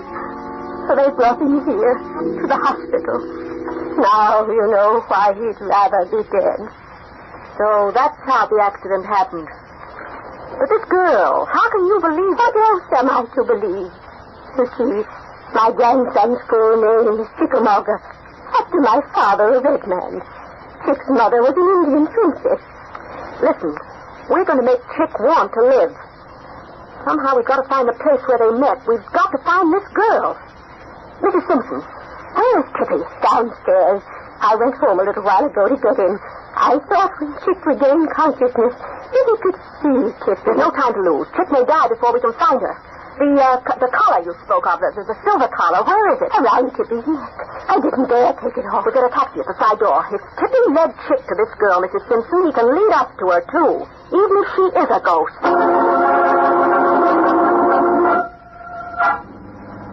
This is the place, just yonder, by that street light. That's where Chick always went in the park. Stop there, driver. By the street light. Yes, ma'am. Good boy, Chippy. You're a good boy. I'll take that silver collar now. There, Mrs. Simpson, hold the leash. I'll open the door. Driver, have you got a flashlight? Yeah, sure. Park's dark and foggy. Here's $5. Enough for it? I guess so, lady. It burns kind of dim. You better try it. Just so it works. Here's another $1 for the fare. Keep the change. Thanks very much. Mrs. Simpson, which path did Chick take? That one there. Running north. I used to walk the thing before Chippy came. Come along. Hurry. He listened to him. He's impatient. Can you know what we're trying to do? We'll find out. As soon as we get a little way down this path. That is so useless. He won't lead us there. If it was Chick. Good boy. You know what we want, don't you, boy? Look, here's your collar. She made it for you. Where is she? You know, don't you? Lead us to her. Smell the collar, boy. Go on. Go on. Look, she's running up the path. Go to the lake. Tippy! Here, boy. Here, boy. He went that way. Through the trees. But we're already up the path. Tippy! Listen. I heard him. Where? Over yonder. He found her. Are you afraid? No. Come on. We'll see if she's a ghost. Tippy! Here, boy! She's over there. The other side of those rocks. Wait. This must be the place. There were high boulders and a path between them. Come on. Listen. Do you hear it? Yeah. It sounds like it is. It's a waterfall. So that's his waterfall? Good boy, Tippy. But it's not a waterfall at all. Only the overflow from the lake. Yet it's a lovely spot. The grass is thick and green, and the rocks make it a little cove hidden away. He could see its beauty in spite of his blindness. Look, this is where they sat. The smooth rock almost like a bench. But where is she? Yes, where is she? I wonder. Tippy! Tippy! Take us to her. Take us to her. Come on, boy. We'll follow. Look, she's leading us away. Come on. He's lost it. He ran so fast. Could he have come this far? Well, there's the avenue. He's led us across the park. Look there, on the other side of the street. Call him back. Wait, he's going up the stoop of that house. That one on the corner. Besides. I don't know. He's waiting at the hut door. There are no lights. The house is dark. Could it be? Look, the door opened. He went in. He went inside. Does it mean? Tippy's been here before. Maybe when he managed to slip out alone. He's led us to her, Mrs. Simpson, to Chick's Girl of the Waterfall. Come on, let's see who she is. How dark the house is. Yes. What is it? I'm Helen Stringfellow from the Evening News. Oh. This is Mrs. Simpson. May we come in? Oh, no. No, please, I can't see anyone. We followed Tippy here, the dog you just led inside. Is he yours? Oh, I didn't know. He belongs to my grandson. My grandson's in the hospital. His name's Chick Simpson. You know him, don't you? No. He was in an accident tonight. He may be dying. Perhaps you can save his life. But I don't know him. I don't. You've made a mistake. You're the girl he met in the park. I know you are. Why do you deny it? Please. If you are the girl. But I'm not. Leave me alone. I can't help you. Please leave me alone. The Chick loves you. Why do you hide there in the dark? I tell you, you've got to come with us. I'll make you come. No. No, go away. Don't try to close that door. Mrs. Simpson, here, flash the light. No, please, you mustn't see me. Oh. So, that's why. That's why. Yes. Now you know. Well, that makes no difference. Oh, it does. Now Chick can see it. And he mustn't know. He must forget me. If the operation had failed, I would have met him there again as I promised. Of course, I understand. But my child, there's something you don't know. The accident. Chick is blind again. Now will you come? He's blind again? Oh, yes. Yes, I'll come. Gladly now.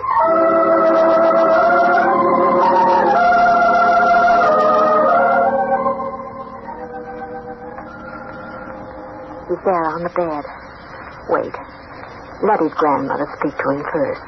Chick, my boy, can you hear me? Yes. Yes, Granny. Dr. Cousins says we're not to excite you. But there's something I must tell you. So you'll get well again. I couldn't find her. Will you forgive a clumsy old woman who loves you? I've died 1,000 times for what I did. You see, I lied about Tippy. He's here beside me. And she's here, too. She's here? Jack, I've come back. What is your... Tippy found me. I didn't know about your accident. I wanted to see because of you. Now, if she loved me at all, it's out of pity. No, Chick. Listen to me. Her hair is golden like the sound of rain. And her eyes are blue. Full of light. And yet, full of darkness. Well, what are you trying to say? She's trying to tell you why I stayed away. After the operation, when you could see. You mean it? Yes, Chick. She's been blind for 20 years. All her life. I didn't know. But soon you'll be well. And we can meet again by the waterfall. Tippy will be there with us. Yes. And we can go on together, Chick. Oh. I'm so glad it's like this. Now we can have our world back again. Mm-hmm. And it's a happy world. Mrs. Simpson, we must leave them alone. Yes. It's finished now. The room's bright with their happiness. Come along. I'll close the door.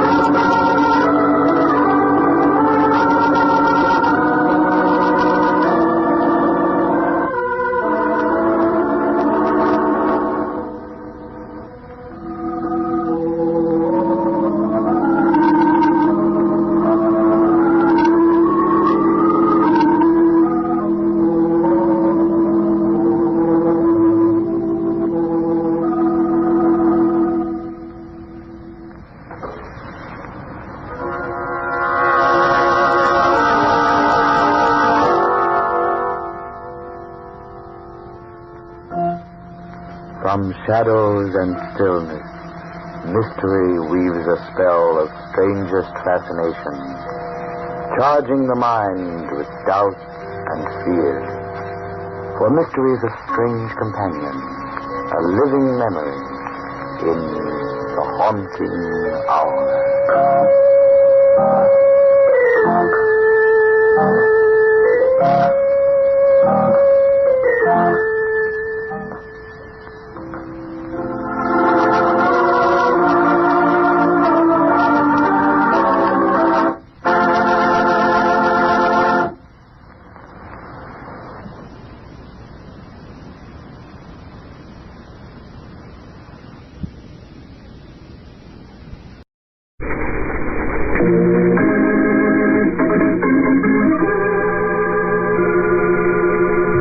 The Two Mr. Brants.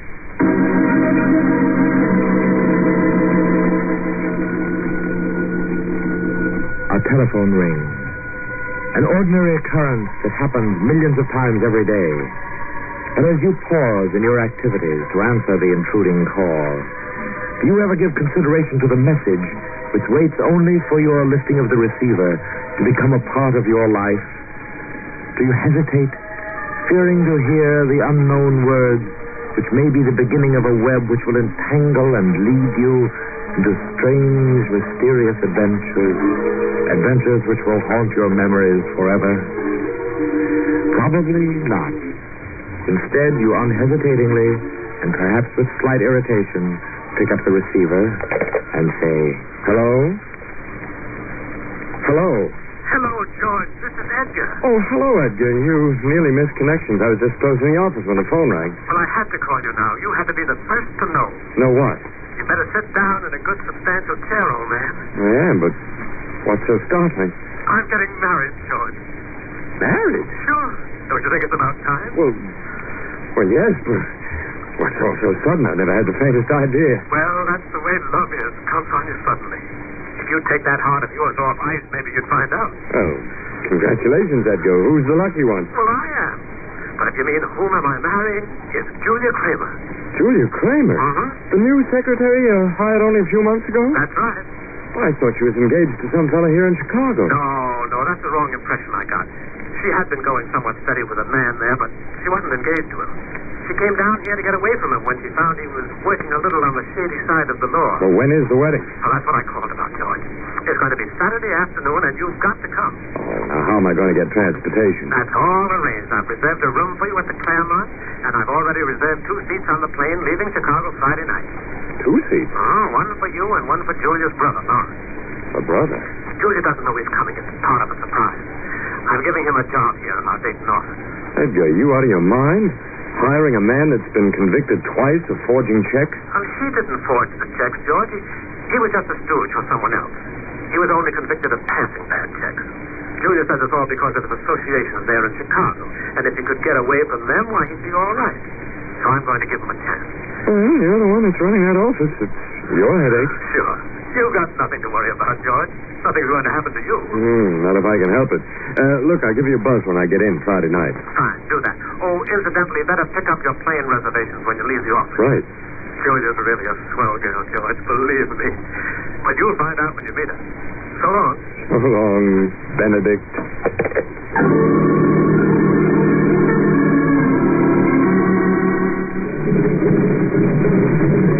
I believe this is my seat, pardon me. Well, you Lawrence Kramer? Oh, Lawrence Kramer? Never heard of him. Cassidy's my name, Alex Cassidy. That's my seat next to the window. Pardon me, there must be a mistake. I'm sure this seat belongs to Lawrence Kramer. Take a look at my ticket. It says this is my seat to Dayton. Dayton? Well, that's where Lawrence is going. We're supposed to be together. Oh, no, there really must be some mistake. There's no mistake. Pardon me, are you Mr. George Brant? Why, yes. Well, I'm Lawrence Kramer. Well, what are you doing sitting behind me? Surely Edgar reserved our seats together. Well, maybe Mr. Thompson couldn't get 2 seats together. That's probably it.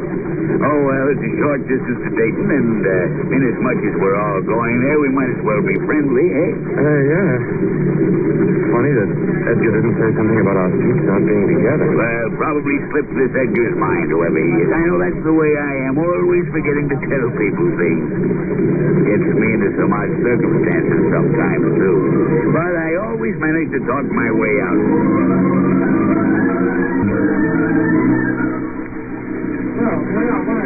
Well, Brant, guess I'll be leaving you two here. I've got a little business to attend to in the administration building before I go into town. Yes, all right, Mr. Cassidy. Lawrence and I'll catch a cab. It's really a shame we didn't have more time to really get acquainted. I think maybe we could strike it off together here. Maybe. Well, I'll be seeing you again sometime. Oh, one more minute of that chatter and I'd have gone crazy.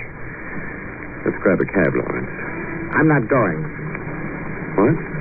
I'm not going into town yet. Suit yourself, but I am. See you later. Yeah.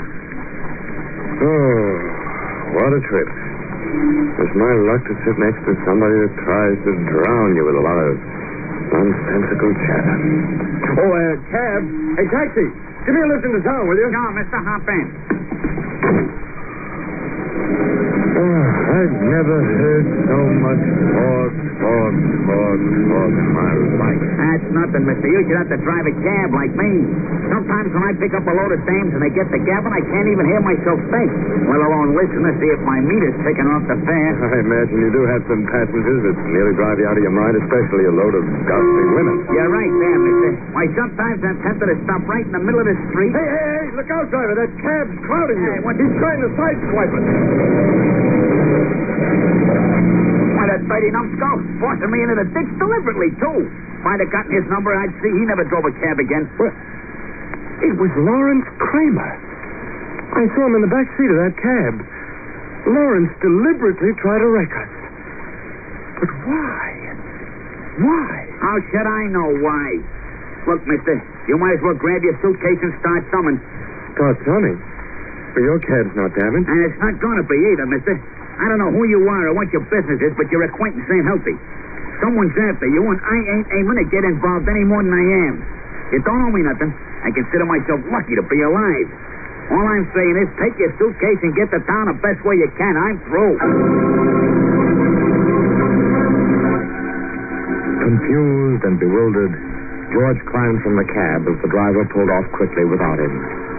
He stood at the side of the road, awkwardly trying to thumb for a ride. Almost an hour passed before a car drew up beside him, and he was on his way into town.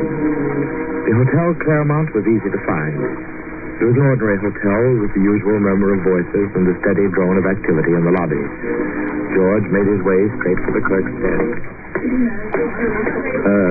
You have a reservation, Mr. George Brand, please? Why, we did have, sir. What do you mean you did have? Mr. Brand picked it up an hour ago. He what?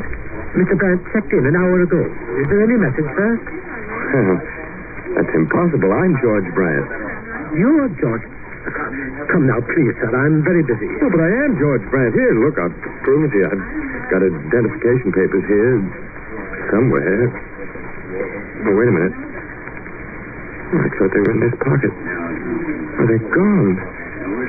Somebody's stolen my papers. Yes, maybe you forgot and left them at home. Well, how could I have left them in Chicago? I had to have my papers to get on that plane. I tell you, somebody's stolen my papers. Please, sir, you'll have to keep your voice lower. You're attracting undue attention in the lobby. Oh, I'm sorry. But all of a sudden, without cause or reason, everything seems wrong. Strangest things have been happening to me ever since I arrived at the airport. Where's the public phone, clerk? To your right, sir. Edgar will be able to straighten out this mess. Are you down here, Bishop?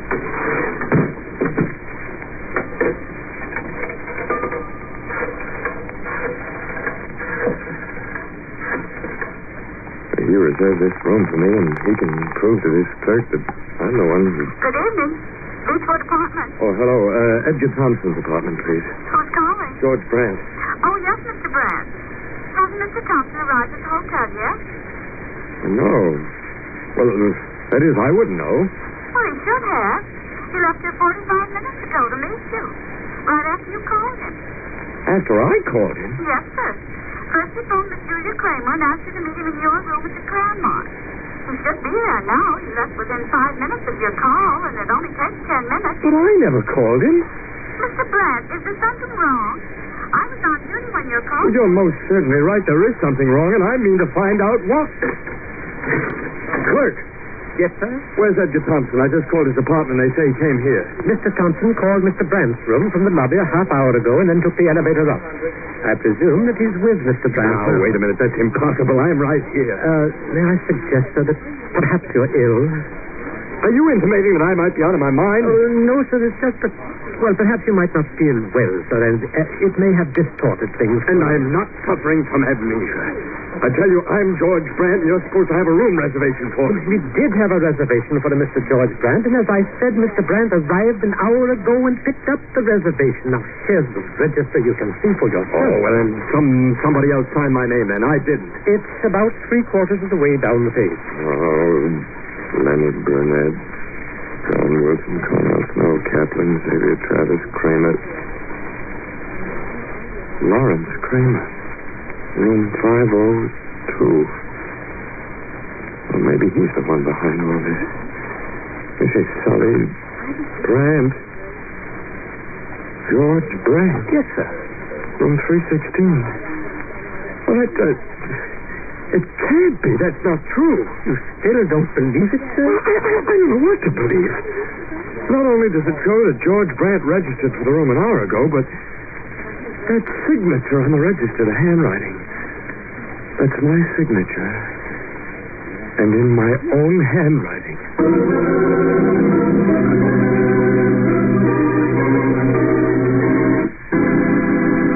Mystified by the strange web encircling him, George went up to the 3rd floor, determined to face the imposter.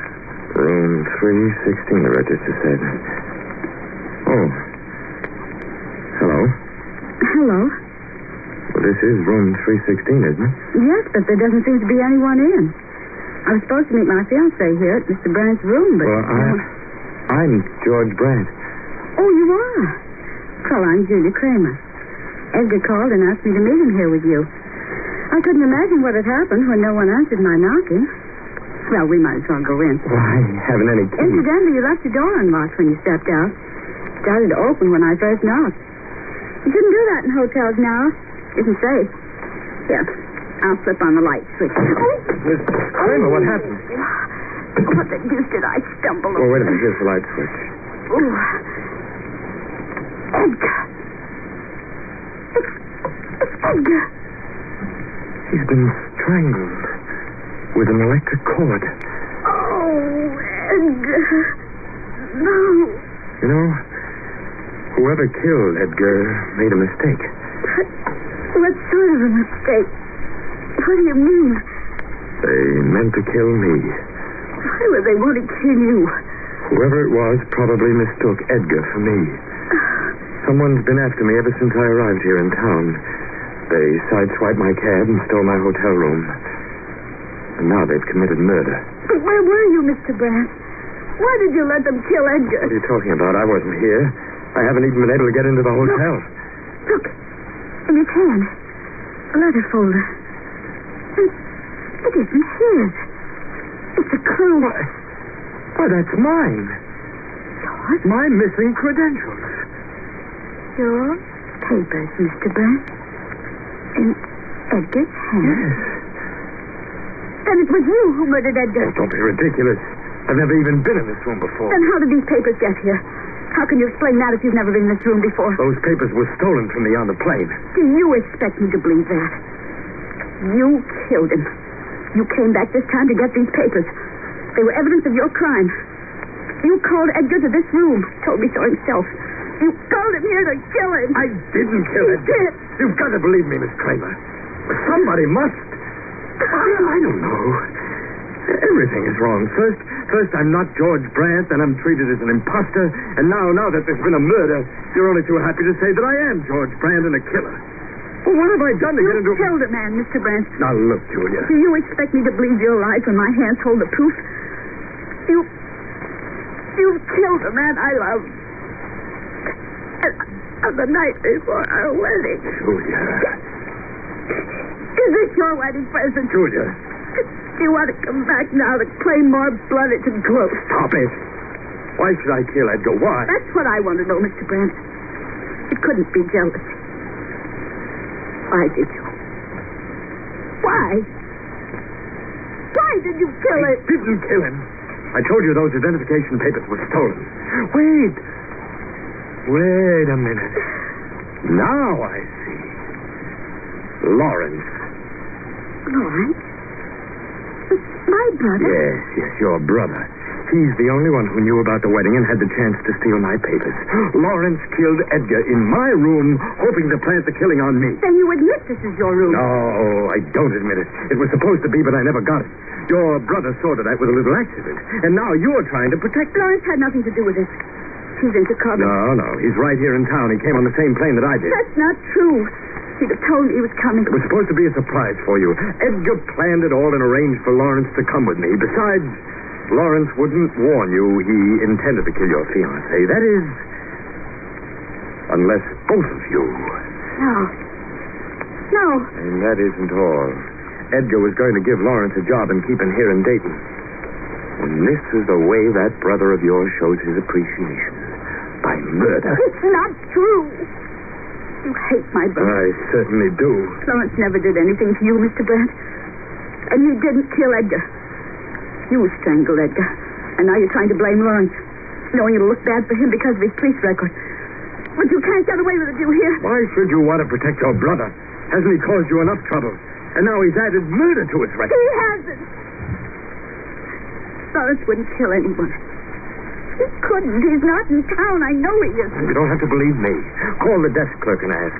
He'll tell you your brother's registered in the hotel. Well, go ahead. Call him. All right. All right, I will. Hello. Hello, desk clerk, please. Desk clerk, this is Julie Kramer. I'm in George Brandt's room. Mr. Brandt's here now. And he murdered Edgar Thompson.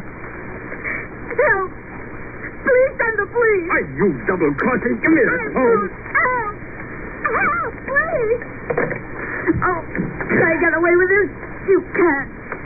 You murderer. I'm getting out of here.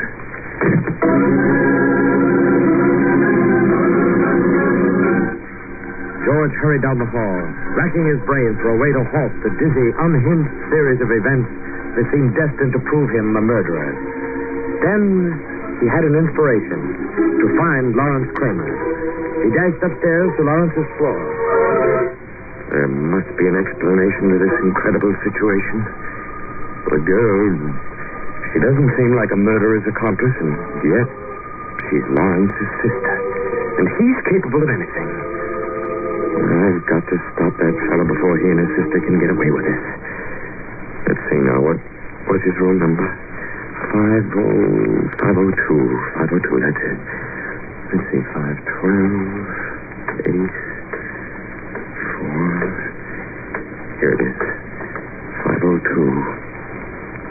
Now, Lawrence Kramer. We'll get to the bottom of this. Come in, Brad. Alex Cassidy. Oh, what are you doing here? Waiting for you, Brad. For me? But where's Lawrence? I don't know. He was out when I came in a couple of minutes ago. Come on in, Brad, and close the door. I figured you'd be coming here. Now that I've figured right, I'm glad Lawrence isn't here. So you and Lawrence aren't strangers. That was an act on the plane. Sure. As soon as you left, we both got into a cab and followed you. Then I had your cab forced into the ditch so I'd have time to get to the hotel first and take your room. I might have known it wasn't Lawrence. He couldn't have registered for my room and his own at the same time. Besides, well, Lawrence isn't smart enough to plan a murder like Edgar's. Murder? So you found the body, too? Right where you and Lawrence left it, Mr. Cassidy. Lawrence didn't have anything to do with it. He doesn't even know I rubbed the guy out. He thinks I just came down here to sort of surprise Julia at the wedding. You even know her name. You know about the wedding. Wait. Now I'm beginning to see. You forged my name on the hotel register. Sure, Brad. Perfect, too, wasn't it? You see, Lawrence was arrested once for passing checks forged by someone else. Julia threw over her former fiancé in Chicago because he was doing some crooked work. Oh, it all fits together beautifully, Cassidy. You were Julia's former fiancé, and when you heard of the wedding, you came down here and killed Edgar. Sure. No guy's going to take Alex Cassidy's girl and get away with it. What's more, that cheap Romeo partner of yours thought he could fast-talk Lawrence out of my control by giving him a job here. Sure, I know all about it. Lawrence blew his top trying to play the big shot. That's the trouble with the kid. He's too dumb to know when to keep his mouth shut. How does it feel, Brant, to be wearing a frame around your neck? What do you mean? When the cops see your signature on the register and find those papers of yours I planted in Edgar's hand. Well, they'll want George Brant for this murder. Yes, sir, Brant, you're looking at one guy that's done murder and is going to get away with it. A very neat plan, Mr. Cassidy, but I don't think it will work. Lawrence. Yeah. And don't get any ideas about easing out the door. This is a real live gun I've got here. Oh, Lawrence, how did you Mr. Cassidy is just a little bit surprised to find me in my own room, George. Aren't you, Mr. Cassidy? Yeah. You didn't think to look for me in the clothes closet when you came in, did you, Cassidy? Well, maybe I am too dumb to keep my mouth shut. And I've been dumb in the past to stay along with you. Look, you're flying off the handle, kid. I'm not a kid, Cassidy. I've been pretty dumb, I admit, in my time. But I'm not so dumb that I didn't know something was haywire when you forged Mr. Brandt's name so you could get his room. Now, look, Lawrence, you've got this all wrong. That wasn't done just to give Julia a surprise. So I got suspicious, Cassidy, so I trailed you. I trailed you to Mr. Brandt's room. You didn't. And you know what I saw there, don't you, Mr. Cassidy? You cheap tin-horn and Wesley.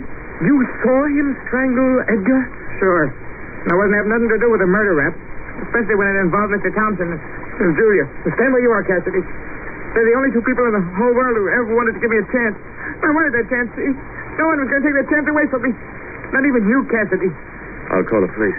Okay, George. You see, Cassidy, I figured you'd come to my room, probably with Julia. So I hid in the closet and I heard every word you said. Look, Lawrence. Yes, Mr. Brand? You go find Julia. She needs you. Tell her everything's all right. And don't worry about that job Edgar offered you. As controlling partner in the business, I promise you that job's still yours.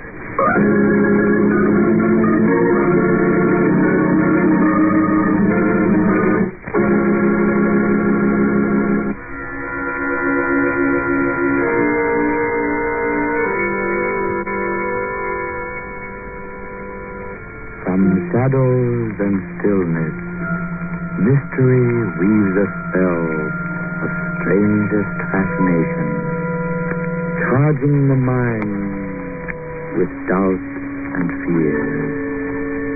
For mystery is a strange companion, a living memory in the haunting hour.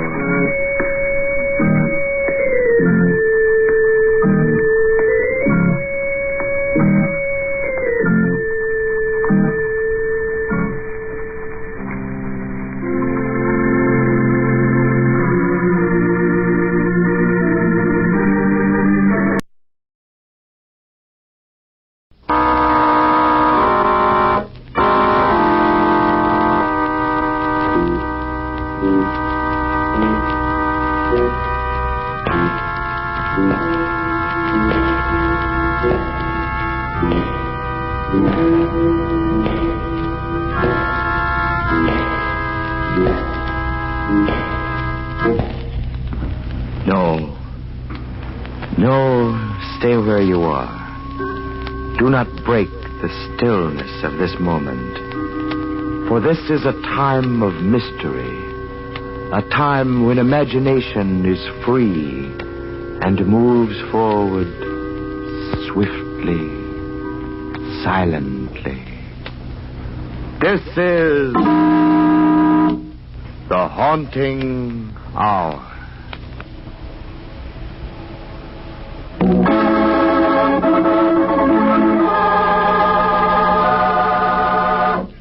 The sixth button.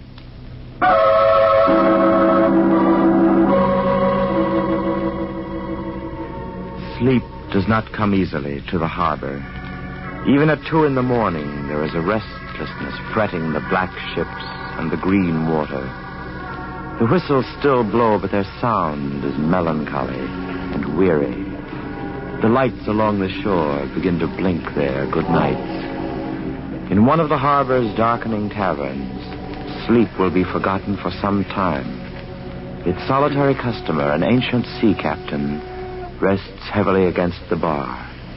Within him burns a tale, and he will not rest till it is told. 2 o'clock. Well, it's getting late, barkeep. You'll be wanting to close. I'm open till 3. Well, my ship doesn't weigh anchor till then. We both have time. Yeah. You're sure you want to hear the story? Story? Sure. Why not? Another glass, then. Right. You join me? I don't mind.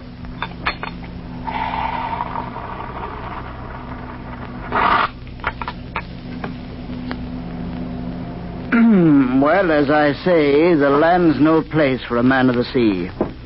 Captain Jeremiah Stebbins should have known that. And he should have known there wasn't a crueler man anywhere in the world than Harvey Adams. Captain Stebbins treated Harvey and his wife, Paula, as if they were his own children. He took them in, shared his home with them. But that wasn't enough for Harvey. Oh, no. Harvey knew something about Jeremiah Stebbins' money. And that gave him the idea. The idea that became a mania, a disease. And the disease infected Paula, too.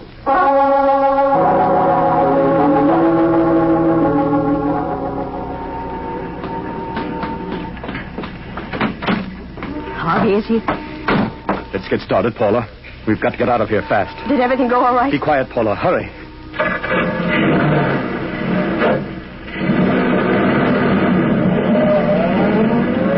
Well, it's over. Went as smoothly as clockwork, just like we planned. It's funny, I don't feel the least bit nervous now. Do you? I'm frightened, Harvey. It'll wear off. You know, the moment I laid his hat and stick on the riverbank, a great feeling of peace came over me. Seemed as if I was stepping into a new world. And that's what it's going to be for us, Paula. A new world. He was good to us, Harvey. Yes, of course he was. But think how much better he's going to be to us this way.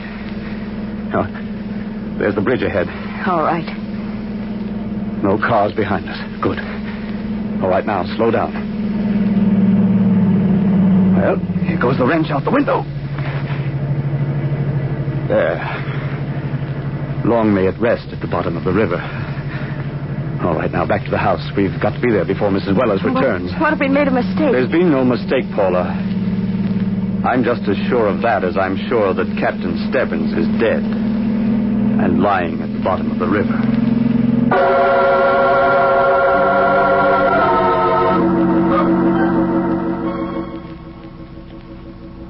As attorney for the late Jeremiah Stebbins, and in accordance with the instructions of the deceased, I have called together you, his beneficiaries, for the reading of his last will and testament. They've found the body, Mr. Rand? No, Mr. Adams, not yet. However, the police informed me that Captain Stebbins has been officially declared a suicide. Oh, I can't believe he's gone, Mrs. Adams. I can't believe it. Mrs. Wellers, please. Yes, ma'am. You may begin, Mr. Rand. I, Jeremiah Stebbins, being of sound mind and disposing memory, do hereby make my last will and testament.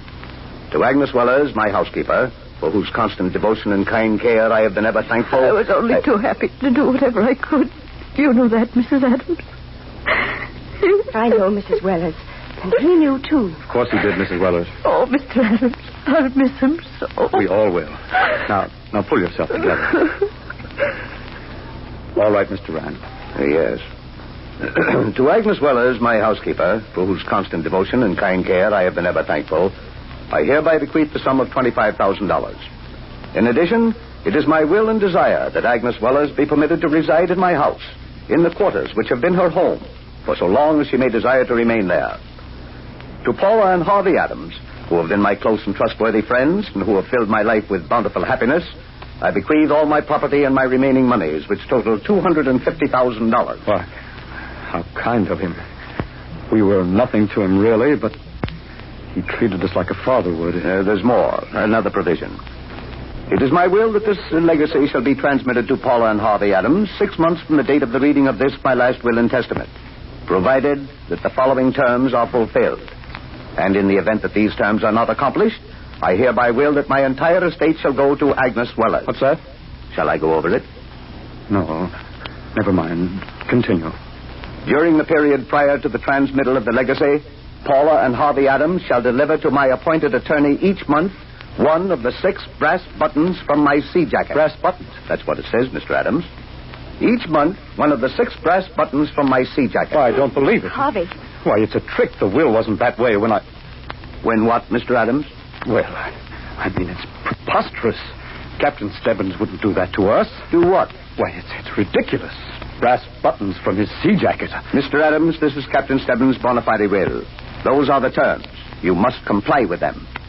It shouldn't be very difficult, should it? Why, no, I guess not. I'm sorry, Mr. Rand. It was just a little unexpected. You shall have the buttons. All 6 of them. Sir. Yes, Mrs. Weathers. Sir, the day that Captain Stebbins took his life. Yes? The day they say he took his life. He was wearing the sea jacket with the 6 brass buttons.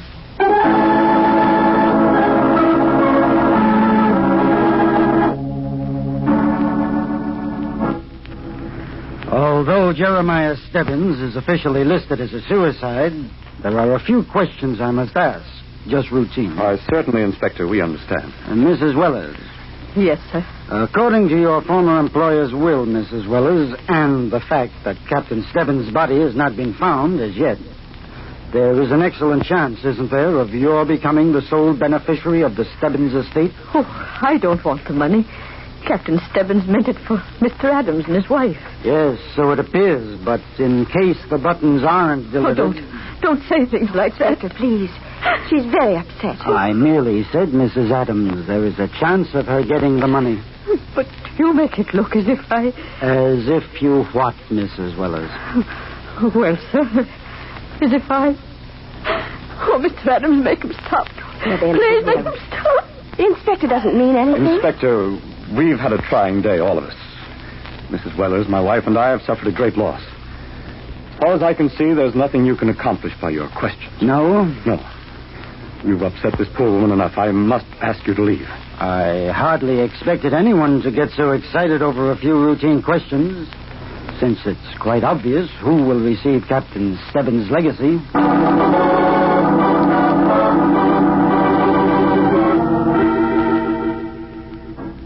All this, Paula. All this and all his money will be hers if we don't find those buttons. But, Harvey, she said he was wearing the jacket. Paula, that jacket is someplace in this house. I know it. Did you look where I told you? Yes. We'll never find it. I'll search through the attic. Captain Stebbins knew what we were going to do with him. That's why... Stop it, Paula. Stebbins was just an eccentric old sailor. We'll play his game of treasure hunt, Paula. And we'll win.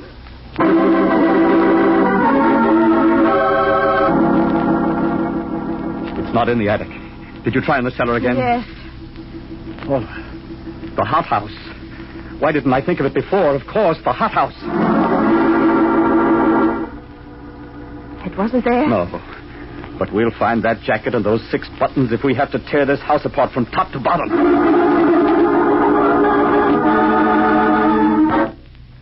This closet. I can't open it. What? I think it's locked. Here, let me try it. It is locked, Paula. I think we've come to the end of our treasure hunt. I'll open this door. Mr. Adams. My room. What's happened? What are you doing here? Mrs. Wellers, unlock this door. But you have no right to come in my room this way. If Captain Stebbins were alive... He's not alive. He's dead. And this is my house now. If you don't unlock this door, I'll call the police. Well, I'm not one to cause any trouble, Mr. Adams. Well, then unlock it. Here's the key, sir. That's better.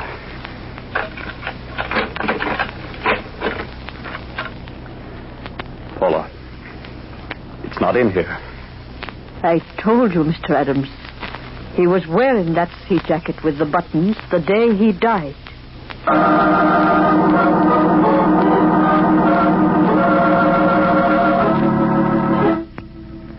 Paula, are you going to sit here all night sewing? Harvey, Do you think Mrs. Weller suspects us? Of course not. She'd have gone to the police long ago. Maybe we'd better get out of this house.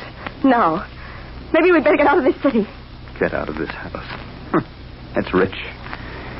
In 3 more days, the first month will be up, Paula.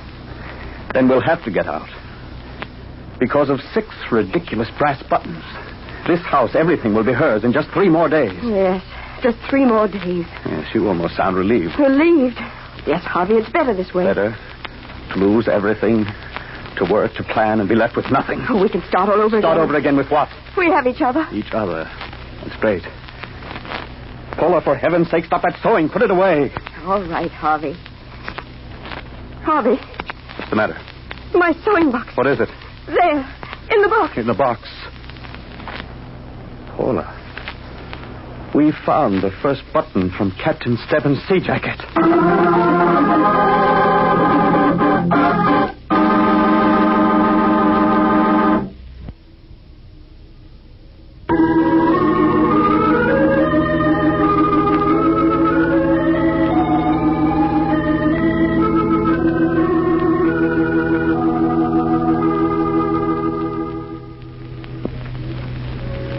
In a darkened tavern along the waterfront, a sea captain leans heavily against the bar. He and the bartender talk, while the waterfront noises gradually fade, and the harbor lights around them, one by one, are shut. He tells the story of a murder and of a will. The murder of a sea captain like himself, and a will which demands that the beneficiaries deliver to the captain's lawyer 6 buttons from the captain's sea jacket. Let us enter the tavern to hear the captain continue his strange story. Well, barkeep, Paula and Harvey Adams found the first of Captain Stebbins' 6 brass buttons. The buttons that meant the difference between a fortune and poverty. Yeah, so you said. The button was in the sewing box. Now, how did it get there? Should I go on with the story? Sure, go ahead. Well, as I said, the first button turned up. Only 5 more to go. And things were looking a little brighter for Harvey. But it was different with Paula. Very different.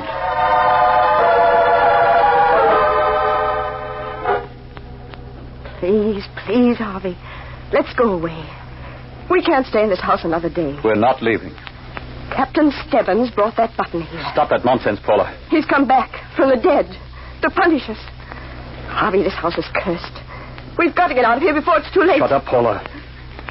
Do you want Wellers to hear us? She knows we killed him. Paula. They all know. I told you to stop it. Harvey. Stupid, hysterical fool. You'll ruin everything. That button didn't fall out of thin air, Paula. Somebody is trying to frighten us. All we've got to do is keep our nerve. If we play our cards right, we can't lose, Paula. We can't lose.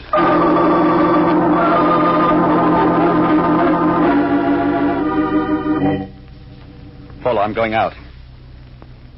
Did you hear me, Paula? I said I'm going out. All right, Harvey. Don't leave this room till I get back. And keep away from Wellers, understand? Yes. Did my top coat come back from the cleaners? It's in the closet.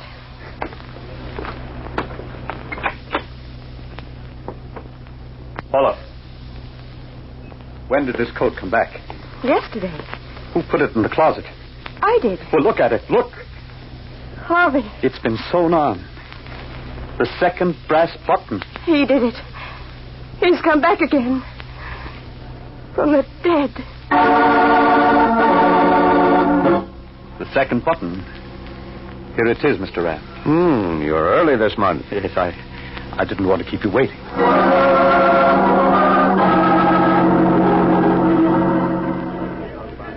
Northbound Express on track 5, leaving at 2:20. Northbound Express on track 5, leaving at 2:20. Ticket for Chicago, please. Round trip, ma'am? One way. Hurry. Please hurry. Paula, stop. Oh, Harvey. You can't run away from me. I won't let you. Come along. I warned you, Paula, not to leave the house. I can't stay there, Harvey. Please let me go away, please. Let you go away. Do you think I'm crazy? I've got to keep my eye on you, Paula. For all I know, you may be behind this button business. Harvey! I said you may be. Or it could be Wellers or that lawyer, Rand. I don't trust any of you. I'm taking no chances. You're going back to the house, Paula. And if you try this again... Pardon me, madam. Here, you drop your change purse. I'll take it, thanks. Don't be so careless, Paula. Here. But that's not mine. Not yours. Say you, this doesn't belong... He's disappeared in the crowd. I wonder whose it is. Maybe there's an identification inside. Paula, look. In the purse. Throw it away, Harvey. Please. You fool, Paula. Do you know what this means? The third brass button.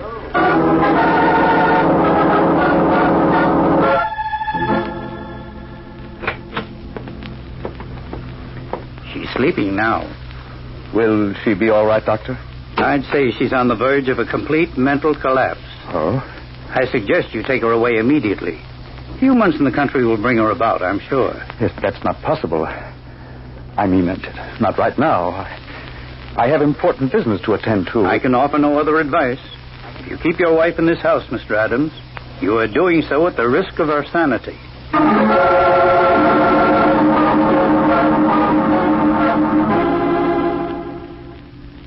You've got to pull yourself together, Paula. Do you hear me? Captain Stebbins will come back. He'll come back to this house again. It's cursed. I've got to get out of here. I've got to. No, you're staying in bed. Lie down. I can't. I can't stay here. Please let me go, please. Stop it, Paula. Oh. Oh. You're not leaving yet. And stop that crying. Just when there's a chance, just when things are working out the way we planned, this has to happen. I don't want the money. I don't want this house. Well, I do.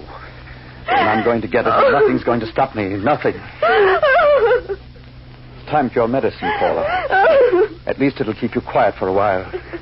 Where is it? In this drawer? Here's the box. Paula, stop that infernal weeping. Here, take one of these. Paula. The fourth button. In the box. Oh, I told you, Harvey, he'd come back again. You wouldn't believe me, would you? I told you he'd come back again from the river.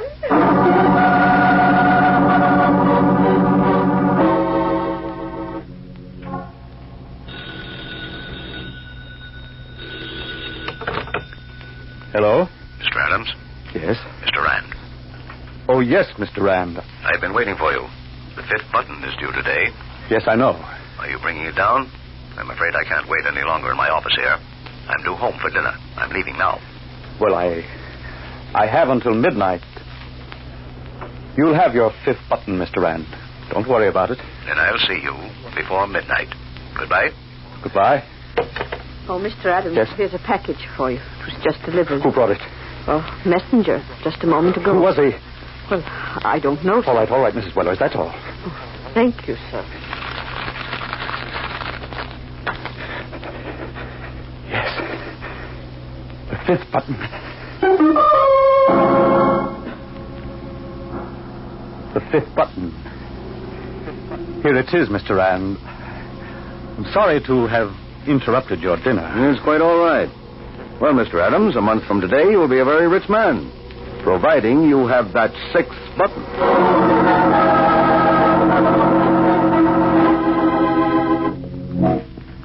Sixth button. Captain Campbell, I've been tricked. Yes, Harvey, you've been tricked by a dead man. 30 minutes to go. In just 30 minutes, the deadline will be reached. I'll lose everything. You won't get that sixth button, Harvey. You'll never get Shut up, you crazy fool. That button will turn up yet, Paula. It'll be too late then. You'll never get that money, Harvey. Captain Stebbins doesn't want you to have it. Don't you know that? No. It's not Captain Stebbins. It's you, Paula. You don't want me to have it. Paula, where is that sixth button? I don't know, Harvey. Captain Stebbins knows. Stop that nonsense. Where is that sixth button? You're hiding it from me. No, Harvey. I'm not hiding You're it. lying. Tell me where it is. Don't. You're hurting my throat. Are you going to tell me where that button is? I don't know. You're lying, Paula. Tell me where you hid that six-button, or I'll kill you. Tell me. Tell me. You know where it is, Paula. Tell me, do you hear me? Tell me. Paula. Paula. I've killed you. I've killed you.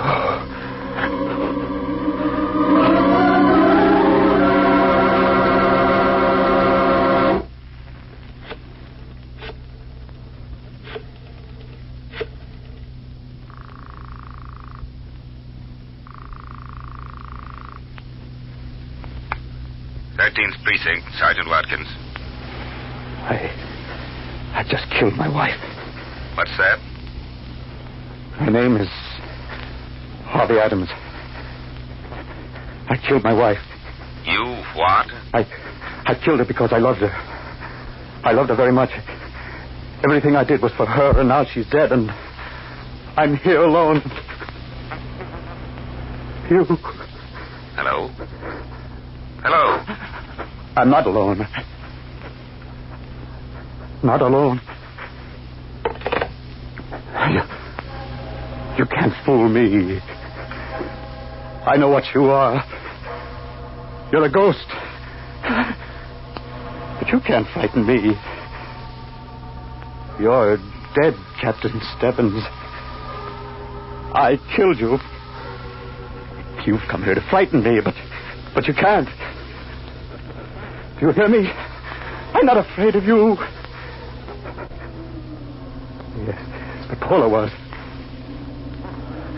You did it, Captain Stebbins. You made me kill her, and now you've come to... No, don't come near me. Stay away from me. No, I don't want it. Take it away, it's cursed. I don't want the button. I don't want it. Take it away. Take it away!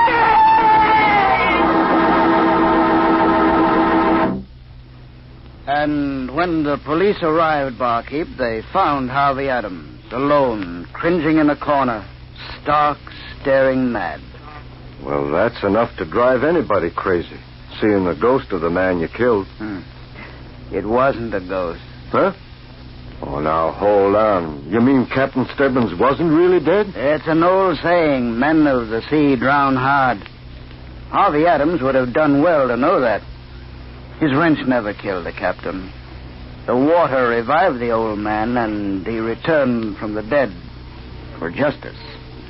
For justice? Mm-hmm. Yeah, I see. But who are you? Now, you're not going to tell me you're... Captain Stebbins? Yeah. Well, Barkeep, my ship will be weighing anchor. I'll be getting along. As I say, the land's no place for a man of the sea.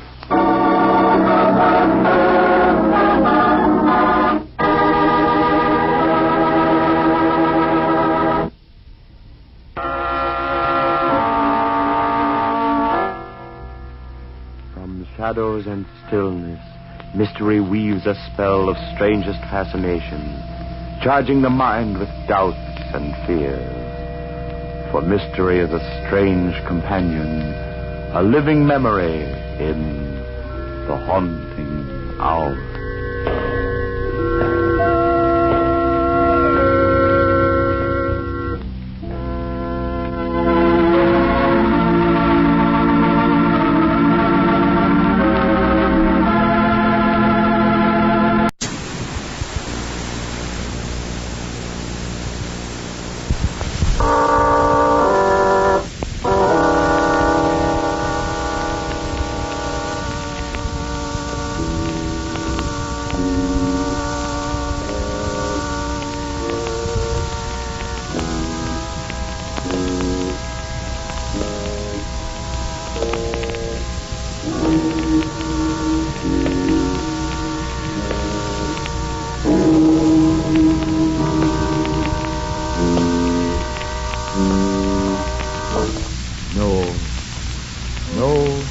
Stay where you are.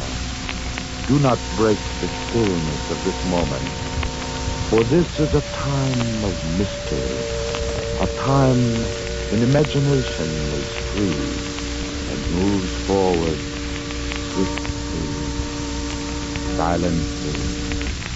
This is the Haunting Hour.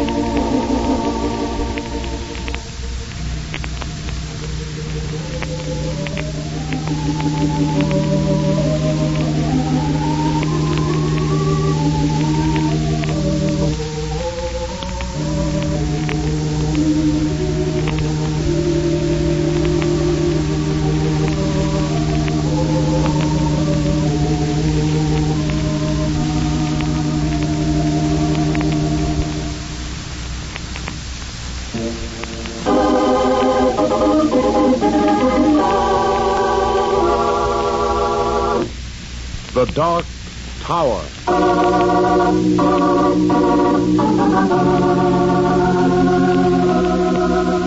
Perhaps I should have known from the very beginning, as the car brought me up the great curving drive. Perhaps I should have seen in that massive pile of gray stone on the Jersey coast, near the crashing sea, the shape and face of terror. But at that moment, nothing was further from my mind. The recent death of my invalid father had left me alone. And here on the East Coast, far from all associations, I was starting my life again. In my pocketbook was a letter from Dr. Edward Preston, the eminent psychiatrist, confirming my engagement as governess to his 7-year-old son, Bobby. And in my mind were all the thoughts of a young girl, anticipating anything except fear. And so, I found myself at my first interview with Dr. Preston. Well, I think we understand each other then. And the salary's agreeable? Of course, Dr. Preston. But it seems a great deal for... Please, Miss Carroll. As I explained in my letter, there's good reason for that. A reason that becomes my painful duty to tell you now. Yes? My wife is mad. Oh, how terrible for you. To be a psychiatrist and be powerless to help my own wife. Is there no hope? No, I'm afraid not. You see, I'm not her first husband. She was married before and had a son, John. He was killed last year in China in a plane crash. Oh. His death was a great shock to my wife. She never recovered. I can understand that. I told you that my father... Yes, of course. Mrs. Preston, however, is still quite active. That's why you must be with Bobby continually. Dr. Preston, you don't mean... I mean that Bobby must never be left alone with him. Oh. My wife is attended constantly by my housekeeper, Miss Brandley. She's completely trustworthy and has been with my family in this house for years. And I am Bobby's guardian. Exactly. It's no easy job. Miss French, the last governess, just packed up and left without a word. I want to be sure you understand completely before you begin. I appreciate your honesty, Doctor, and I wish I could tell you how sorry I am for you. Thank you, Miss Carroll. In spite of what you know now, you will stay? Of course, Doctor. You need me. I'll stay. Not only need you, Miss Carroll, but want you. And I'm sure Bobby will agree when he sees what a pretty young governess I've been. You rang, Doctor. Oh, yes, Miss Brandy. This is Miss Carroll, Bobby's new governess. Will you show her to her room, please?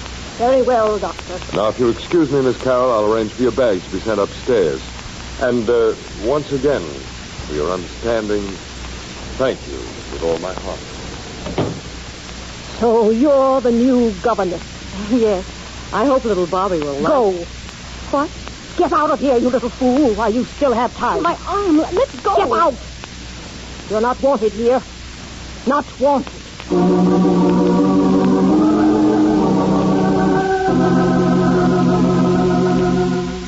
I should have fled then, with the cold, icy fingers of fear beating a tattoo inside me, as I broke myself out of the grasp of this chill, domineering woman.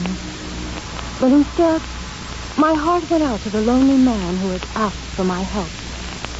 And so I stayed, to follow Dr. Preston up the great, curving stairway in the vast, echoing hall. Up it spiraled into a room in the high tower, which gave the house its name.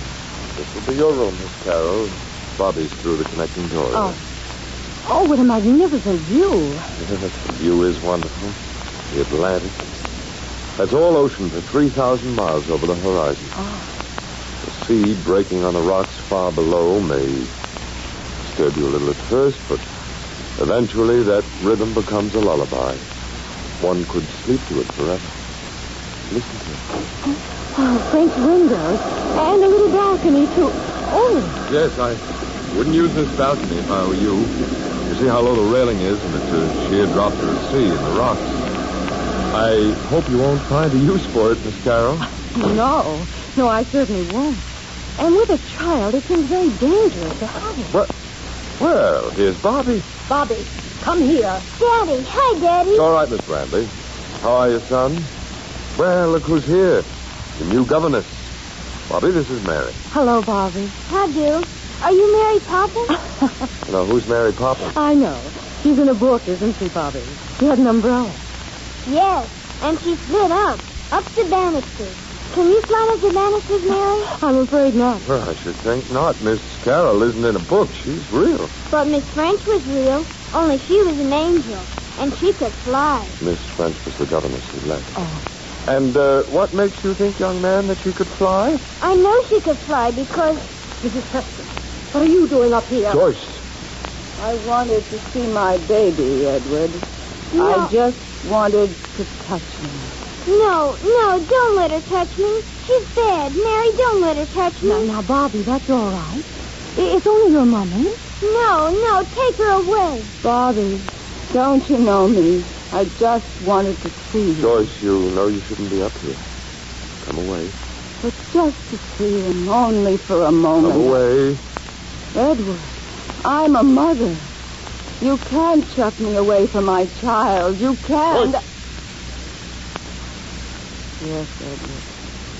Yes. Come away with me now, Joyce. Come away. Yes, Edward. I know I shouldn't have come. I shouldn't have come. Miss Carroll. Oh, Miss Bradley, I didn't know you were here. Now, will you leave? Oh, hush, Bobby, it's all right. Of course not. I'm needed here. You're a fool. A blind, stubborn little fool. Maybe I am. But I'm not leaving. You'll leave, all right, sooner or later. But I've done my duty. I've warned you.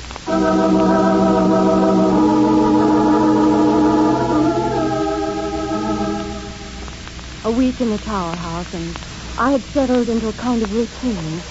And then one day, as Bobby was having his afternoon nap, I went out into the garden for a breath of air. A visitor and Mrs. Preston were in the summer house. And Mrs. Preston was a different person. She was alive and vibrant and almost gay when she called me. Mary, come over here, dear. Yes, Mrs. Preston? You'll never guess who this is. Mr. Frank King.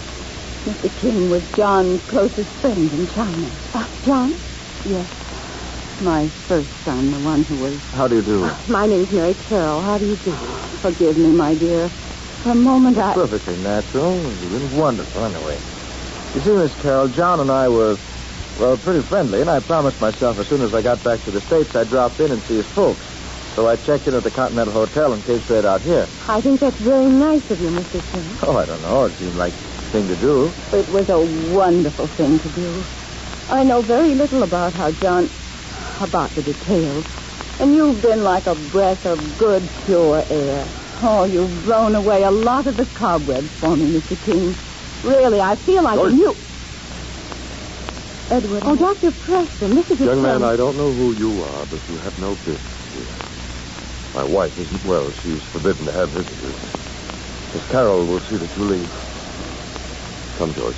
But, Edward, this is John's friend. You'll allow me to know what's best for you. Oh, now look here, sir. You will all. please leave at once. Are you coming, George? Yes, Edward. I'm coming.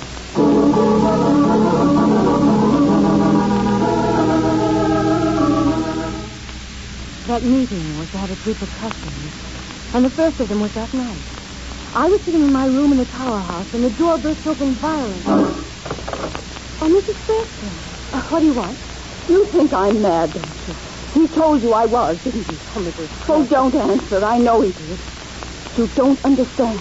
It isn't I. It's he who is mad. Dr. Preston? Yes. Oh, listen, my dear, and believe me. I need a friend desperately. Do you know how my first husband died? No, He committed suicide because he believed himself insane. But what does that to do with Dr. Preston? Edward Preston was our best friend. He was also my husband's doctor. Oh, don't you see it? The pattern repeating itself. First he wanted me, so he kicked my husband to his death, his best friend. And now he's driving me in the same direction. Oh, how can I convince you? Mrs. Preston, you're tired and excited now. Wouldn't it be better? Stubborn little fool. How can I prove it to you? The governess was here before you. Miss French. He's told you about her. Oh, yes. She left suddenly. Suddenly? Yes, very suddenly. She was my only friend. The only one who could have saved me, but...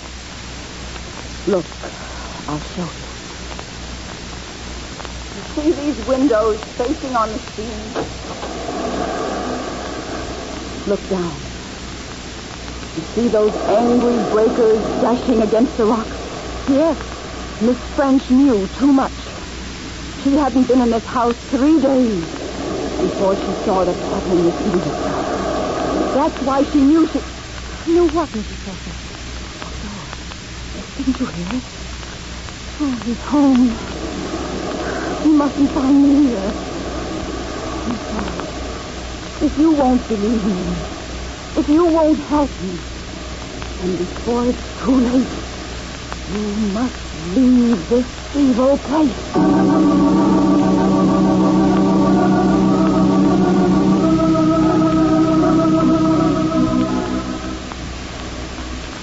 Miss Carol? Bobby, what are you doing out of bed? I heard you and Mommy talking before. I'm afraid of her. She knows the secret, too. What secret? She knows Miss French flew away. Miss French was here with Daddy, and they were yelling at each other, so I hid away in my room. Then Daddy went away, and I looked in, and Miss French was gone. And the windows were open, just like that. Oh. You're not going to fly away, too, Mary? No, my darling. When I leave, it will be with you, and not that way. Not that way.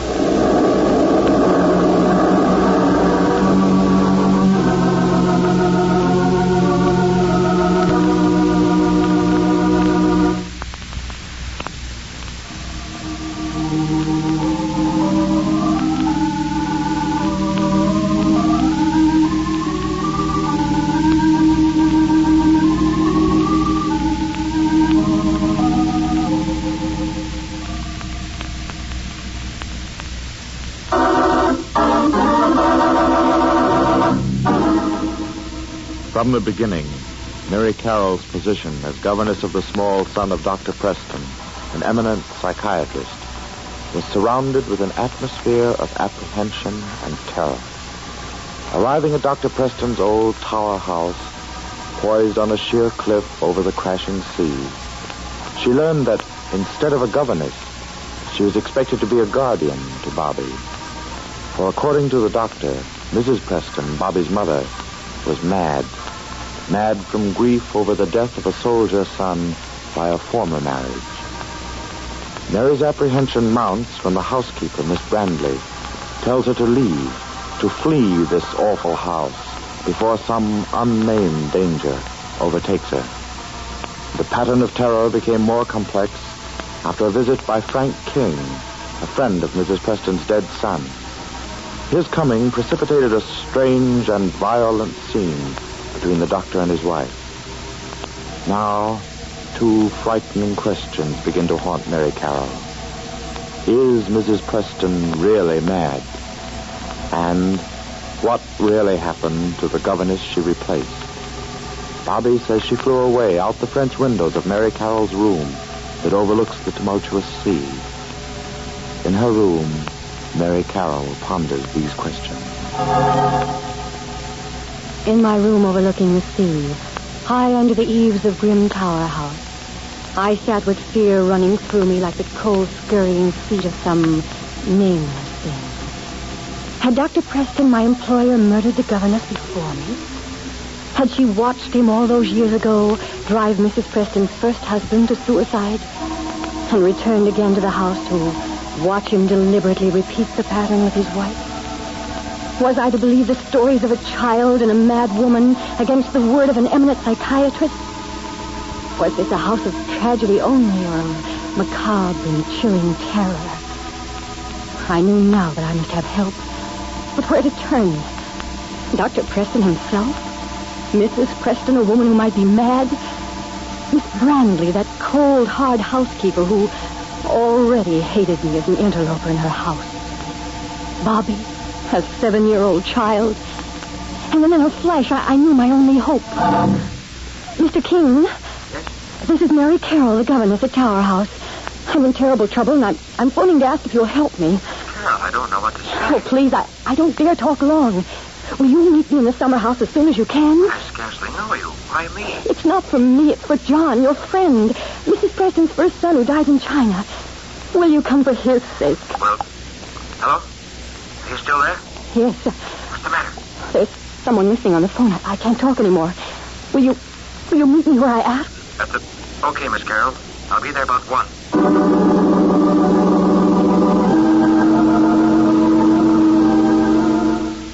There was no moon, and the night closed around me like a cloak as I raced across the lawn toward the glowing coal of a cigarette in the summer house. Oh, thank heavens you came. Were you expecting me, Miss Carroll? Dr. Preston. You were expecting someone else. Yes, that is, he's the man I'm in love with. Miss Carroll, when you came here, I told you this was a hard job. Now, if you can't live up to the terms of it, we'll have to come to some other arrangement.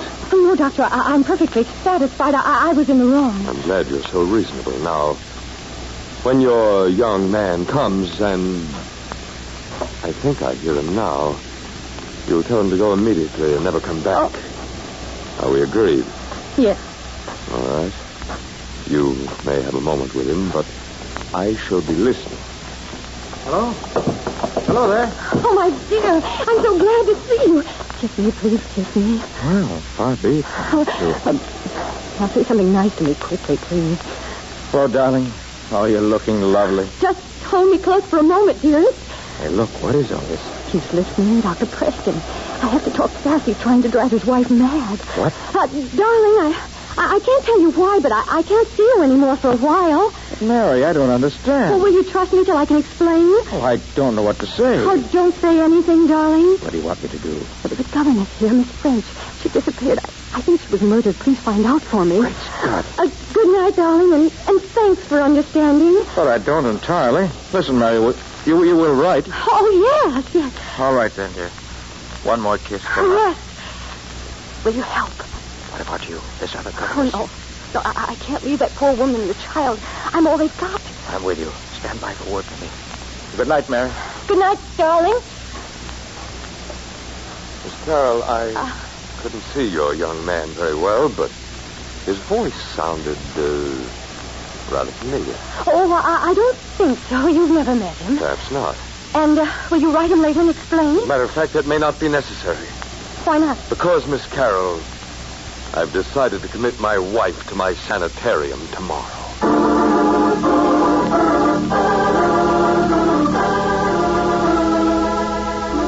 I spent that night and the next day in a fever of impatience, helpless to stop the impending tragedy, waiting for that phone call from Frank, terrified that Dr. Preston might have guessed that I knew his secret. And then, at last, when it was all over, and Dr. Preston and Miss Brandley had left with Mrs. Preston in the car for the sanitarium, the brooding silence of that terrible house was shattered.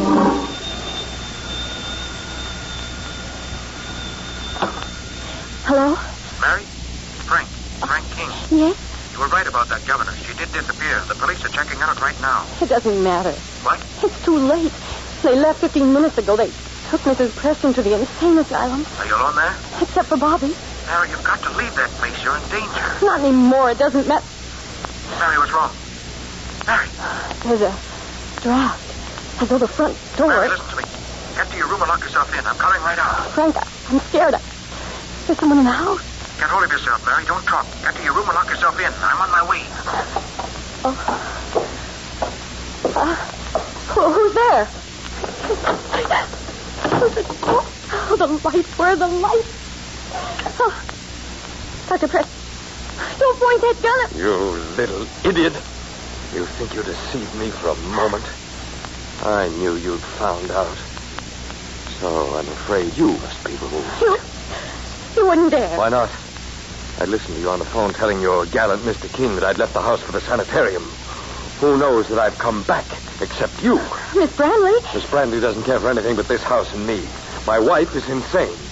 Just for the time, I drove slowly, natural under the circumstances. But why are you doing all of this? Why? Do you know what it is to love a woman of stone? A woman who could never forget her first husband? Do you know the humiliation of loving without being loved? A love I committed murder to gain. Oh, so you did murder him, too? Of course. Oh, it was noble. His best friend, his doctor. The kind words, the gentle suggestions, like water dripping on a stone. The gnawing doubt until he stilled it with a bullet through his brain. Oh, how could you? I would have done anything to possess her. And I did. I married her a year later. I lavished everything on her, even gave her the child she wanted, and for what? Only to find her love given to a child. But I've had my revenge. First, in denying her his love, and now, in destroying her. I mortgaged my life for a woman of stone. And now I loathe her. I despise her. You're mad. Not mad enough to forget what has to be done. The windows, Miss Carroll. A short leap to eternity. Maybe you are the lucky one. Oh, come. Oh, no. Come, no, or must I shoot you first? No. Come. Please, I won't tell, I promise. Too late. The time is running out. There, that's better. No. Now, jump. No, Mary, don't fly away. Please don't fly away. Daddy, don't let her fly away. I want her to stay. Abby, let go of me. Let go of my leg. Oh, no, watch out the balcony. Catch me. Help me.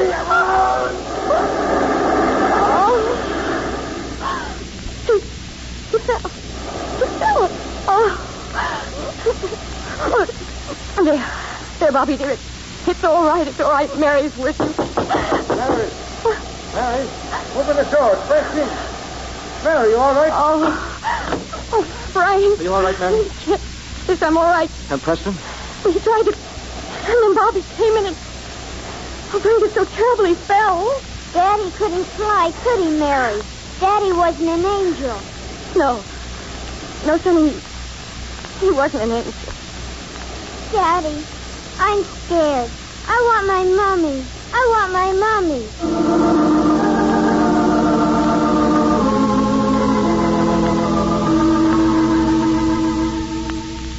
It's over now.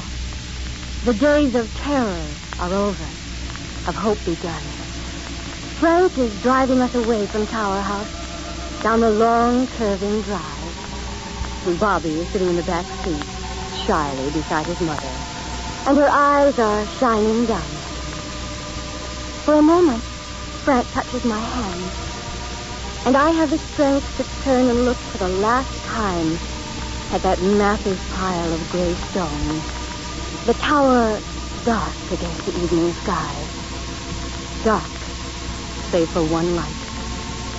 Miss Brandley is alone among her ghosts, keeping vigil over the house she loved so well. She's welcome to it. I shall never return to that house again, to that room over the sounding sea, except sometimes in the night. For the mind and memory have no defense against dreams.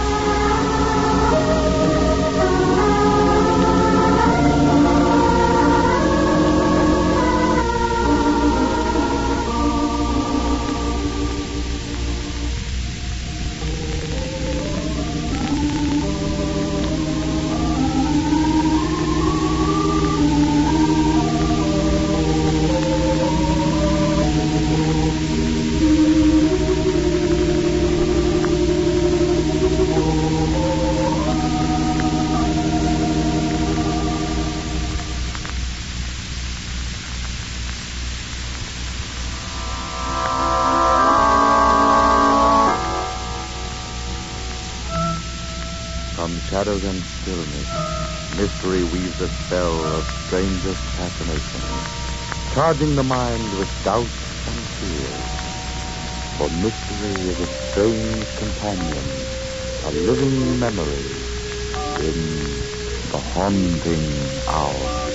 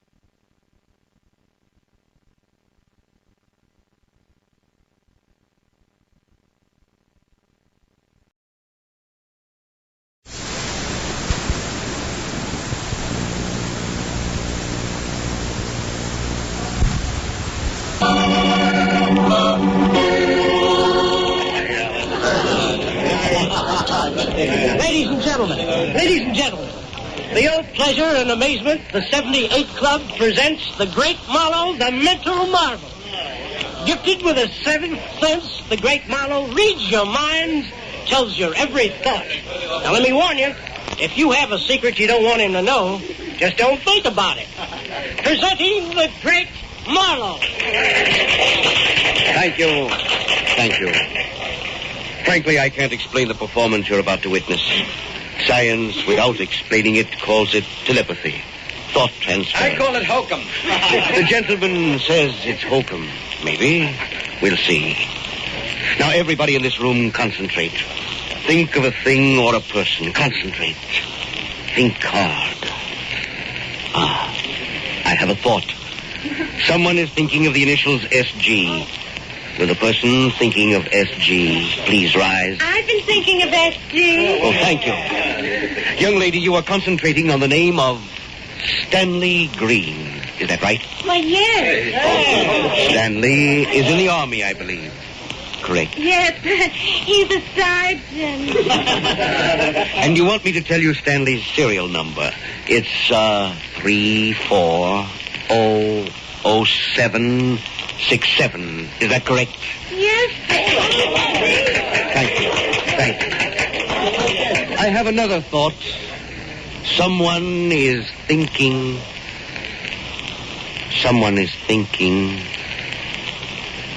Ladies and gentlemen, please bear with me a moment. I'll have to stop this performance.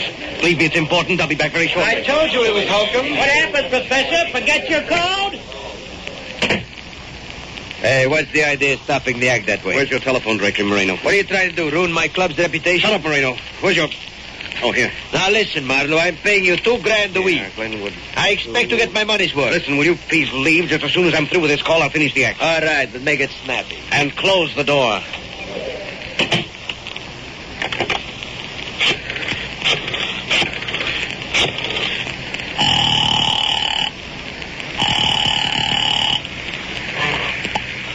Hello? I should like to speak to Helen Thornton. This is Mrs. Thornton. Helen Thornton? Yes. Who's this? My name is Marlowe. I'm a telepathist performing at the 78 Club. A few moments ago, during my act, I received a thought that is vital to you. Are you alone? Yes. Do as I say, please. Lock all your windows and doors. Allow no one in under any circumstances. This is someone's idea of a practical joke. No, Mrs. Thornton. This is no joke. Someone here in this nightclub is planning to kill you.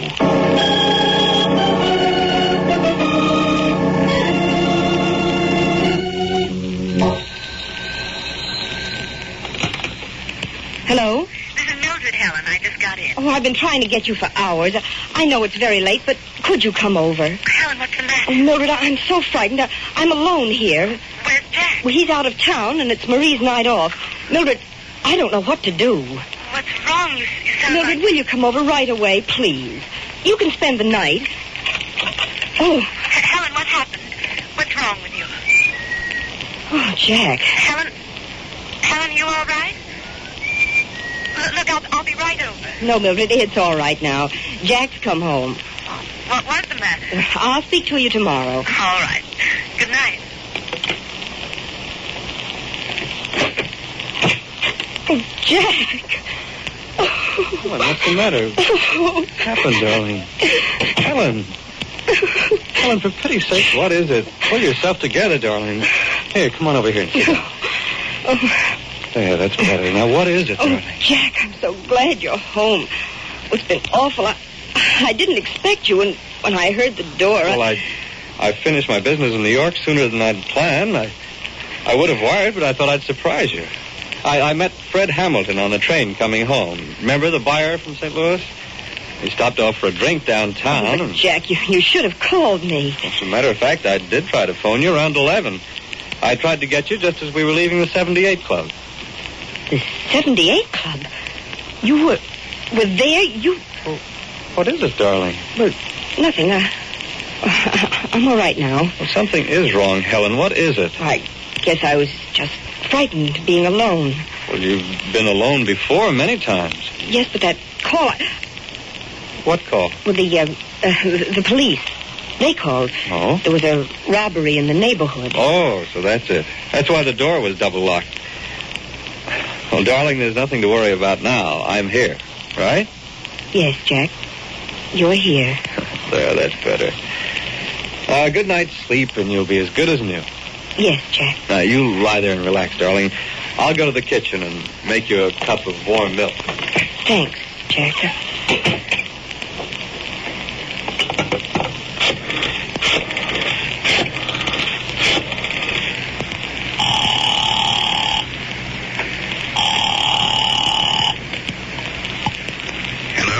Paul, it's Helen. Didn't you get my message? I called twice. Yes, but I just got in. I thought you'd be asleep by now. Paul, you must help me. Please, Paul, there isn't much time. Helen, what's the trouble? He's going to kill me.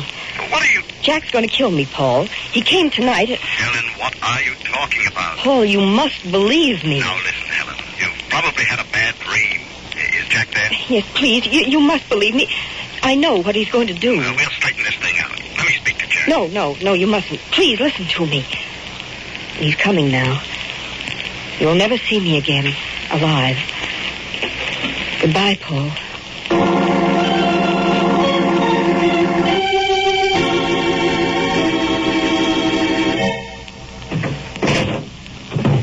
Don't bother folding up the dresses, Marie. Just throw them in. Thornton, isn't this kind of sudden you're going away? Don't ask questions, Marie. Hurry, please. Here, now help me close this suitcase. You finish packing the other suitcase. I'm going down to get the car out of the garage. Good morning, Helen. Jack. You look so surprised to see me. Well, Marie said you'd gone. I didn't expect... Well, I decided to come back. See, I caught you in time. I was just going over to Mildred's. So early in the morning? We have an appointment for golf. Darling, in those clothes? Well... All right, darling, all right. Helen, I'll tell you why I came back this morning. Frankly, I'm worried about you. Something's on your mind. I know it. Won't you tell me what it is? I'm all right. Okay, Helen. Now listen to me. I had some very important business to settle in the office with Paul this morning, but you come first. You saw Paul this morning? No, I changed my mind on the way down and came back. Helen, you need a rest. You and I are going away. No, Jack, yes? no. Now, there's no use arguing. I've already made a reservation for the weekend. Where are you taking me, Jack? Remember that cabin we stayed at 3 years ago? Oh. It'll be wonderful. Just the two of us, all alone. We'll drive out there tomorrow. Now, there's no need to fuss either. Just a few old duds and my rifle. Your rifle? Yes, darling, my gun. The hunting season is on. The shooting at Lone Acres. No, but why here at Luigi's all the way across town? It's safer here. What's gotten into you? Jack's going to kill me. Helen. He is, Paul. Oh, don't be ridiculous, Helen. Why, that's what you told me over the phone last night. He's changed his plan. Oh, I see. And why, Mrs. Thornton, is your husband going to kill you? Because he's jealous of you. Jealous? Jack jealous of me? He knows what we once meant to each other before I married him. Why, of course he does. So what? Why, his winning you is a standard joke between Jack and me. Rivals in love, partners in business, and all that stuff. Come on, snap out of it. I think I'd better talk to Jack about you. No, Paul, you mustn't. Promise me you won't. Oh, all right, Helen, if you say so. Jack's taking me to Lone Acres tomorrow for a rest, he says. Good. It's just what you need, Helen. I'll never come back alive. No, Helen, get hold of yourself. Everything's all right. Your imagination's overworked, that's all. You should go to Lone Acres for a rest. It'll do you a world of good. All right, Paul, I'll go. But I'm so frightened. So frightened. Paul will be alone and he'll have his gun.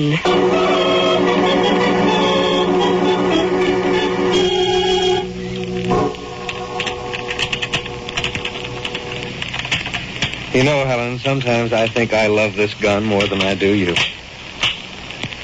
There, it's okay now. Clean as a whistle and fit for the work at hand. Say, look, the fog's lifting. You can see clear across the valley. No, we'll get in some hunting today after all. Helen, what's the matter? You haven't said a word since breakfast. I'm all right. I've been wanting to finish this story. The Golden Goblet Murders. You know, detective stories hand me a laugh. Now, if I were planning a murder, I'd use a gun, like this Springfield. Just say, for instance, I wanted to kill... Well, say I wanted to kill... Me? All right. Say I wanted to kill you. Now, let's see. We have to have a motive, don't we? All right, have it. Motive? Jealousy. Jealousy? Yes, I'm jealous of Paul Allen. That's it. I'm jealous of Paul. I don't want to talk about it. Oh, come on, darling. Be a sport. Our murder plot is just beginning to get interesting. Now, let's see. We need a locale. Well, Lone Acres, right here. What a perfect setting for a perfect murder. And now for the time. Yes, Jack. When are you going to kill me? Well, I shouldn't really tell you when I plan to kill you, but I'll give you a break. This afternoon. How's that? We'll be out in the woods hunting. No one will be too near. No one to see what happens. The hunting season, a gunshot, you're dead. A regrettable accident. And there's our perfect murder.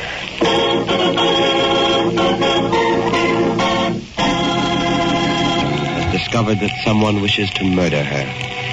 A mental telepathist performing at a nightclub read the thought from among the guests.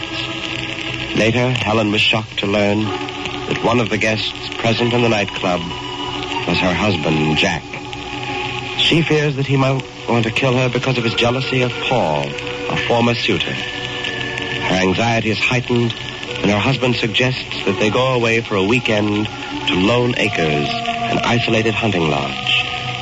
Once there, Jack tells her it's a perfect setting for a possible perfect crime. Her murder. A hunting accident in the woods.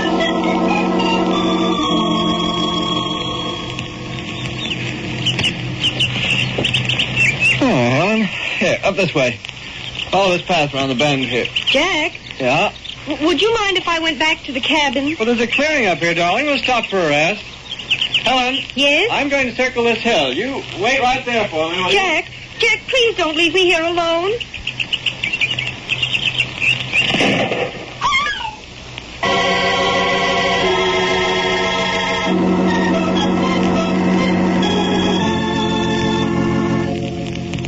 A regrettable accident, Mr. Thornton. But, Doctor, I don't understand how it happened. Mr. Thornton, it's really nothing serious. Just a shoulder flesh wound. Your wife's perfectly all right. Well, when may I see her? Right now. We'll go in right now. Thank you. She's asleep. Go ahead. Wake her up. She'll feel better knowing you're here. Helen. Helen, darling. It's me, Helen. It's Jack. Mrs. Thornton, it's your husband. Doctor, get him out of here. He's going to kill me. What? Please, Doctor, you must save me. Mr. Thornton, perhaps you'd better leave the room for a while. All right, Doctor. I'll wait outside. Doctor, please don't let him in here again. You must believe me. He's planning to kill me. Mrs. Thornton, what happened was an accident. Well, that's what he wants you to think. He planned it that way, but it wasn't an accident. Now, Mrs. Thornton, it's perfectly natural in a case like this that you should imagine strange things. Doctor, you think I'm crazy, don't you? I'm not. I know what I'm saying. You yourself took the bullet out of my shoulder. Doesn't that prove to you that my husband shot me? On the contrary, Mrs. Thornton. At the scene of the accident, they found your husband with a .32 caliber rifle in his hands. The bullet I removed from your shoulder was a .45 caliber pistol cartridge.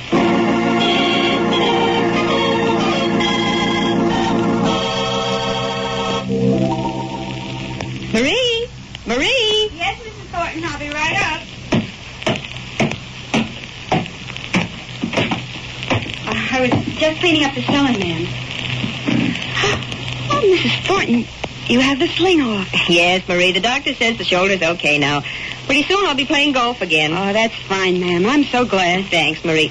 Were there any calls for me while I was out? Oh, Mr. Thornton called to tell you not to wait up for him. He'll be home very late. And, Mr. Allen called too, Mrs. Thornton. Did he say what he wanted? No, ma'am. Said he'd try to get you later on.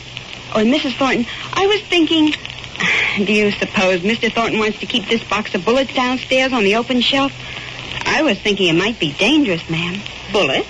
Yes, ma'am. This box here. Let me see that box, Marie. 45 caliber cartridges. 45 caliber cartridges.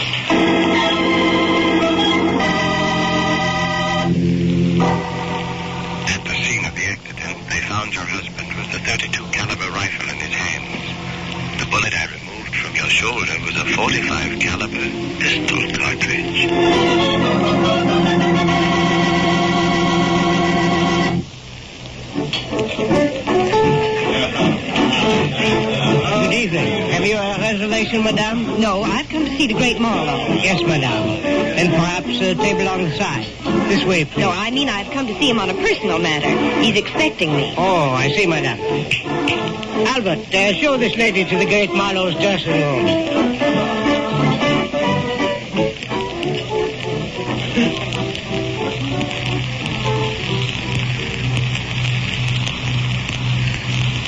And when the doctor told me about the bullet he removed from my shoulder, I thought it was all a terrible mistake. I was even too ashamed to explain to Jack why I'd acted the way I did. But now, Mr. Marlowe, I'm sure that what you told me over the phone that night is true. Someone is really planning to kill me. Are you my sure? Husband. Husband. Are you sure the doctor said it was a .45 caliber cartridge? Yes, a .45 caliber cartridge, just like these that Marie found in the basement. Does your husband have a pistol? Well, I think so. He keeps his guns locked in a case. He has the only key. Mr. Marlowe, he tried once and failed. He'll try again. You must help me. All right, Mrs. Thornton, I'll do all I can. Where is your husband now? Well, he's out on business. He'll be home late. Then we'll have to work fast. Now, let me see. I go on again at 9 o'clock. I want you to go home immediately and find some way of opening the case in which your husband keeps his guns. I'll call you just as soon as my act is over. Mrs. Thornton, if you can find a .45 caliber pistol in that case, I think we can put an end to this affair.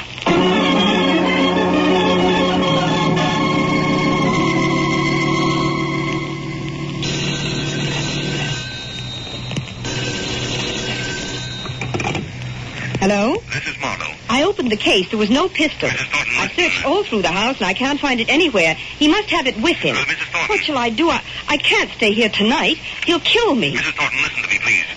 You must come down here immediately. A few minutes ago, during my act, I received the murder thought again. Mr. Thornton is in this nightclub. My husband is there now? Yes, meet me in my dressing room. Be sure to come in through the back entrance, and hurry. All right, Mr. Marlowe. And where am I supposed to be right now? Jack. Oh, but, Jack, he said you were standing there all the time. You heard everything. Enough. Well, it's not you. Well, then who is it at the 78 Club? Me? 78 Club? Helen, are you going to tell me what this is all about? Not you. Oh, yes, darling. I'm going to tell you everything. I should have told you before. I wanted to, only... Oh, Jack, I need you so much.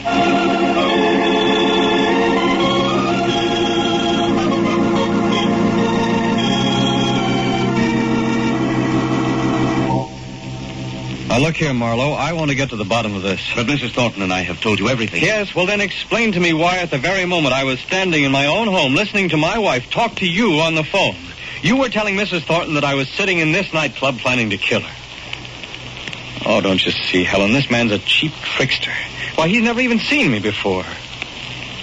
Why didn't you come to me when this all started, darling? Jack, I was afraid. Because she thought you were the one, and so did I. That's why I assumed it was you sitting out there. Of course, I never saw you before you entered my dressing room a few minutes ago. You see, Mr. Thornton, I have a telepathic mind, not a magic eye. I know what your wife and I have told you is hard to believe. I don't know what your game is, Marlowe. But I'll find out soon enough. Come on, Helen, we're going to police headquarters. That won't be necessary, Mr. Thornton. The police know about this. I told them. What? The police are here now in this nightclub. Mr. Thornton, whether you believe it or not, your wife's life is in jeopardy. Someone in this club now is planning to kill her. Perhaps this will convince you. You own a .45 caliber pistol with a serial number 75682. What? Oh, yes, that's right. That's the pistol I reported as missing. Yes, I know. The police told me tonight. Jack, why didn't you tell me? Well, darling, you've been so upset lately, I didn't want to cause you any more anxiety. That pistol is, in all likelihood, the same weapon that was used up at Lone Acres in an attempt on your wife's life.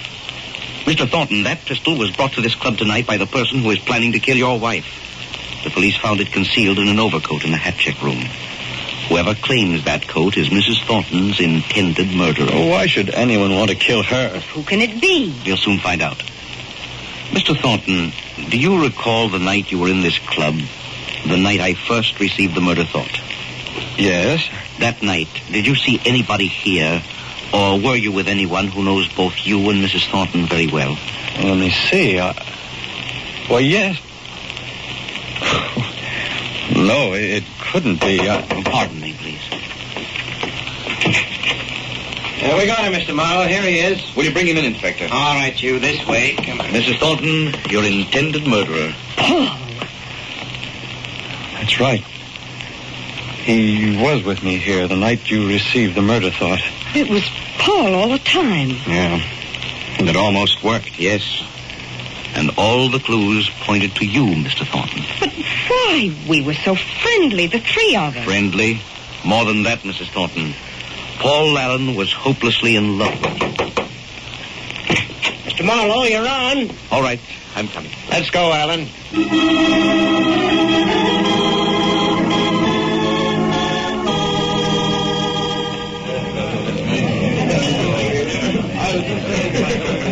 And now, ladies and gentlemen, the 78 Club presents the great Marlowe, the mental marvel. He'll read your mind and tell your every thought. But let me warn you, if you have a secret you don't want him to know, just don't bug about it. They come to the castle almost every day now, the Gestapo, trying to question me. But it seems I'm very stupid. Somehow I don't give the right answer. Perhaps it's my advanced age. When they ask me about the night of the king's birthday, I get confused. I ramble on in the fashion of old people. Gentlemen, Kronwall Castle is 300 years old. For all those years, Kronwall has been a symbol of Danish liberty. Gentlemen, the sea waves beat against the rocks of Kronwall. The sea is deep. The sea knows everything. Ask her. Stop babbling nonsense, you old fool. Answer my question. Did you know about those notes? But of course, Herr Lieutenant. Everybody in the district knows about them. The notes said Count Victor would kill himself on the night of the king's birthday. Did you see the notes? Oh, no, Herr Lieutenant. But the notes said that Count Victor would kill himself because of his great shame. That I do know. And the note said the exact time, 12 midnight. So you know the exact time? Yes, I'm fond of clocks, you see. My father had a clock that told the time with a bird jumping out. The bird whistled, like this. Stop that insane chirping. Yes, Sir Lieutenant. I'll take care of you later. Perhaps I'll have something that will improve your memory. Stay there till I call you. Yes, Sir Lieutenant. There's nothing the matter with my memory. I could tell them a thing or two if I wanted. I could tell them how it all happened.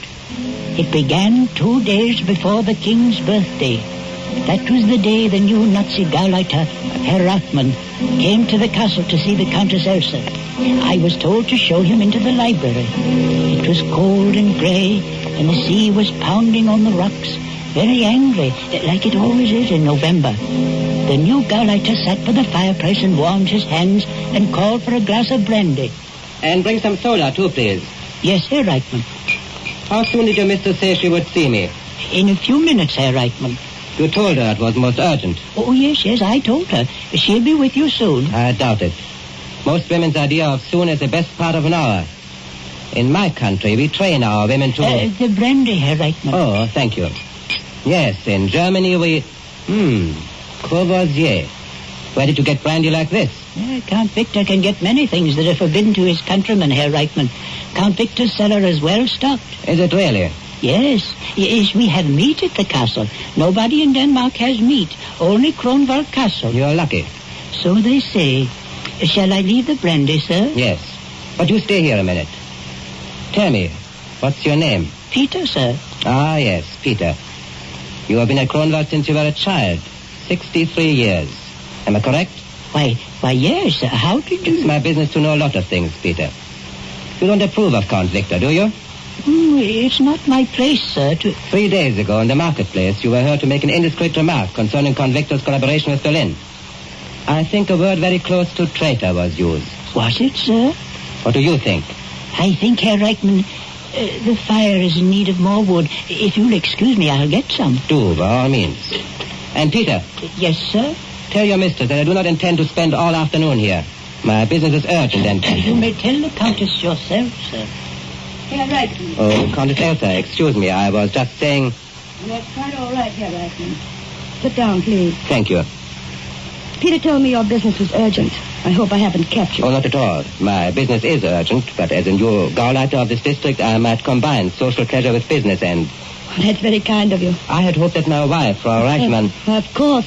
You must ask her to call sometime. Yes, I will. Although I have never had the pleasure of meeting Count Victor, it would be a great honor if we may call as soon as he returns from Berlin. Certainly, Herr Reichmann. Thank you. And this urgent business? Yes, we come to that. Do you mind if I smoke? Not at all. A good cigar always makes unpleasant things easier to tell. Sounds almost as if you had rehearsed that line on the way to the castle, Herr Reichmann. I did. And since it was ineffective, I'll be blunt, Countess. I prefer it. 3 days ago, Countess, to be exact, on the day I arrived at Kronwald to begin my duties as a Gauleiter of this district, I found this note on my desk. Read it, please. Count Victor of Kronwald will kill himself on the night of the king's birthday. That note was on my desk in the morning. At noon, I found this one. Read it, please. Count Victor of Kronwald will repudiate his Nazi collaborators. He will choose the night of the king's birthday for his death. I thought at first it was some crank, but the notes kept coming. Then I heard that everybody in the district believed what the note said. In every house and shop and farm, they are saying that Count Victor is going to kill himself. You see why I said my business was urgent. Yes, I see. It's not that I have the slightest fear for the Count's safety, but the writer of these notes must be found and treated with severest penalties. You have no fear for my husband's safety? Of course not. Certainly no anonymous letter writer could force the Count to take his own life. I wonder. What do you mean? Well, you wish me to be frank with you? Naturally. You know my husband is hated by the whole countryside. What of it? People here are too stupid to know what's good for them. Perhaps. But the writer of these notes seems to be a little less than stupid. You think so? If you knew Danish history, Herr Reichmann, you might agree. For hundreds of years, the night of the king's birthday has been a special occasion at Kronwald. On that night, the castle renews its pledge of loyalty to the king and to Denmark's freedom. A very theatrical gesture. Quite.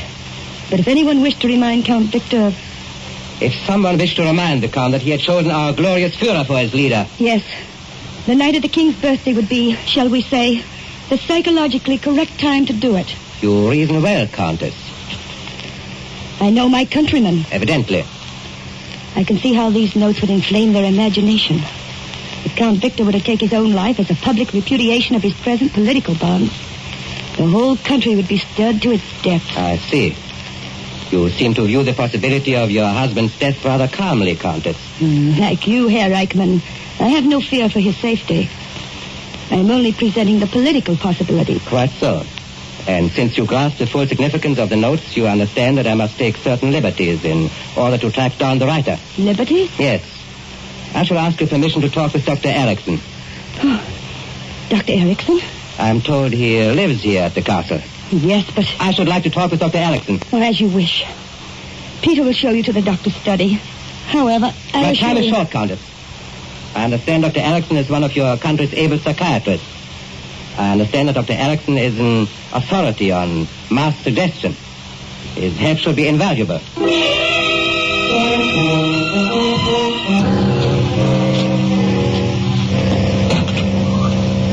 Dr. Erickson. Yes, Peter. Show the gentleman in. Sit down, Herr Reichmann. Don't be alarmed about these mice. I'll remove them just as soon as Herman here gets through the maze. Watch him. He's really quite clever. I've been trying him on liver extract and... he made it. Good night, Herman. Now, off to bed. I've been expecting you, Herr Reichmann. Please sit down. Thank you. You've come to see me about the notes. Am I right? Yes, you're right, Doctor. When I first heard about them, I said to myself, the new Gauleiter will want my theory concerning the type of mind which would be prompted to write such notes. I'll tell you my theory, Herr Reichmann. I don't want your theory, Doctor. I want you to answer some questions. Oh, so it's like that. And perhaps you want a sample of my handwriting, too. I'm not a fool, Doctor. That's very possible. How long have you been treating Count Victor for a certain nervous disorder? 5 years. What would you say is his condition now? You've never met Count Victor, have you, Herr Reichmann? No.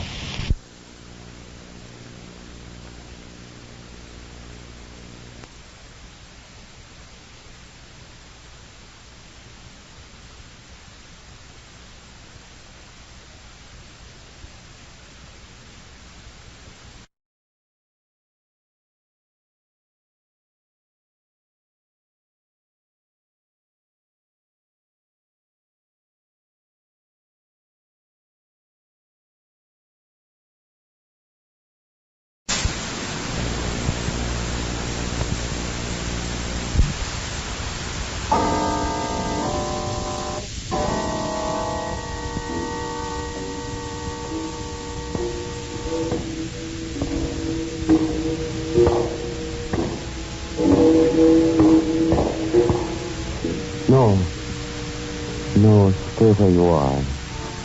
Do not break the stillness of this moment, for this is a time of mystery, a time when imagination is free and moves forward swiftly, silently. This is the haunting hour.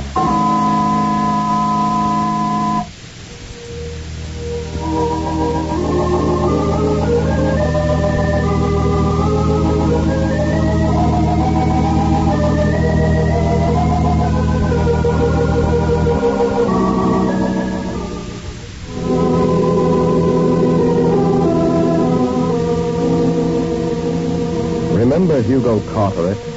Of course you do. The brilliant criminologist and charming gentleman who had such a wonderful flair for solving crimes, which carried a hint of the macabre and savored of the supernatural. He died back in the 20s, and they say that everybody from the 400 of Park Avenue to the 400,000 of the Bowery and Hell's Kitchen came to his funeral. Anyway, Hugo Carteret left his memoirs, and the very first chapter deals with an infamous crime which in June of the year 1922 threw all of New York City into an uproar of horror. Such was the case of the Lonesome Cross.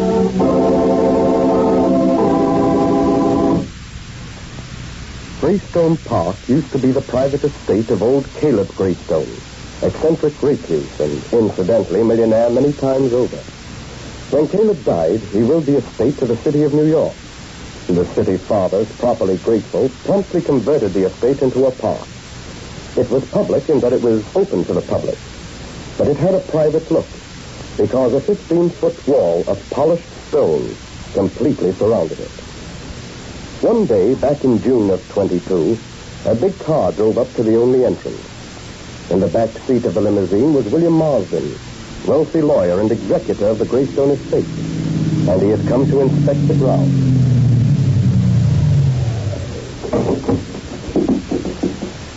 You wait here in the car, Edward. Yes, Mr. Marsden. Will you be long, sir? I don't think that's any of your business. I pay you to chauffeur me around, not to ask me questions. Yes. I was only bringing Miss Edward. I'll mind mine and you mind yours. You wait here in the car till I'm through in the park. Understand? Yes, Mr. Marsden.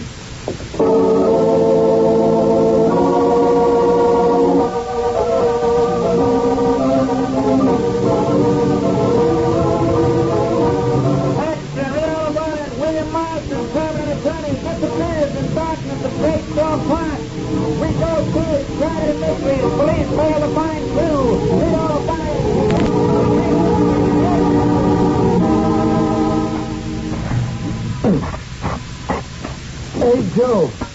Yeah? How do you suppose that big shot lawyer Marston disappeared? Think his chauffeur had something to do with it? I don't know, Tom. I don't get it. He tells his chauffeur to wait, walks into this here park, and never comes out. Chauffeur hears a scream inside the park, and that's all. That's too easy, Tom. 9.9. Just broke my shovel. Well, I have to go over to the tool house and get another one. But, Joe, the tool house is way over the other end of the park. So what? It's getting dark. It ain't healthy to be in this place after dark. Let's knock off, Joe.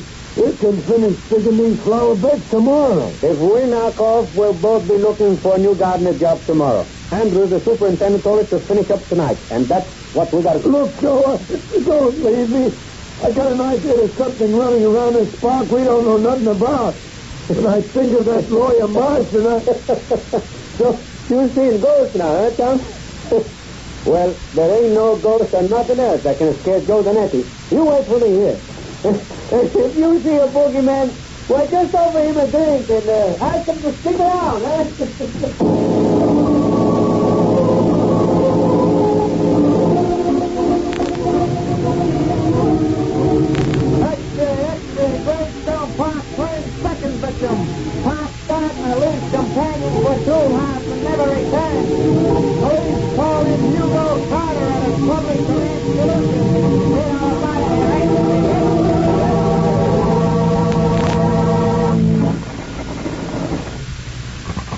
Police headquarters, Sergeant Hogan speaking. What? You saw a light floating around in Greystone Park? What kind of a light? Purple, eh? You see anything else? What? A white ghost walking down the park road, eh? All right. Don't get excited. You send a squad car to investigate right away. Hello, Sergeant Hogan. Oh, hello, Mr. Carteret. Miss Smith. Oh, I see you know my special assistant. Of course he does, Hugo. The sergeant and I are old friends. We met at the policeman's Oh. Keeping you busy these days, Sergeant? Busy? Mr. Carteret, we sure need your help in this case. The commissioner's going nuts inside. And you ought to hear the double talk coming in over this wire. This Greystone Park business has got the people living around there walking around in circles. They're seeing everything from the king of the pixies to the ghost of my great-grandmother. I don't wonder. I've been working up a few shivers about it myself. Is Commissioner Williams in, Sergeant? Yeah. Go right into his office, Mr. Carteret. He's expecting you. Here comes another screwball report. Come on, Ann. Police headquarters. Sergeant Hogan speaking. What? You heard some kind of animal howling in Greystone Park? What kind of animal? So Joe Donetti left you to get a new shovel, eh, Farrell? And then a little later, you heard a scream. Yes, sir. It comes from far off, and it must have been Joe. Oh, hello, Hugo. Miss Smith? Commissioner? Well, I guess that'll be all, Farrell. Stay pretty close to home, though. We may need you later. Yes, sir. Oh, that was Tom Farrell, the gardener. Hard to get anything out of him. He's so jittery. He's convinced there's some kind of murdering thing running around loose in that park. So is Mars and the chauffeur. And I'm convinced they're both telling straight stories. I trust you searched the park thoroughly, Commissioner. Oh, of course I have, Hugo. Had a detail practically scrape every foot of the area with a fine-tooth comb. And you found nothing, Commissioner Williams? Nothing. Until yesterday morning. Oh, you have a clue? Yes, if you want to call it that, Hugo. But, well, it's almost incredible. Fantastic on the face of it. Hugo, we need your help badly. We're at our wits' ends down here, and I haven't even asked. And naturally, Commissioner, I'd be delighted. There's a touch of the macabre and supernatural here that I find very interesting. Don't you, Anne? I'm not so sure. Now then, Commissioner, you said something about a clue. Yes. Donetti, the missing gardener, was wearing hobnail shoes. The road was soft in the recent rain, and we were able to trace his footsteps as far as they went. What do you mean, as far as they went? I mean those footprints stopped dead in the middle of the road. What? Right next to Caleb Greystone's tomb in the center of the park. It was just as though some giant bird of prey picked Donetti up and carried him off. But, my dear Williams, that doesn't make sense. I know it doesn't, but it happened. Donetti couldn't vanish like that, unless he had wings. Maybe he does have wings now.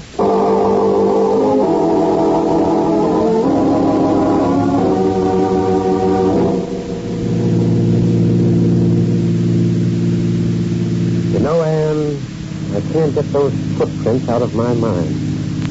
They interest me. They scare me. In fact, I think I'll stop in at Greystone Park and have a look at them. You mean now? Yes. Oh, but Hugo, it's midnight, and there's something dangerous roaming around in that park. Something deadly. Why not wait until tomorrow in the daylight? Because the things that happen in Greystone Park, Anne, seem to happen at night.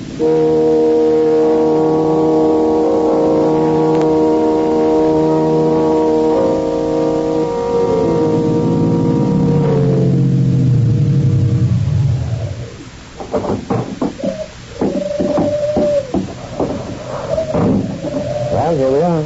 Yes. Peaceful, serene Greystone Park. The place that people just hate to leave. You should have let me drop you at your apartment, Anne. This is no place for a girl. Oh, no, Mr. Carteret. I'm going right with you.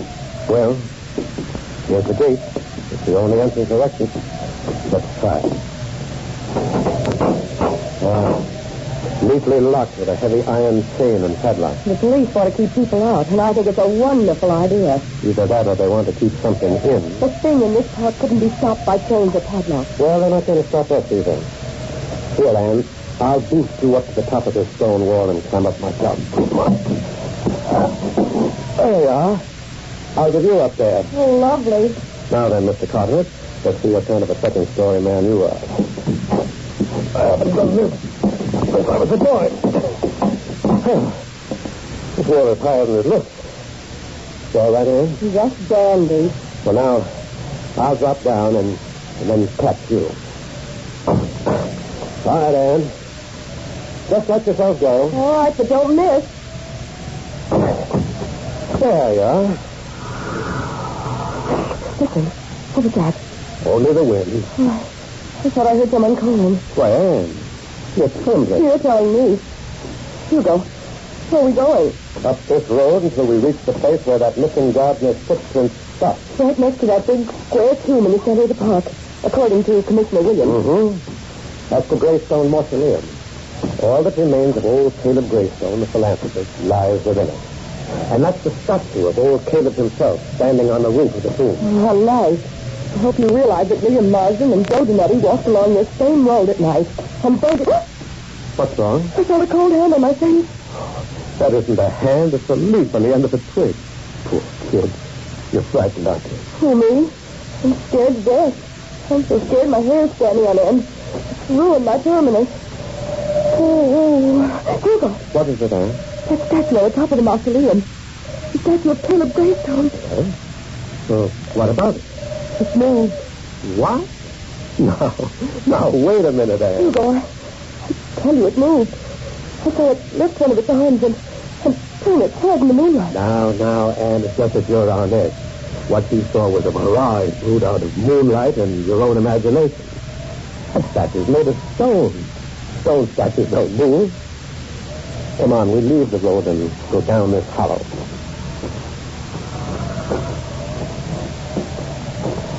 Well, here we are.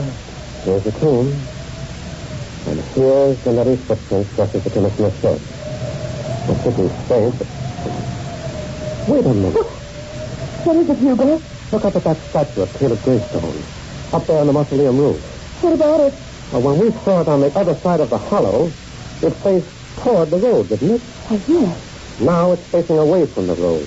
But it did move, Hugo. It did move. More than that, Anne. While we lost sight of it down in that hollow, it turned completely around.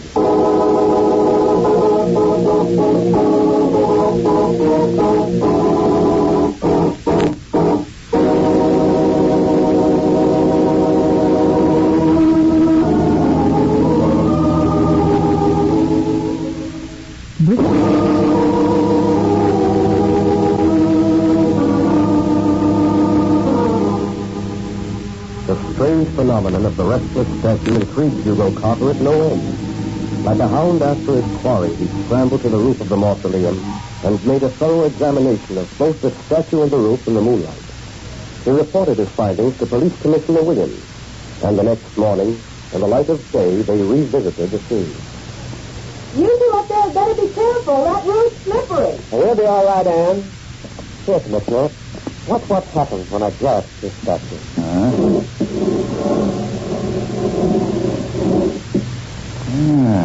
Interesting, Hugo. It turns loosely on that upright bar. Yes. And I've no doubt that old Caleb Greystone is turning down below in his tomb at this sacrilege you're committing on his image. You know what, Commissioner? What? This statue isn't marble through and through. It's merely a marble surface on a light aluminum base. A man could lift it right off this support and walk off with it over his shoulder. Yes, he could. Not that it proves anything. But these scratches on this polished stone roof, no? Almost looks as though they led to the door of the crypt on the other end of the roof. It's hard to tell. I tried the door of the crypt last night. It was locked. Well, it's still locked.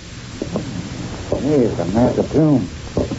Big enough to take care of 20 dead millionaires. Yes, you think old Caleb Greystone would be pretty lonely down there. And his condition would be lonely anywhere. Well, you go. Where do we go from here? Let's have a talk with the park superintendent, Commissioner. His office is over there on the left. Maybe he'll be able to throw a little light on the proceedings. As the old saying goes, you never can tell.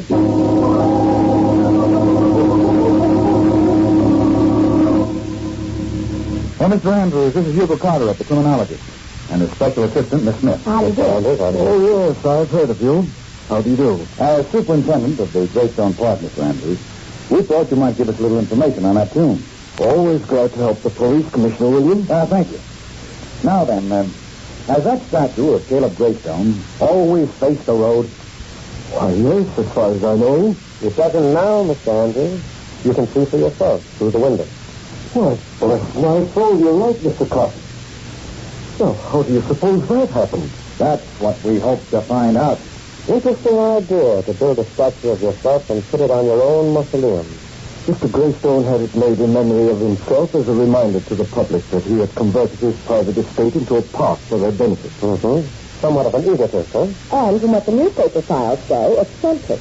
They practically accused old Caleb of dealing in black magic and selling his soul to the devil. Well, I understand the whole family was rather peculiar, Mr. Andrews. Well, yes, I suppose it's true. There were all sorts of rumors. Old Caleb was the eldest son, and he hated the rest of his family. Cheated them out of the family fortune, they say. It said that he drove his own brother Arthur into poverty. Yes, I remember the case. Arthur Greystone disappeared.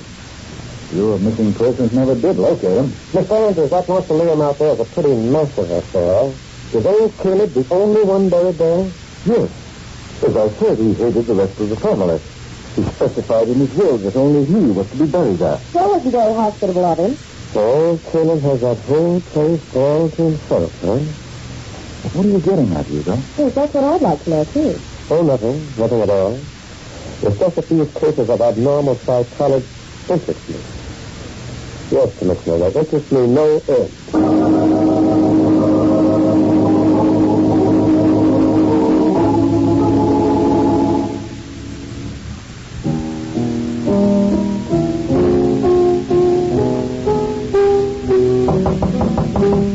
Come in. Oh, hello, Anne. Hello, Hugo. You're not singing the piano, I see. Yes. Would you like me to stop? No, I like that melody you're playing. So do I. You know, music brings a certain clarity to your jumbled mind. It dissolves. It's a mental lullaby. Where'd you been, Anne? South Police Headquarters. Poor Commissioner Williams. Why, poor Commissioner Williams? Every newspaper in town is clamoring either for a solution to this Greystone Park mystery or a new police commissioner. Yes, I know. It's a pity. Man, Frank Williams is not only a gentleman, he's our friend. I think the time has come for us to try and test this case. The time has come, all right, but how? Well, we've seen the outside of Caleb Greystone's tomb. It might be interesting to have a look at the inside. The inside? Yes. I've got an idea that's where our solution lies. But how are you going to get in? That door of the crypt on the roof is locked tight.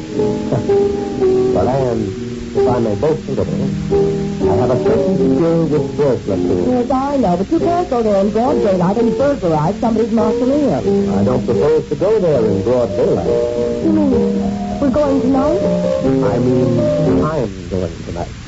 I'm taking you home right after dinner. Oh, no, you don't. You need someone to hold your flashlight.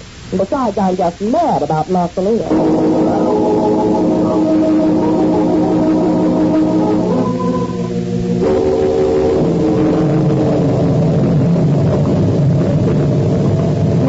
Lovely evening. And outside of this storm, it's just as black. Well, look out, Anne. This stone roof is slippery. Careful now. The door of the crypt is right over here.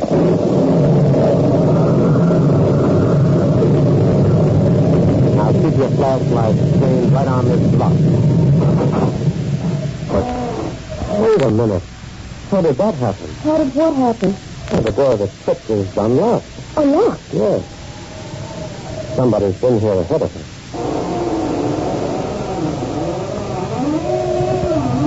Oh, dear. Awfully dark down there. What are we going to do now? We're going inside. There isn't someone in there. But I'll find out. You wait out here. Oh, no, Hugo Carteret. I'm not going to stand out here alone. I'm going in with you. Have it your own way. You will take your tunnel. They're coming home. Careful now. There are stairs leading down into the crypt. You stay close to me. Hugo, I'm practically hugging you to death right now. Oh, it's cold in here. No, it's dry at any rate. It's dark as pitch. I can't see a thing. Here, you take the hammer. Let me have the flashlight. Now, let's have a look. Hugo, look. There are two men lying there on the floor. They must be... Yes.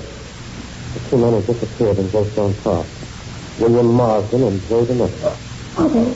Yes, I'm afraid they are. Poor devils. Nobody would think of looking for them in here. How were they killed? They've got deep red marks around their throats. Typical some kind of strangling cord. Oh, it's horrible. Why were they brought here? Why would anybody want to do a thing like this? The motive, Anne, like everything else in this tragic case, was abnormal. I'm beginning to see now why.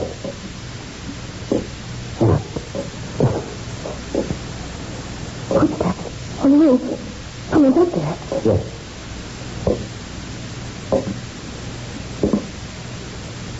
Stopped by the quick door. Hugo, do you think it's the restless statue? Perhaps. I do know it's the killer. Annie's coming down the steps. Put out that flashlight and flatten yourself against the wall.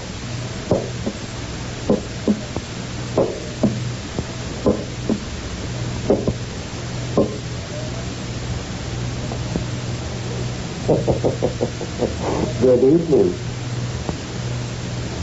Oh, come now. I know you're in here. I can see in the dark better than you think. I have eyes like a cat. I saw you coming through the trees.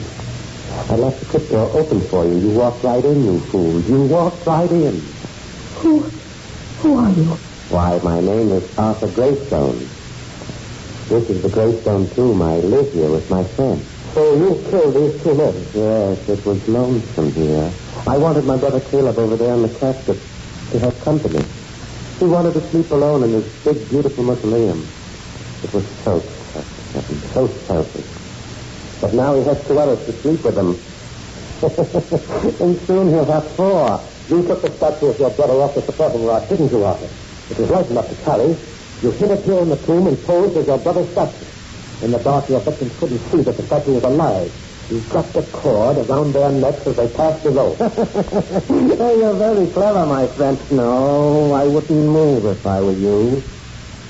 I have the strangling cord here in my hand, and I'm very good at using it. Why did you do all this? My brother Caleb cheated me in life. Drove me into poverty. Then he tried to cheat me even in death. He built this tomb and willed that only he would sleep here. This is your idea of revenge, filling his tomb with sleeping companions. Yes, I waited years to get even. Caleb wanted to be alone, but now he'll never be alone. He'll never be able to realize his dying wish. Well, this talk has been very pleasant. Yes, indeed, but now we must get to work. I'll take you first, young lady. Please don't try to resist. I assure you I'm very strong. And really, I don't want to make you... Look out, Aaron. I tried to tell you with I say with you. You fool, I've got hold. I give you in my bare hands. I'm stronger than you and you're here. Nice work, Aaron. You handle a hammer like a carpenter. Oh, Hugo, I'm afraid I killed him. No, you just stunned him, that's all. I'll tie him up in his own cord in a moment. But first, let's have a good look at him with his flashlight. Lift that white hood of his, will you, Anne? Hugo, it's Tom Farrell, the gardener.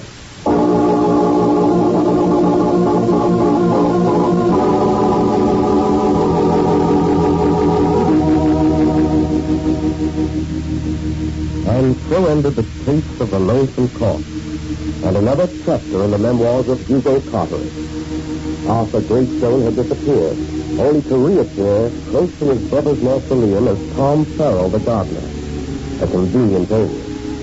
And the city of New York breathed a certain relief when this murderer, oppressed and poisoned by his macabre idea of revenge, finally went to the chair.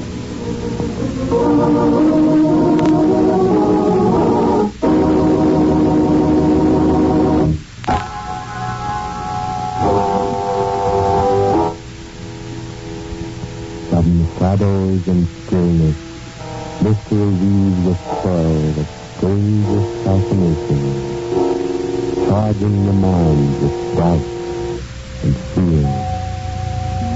For mystery is a strange companion, a living memory. In the haunting hour.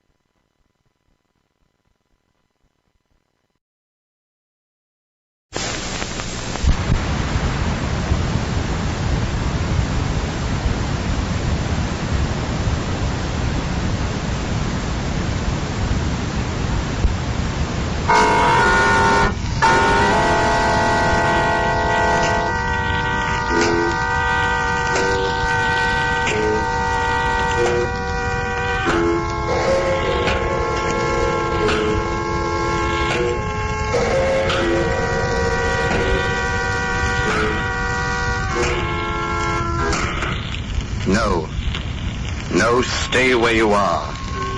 Do not break the stillness of this moment, for this is a time of mystery, a time when imagination is free and moves forward swiftly, silently. This is the haunting hour.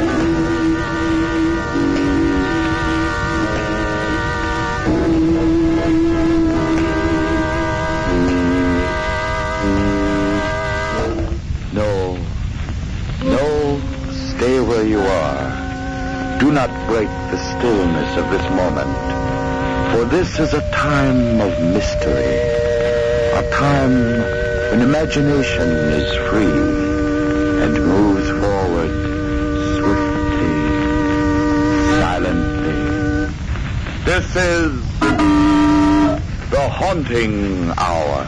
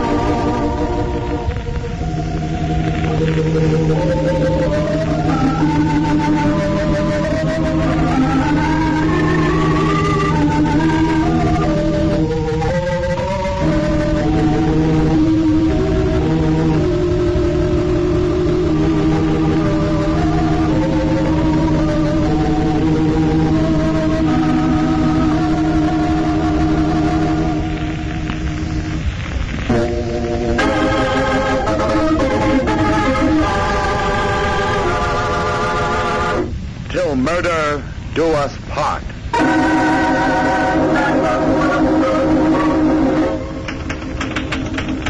Just a moment, Johnson. You think you can go on, Miss Talbot? Perhaps you'd rather wait. No, I'm all right now. Read what you have so far, Johnson. My name is Nora Talbot.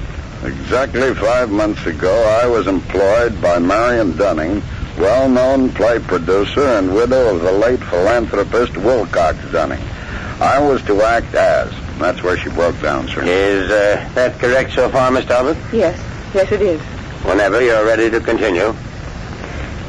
I was to act as a confidential secretary, to live at the Dunning estate and primarily read play manuscripts for Mrs. Dunning. I liked my job because, well, I liked Marion Dunning. She was very easy to get along with, very considerate. I hope you find your room comfortable, Nora. Just tell Tompkins, the butler, if there's anything you want. Pleasant, easy to get along with, considerate. She made me feel more a personal friend than just an employee. Now, look here, young lady. Stop working so late. A pretty girl like you ought to be out nights enjoying herself. I liked Mrs. Dunning. I really was very happy there until Wallace Strieber came into the picture. Nora, I want you to meet Wallace Strieber. He's been kind enough to let me read his new play. And produce it. I assure you the pleasure's all mine, Nora. I disliked him on sight. He was always talking about money. Yes, Nora, I've always wanted the golden Midas touch. And soon I hope I'm going to have it. He was always talking about his play. It won't be long, Nora. I can see the blazing lights on the Broadway marquees. Talk to Death by Wallace Strieber. The Rage of New York. Always talking about money. Always talking about his play. Yes, even always making advances toward me. And Mrs. Dunning was too infatuated with him to notice. I was far from surprised the day Mrs. Dunning told me she and Strieber were going to be married. He had mentioned to me several times that it would be a good idea. And Wallace Strieber wasn't one to abandon a good idea. He was the kind of man who would stop at nothing. I, Wallace Strieber, take this woman to be my lawfully wedded wife, to have and to hold, in sickness and in health, until death do us part. I could see the smirk on his face as he repeated the marriage oath, and each word he said etched my hatred for him deeper and deeper. Then 5 minutes later at the reception party... Nora! How about a kiss for the groom? I'm sorry, Mr. Strieber, I'm busy. Oh, now, don't pull away. At a wedding, it's unfriendly not to kiss the groom. You don't want to be unfriendly, Nora, do you? I have to see Tompkins about Mrs. Strieber's baggage. It's just about time you paid some attention to Mr. Strieber. You're working for me now, too. Doesn't the idea please you? As far as I'm concerned, Mr. Strieber, I'm only your wife's secretary. Oh, come now. I think we should understand each other a little better. I understood him perfectly. He was out for money, the Dunning pocketbook. He was out for fame, his play on Broadway. He was out for all he could get, and Marion Dunning was the only way he could get it. One night, shortly after they returned from their honeymoon trip, we were having dinner. I know I've been talking about it for the last month. I know you don't like the play, but marry an angel, be an angel. Oh, he's incorrigible, isn't he, Nora? Well, let's face it. The only way to get my play on Broadway is for you to back it. Why should we let $40,000 stand in the way of my happiness? After all, if my own wife hasn't confidence in... I do have confidence in you, Wallace. You know that. But I don't have confidence in your play. Talk to death is too... It's implausible. Yes, Nora, it's implausible. Oh, so Nora's read the play too, has she? Nora reads every play before I produce it. She has excellent judgment. Tell Wallace what you told me about his play, dear. Well, Go on, Nora. Well... Go on, Nora. Well, the play's illogical. A man talking a woman into suicide because of a wager, it's an incredible situation. Go on. Well, that's all. I see. I suppose you agree with that, Marion? Nora's absolutely right. A man could never talk a woman into suicide in real life, Wallace. It's silly. Why don't you try writing something else, darling? I'd love to read anything else you wrote. That's enough. Wallace? Well, Wallace, what's the matter? What? Wallace!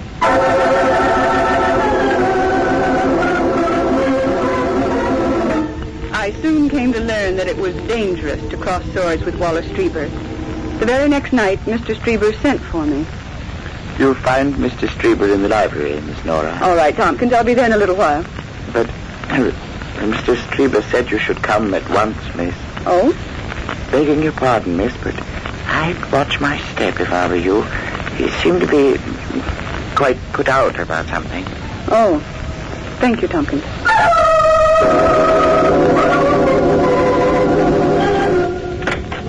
You wanted to see me, Mr. Strieber? Yes. Please come in, Nora. I do hope you'll forgive my actions last night. I'm afraid I lost my temper. But your criticism of my play seems more like a personal insult. My criticisms of plays are always objective, Mr. Strieber. I'm sorry that you... I understand. I was only doing my job. I understand perfectly.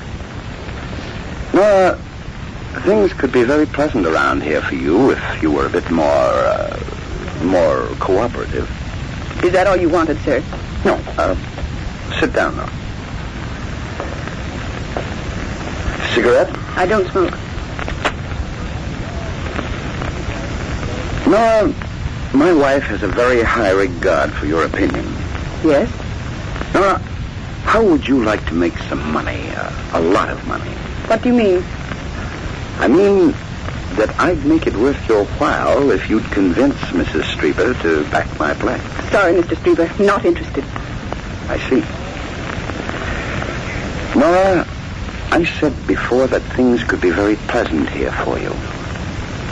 I say now that things can also be very unpleasant. That's all. Good night. He tried every way to make things unpleasant.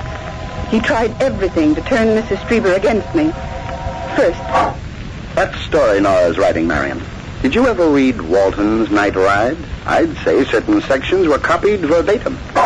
He accused me of plagiarizing a story I was writing, but that was only a start. But I tell you, Marion, she was paid to recommend that play to you. He accused me of accepting a bribe to recommend someone's play to Mrs. Strieber. He even accused me of stealing it. Marion, my wallet's missing. I left it on the library desk, and Nora's the only one who's been in there since last night.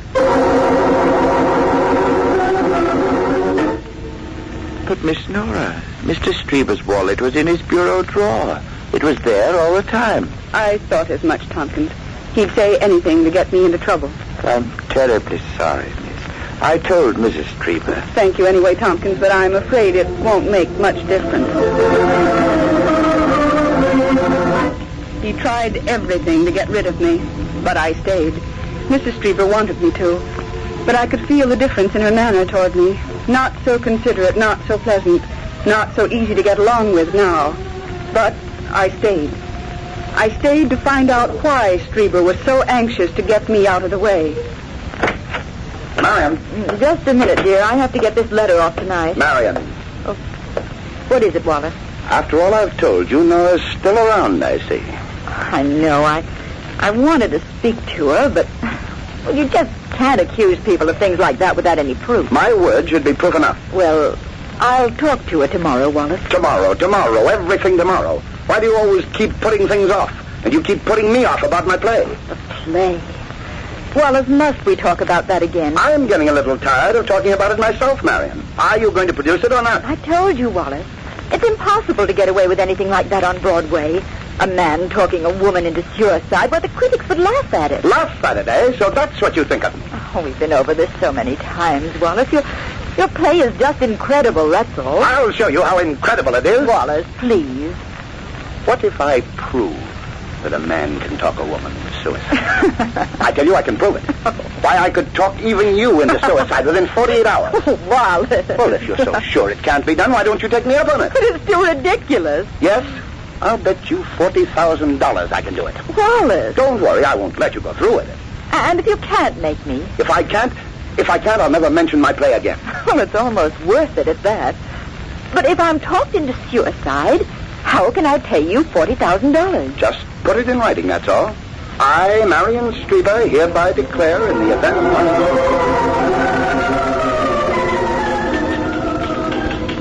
of my suicide within 48 hours, that I bequeath the sum of $40,000 to my husband, Wallace Strieber. What? Have you got that, Nora? Mrs. Strieber? Oh, it isn't as bad as it sounds, Nora. Wallace is just trying to prove that his play has possibilities. But, Mrs. Strieber... I think it's very clever of Wallace. Of course, he's not serious about it. But you see, even if he can persuade me to think about suicide, then he's proved his point. His play isn't so incredible as we say it is. But you can't possibly go through with it. The whole thing's fantastic. I think I'm a better judge of that than you are, Nora. Mrs. Strieber, you must call this off. You must. Don't you see? Don't you understand? That's why he was trying to get me out of the way. That's why he told you all those things about me. Oh, it's all so clear now. I don't know what you're talking about, Nora. Your husband wanted me out of the way so he could murder you for your money. Nora. I know it. It's true. Something awful is going to happen. I could feel it the minute he walked into this house. I know. Nora, Wallace was right. You can pack your things and leave in the morning. Good night.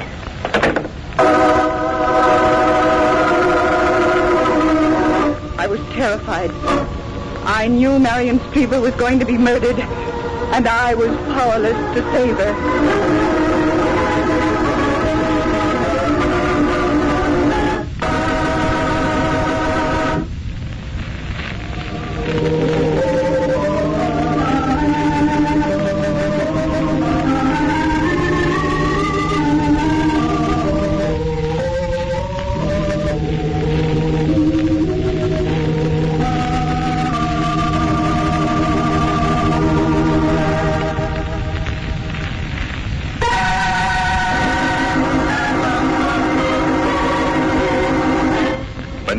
Playwright Wallace Strieber married the wealthy play producer Marion Dunning, Nora Talbot was much distressed.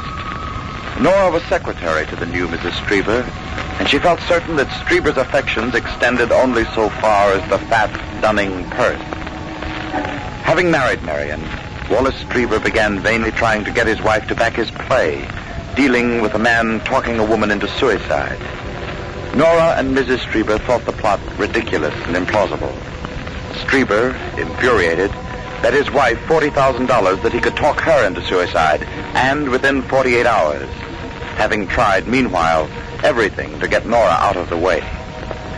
Nora wouldn't leave because she was sure some disaster would come of the suicide note that Marion Strieber jokingly had dictated to her, setting forth the terms of the wager.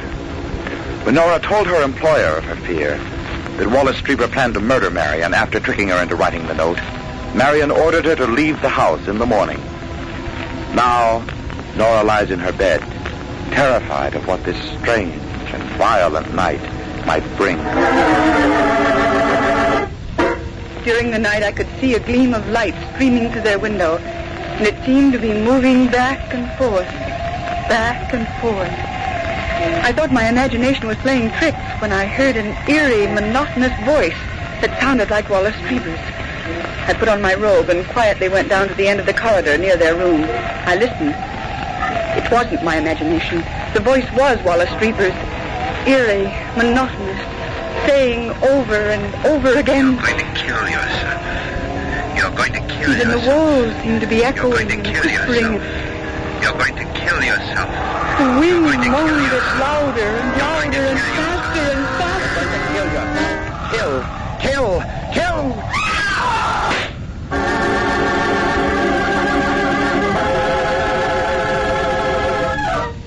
I found the body of Marion Strieber in her bedroom, a bullet hole through her heart.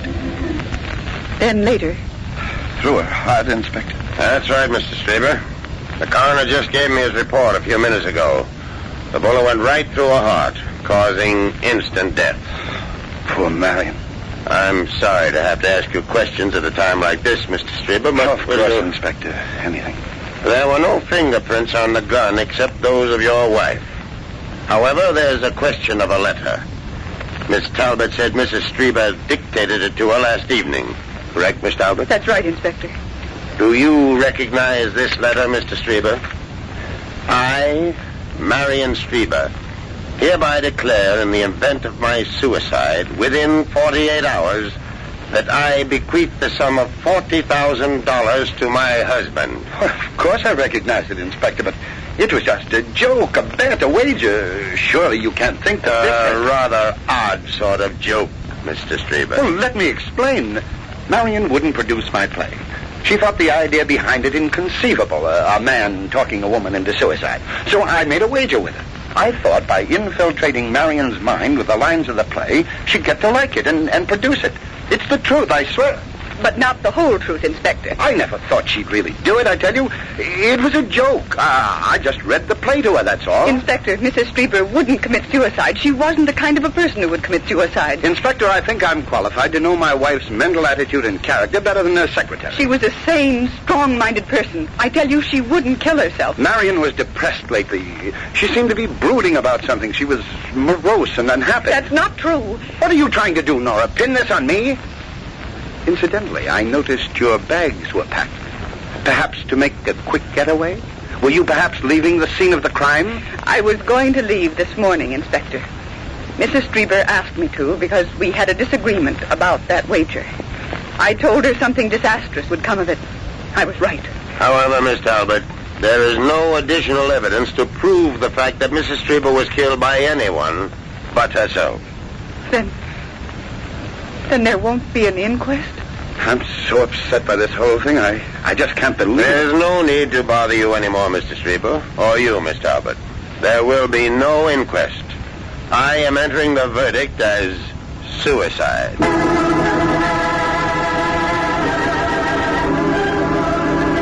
The case was closed. The verdict was suicide. And I left Dunning Mansion. But as the days passed, I knew no peace. The shot I heard that fatal night tormented me, and the voices and the peculiar circumstances which surrounded Mrs. Strieber's suicide. I knew there must be some way, some clue, something I could find that would prove to the police that Mrs. Strieber was murdered. So one night, about 3 weeks later, I decided to return to Dunning Mansion to look for additional evidence.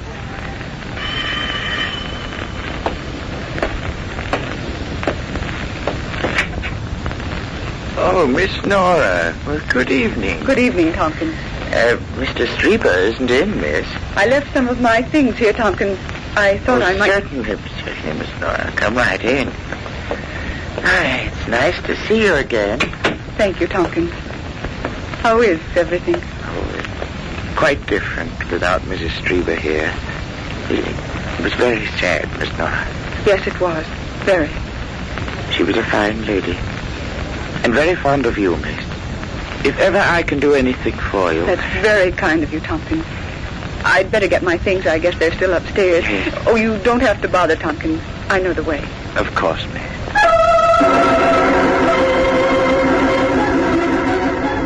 I went straight upstairs to Strieber's room. I opened the door and walked in. I felt that somehow, here in this room, I'd find the answer to the questions that were in my mind. I didn't know what I was looking for, but I determined to uncover every possibility. I looked everywhere, but I found nothing. I was about to leave when I noticed an old book partially hidden in the magazine rack.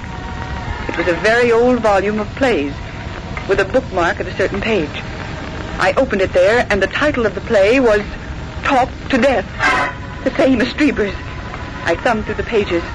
There was the suicide plot, the wager, even the letter. I, Evelyn Forbes, declare in the event of my suicide within 48 hours that I bequeath the sum of $40,000 to my husband. It was exactly the same as Strieber's play, word for word. Only this had been written more than 30 years ago. The pieces of the puzzle clicked neatly together. I'd finally found the answer to the riddle of Marion Dunning's murder. Well, Nora? Wallace Strieber. Yes. Wallace Strieber. Is it too presumptuous of me if I ask what you're doing here? I just came up to read your play. I see. You went through my things quite thoroughly. I thought... You thought you'd look around. And you found the book. Yes. You plagiarized admirably, Mr. Strieber. Better than anyone I know. Since you're so very much interested in my play... Your play? You mean the play you copied word for word? Too much knowledge can be very dangerous, Nora. Also very helpful. Like finding out that you never intended to have a play produced at all. You copied this only as an excuse for murder. A frame-up to get your wife to write a suicide note so you could murder her and get away with $40,000. Sit down, Nora. Since you're so interested in my play, we're going to read it together. No, I'm leaving. Nora, I said sit down. There. That's better. Now we'll run through the big scene. Go ahead, Nora. You start from here.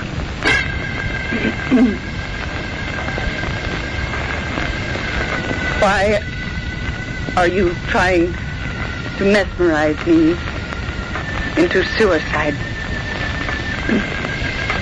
I've been half out of my mind. Go ahead, Nora. Half out of my mind since I agreed to act as your guinea pig. Evelyn, darling. You were trying to help me accomplish something that no psychiatrist has ever done before in medical history. To prove... Look, dearest, we'll end the joke right now. You write out a suicide note as a topper, and we'll all have a laugh about it. Here. Here's a pen and some paper. Now, write this. I have decided to kill myself.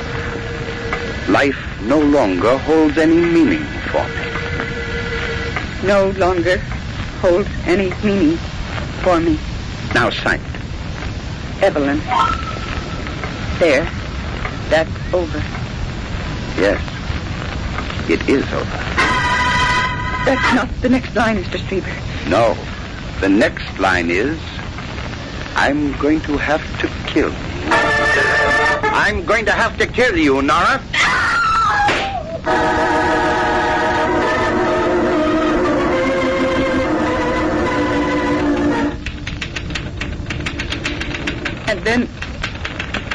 dead. Easy, Miss Talbot, easy. It's all right. You don't have to say any more. I can finish it from there, Johnson. Yes, Inspector. Miss Talbot screamed. A shot rang out. But this time it was the killer who was killed.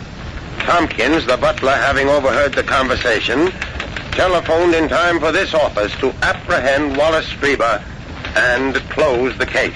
Inspector, It's all right, Miss Talbot. Everything's all right. Wallace Strieber is dead. He's committed his last murder.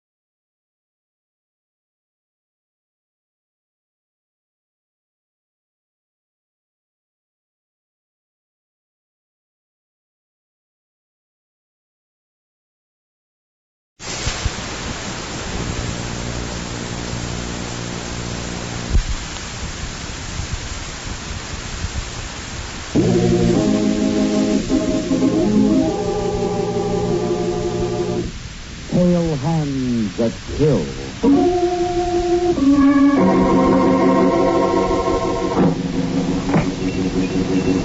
Welcome, dear Helen. Welcome to the new shop of Marie the dressmaker. Oh, thank you, Marie. My, but it's a charming shop. Yes, Helen. It is a place where you will be able to learn much as my assistant. Oh, I know that, Marie. Where's your husband, Paul?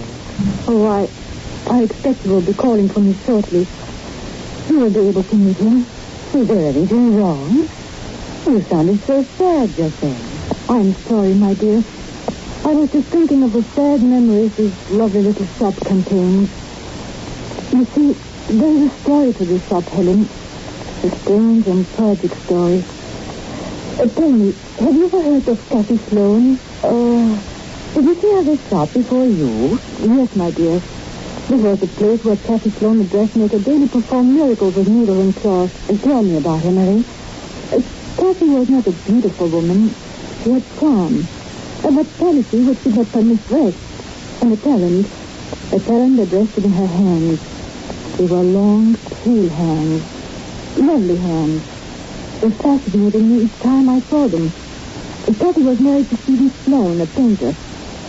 One evening, as Stephen entered the shop, he found another woman here, talking to Kathy.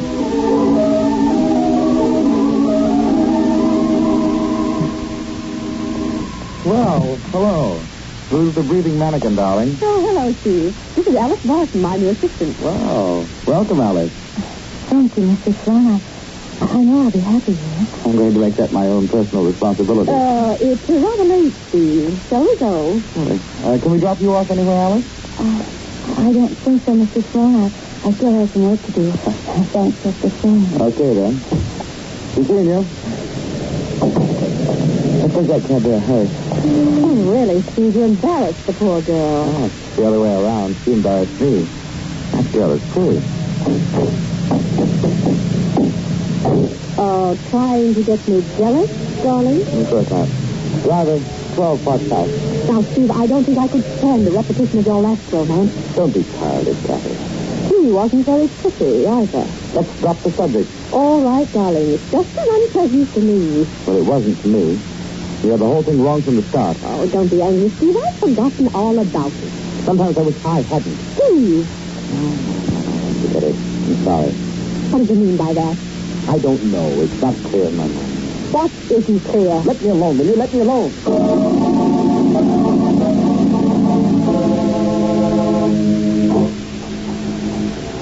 Hello.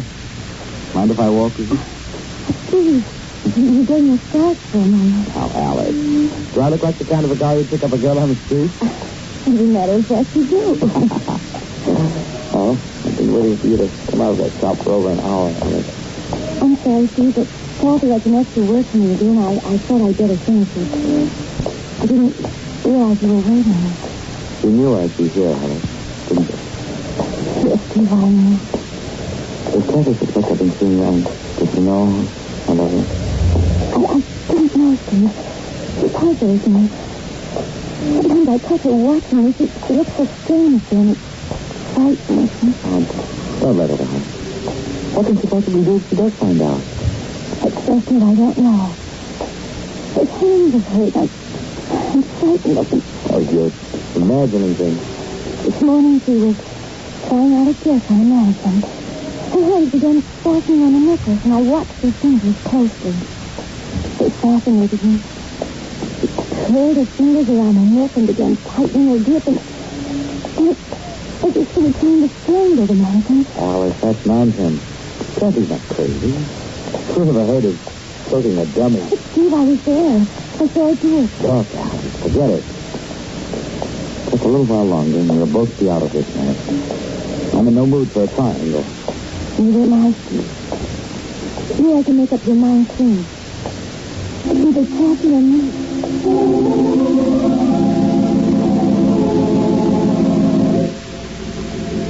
I kept your dinner warm, Steve. Don't bother. I'm not hungry. Where's your dinner? It's out. By yourself? No. Oh, where did you go? I stopped in at a night lecture on 3rd Street. So why didn't you phone me? I might have wanted to go. No, I forgot. Look, darling, let's drop the pretense. I know where you've been. Look, Kathy, it's a little late for that witness stand routine. I'm going to bed. Not until we understand each other, Steve. I don't intend to sit idly by and be made a fool of. Look, Kathy, melodrama at night is too unnerving for me. What's wrong with you? You know, wear those lovely hands of yours to the bone if you keep twisting them like that. I know you've been seeing Alice. I won't stand for Steve. I won't. What do you think you can do about it? You've got to choose between us. Will you leave me alone? This thing is coming around in my mind like a top. I'll decide. And darn soon.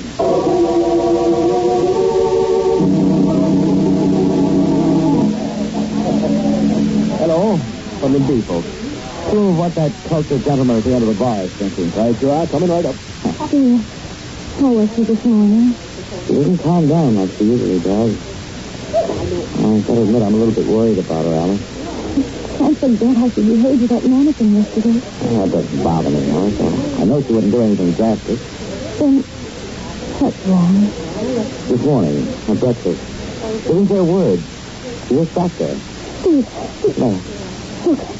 look out the window. That girl getting into a cab. It looks like Kathy. That's not Kathy. Much too tall for her.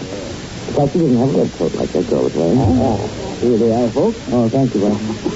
You just can't go on. I'm frightened. It isn't good for any of us. Look, Alice. We need some fresh air, Let's get out of here and take a walk in the park. Maybe the fresh air will clear our heads so we can think.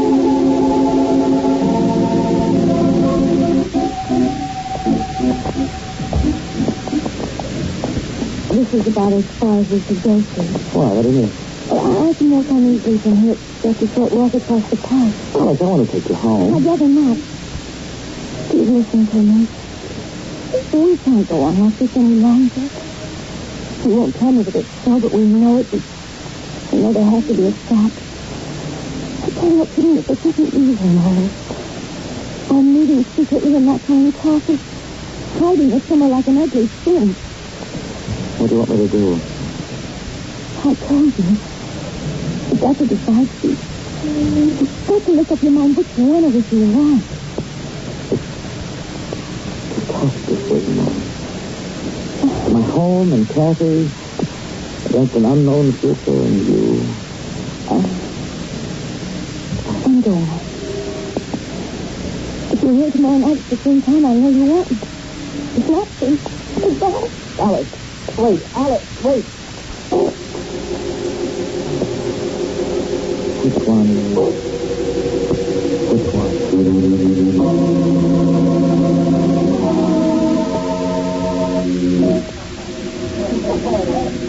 Where's the bartender? I don't know. He served me a drink and then went somewhere in the back. Hey, what's the matter? You got trouble? Oh, plenty. A woman, huh? No, two of them. Yeah, you really got trouble. Hey, look, take my glass. You need it more than I do. Oh, thanks. You better finish it.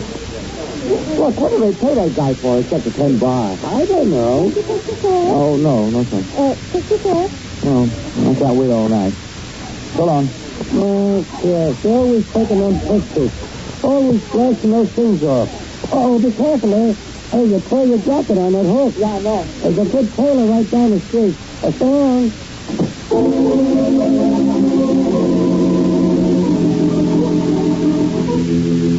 Is that you, Kathy? Yes, Steve. I didn't mean to wake you. That's all right. I came in pretty late. I expected you to be waiting up for me as usual, but I'm glad you're here now. Kathy, I've got to talk to you. It's important. Not now. It's very late. No, it's important. I can't wait. Maybe you have to. Whatever it is the morning we do. But, Steve, you've torn your jacket. Yeah, I caught it on a hook in the bar downtown just a little while ago. And I'll relieve it for you in the morning just before I go to the shop. No one can tell the difference. I'll make the cloth look perfectly brand new.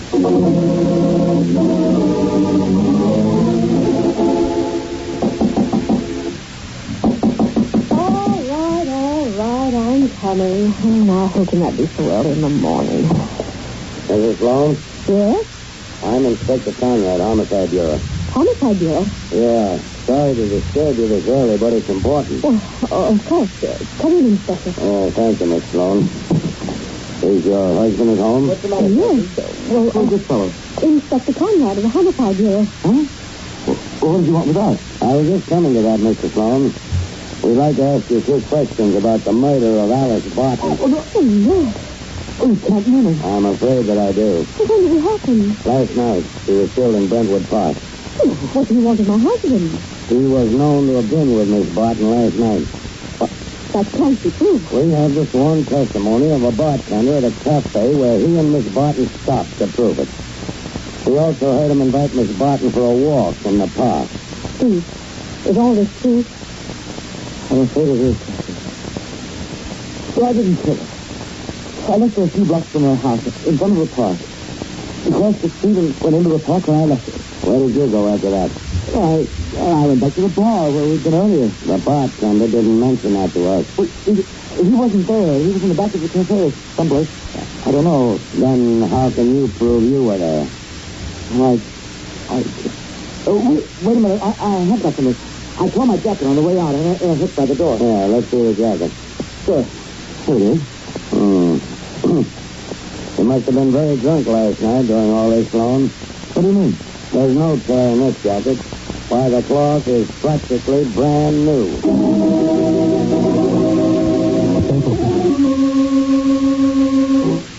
The little dress shop on a side street has a strange story. Marie, the proprietor, stands before her new assistant, telling the story of Kathy Sloan, a dressmaker who owned the shop before her. It is now easy to understand, my dear Helen, the tragedy of Kathy Sloan, who once owned the shop. Well, what happened after Inspector Conrad accused her husband Steve of murder? The evidence was against him. As you know, he claimed that after he had left Alice outside the park on her way home, he had returned to the small bar where he had been with her earlier. But he couldn't prove he was there. And that is right. The bartender had not been behind his bar when Sloan claimed he had returned. But he swore that he could still prove he was at the bar by the tear in his jacket made by a hook on the door. His wife, Kathy, must have rewoven the jacket during the night. That's right. Rising early, she had fixed her husband's coat and thus removed his only chance of proving his innocence. Oh, poor Kathy. How horrible all of this must have been for her.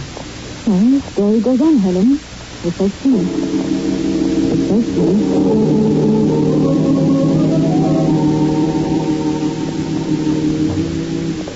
Oh, what a terrible place this prison is. My poor darling. What do you want, Kathy? Oh, Steve, darling, please, I was only trying to help you. I didn't realize that tearing your jacket was your alibi. Why did you hesitate this time? Oh, please. Steve, why did you do it? Do you think I'm guilty? Steve, you're a fool. You're insane. I didn't kill Alice. Oh, stop bringing those hands of yours. I'm not dead yet. Oh, those hands. What is it, Steve? I don't understand you. She told me, but I only laughed. She watched you with that mannequin. How you put those long, ugly fingers of yours around its neck. How your fingers dug in tighter and tighter. You don't know what you're saying. Told me, you. Darling, please, you're wrong. I love you. Please. You've got to tell them, Kathy. You've got to confess. Confess? I don't know what you're talking about. They won't kill me, Kathy. They'll find you out. You'll die for murdering Alice. Alice, the girl I loved. You hear that? Alice. Please, don't. I loved Alice. I loved her.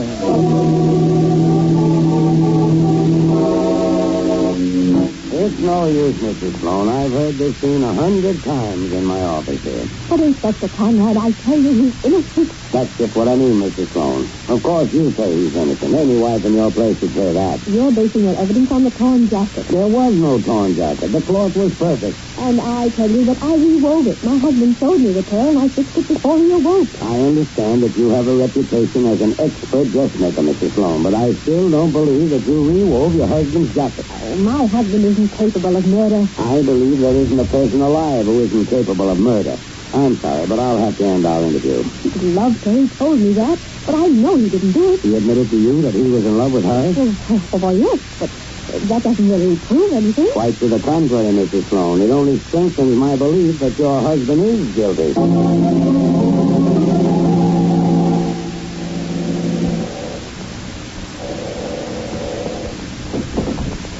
Hello? Hello, is this Mrs. Sloan? Yes? Who's this?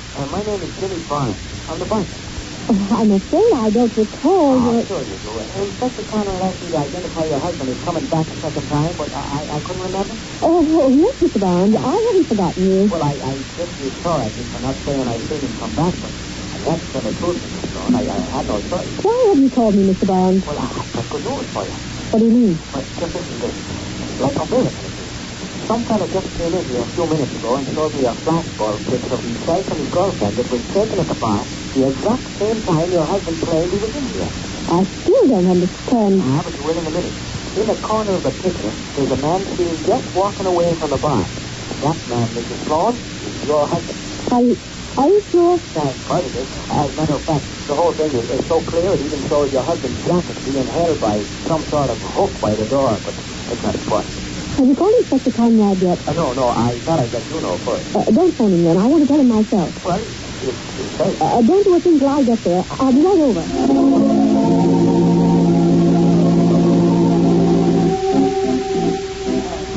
But, Mrs. Sloan, why do you want the picture? I just told you. I have an appointment with Inspector Conrad this evening, and I want to give it to him. Oh.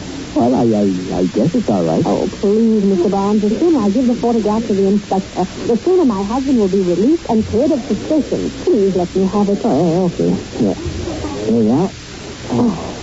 Believe me, Mrs. Sloan, I know you've gone through a lot, but the troubles are all over now. Oh, thank you, Mr. Barnes. You're entirely welcome. Good night, Mrs. Sloan. Good luck to you.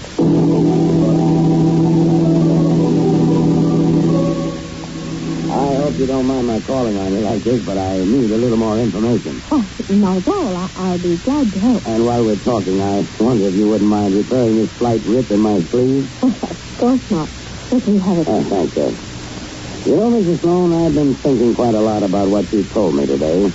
What in particular, Inspector Conrad? About your husband being in love with Miss Barton. Tell me, why do you continue to stick by him, knowing that? Oh, it's simple, Inspector. I still love him. I don't mind saying that this case against your husband isn't as airtight as I thought.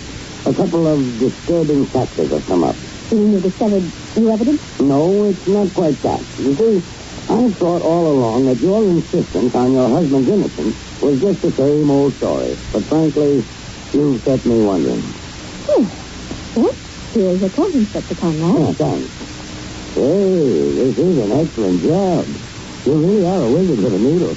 I can't tell that the cloth was ever torn. I told you that I did the same thing with my husband's jacket, but you wouldn't listen. I'm sorry. There's been a mistake. I'm going to release your husband from custody. So you have the real murderer? Not yet. But you've got to get him. No one in the city is safe until you arrest him. It's strange as if you strangled poor Alice and broke her neck so that he's a maniac. You've got to get him. We will, Mrs. Sloan. But with your husband coming home now, you'll have good protection. You'll be all right now. You haven't a thing in the world to worry about.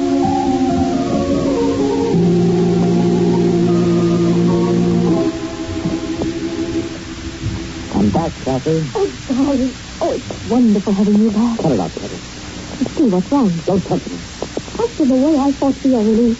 That's the only thing I can't figure out. It's probably part of your scheme to pin the murder on somebody else. Oh, stop talking like that. The little plan won't work. You haven't got a chance. I don't know what you're talking about. Why do you think they let me go?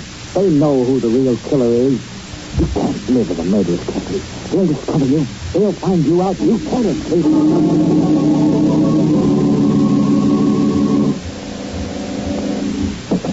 Inspector Conrad. Oh, Inspector, this is Kathy Sloan. You've got to help me. What's wrong? It's my husband. He's gone crazy. Last night as he slept, he was almost feverish the way he talked. What did he say? He practically described the killing of Alice Barton. And when he awoke later, I saw him coming toward me, his hand outstretched. It was horrible. Did he hurt you? No. I got up as he came near me, and when he quickly made believe he was just looking for something. Oh, please, Inspector, you've got to help me. My husband's guilty. I know it now. He's a murderer.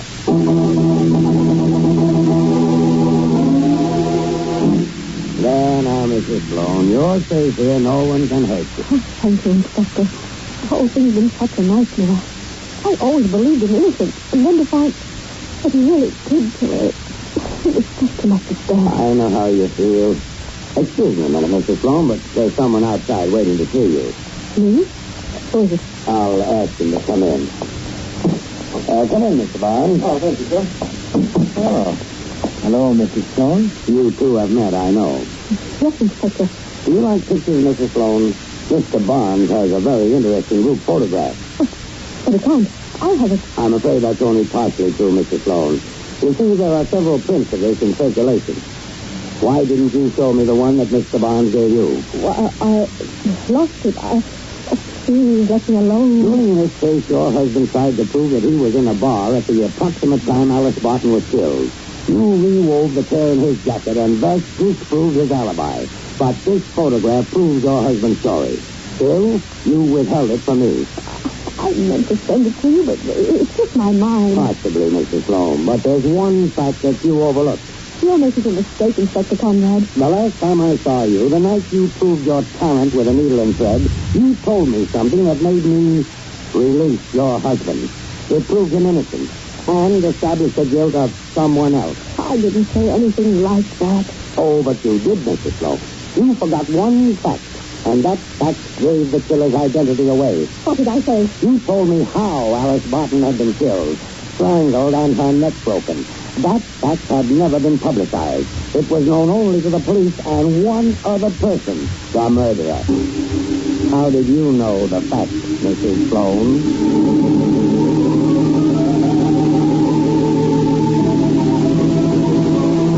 So you see, my dear Helen, this shop has quite a story to its name. They executed her, didn't they, Mary? Yes, Helen.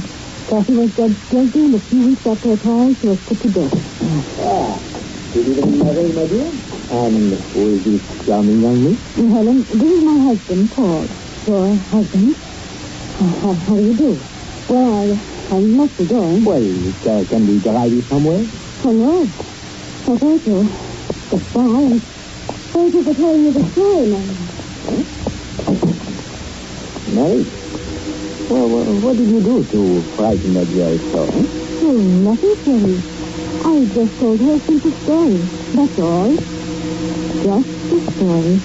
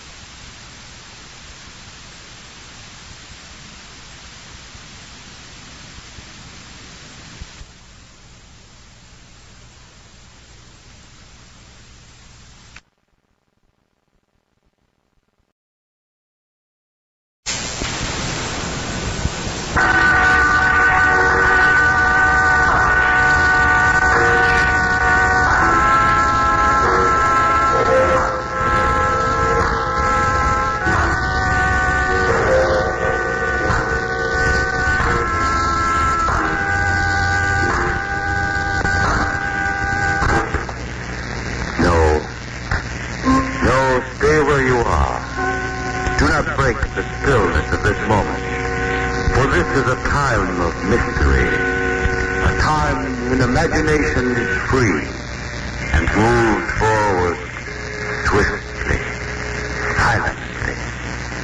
This is the Haunting Hour. This is Dustin Hoffman asking you to join me in aiding the children. The noise within the police precinct drowned out the bigger noise of the city without. But the office of Inspector Brogan was quiet. He had said all he was going to say. And now he waited for the little man to speak. The little man with the patch on his forehead and the bandage around his arm. The little man who sat opposite him. The puzzled little man with the nervous eyes and the tense, staccato speech. But I tell you, Inspector, I ain't mixed up with them guys. We found you with them. I know, but that was only an accident, my being with them. The whole thing is an accident, even from the beginning. Then why don't you tell me about it from the beginning? What's the use of telling? You won't believe me. Nobody'd believe me. The whole thing is a case of nobody believing me. All I know is that we found you with them. If you don't start talking, I'll believe plenty. Oh, what the heck. I got nothing to lose, I guess. Except my neck. That's right. Might as well spill it. Well, you know me. I'm Joe Morris, and I drive this hack, see? This was a couple of days ago, see? And I was cruising along, minding my own business, when this guy hails me. I pull up to the curb, and he gets in. Where to, mister? Anywhere, but make it fast. What's it, buddy? There's $20 to step on it. That mean anything? $20? She's all yours, buddy. Now, where do you want to go, friend? Joe Morris. That's you, isn't it? That's what it says on the license under my smiling face, friend. Joe, I'm going to be frank with you. In fact, I got to be. You're the only one that can help me now. I got to get away. I'm being followed. You mean one of those cars is tailing us? I'm sure of it. Don't look that way to me. You got to believe me, Joe. I'm in a terrible spot. You see, I'm on a special mission, carrying an important letter that could help all of us. All of humanity. It's got to be delivered. Slip the oil to me easy, pal. You don't believe me, huh? Well, take a look at the shoulder. They got close enough to get a bullet hole into me yesterday. Now, listen, friend. I don't want no part of this, see? I don't want to hear no more. There's a catty coop following me, like you said. I'm going to shake him, and when I do, you scram quick, see? You got to do this for me. Ed, it's $500. I can't explain now how important it is. When you deliver it where it's addressed, there's $1,000 more waiting for you. Look, mister, I'm making a quick stop at that corner. Get out and get out quick. I'm leaving the envelope and $500 on the back seat. Hey, listen. I'm counting on you to get that envelope delivered. Now, wait a minute. And don't cross me, brother. Hey, come back. You can't do this to me. Come back. Hey.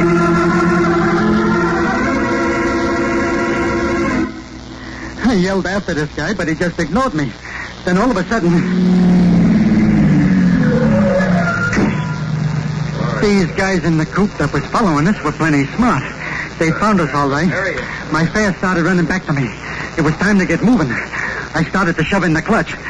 Funny, my fingers had got kind of stiff. Couldn't seem to work right. He was hit. Again. I could see him out of the corner of my eye. Stagger. Stop. Stagger. And kind of keel over easy and slip down into the sidewalk like he'd never want to get up again. Ready to get that guy in the cab. They got him. They got him, sure. But they weren't going to get me. Hey, stop! Hold it! Hey! I stepped on it. Hard.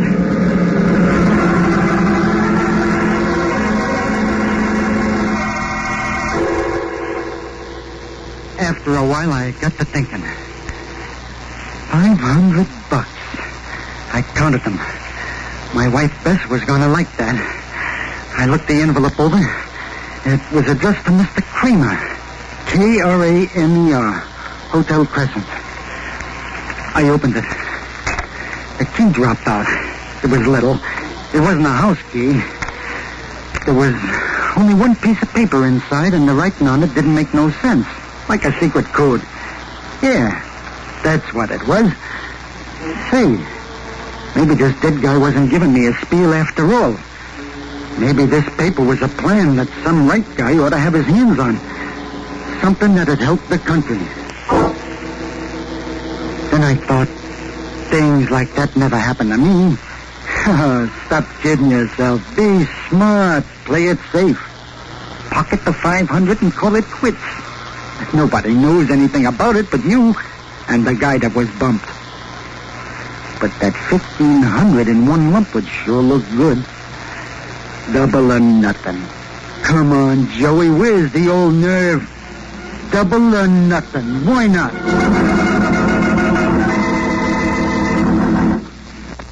$5.60 KSFO.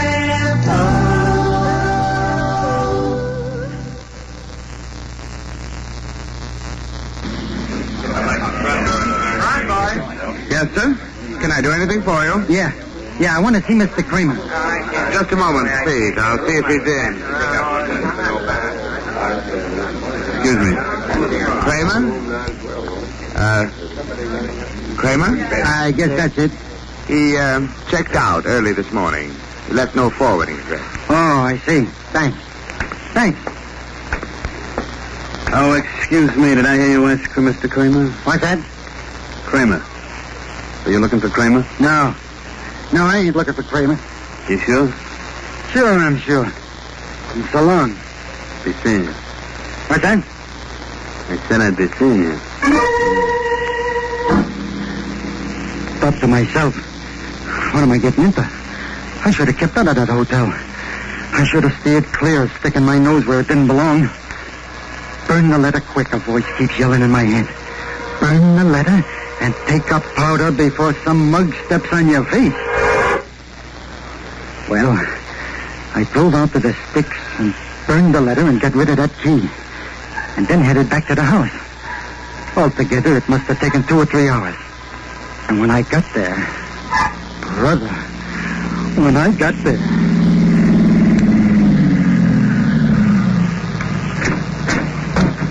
Hello, Joe. How are you? Huh? Talking to me? Who else? Remember me? Remember the little talk we had at the Crescent Hotel? Oh, yeah. Say, how come you know my name and where I live? Easy. I copied down your license numbers. There's a way of getting a hackey's name and address if you know his license numbers. Okay, what's on your mind? You read the paper? About the guy that was shot just after he got out of a cab? Tell you a secret, Joe. I happen to know who this double-crossing jerk was. And a friend of mine tells me that this jerk jumped out of a cab just like yours. Now, listen, mister, I don't know nothing. Just call me Smitty, Joe. And you know what else? I think this guy who was riding in your cab, I think he gave you a letter. Listen, fella, you're barking up the wrong tree. That letter was addressed to Mr. Kramer. And I'm telling you like a brother that Mr. Kramer don't like his mail held up. In fact, you can hand it over right now. I ain't got no letter. I tell you, I don't know what you're talking about. Now, Joe, you're kind of dumb for a family man. What do you mean? Well, I've been checking around, Joe. I know all about that wife and kid. You know, a family man is supposed to protect his wife and kid so nothing happens to him. You get it? Now, you and I know Mr. Kramer don't live at the hotel anymore, so I'll expect you to have his mail on you the next time I call. I'll be seeing you, Joe. And you know, I keep my word.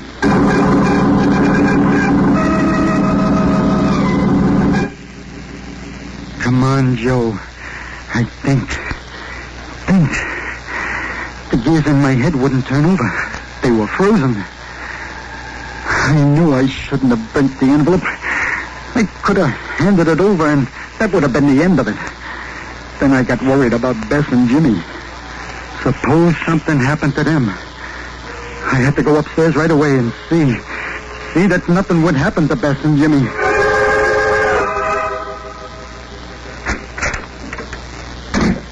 Hello, Joe.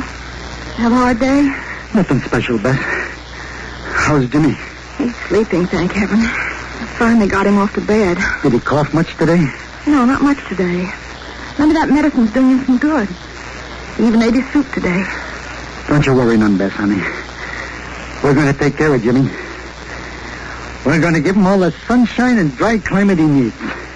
His own man ain't going to let him down. See this? Joe. 500 good American smackaroos, and a just the beginning. Joe, where did you get all that money?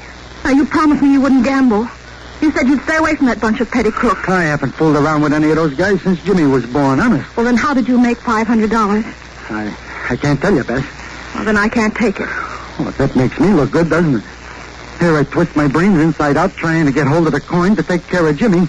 And when I get it, you don't want no part of it. Well, somebody gave it to me just like that. So it's mine and you can take it. No. Well, that's gratitude. There it is on the table. Do you want it? Do what you want with it. I'm going out.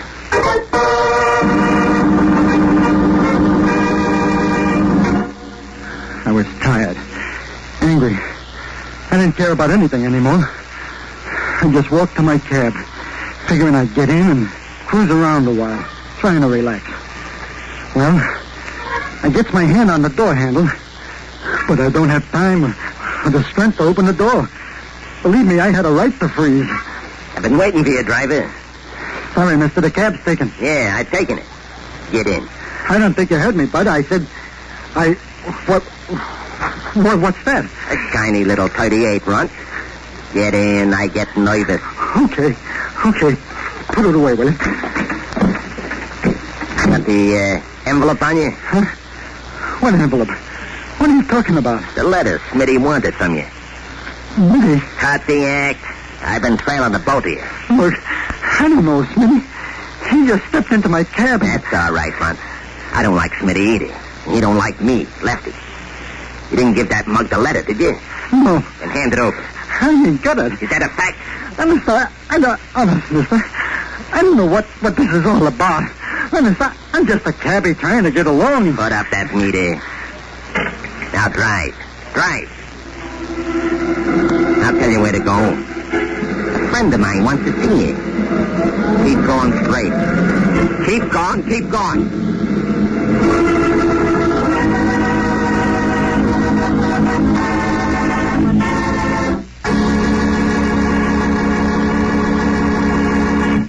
560 KSFO is proud to bring you these great American broadcasts, part of the real entertainment we have for you every night. This is Jerry Gordon. Here's more of the best. Go on in. This is the cabbie boss, Joe Morris. Well, I'm sorry we've put you to all this trouble, Mr. Morris. Who are you? Kramer is my name. I believe you have a letter from me which you received from a friend who is unfortunately no longer living. Speak up, Mr. Morris. I don't know anything about it. I know you have the letter. Now, if you're worried about the money you're supposed to get... Don't you believe me? I ain't got it. Was it 1,000?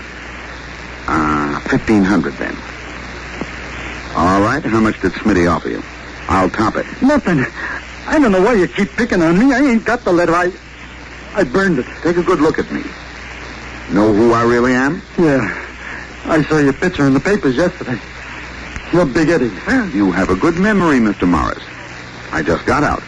Did a 5-year stretch, but I've still got a very good memory, too. I never forget a double-crosser. You know, Smitty used to work for me. Now he's trying to cut in on me. You mean he ain't part of your gang? That's right. He's not connected with my organization. So if I were you, I wouldn't give him that letter. But I tell you, I ain't got no letter. I got scared. I burned it. Very interesting. I understand you have a family, Mr. Morris. Is that right, Lefty? Yeah, that's right, boss. We just come from where he lives. Now, we don't like to get violent, Mr. Morris, so I'll expect that letter sometime tomorrow. Lefty will get in touch with you. You can go now. But I'd stay away from that rat Smitty. It won't be safe around him. Well, there I was. 2 gangs wanted one letter that I didn't have. I thought, maybe I ought to spill it to the cops. But it was so mixed up, I figured they wouldn't believe me neither. The cops couldn't believe me. Smitty didn't believe me. Big Ed Kramer didn't believe me. Even my wife Bess didn't believe me. I got behind the wheel and cruised around for a while and then headed for my friend Willie's pool room. I can dope a lot of things out when I'm shooting pool. What's the matter, Joey? You sure are off your pool game today. Like taking candy from a baby. Anything wrong with Jimmy? Anything I can do for you, fellas? No, thanks. This is something I get into myself, and I gotta figure it out myself. Figure it out for myself.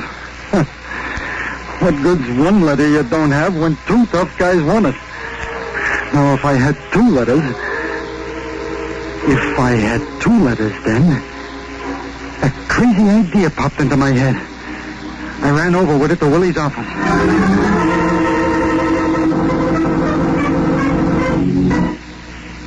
ALIRL 4X6-J. That ought to do it. Makes as much sense as that other letter I burnt.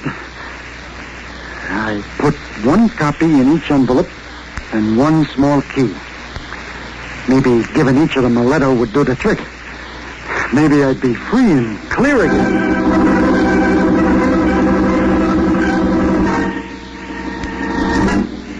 You got it? Yes, Smitty, here it is. Oh, no, thanks. No, I don't want no money. If you're smart, you'll forget you ever saw me. Well, Runt, you got it? Yeah, Lefty, here it is. Oh, no, I don't want nothing. If you ever see me or Big Ed again, you never laid eyes on it. You get it, Runt? That was that. If I didn't see them again, I'd know it worked. And that Joey Morris had pulled himself out of a jam again. If it worked. Oh, Joe, there was a man asking for you today. Said he'd call again. Hey, Joe, a couple of fellas asking for you. One of them was that same guy. Joe, some fellas around the pool room an hour ago asking for you.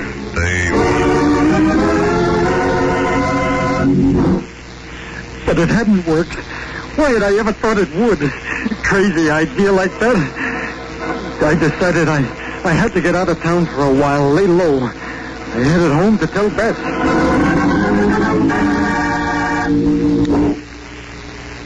I knew there'd be trouble when you brought all that money home. I knew it, Joe. I knew it. Okay. Oh, Joe, why don't you go to the police? Stop jabbing at me and listen to me. Keep the door locked and don't open it except for Willie and me, understand? Yes. Why? Poor Bess, please don't ask questions and don't let Jimmy down in the street by himself, understand? Don't let Jimmy down in the street by himself. But, Joe, what is it? What's the matter? Nothing, only don't. Don't.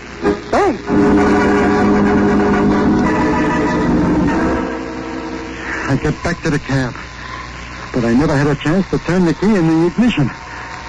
There was an old friend of mine waiting. Smitty. Slip me a phony letter and think you can get away with it, huh? Let's go. Smitty, believe me, I couldn't help it.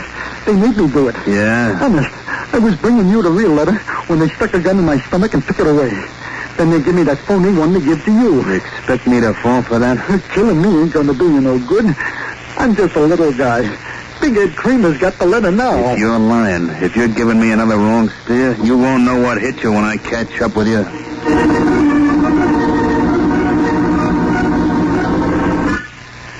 I watched him walk down the block. It was getting dark, and after a while, I couldn't see him at all. I thought maybe I ought to call the police like Bess said. Maybe I ought to talk it over with her. Tell her everything. I went back into the house and up the stairs until I got to my floor. He was waiting in the shadows, practically in front of my door. Hello, Mr. Morris. Kramer. I thought you'd be coming this way. Mr. Morris, I always take my hat off to a smart guy. Slipping me that fake letter. What could I do? There was one letter and two guys wanted it. I quite understand your position. Now, Lefty's outside. We're going to get in my car and drive off. Now, Smitty is up the street waiting for us in his car, and he's going to follow us to a nice, dark spot. And you know what? You're in on this all the way. After this, I think you listen to reason, Mr. Morris. There was no arguing with this Kramer guy. That gun he had handled scared me plenty. Lefty was waiting, like he said, and we drove off. We only went maybe half a mile to where there was some vacant lots, and Kramer made me get out. Smitty's car had been following us about a couple of blocks down, and we could hear it purring in the distance. Get in the middle of the road, Morris. In the lights. Fast now or I'll blow your head off. And wave your hands. That's it, wave them. That'll stop your friend Smitty. Hey, you. What's the idea? Let him have it, Lefty. He's as good as dead right now.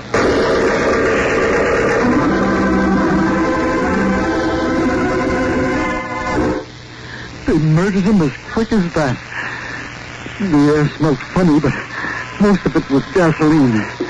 At first, I thought the bullets had hit the gas tank, then... Don't pour it all there, Lefty. Spray some of that gas on the back seat. We got another can left, boss. Well, snap it up. Hey, what's going on? What are you doing? Very simple, Mr. Morris. I want you to watch Smitty disappear with your own eyes. Then you'll be sure. You won't have anyone to worry about. But me. You got it? I got it. Right under the ribs. First they killed him, and now they were going to burn him. This guy wouldn't stop at nothing. Bess wasn't safe. Jimmy wasn't safe. Lefty, give us a hand with this stiff. He sure put on weight since he was with me. I pulled out a pack of smokes, unconscious, and a book of matches. Then it come to me like a flash. Get it over with. Burn them. Burn it all. Burn it all. Hey, Morris, put that light out. What do you think you're doing? Get away from that gas, you fool. Lefty, stop him. Get him before he...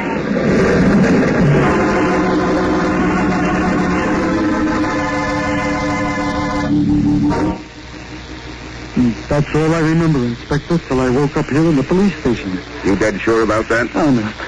If you'd only get my wife and ask If her... it weren't for your wife, you might not be here, alive. How's that? You see, Morris, your wife notified us. After she overheard Kramer hold you up in the hall outside your apartment door. That's what saved your life. We went looking for you and Kramer. We've had our eye on that big boy since he left jail. You mean you believe me, Inspector? Except for 1 point. 1 point? Yep. And I want the straight goods, Morris.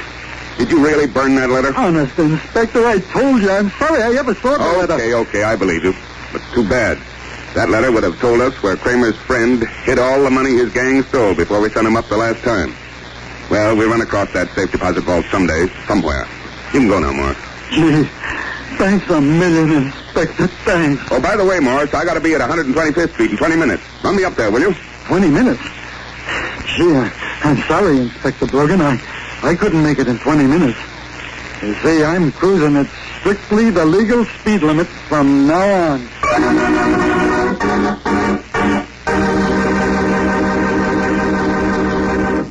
This is Katharine Hepburn. UNICEF, a future for every child. Write UNICEF, United Nations 10017.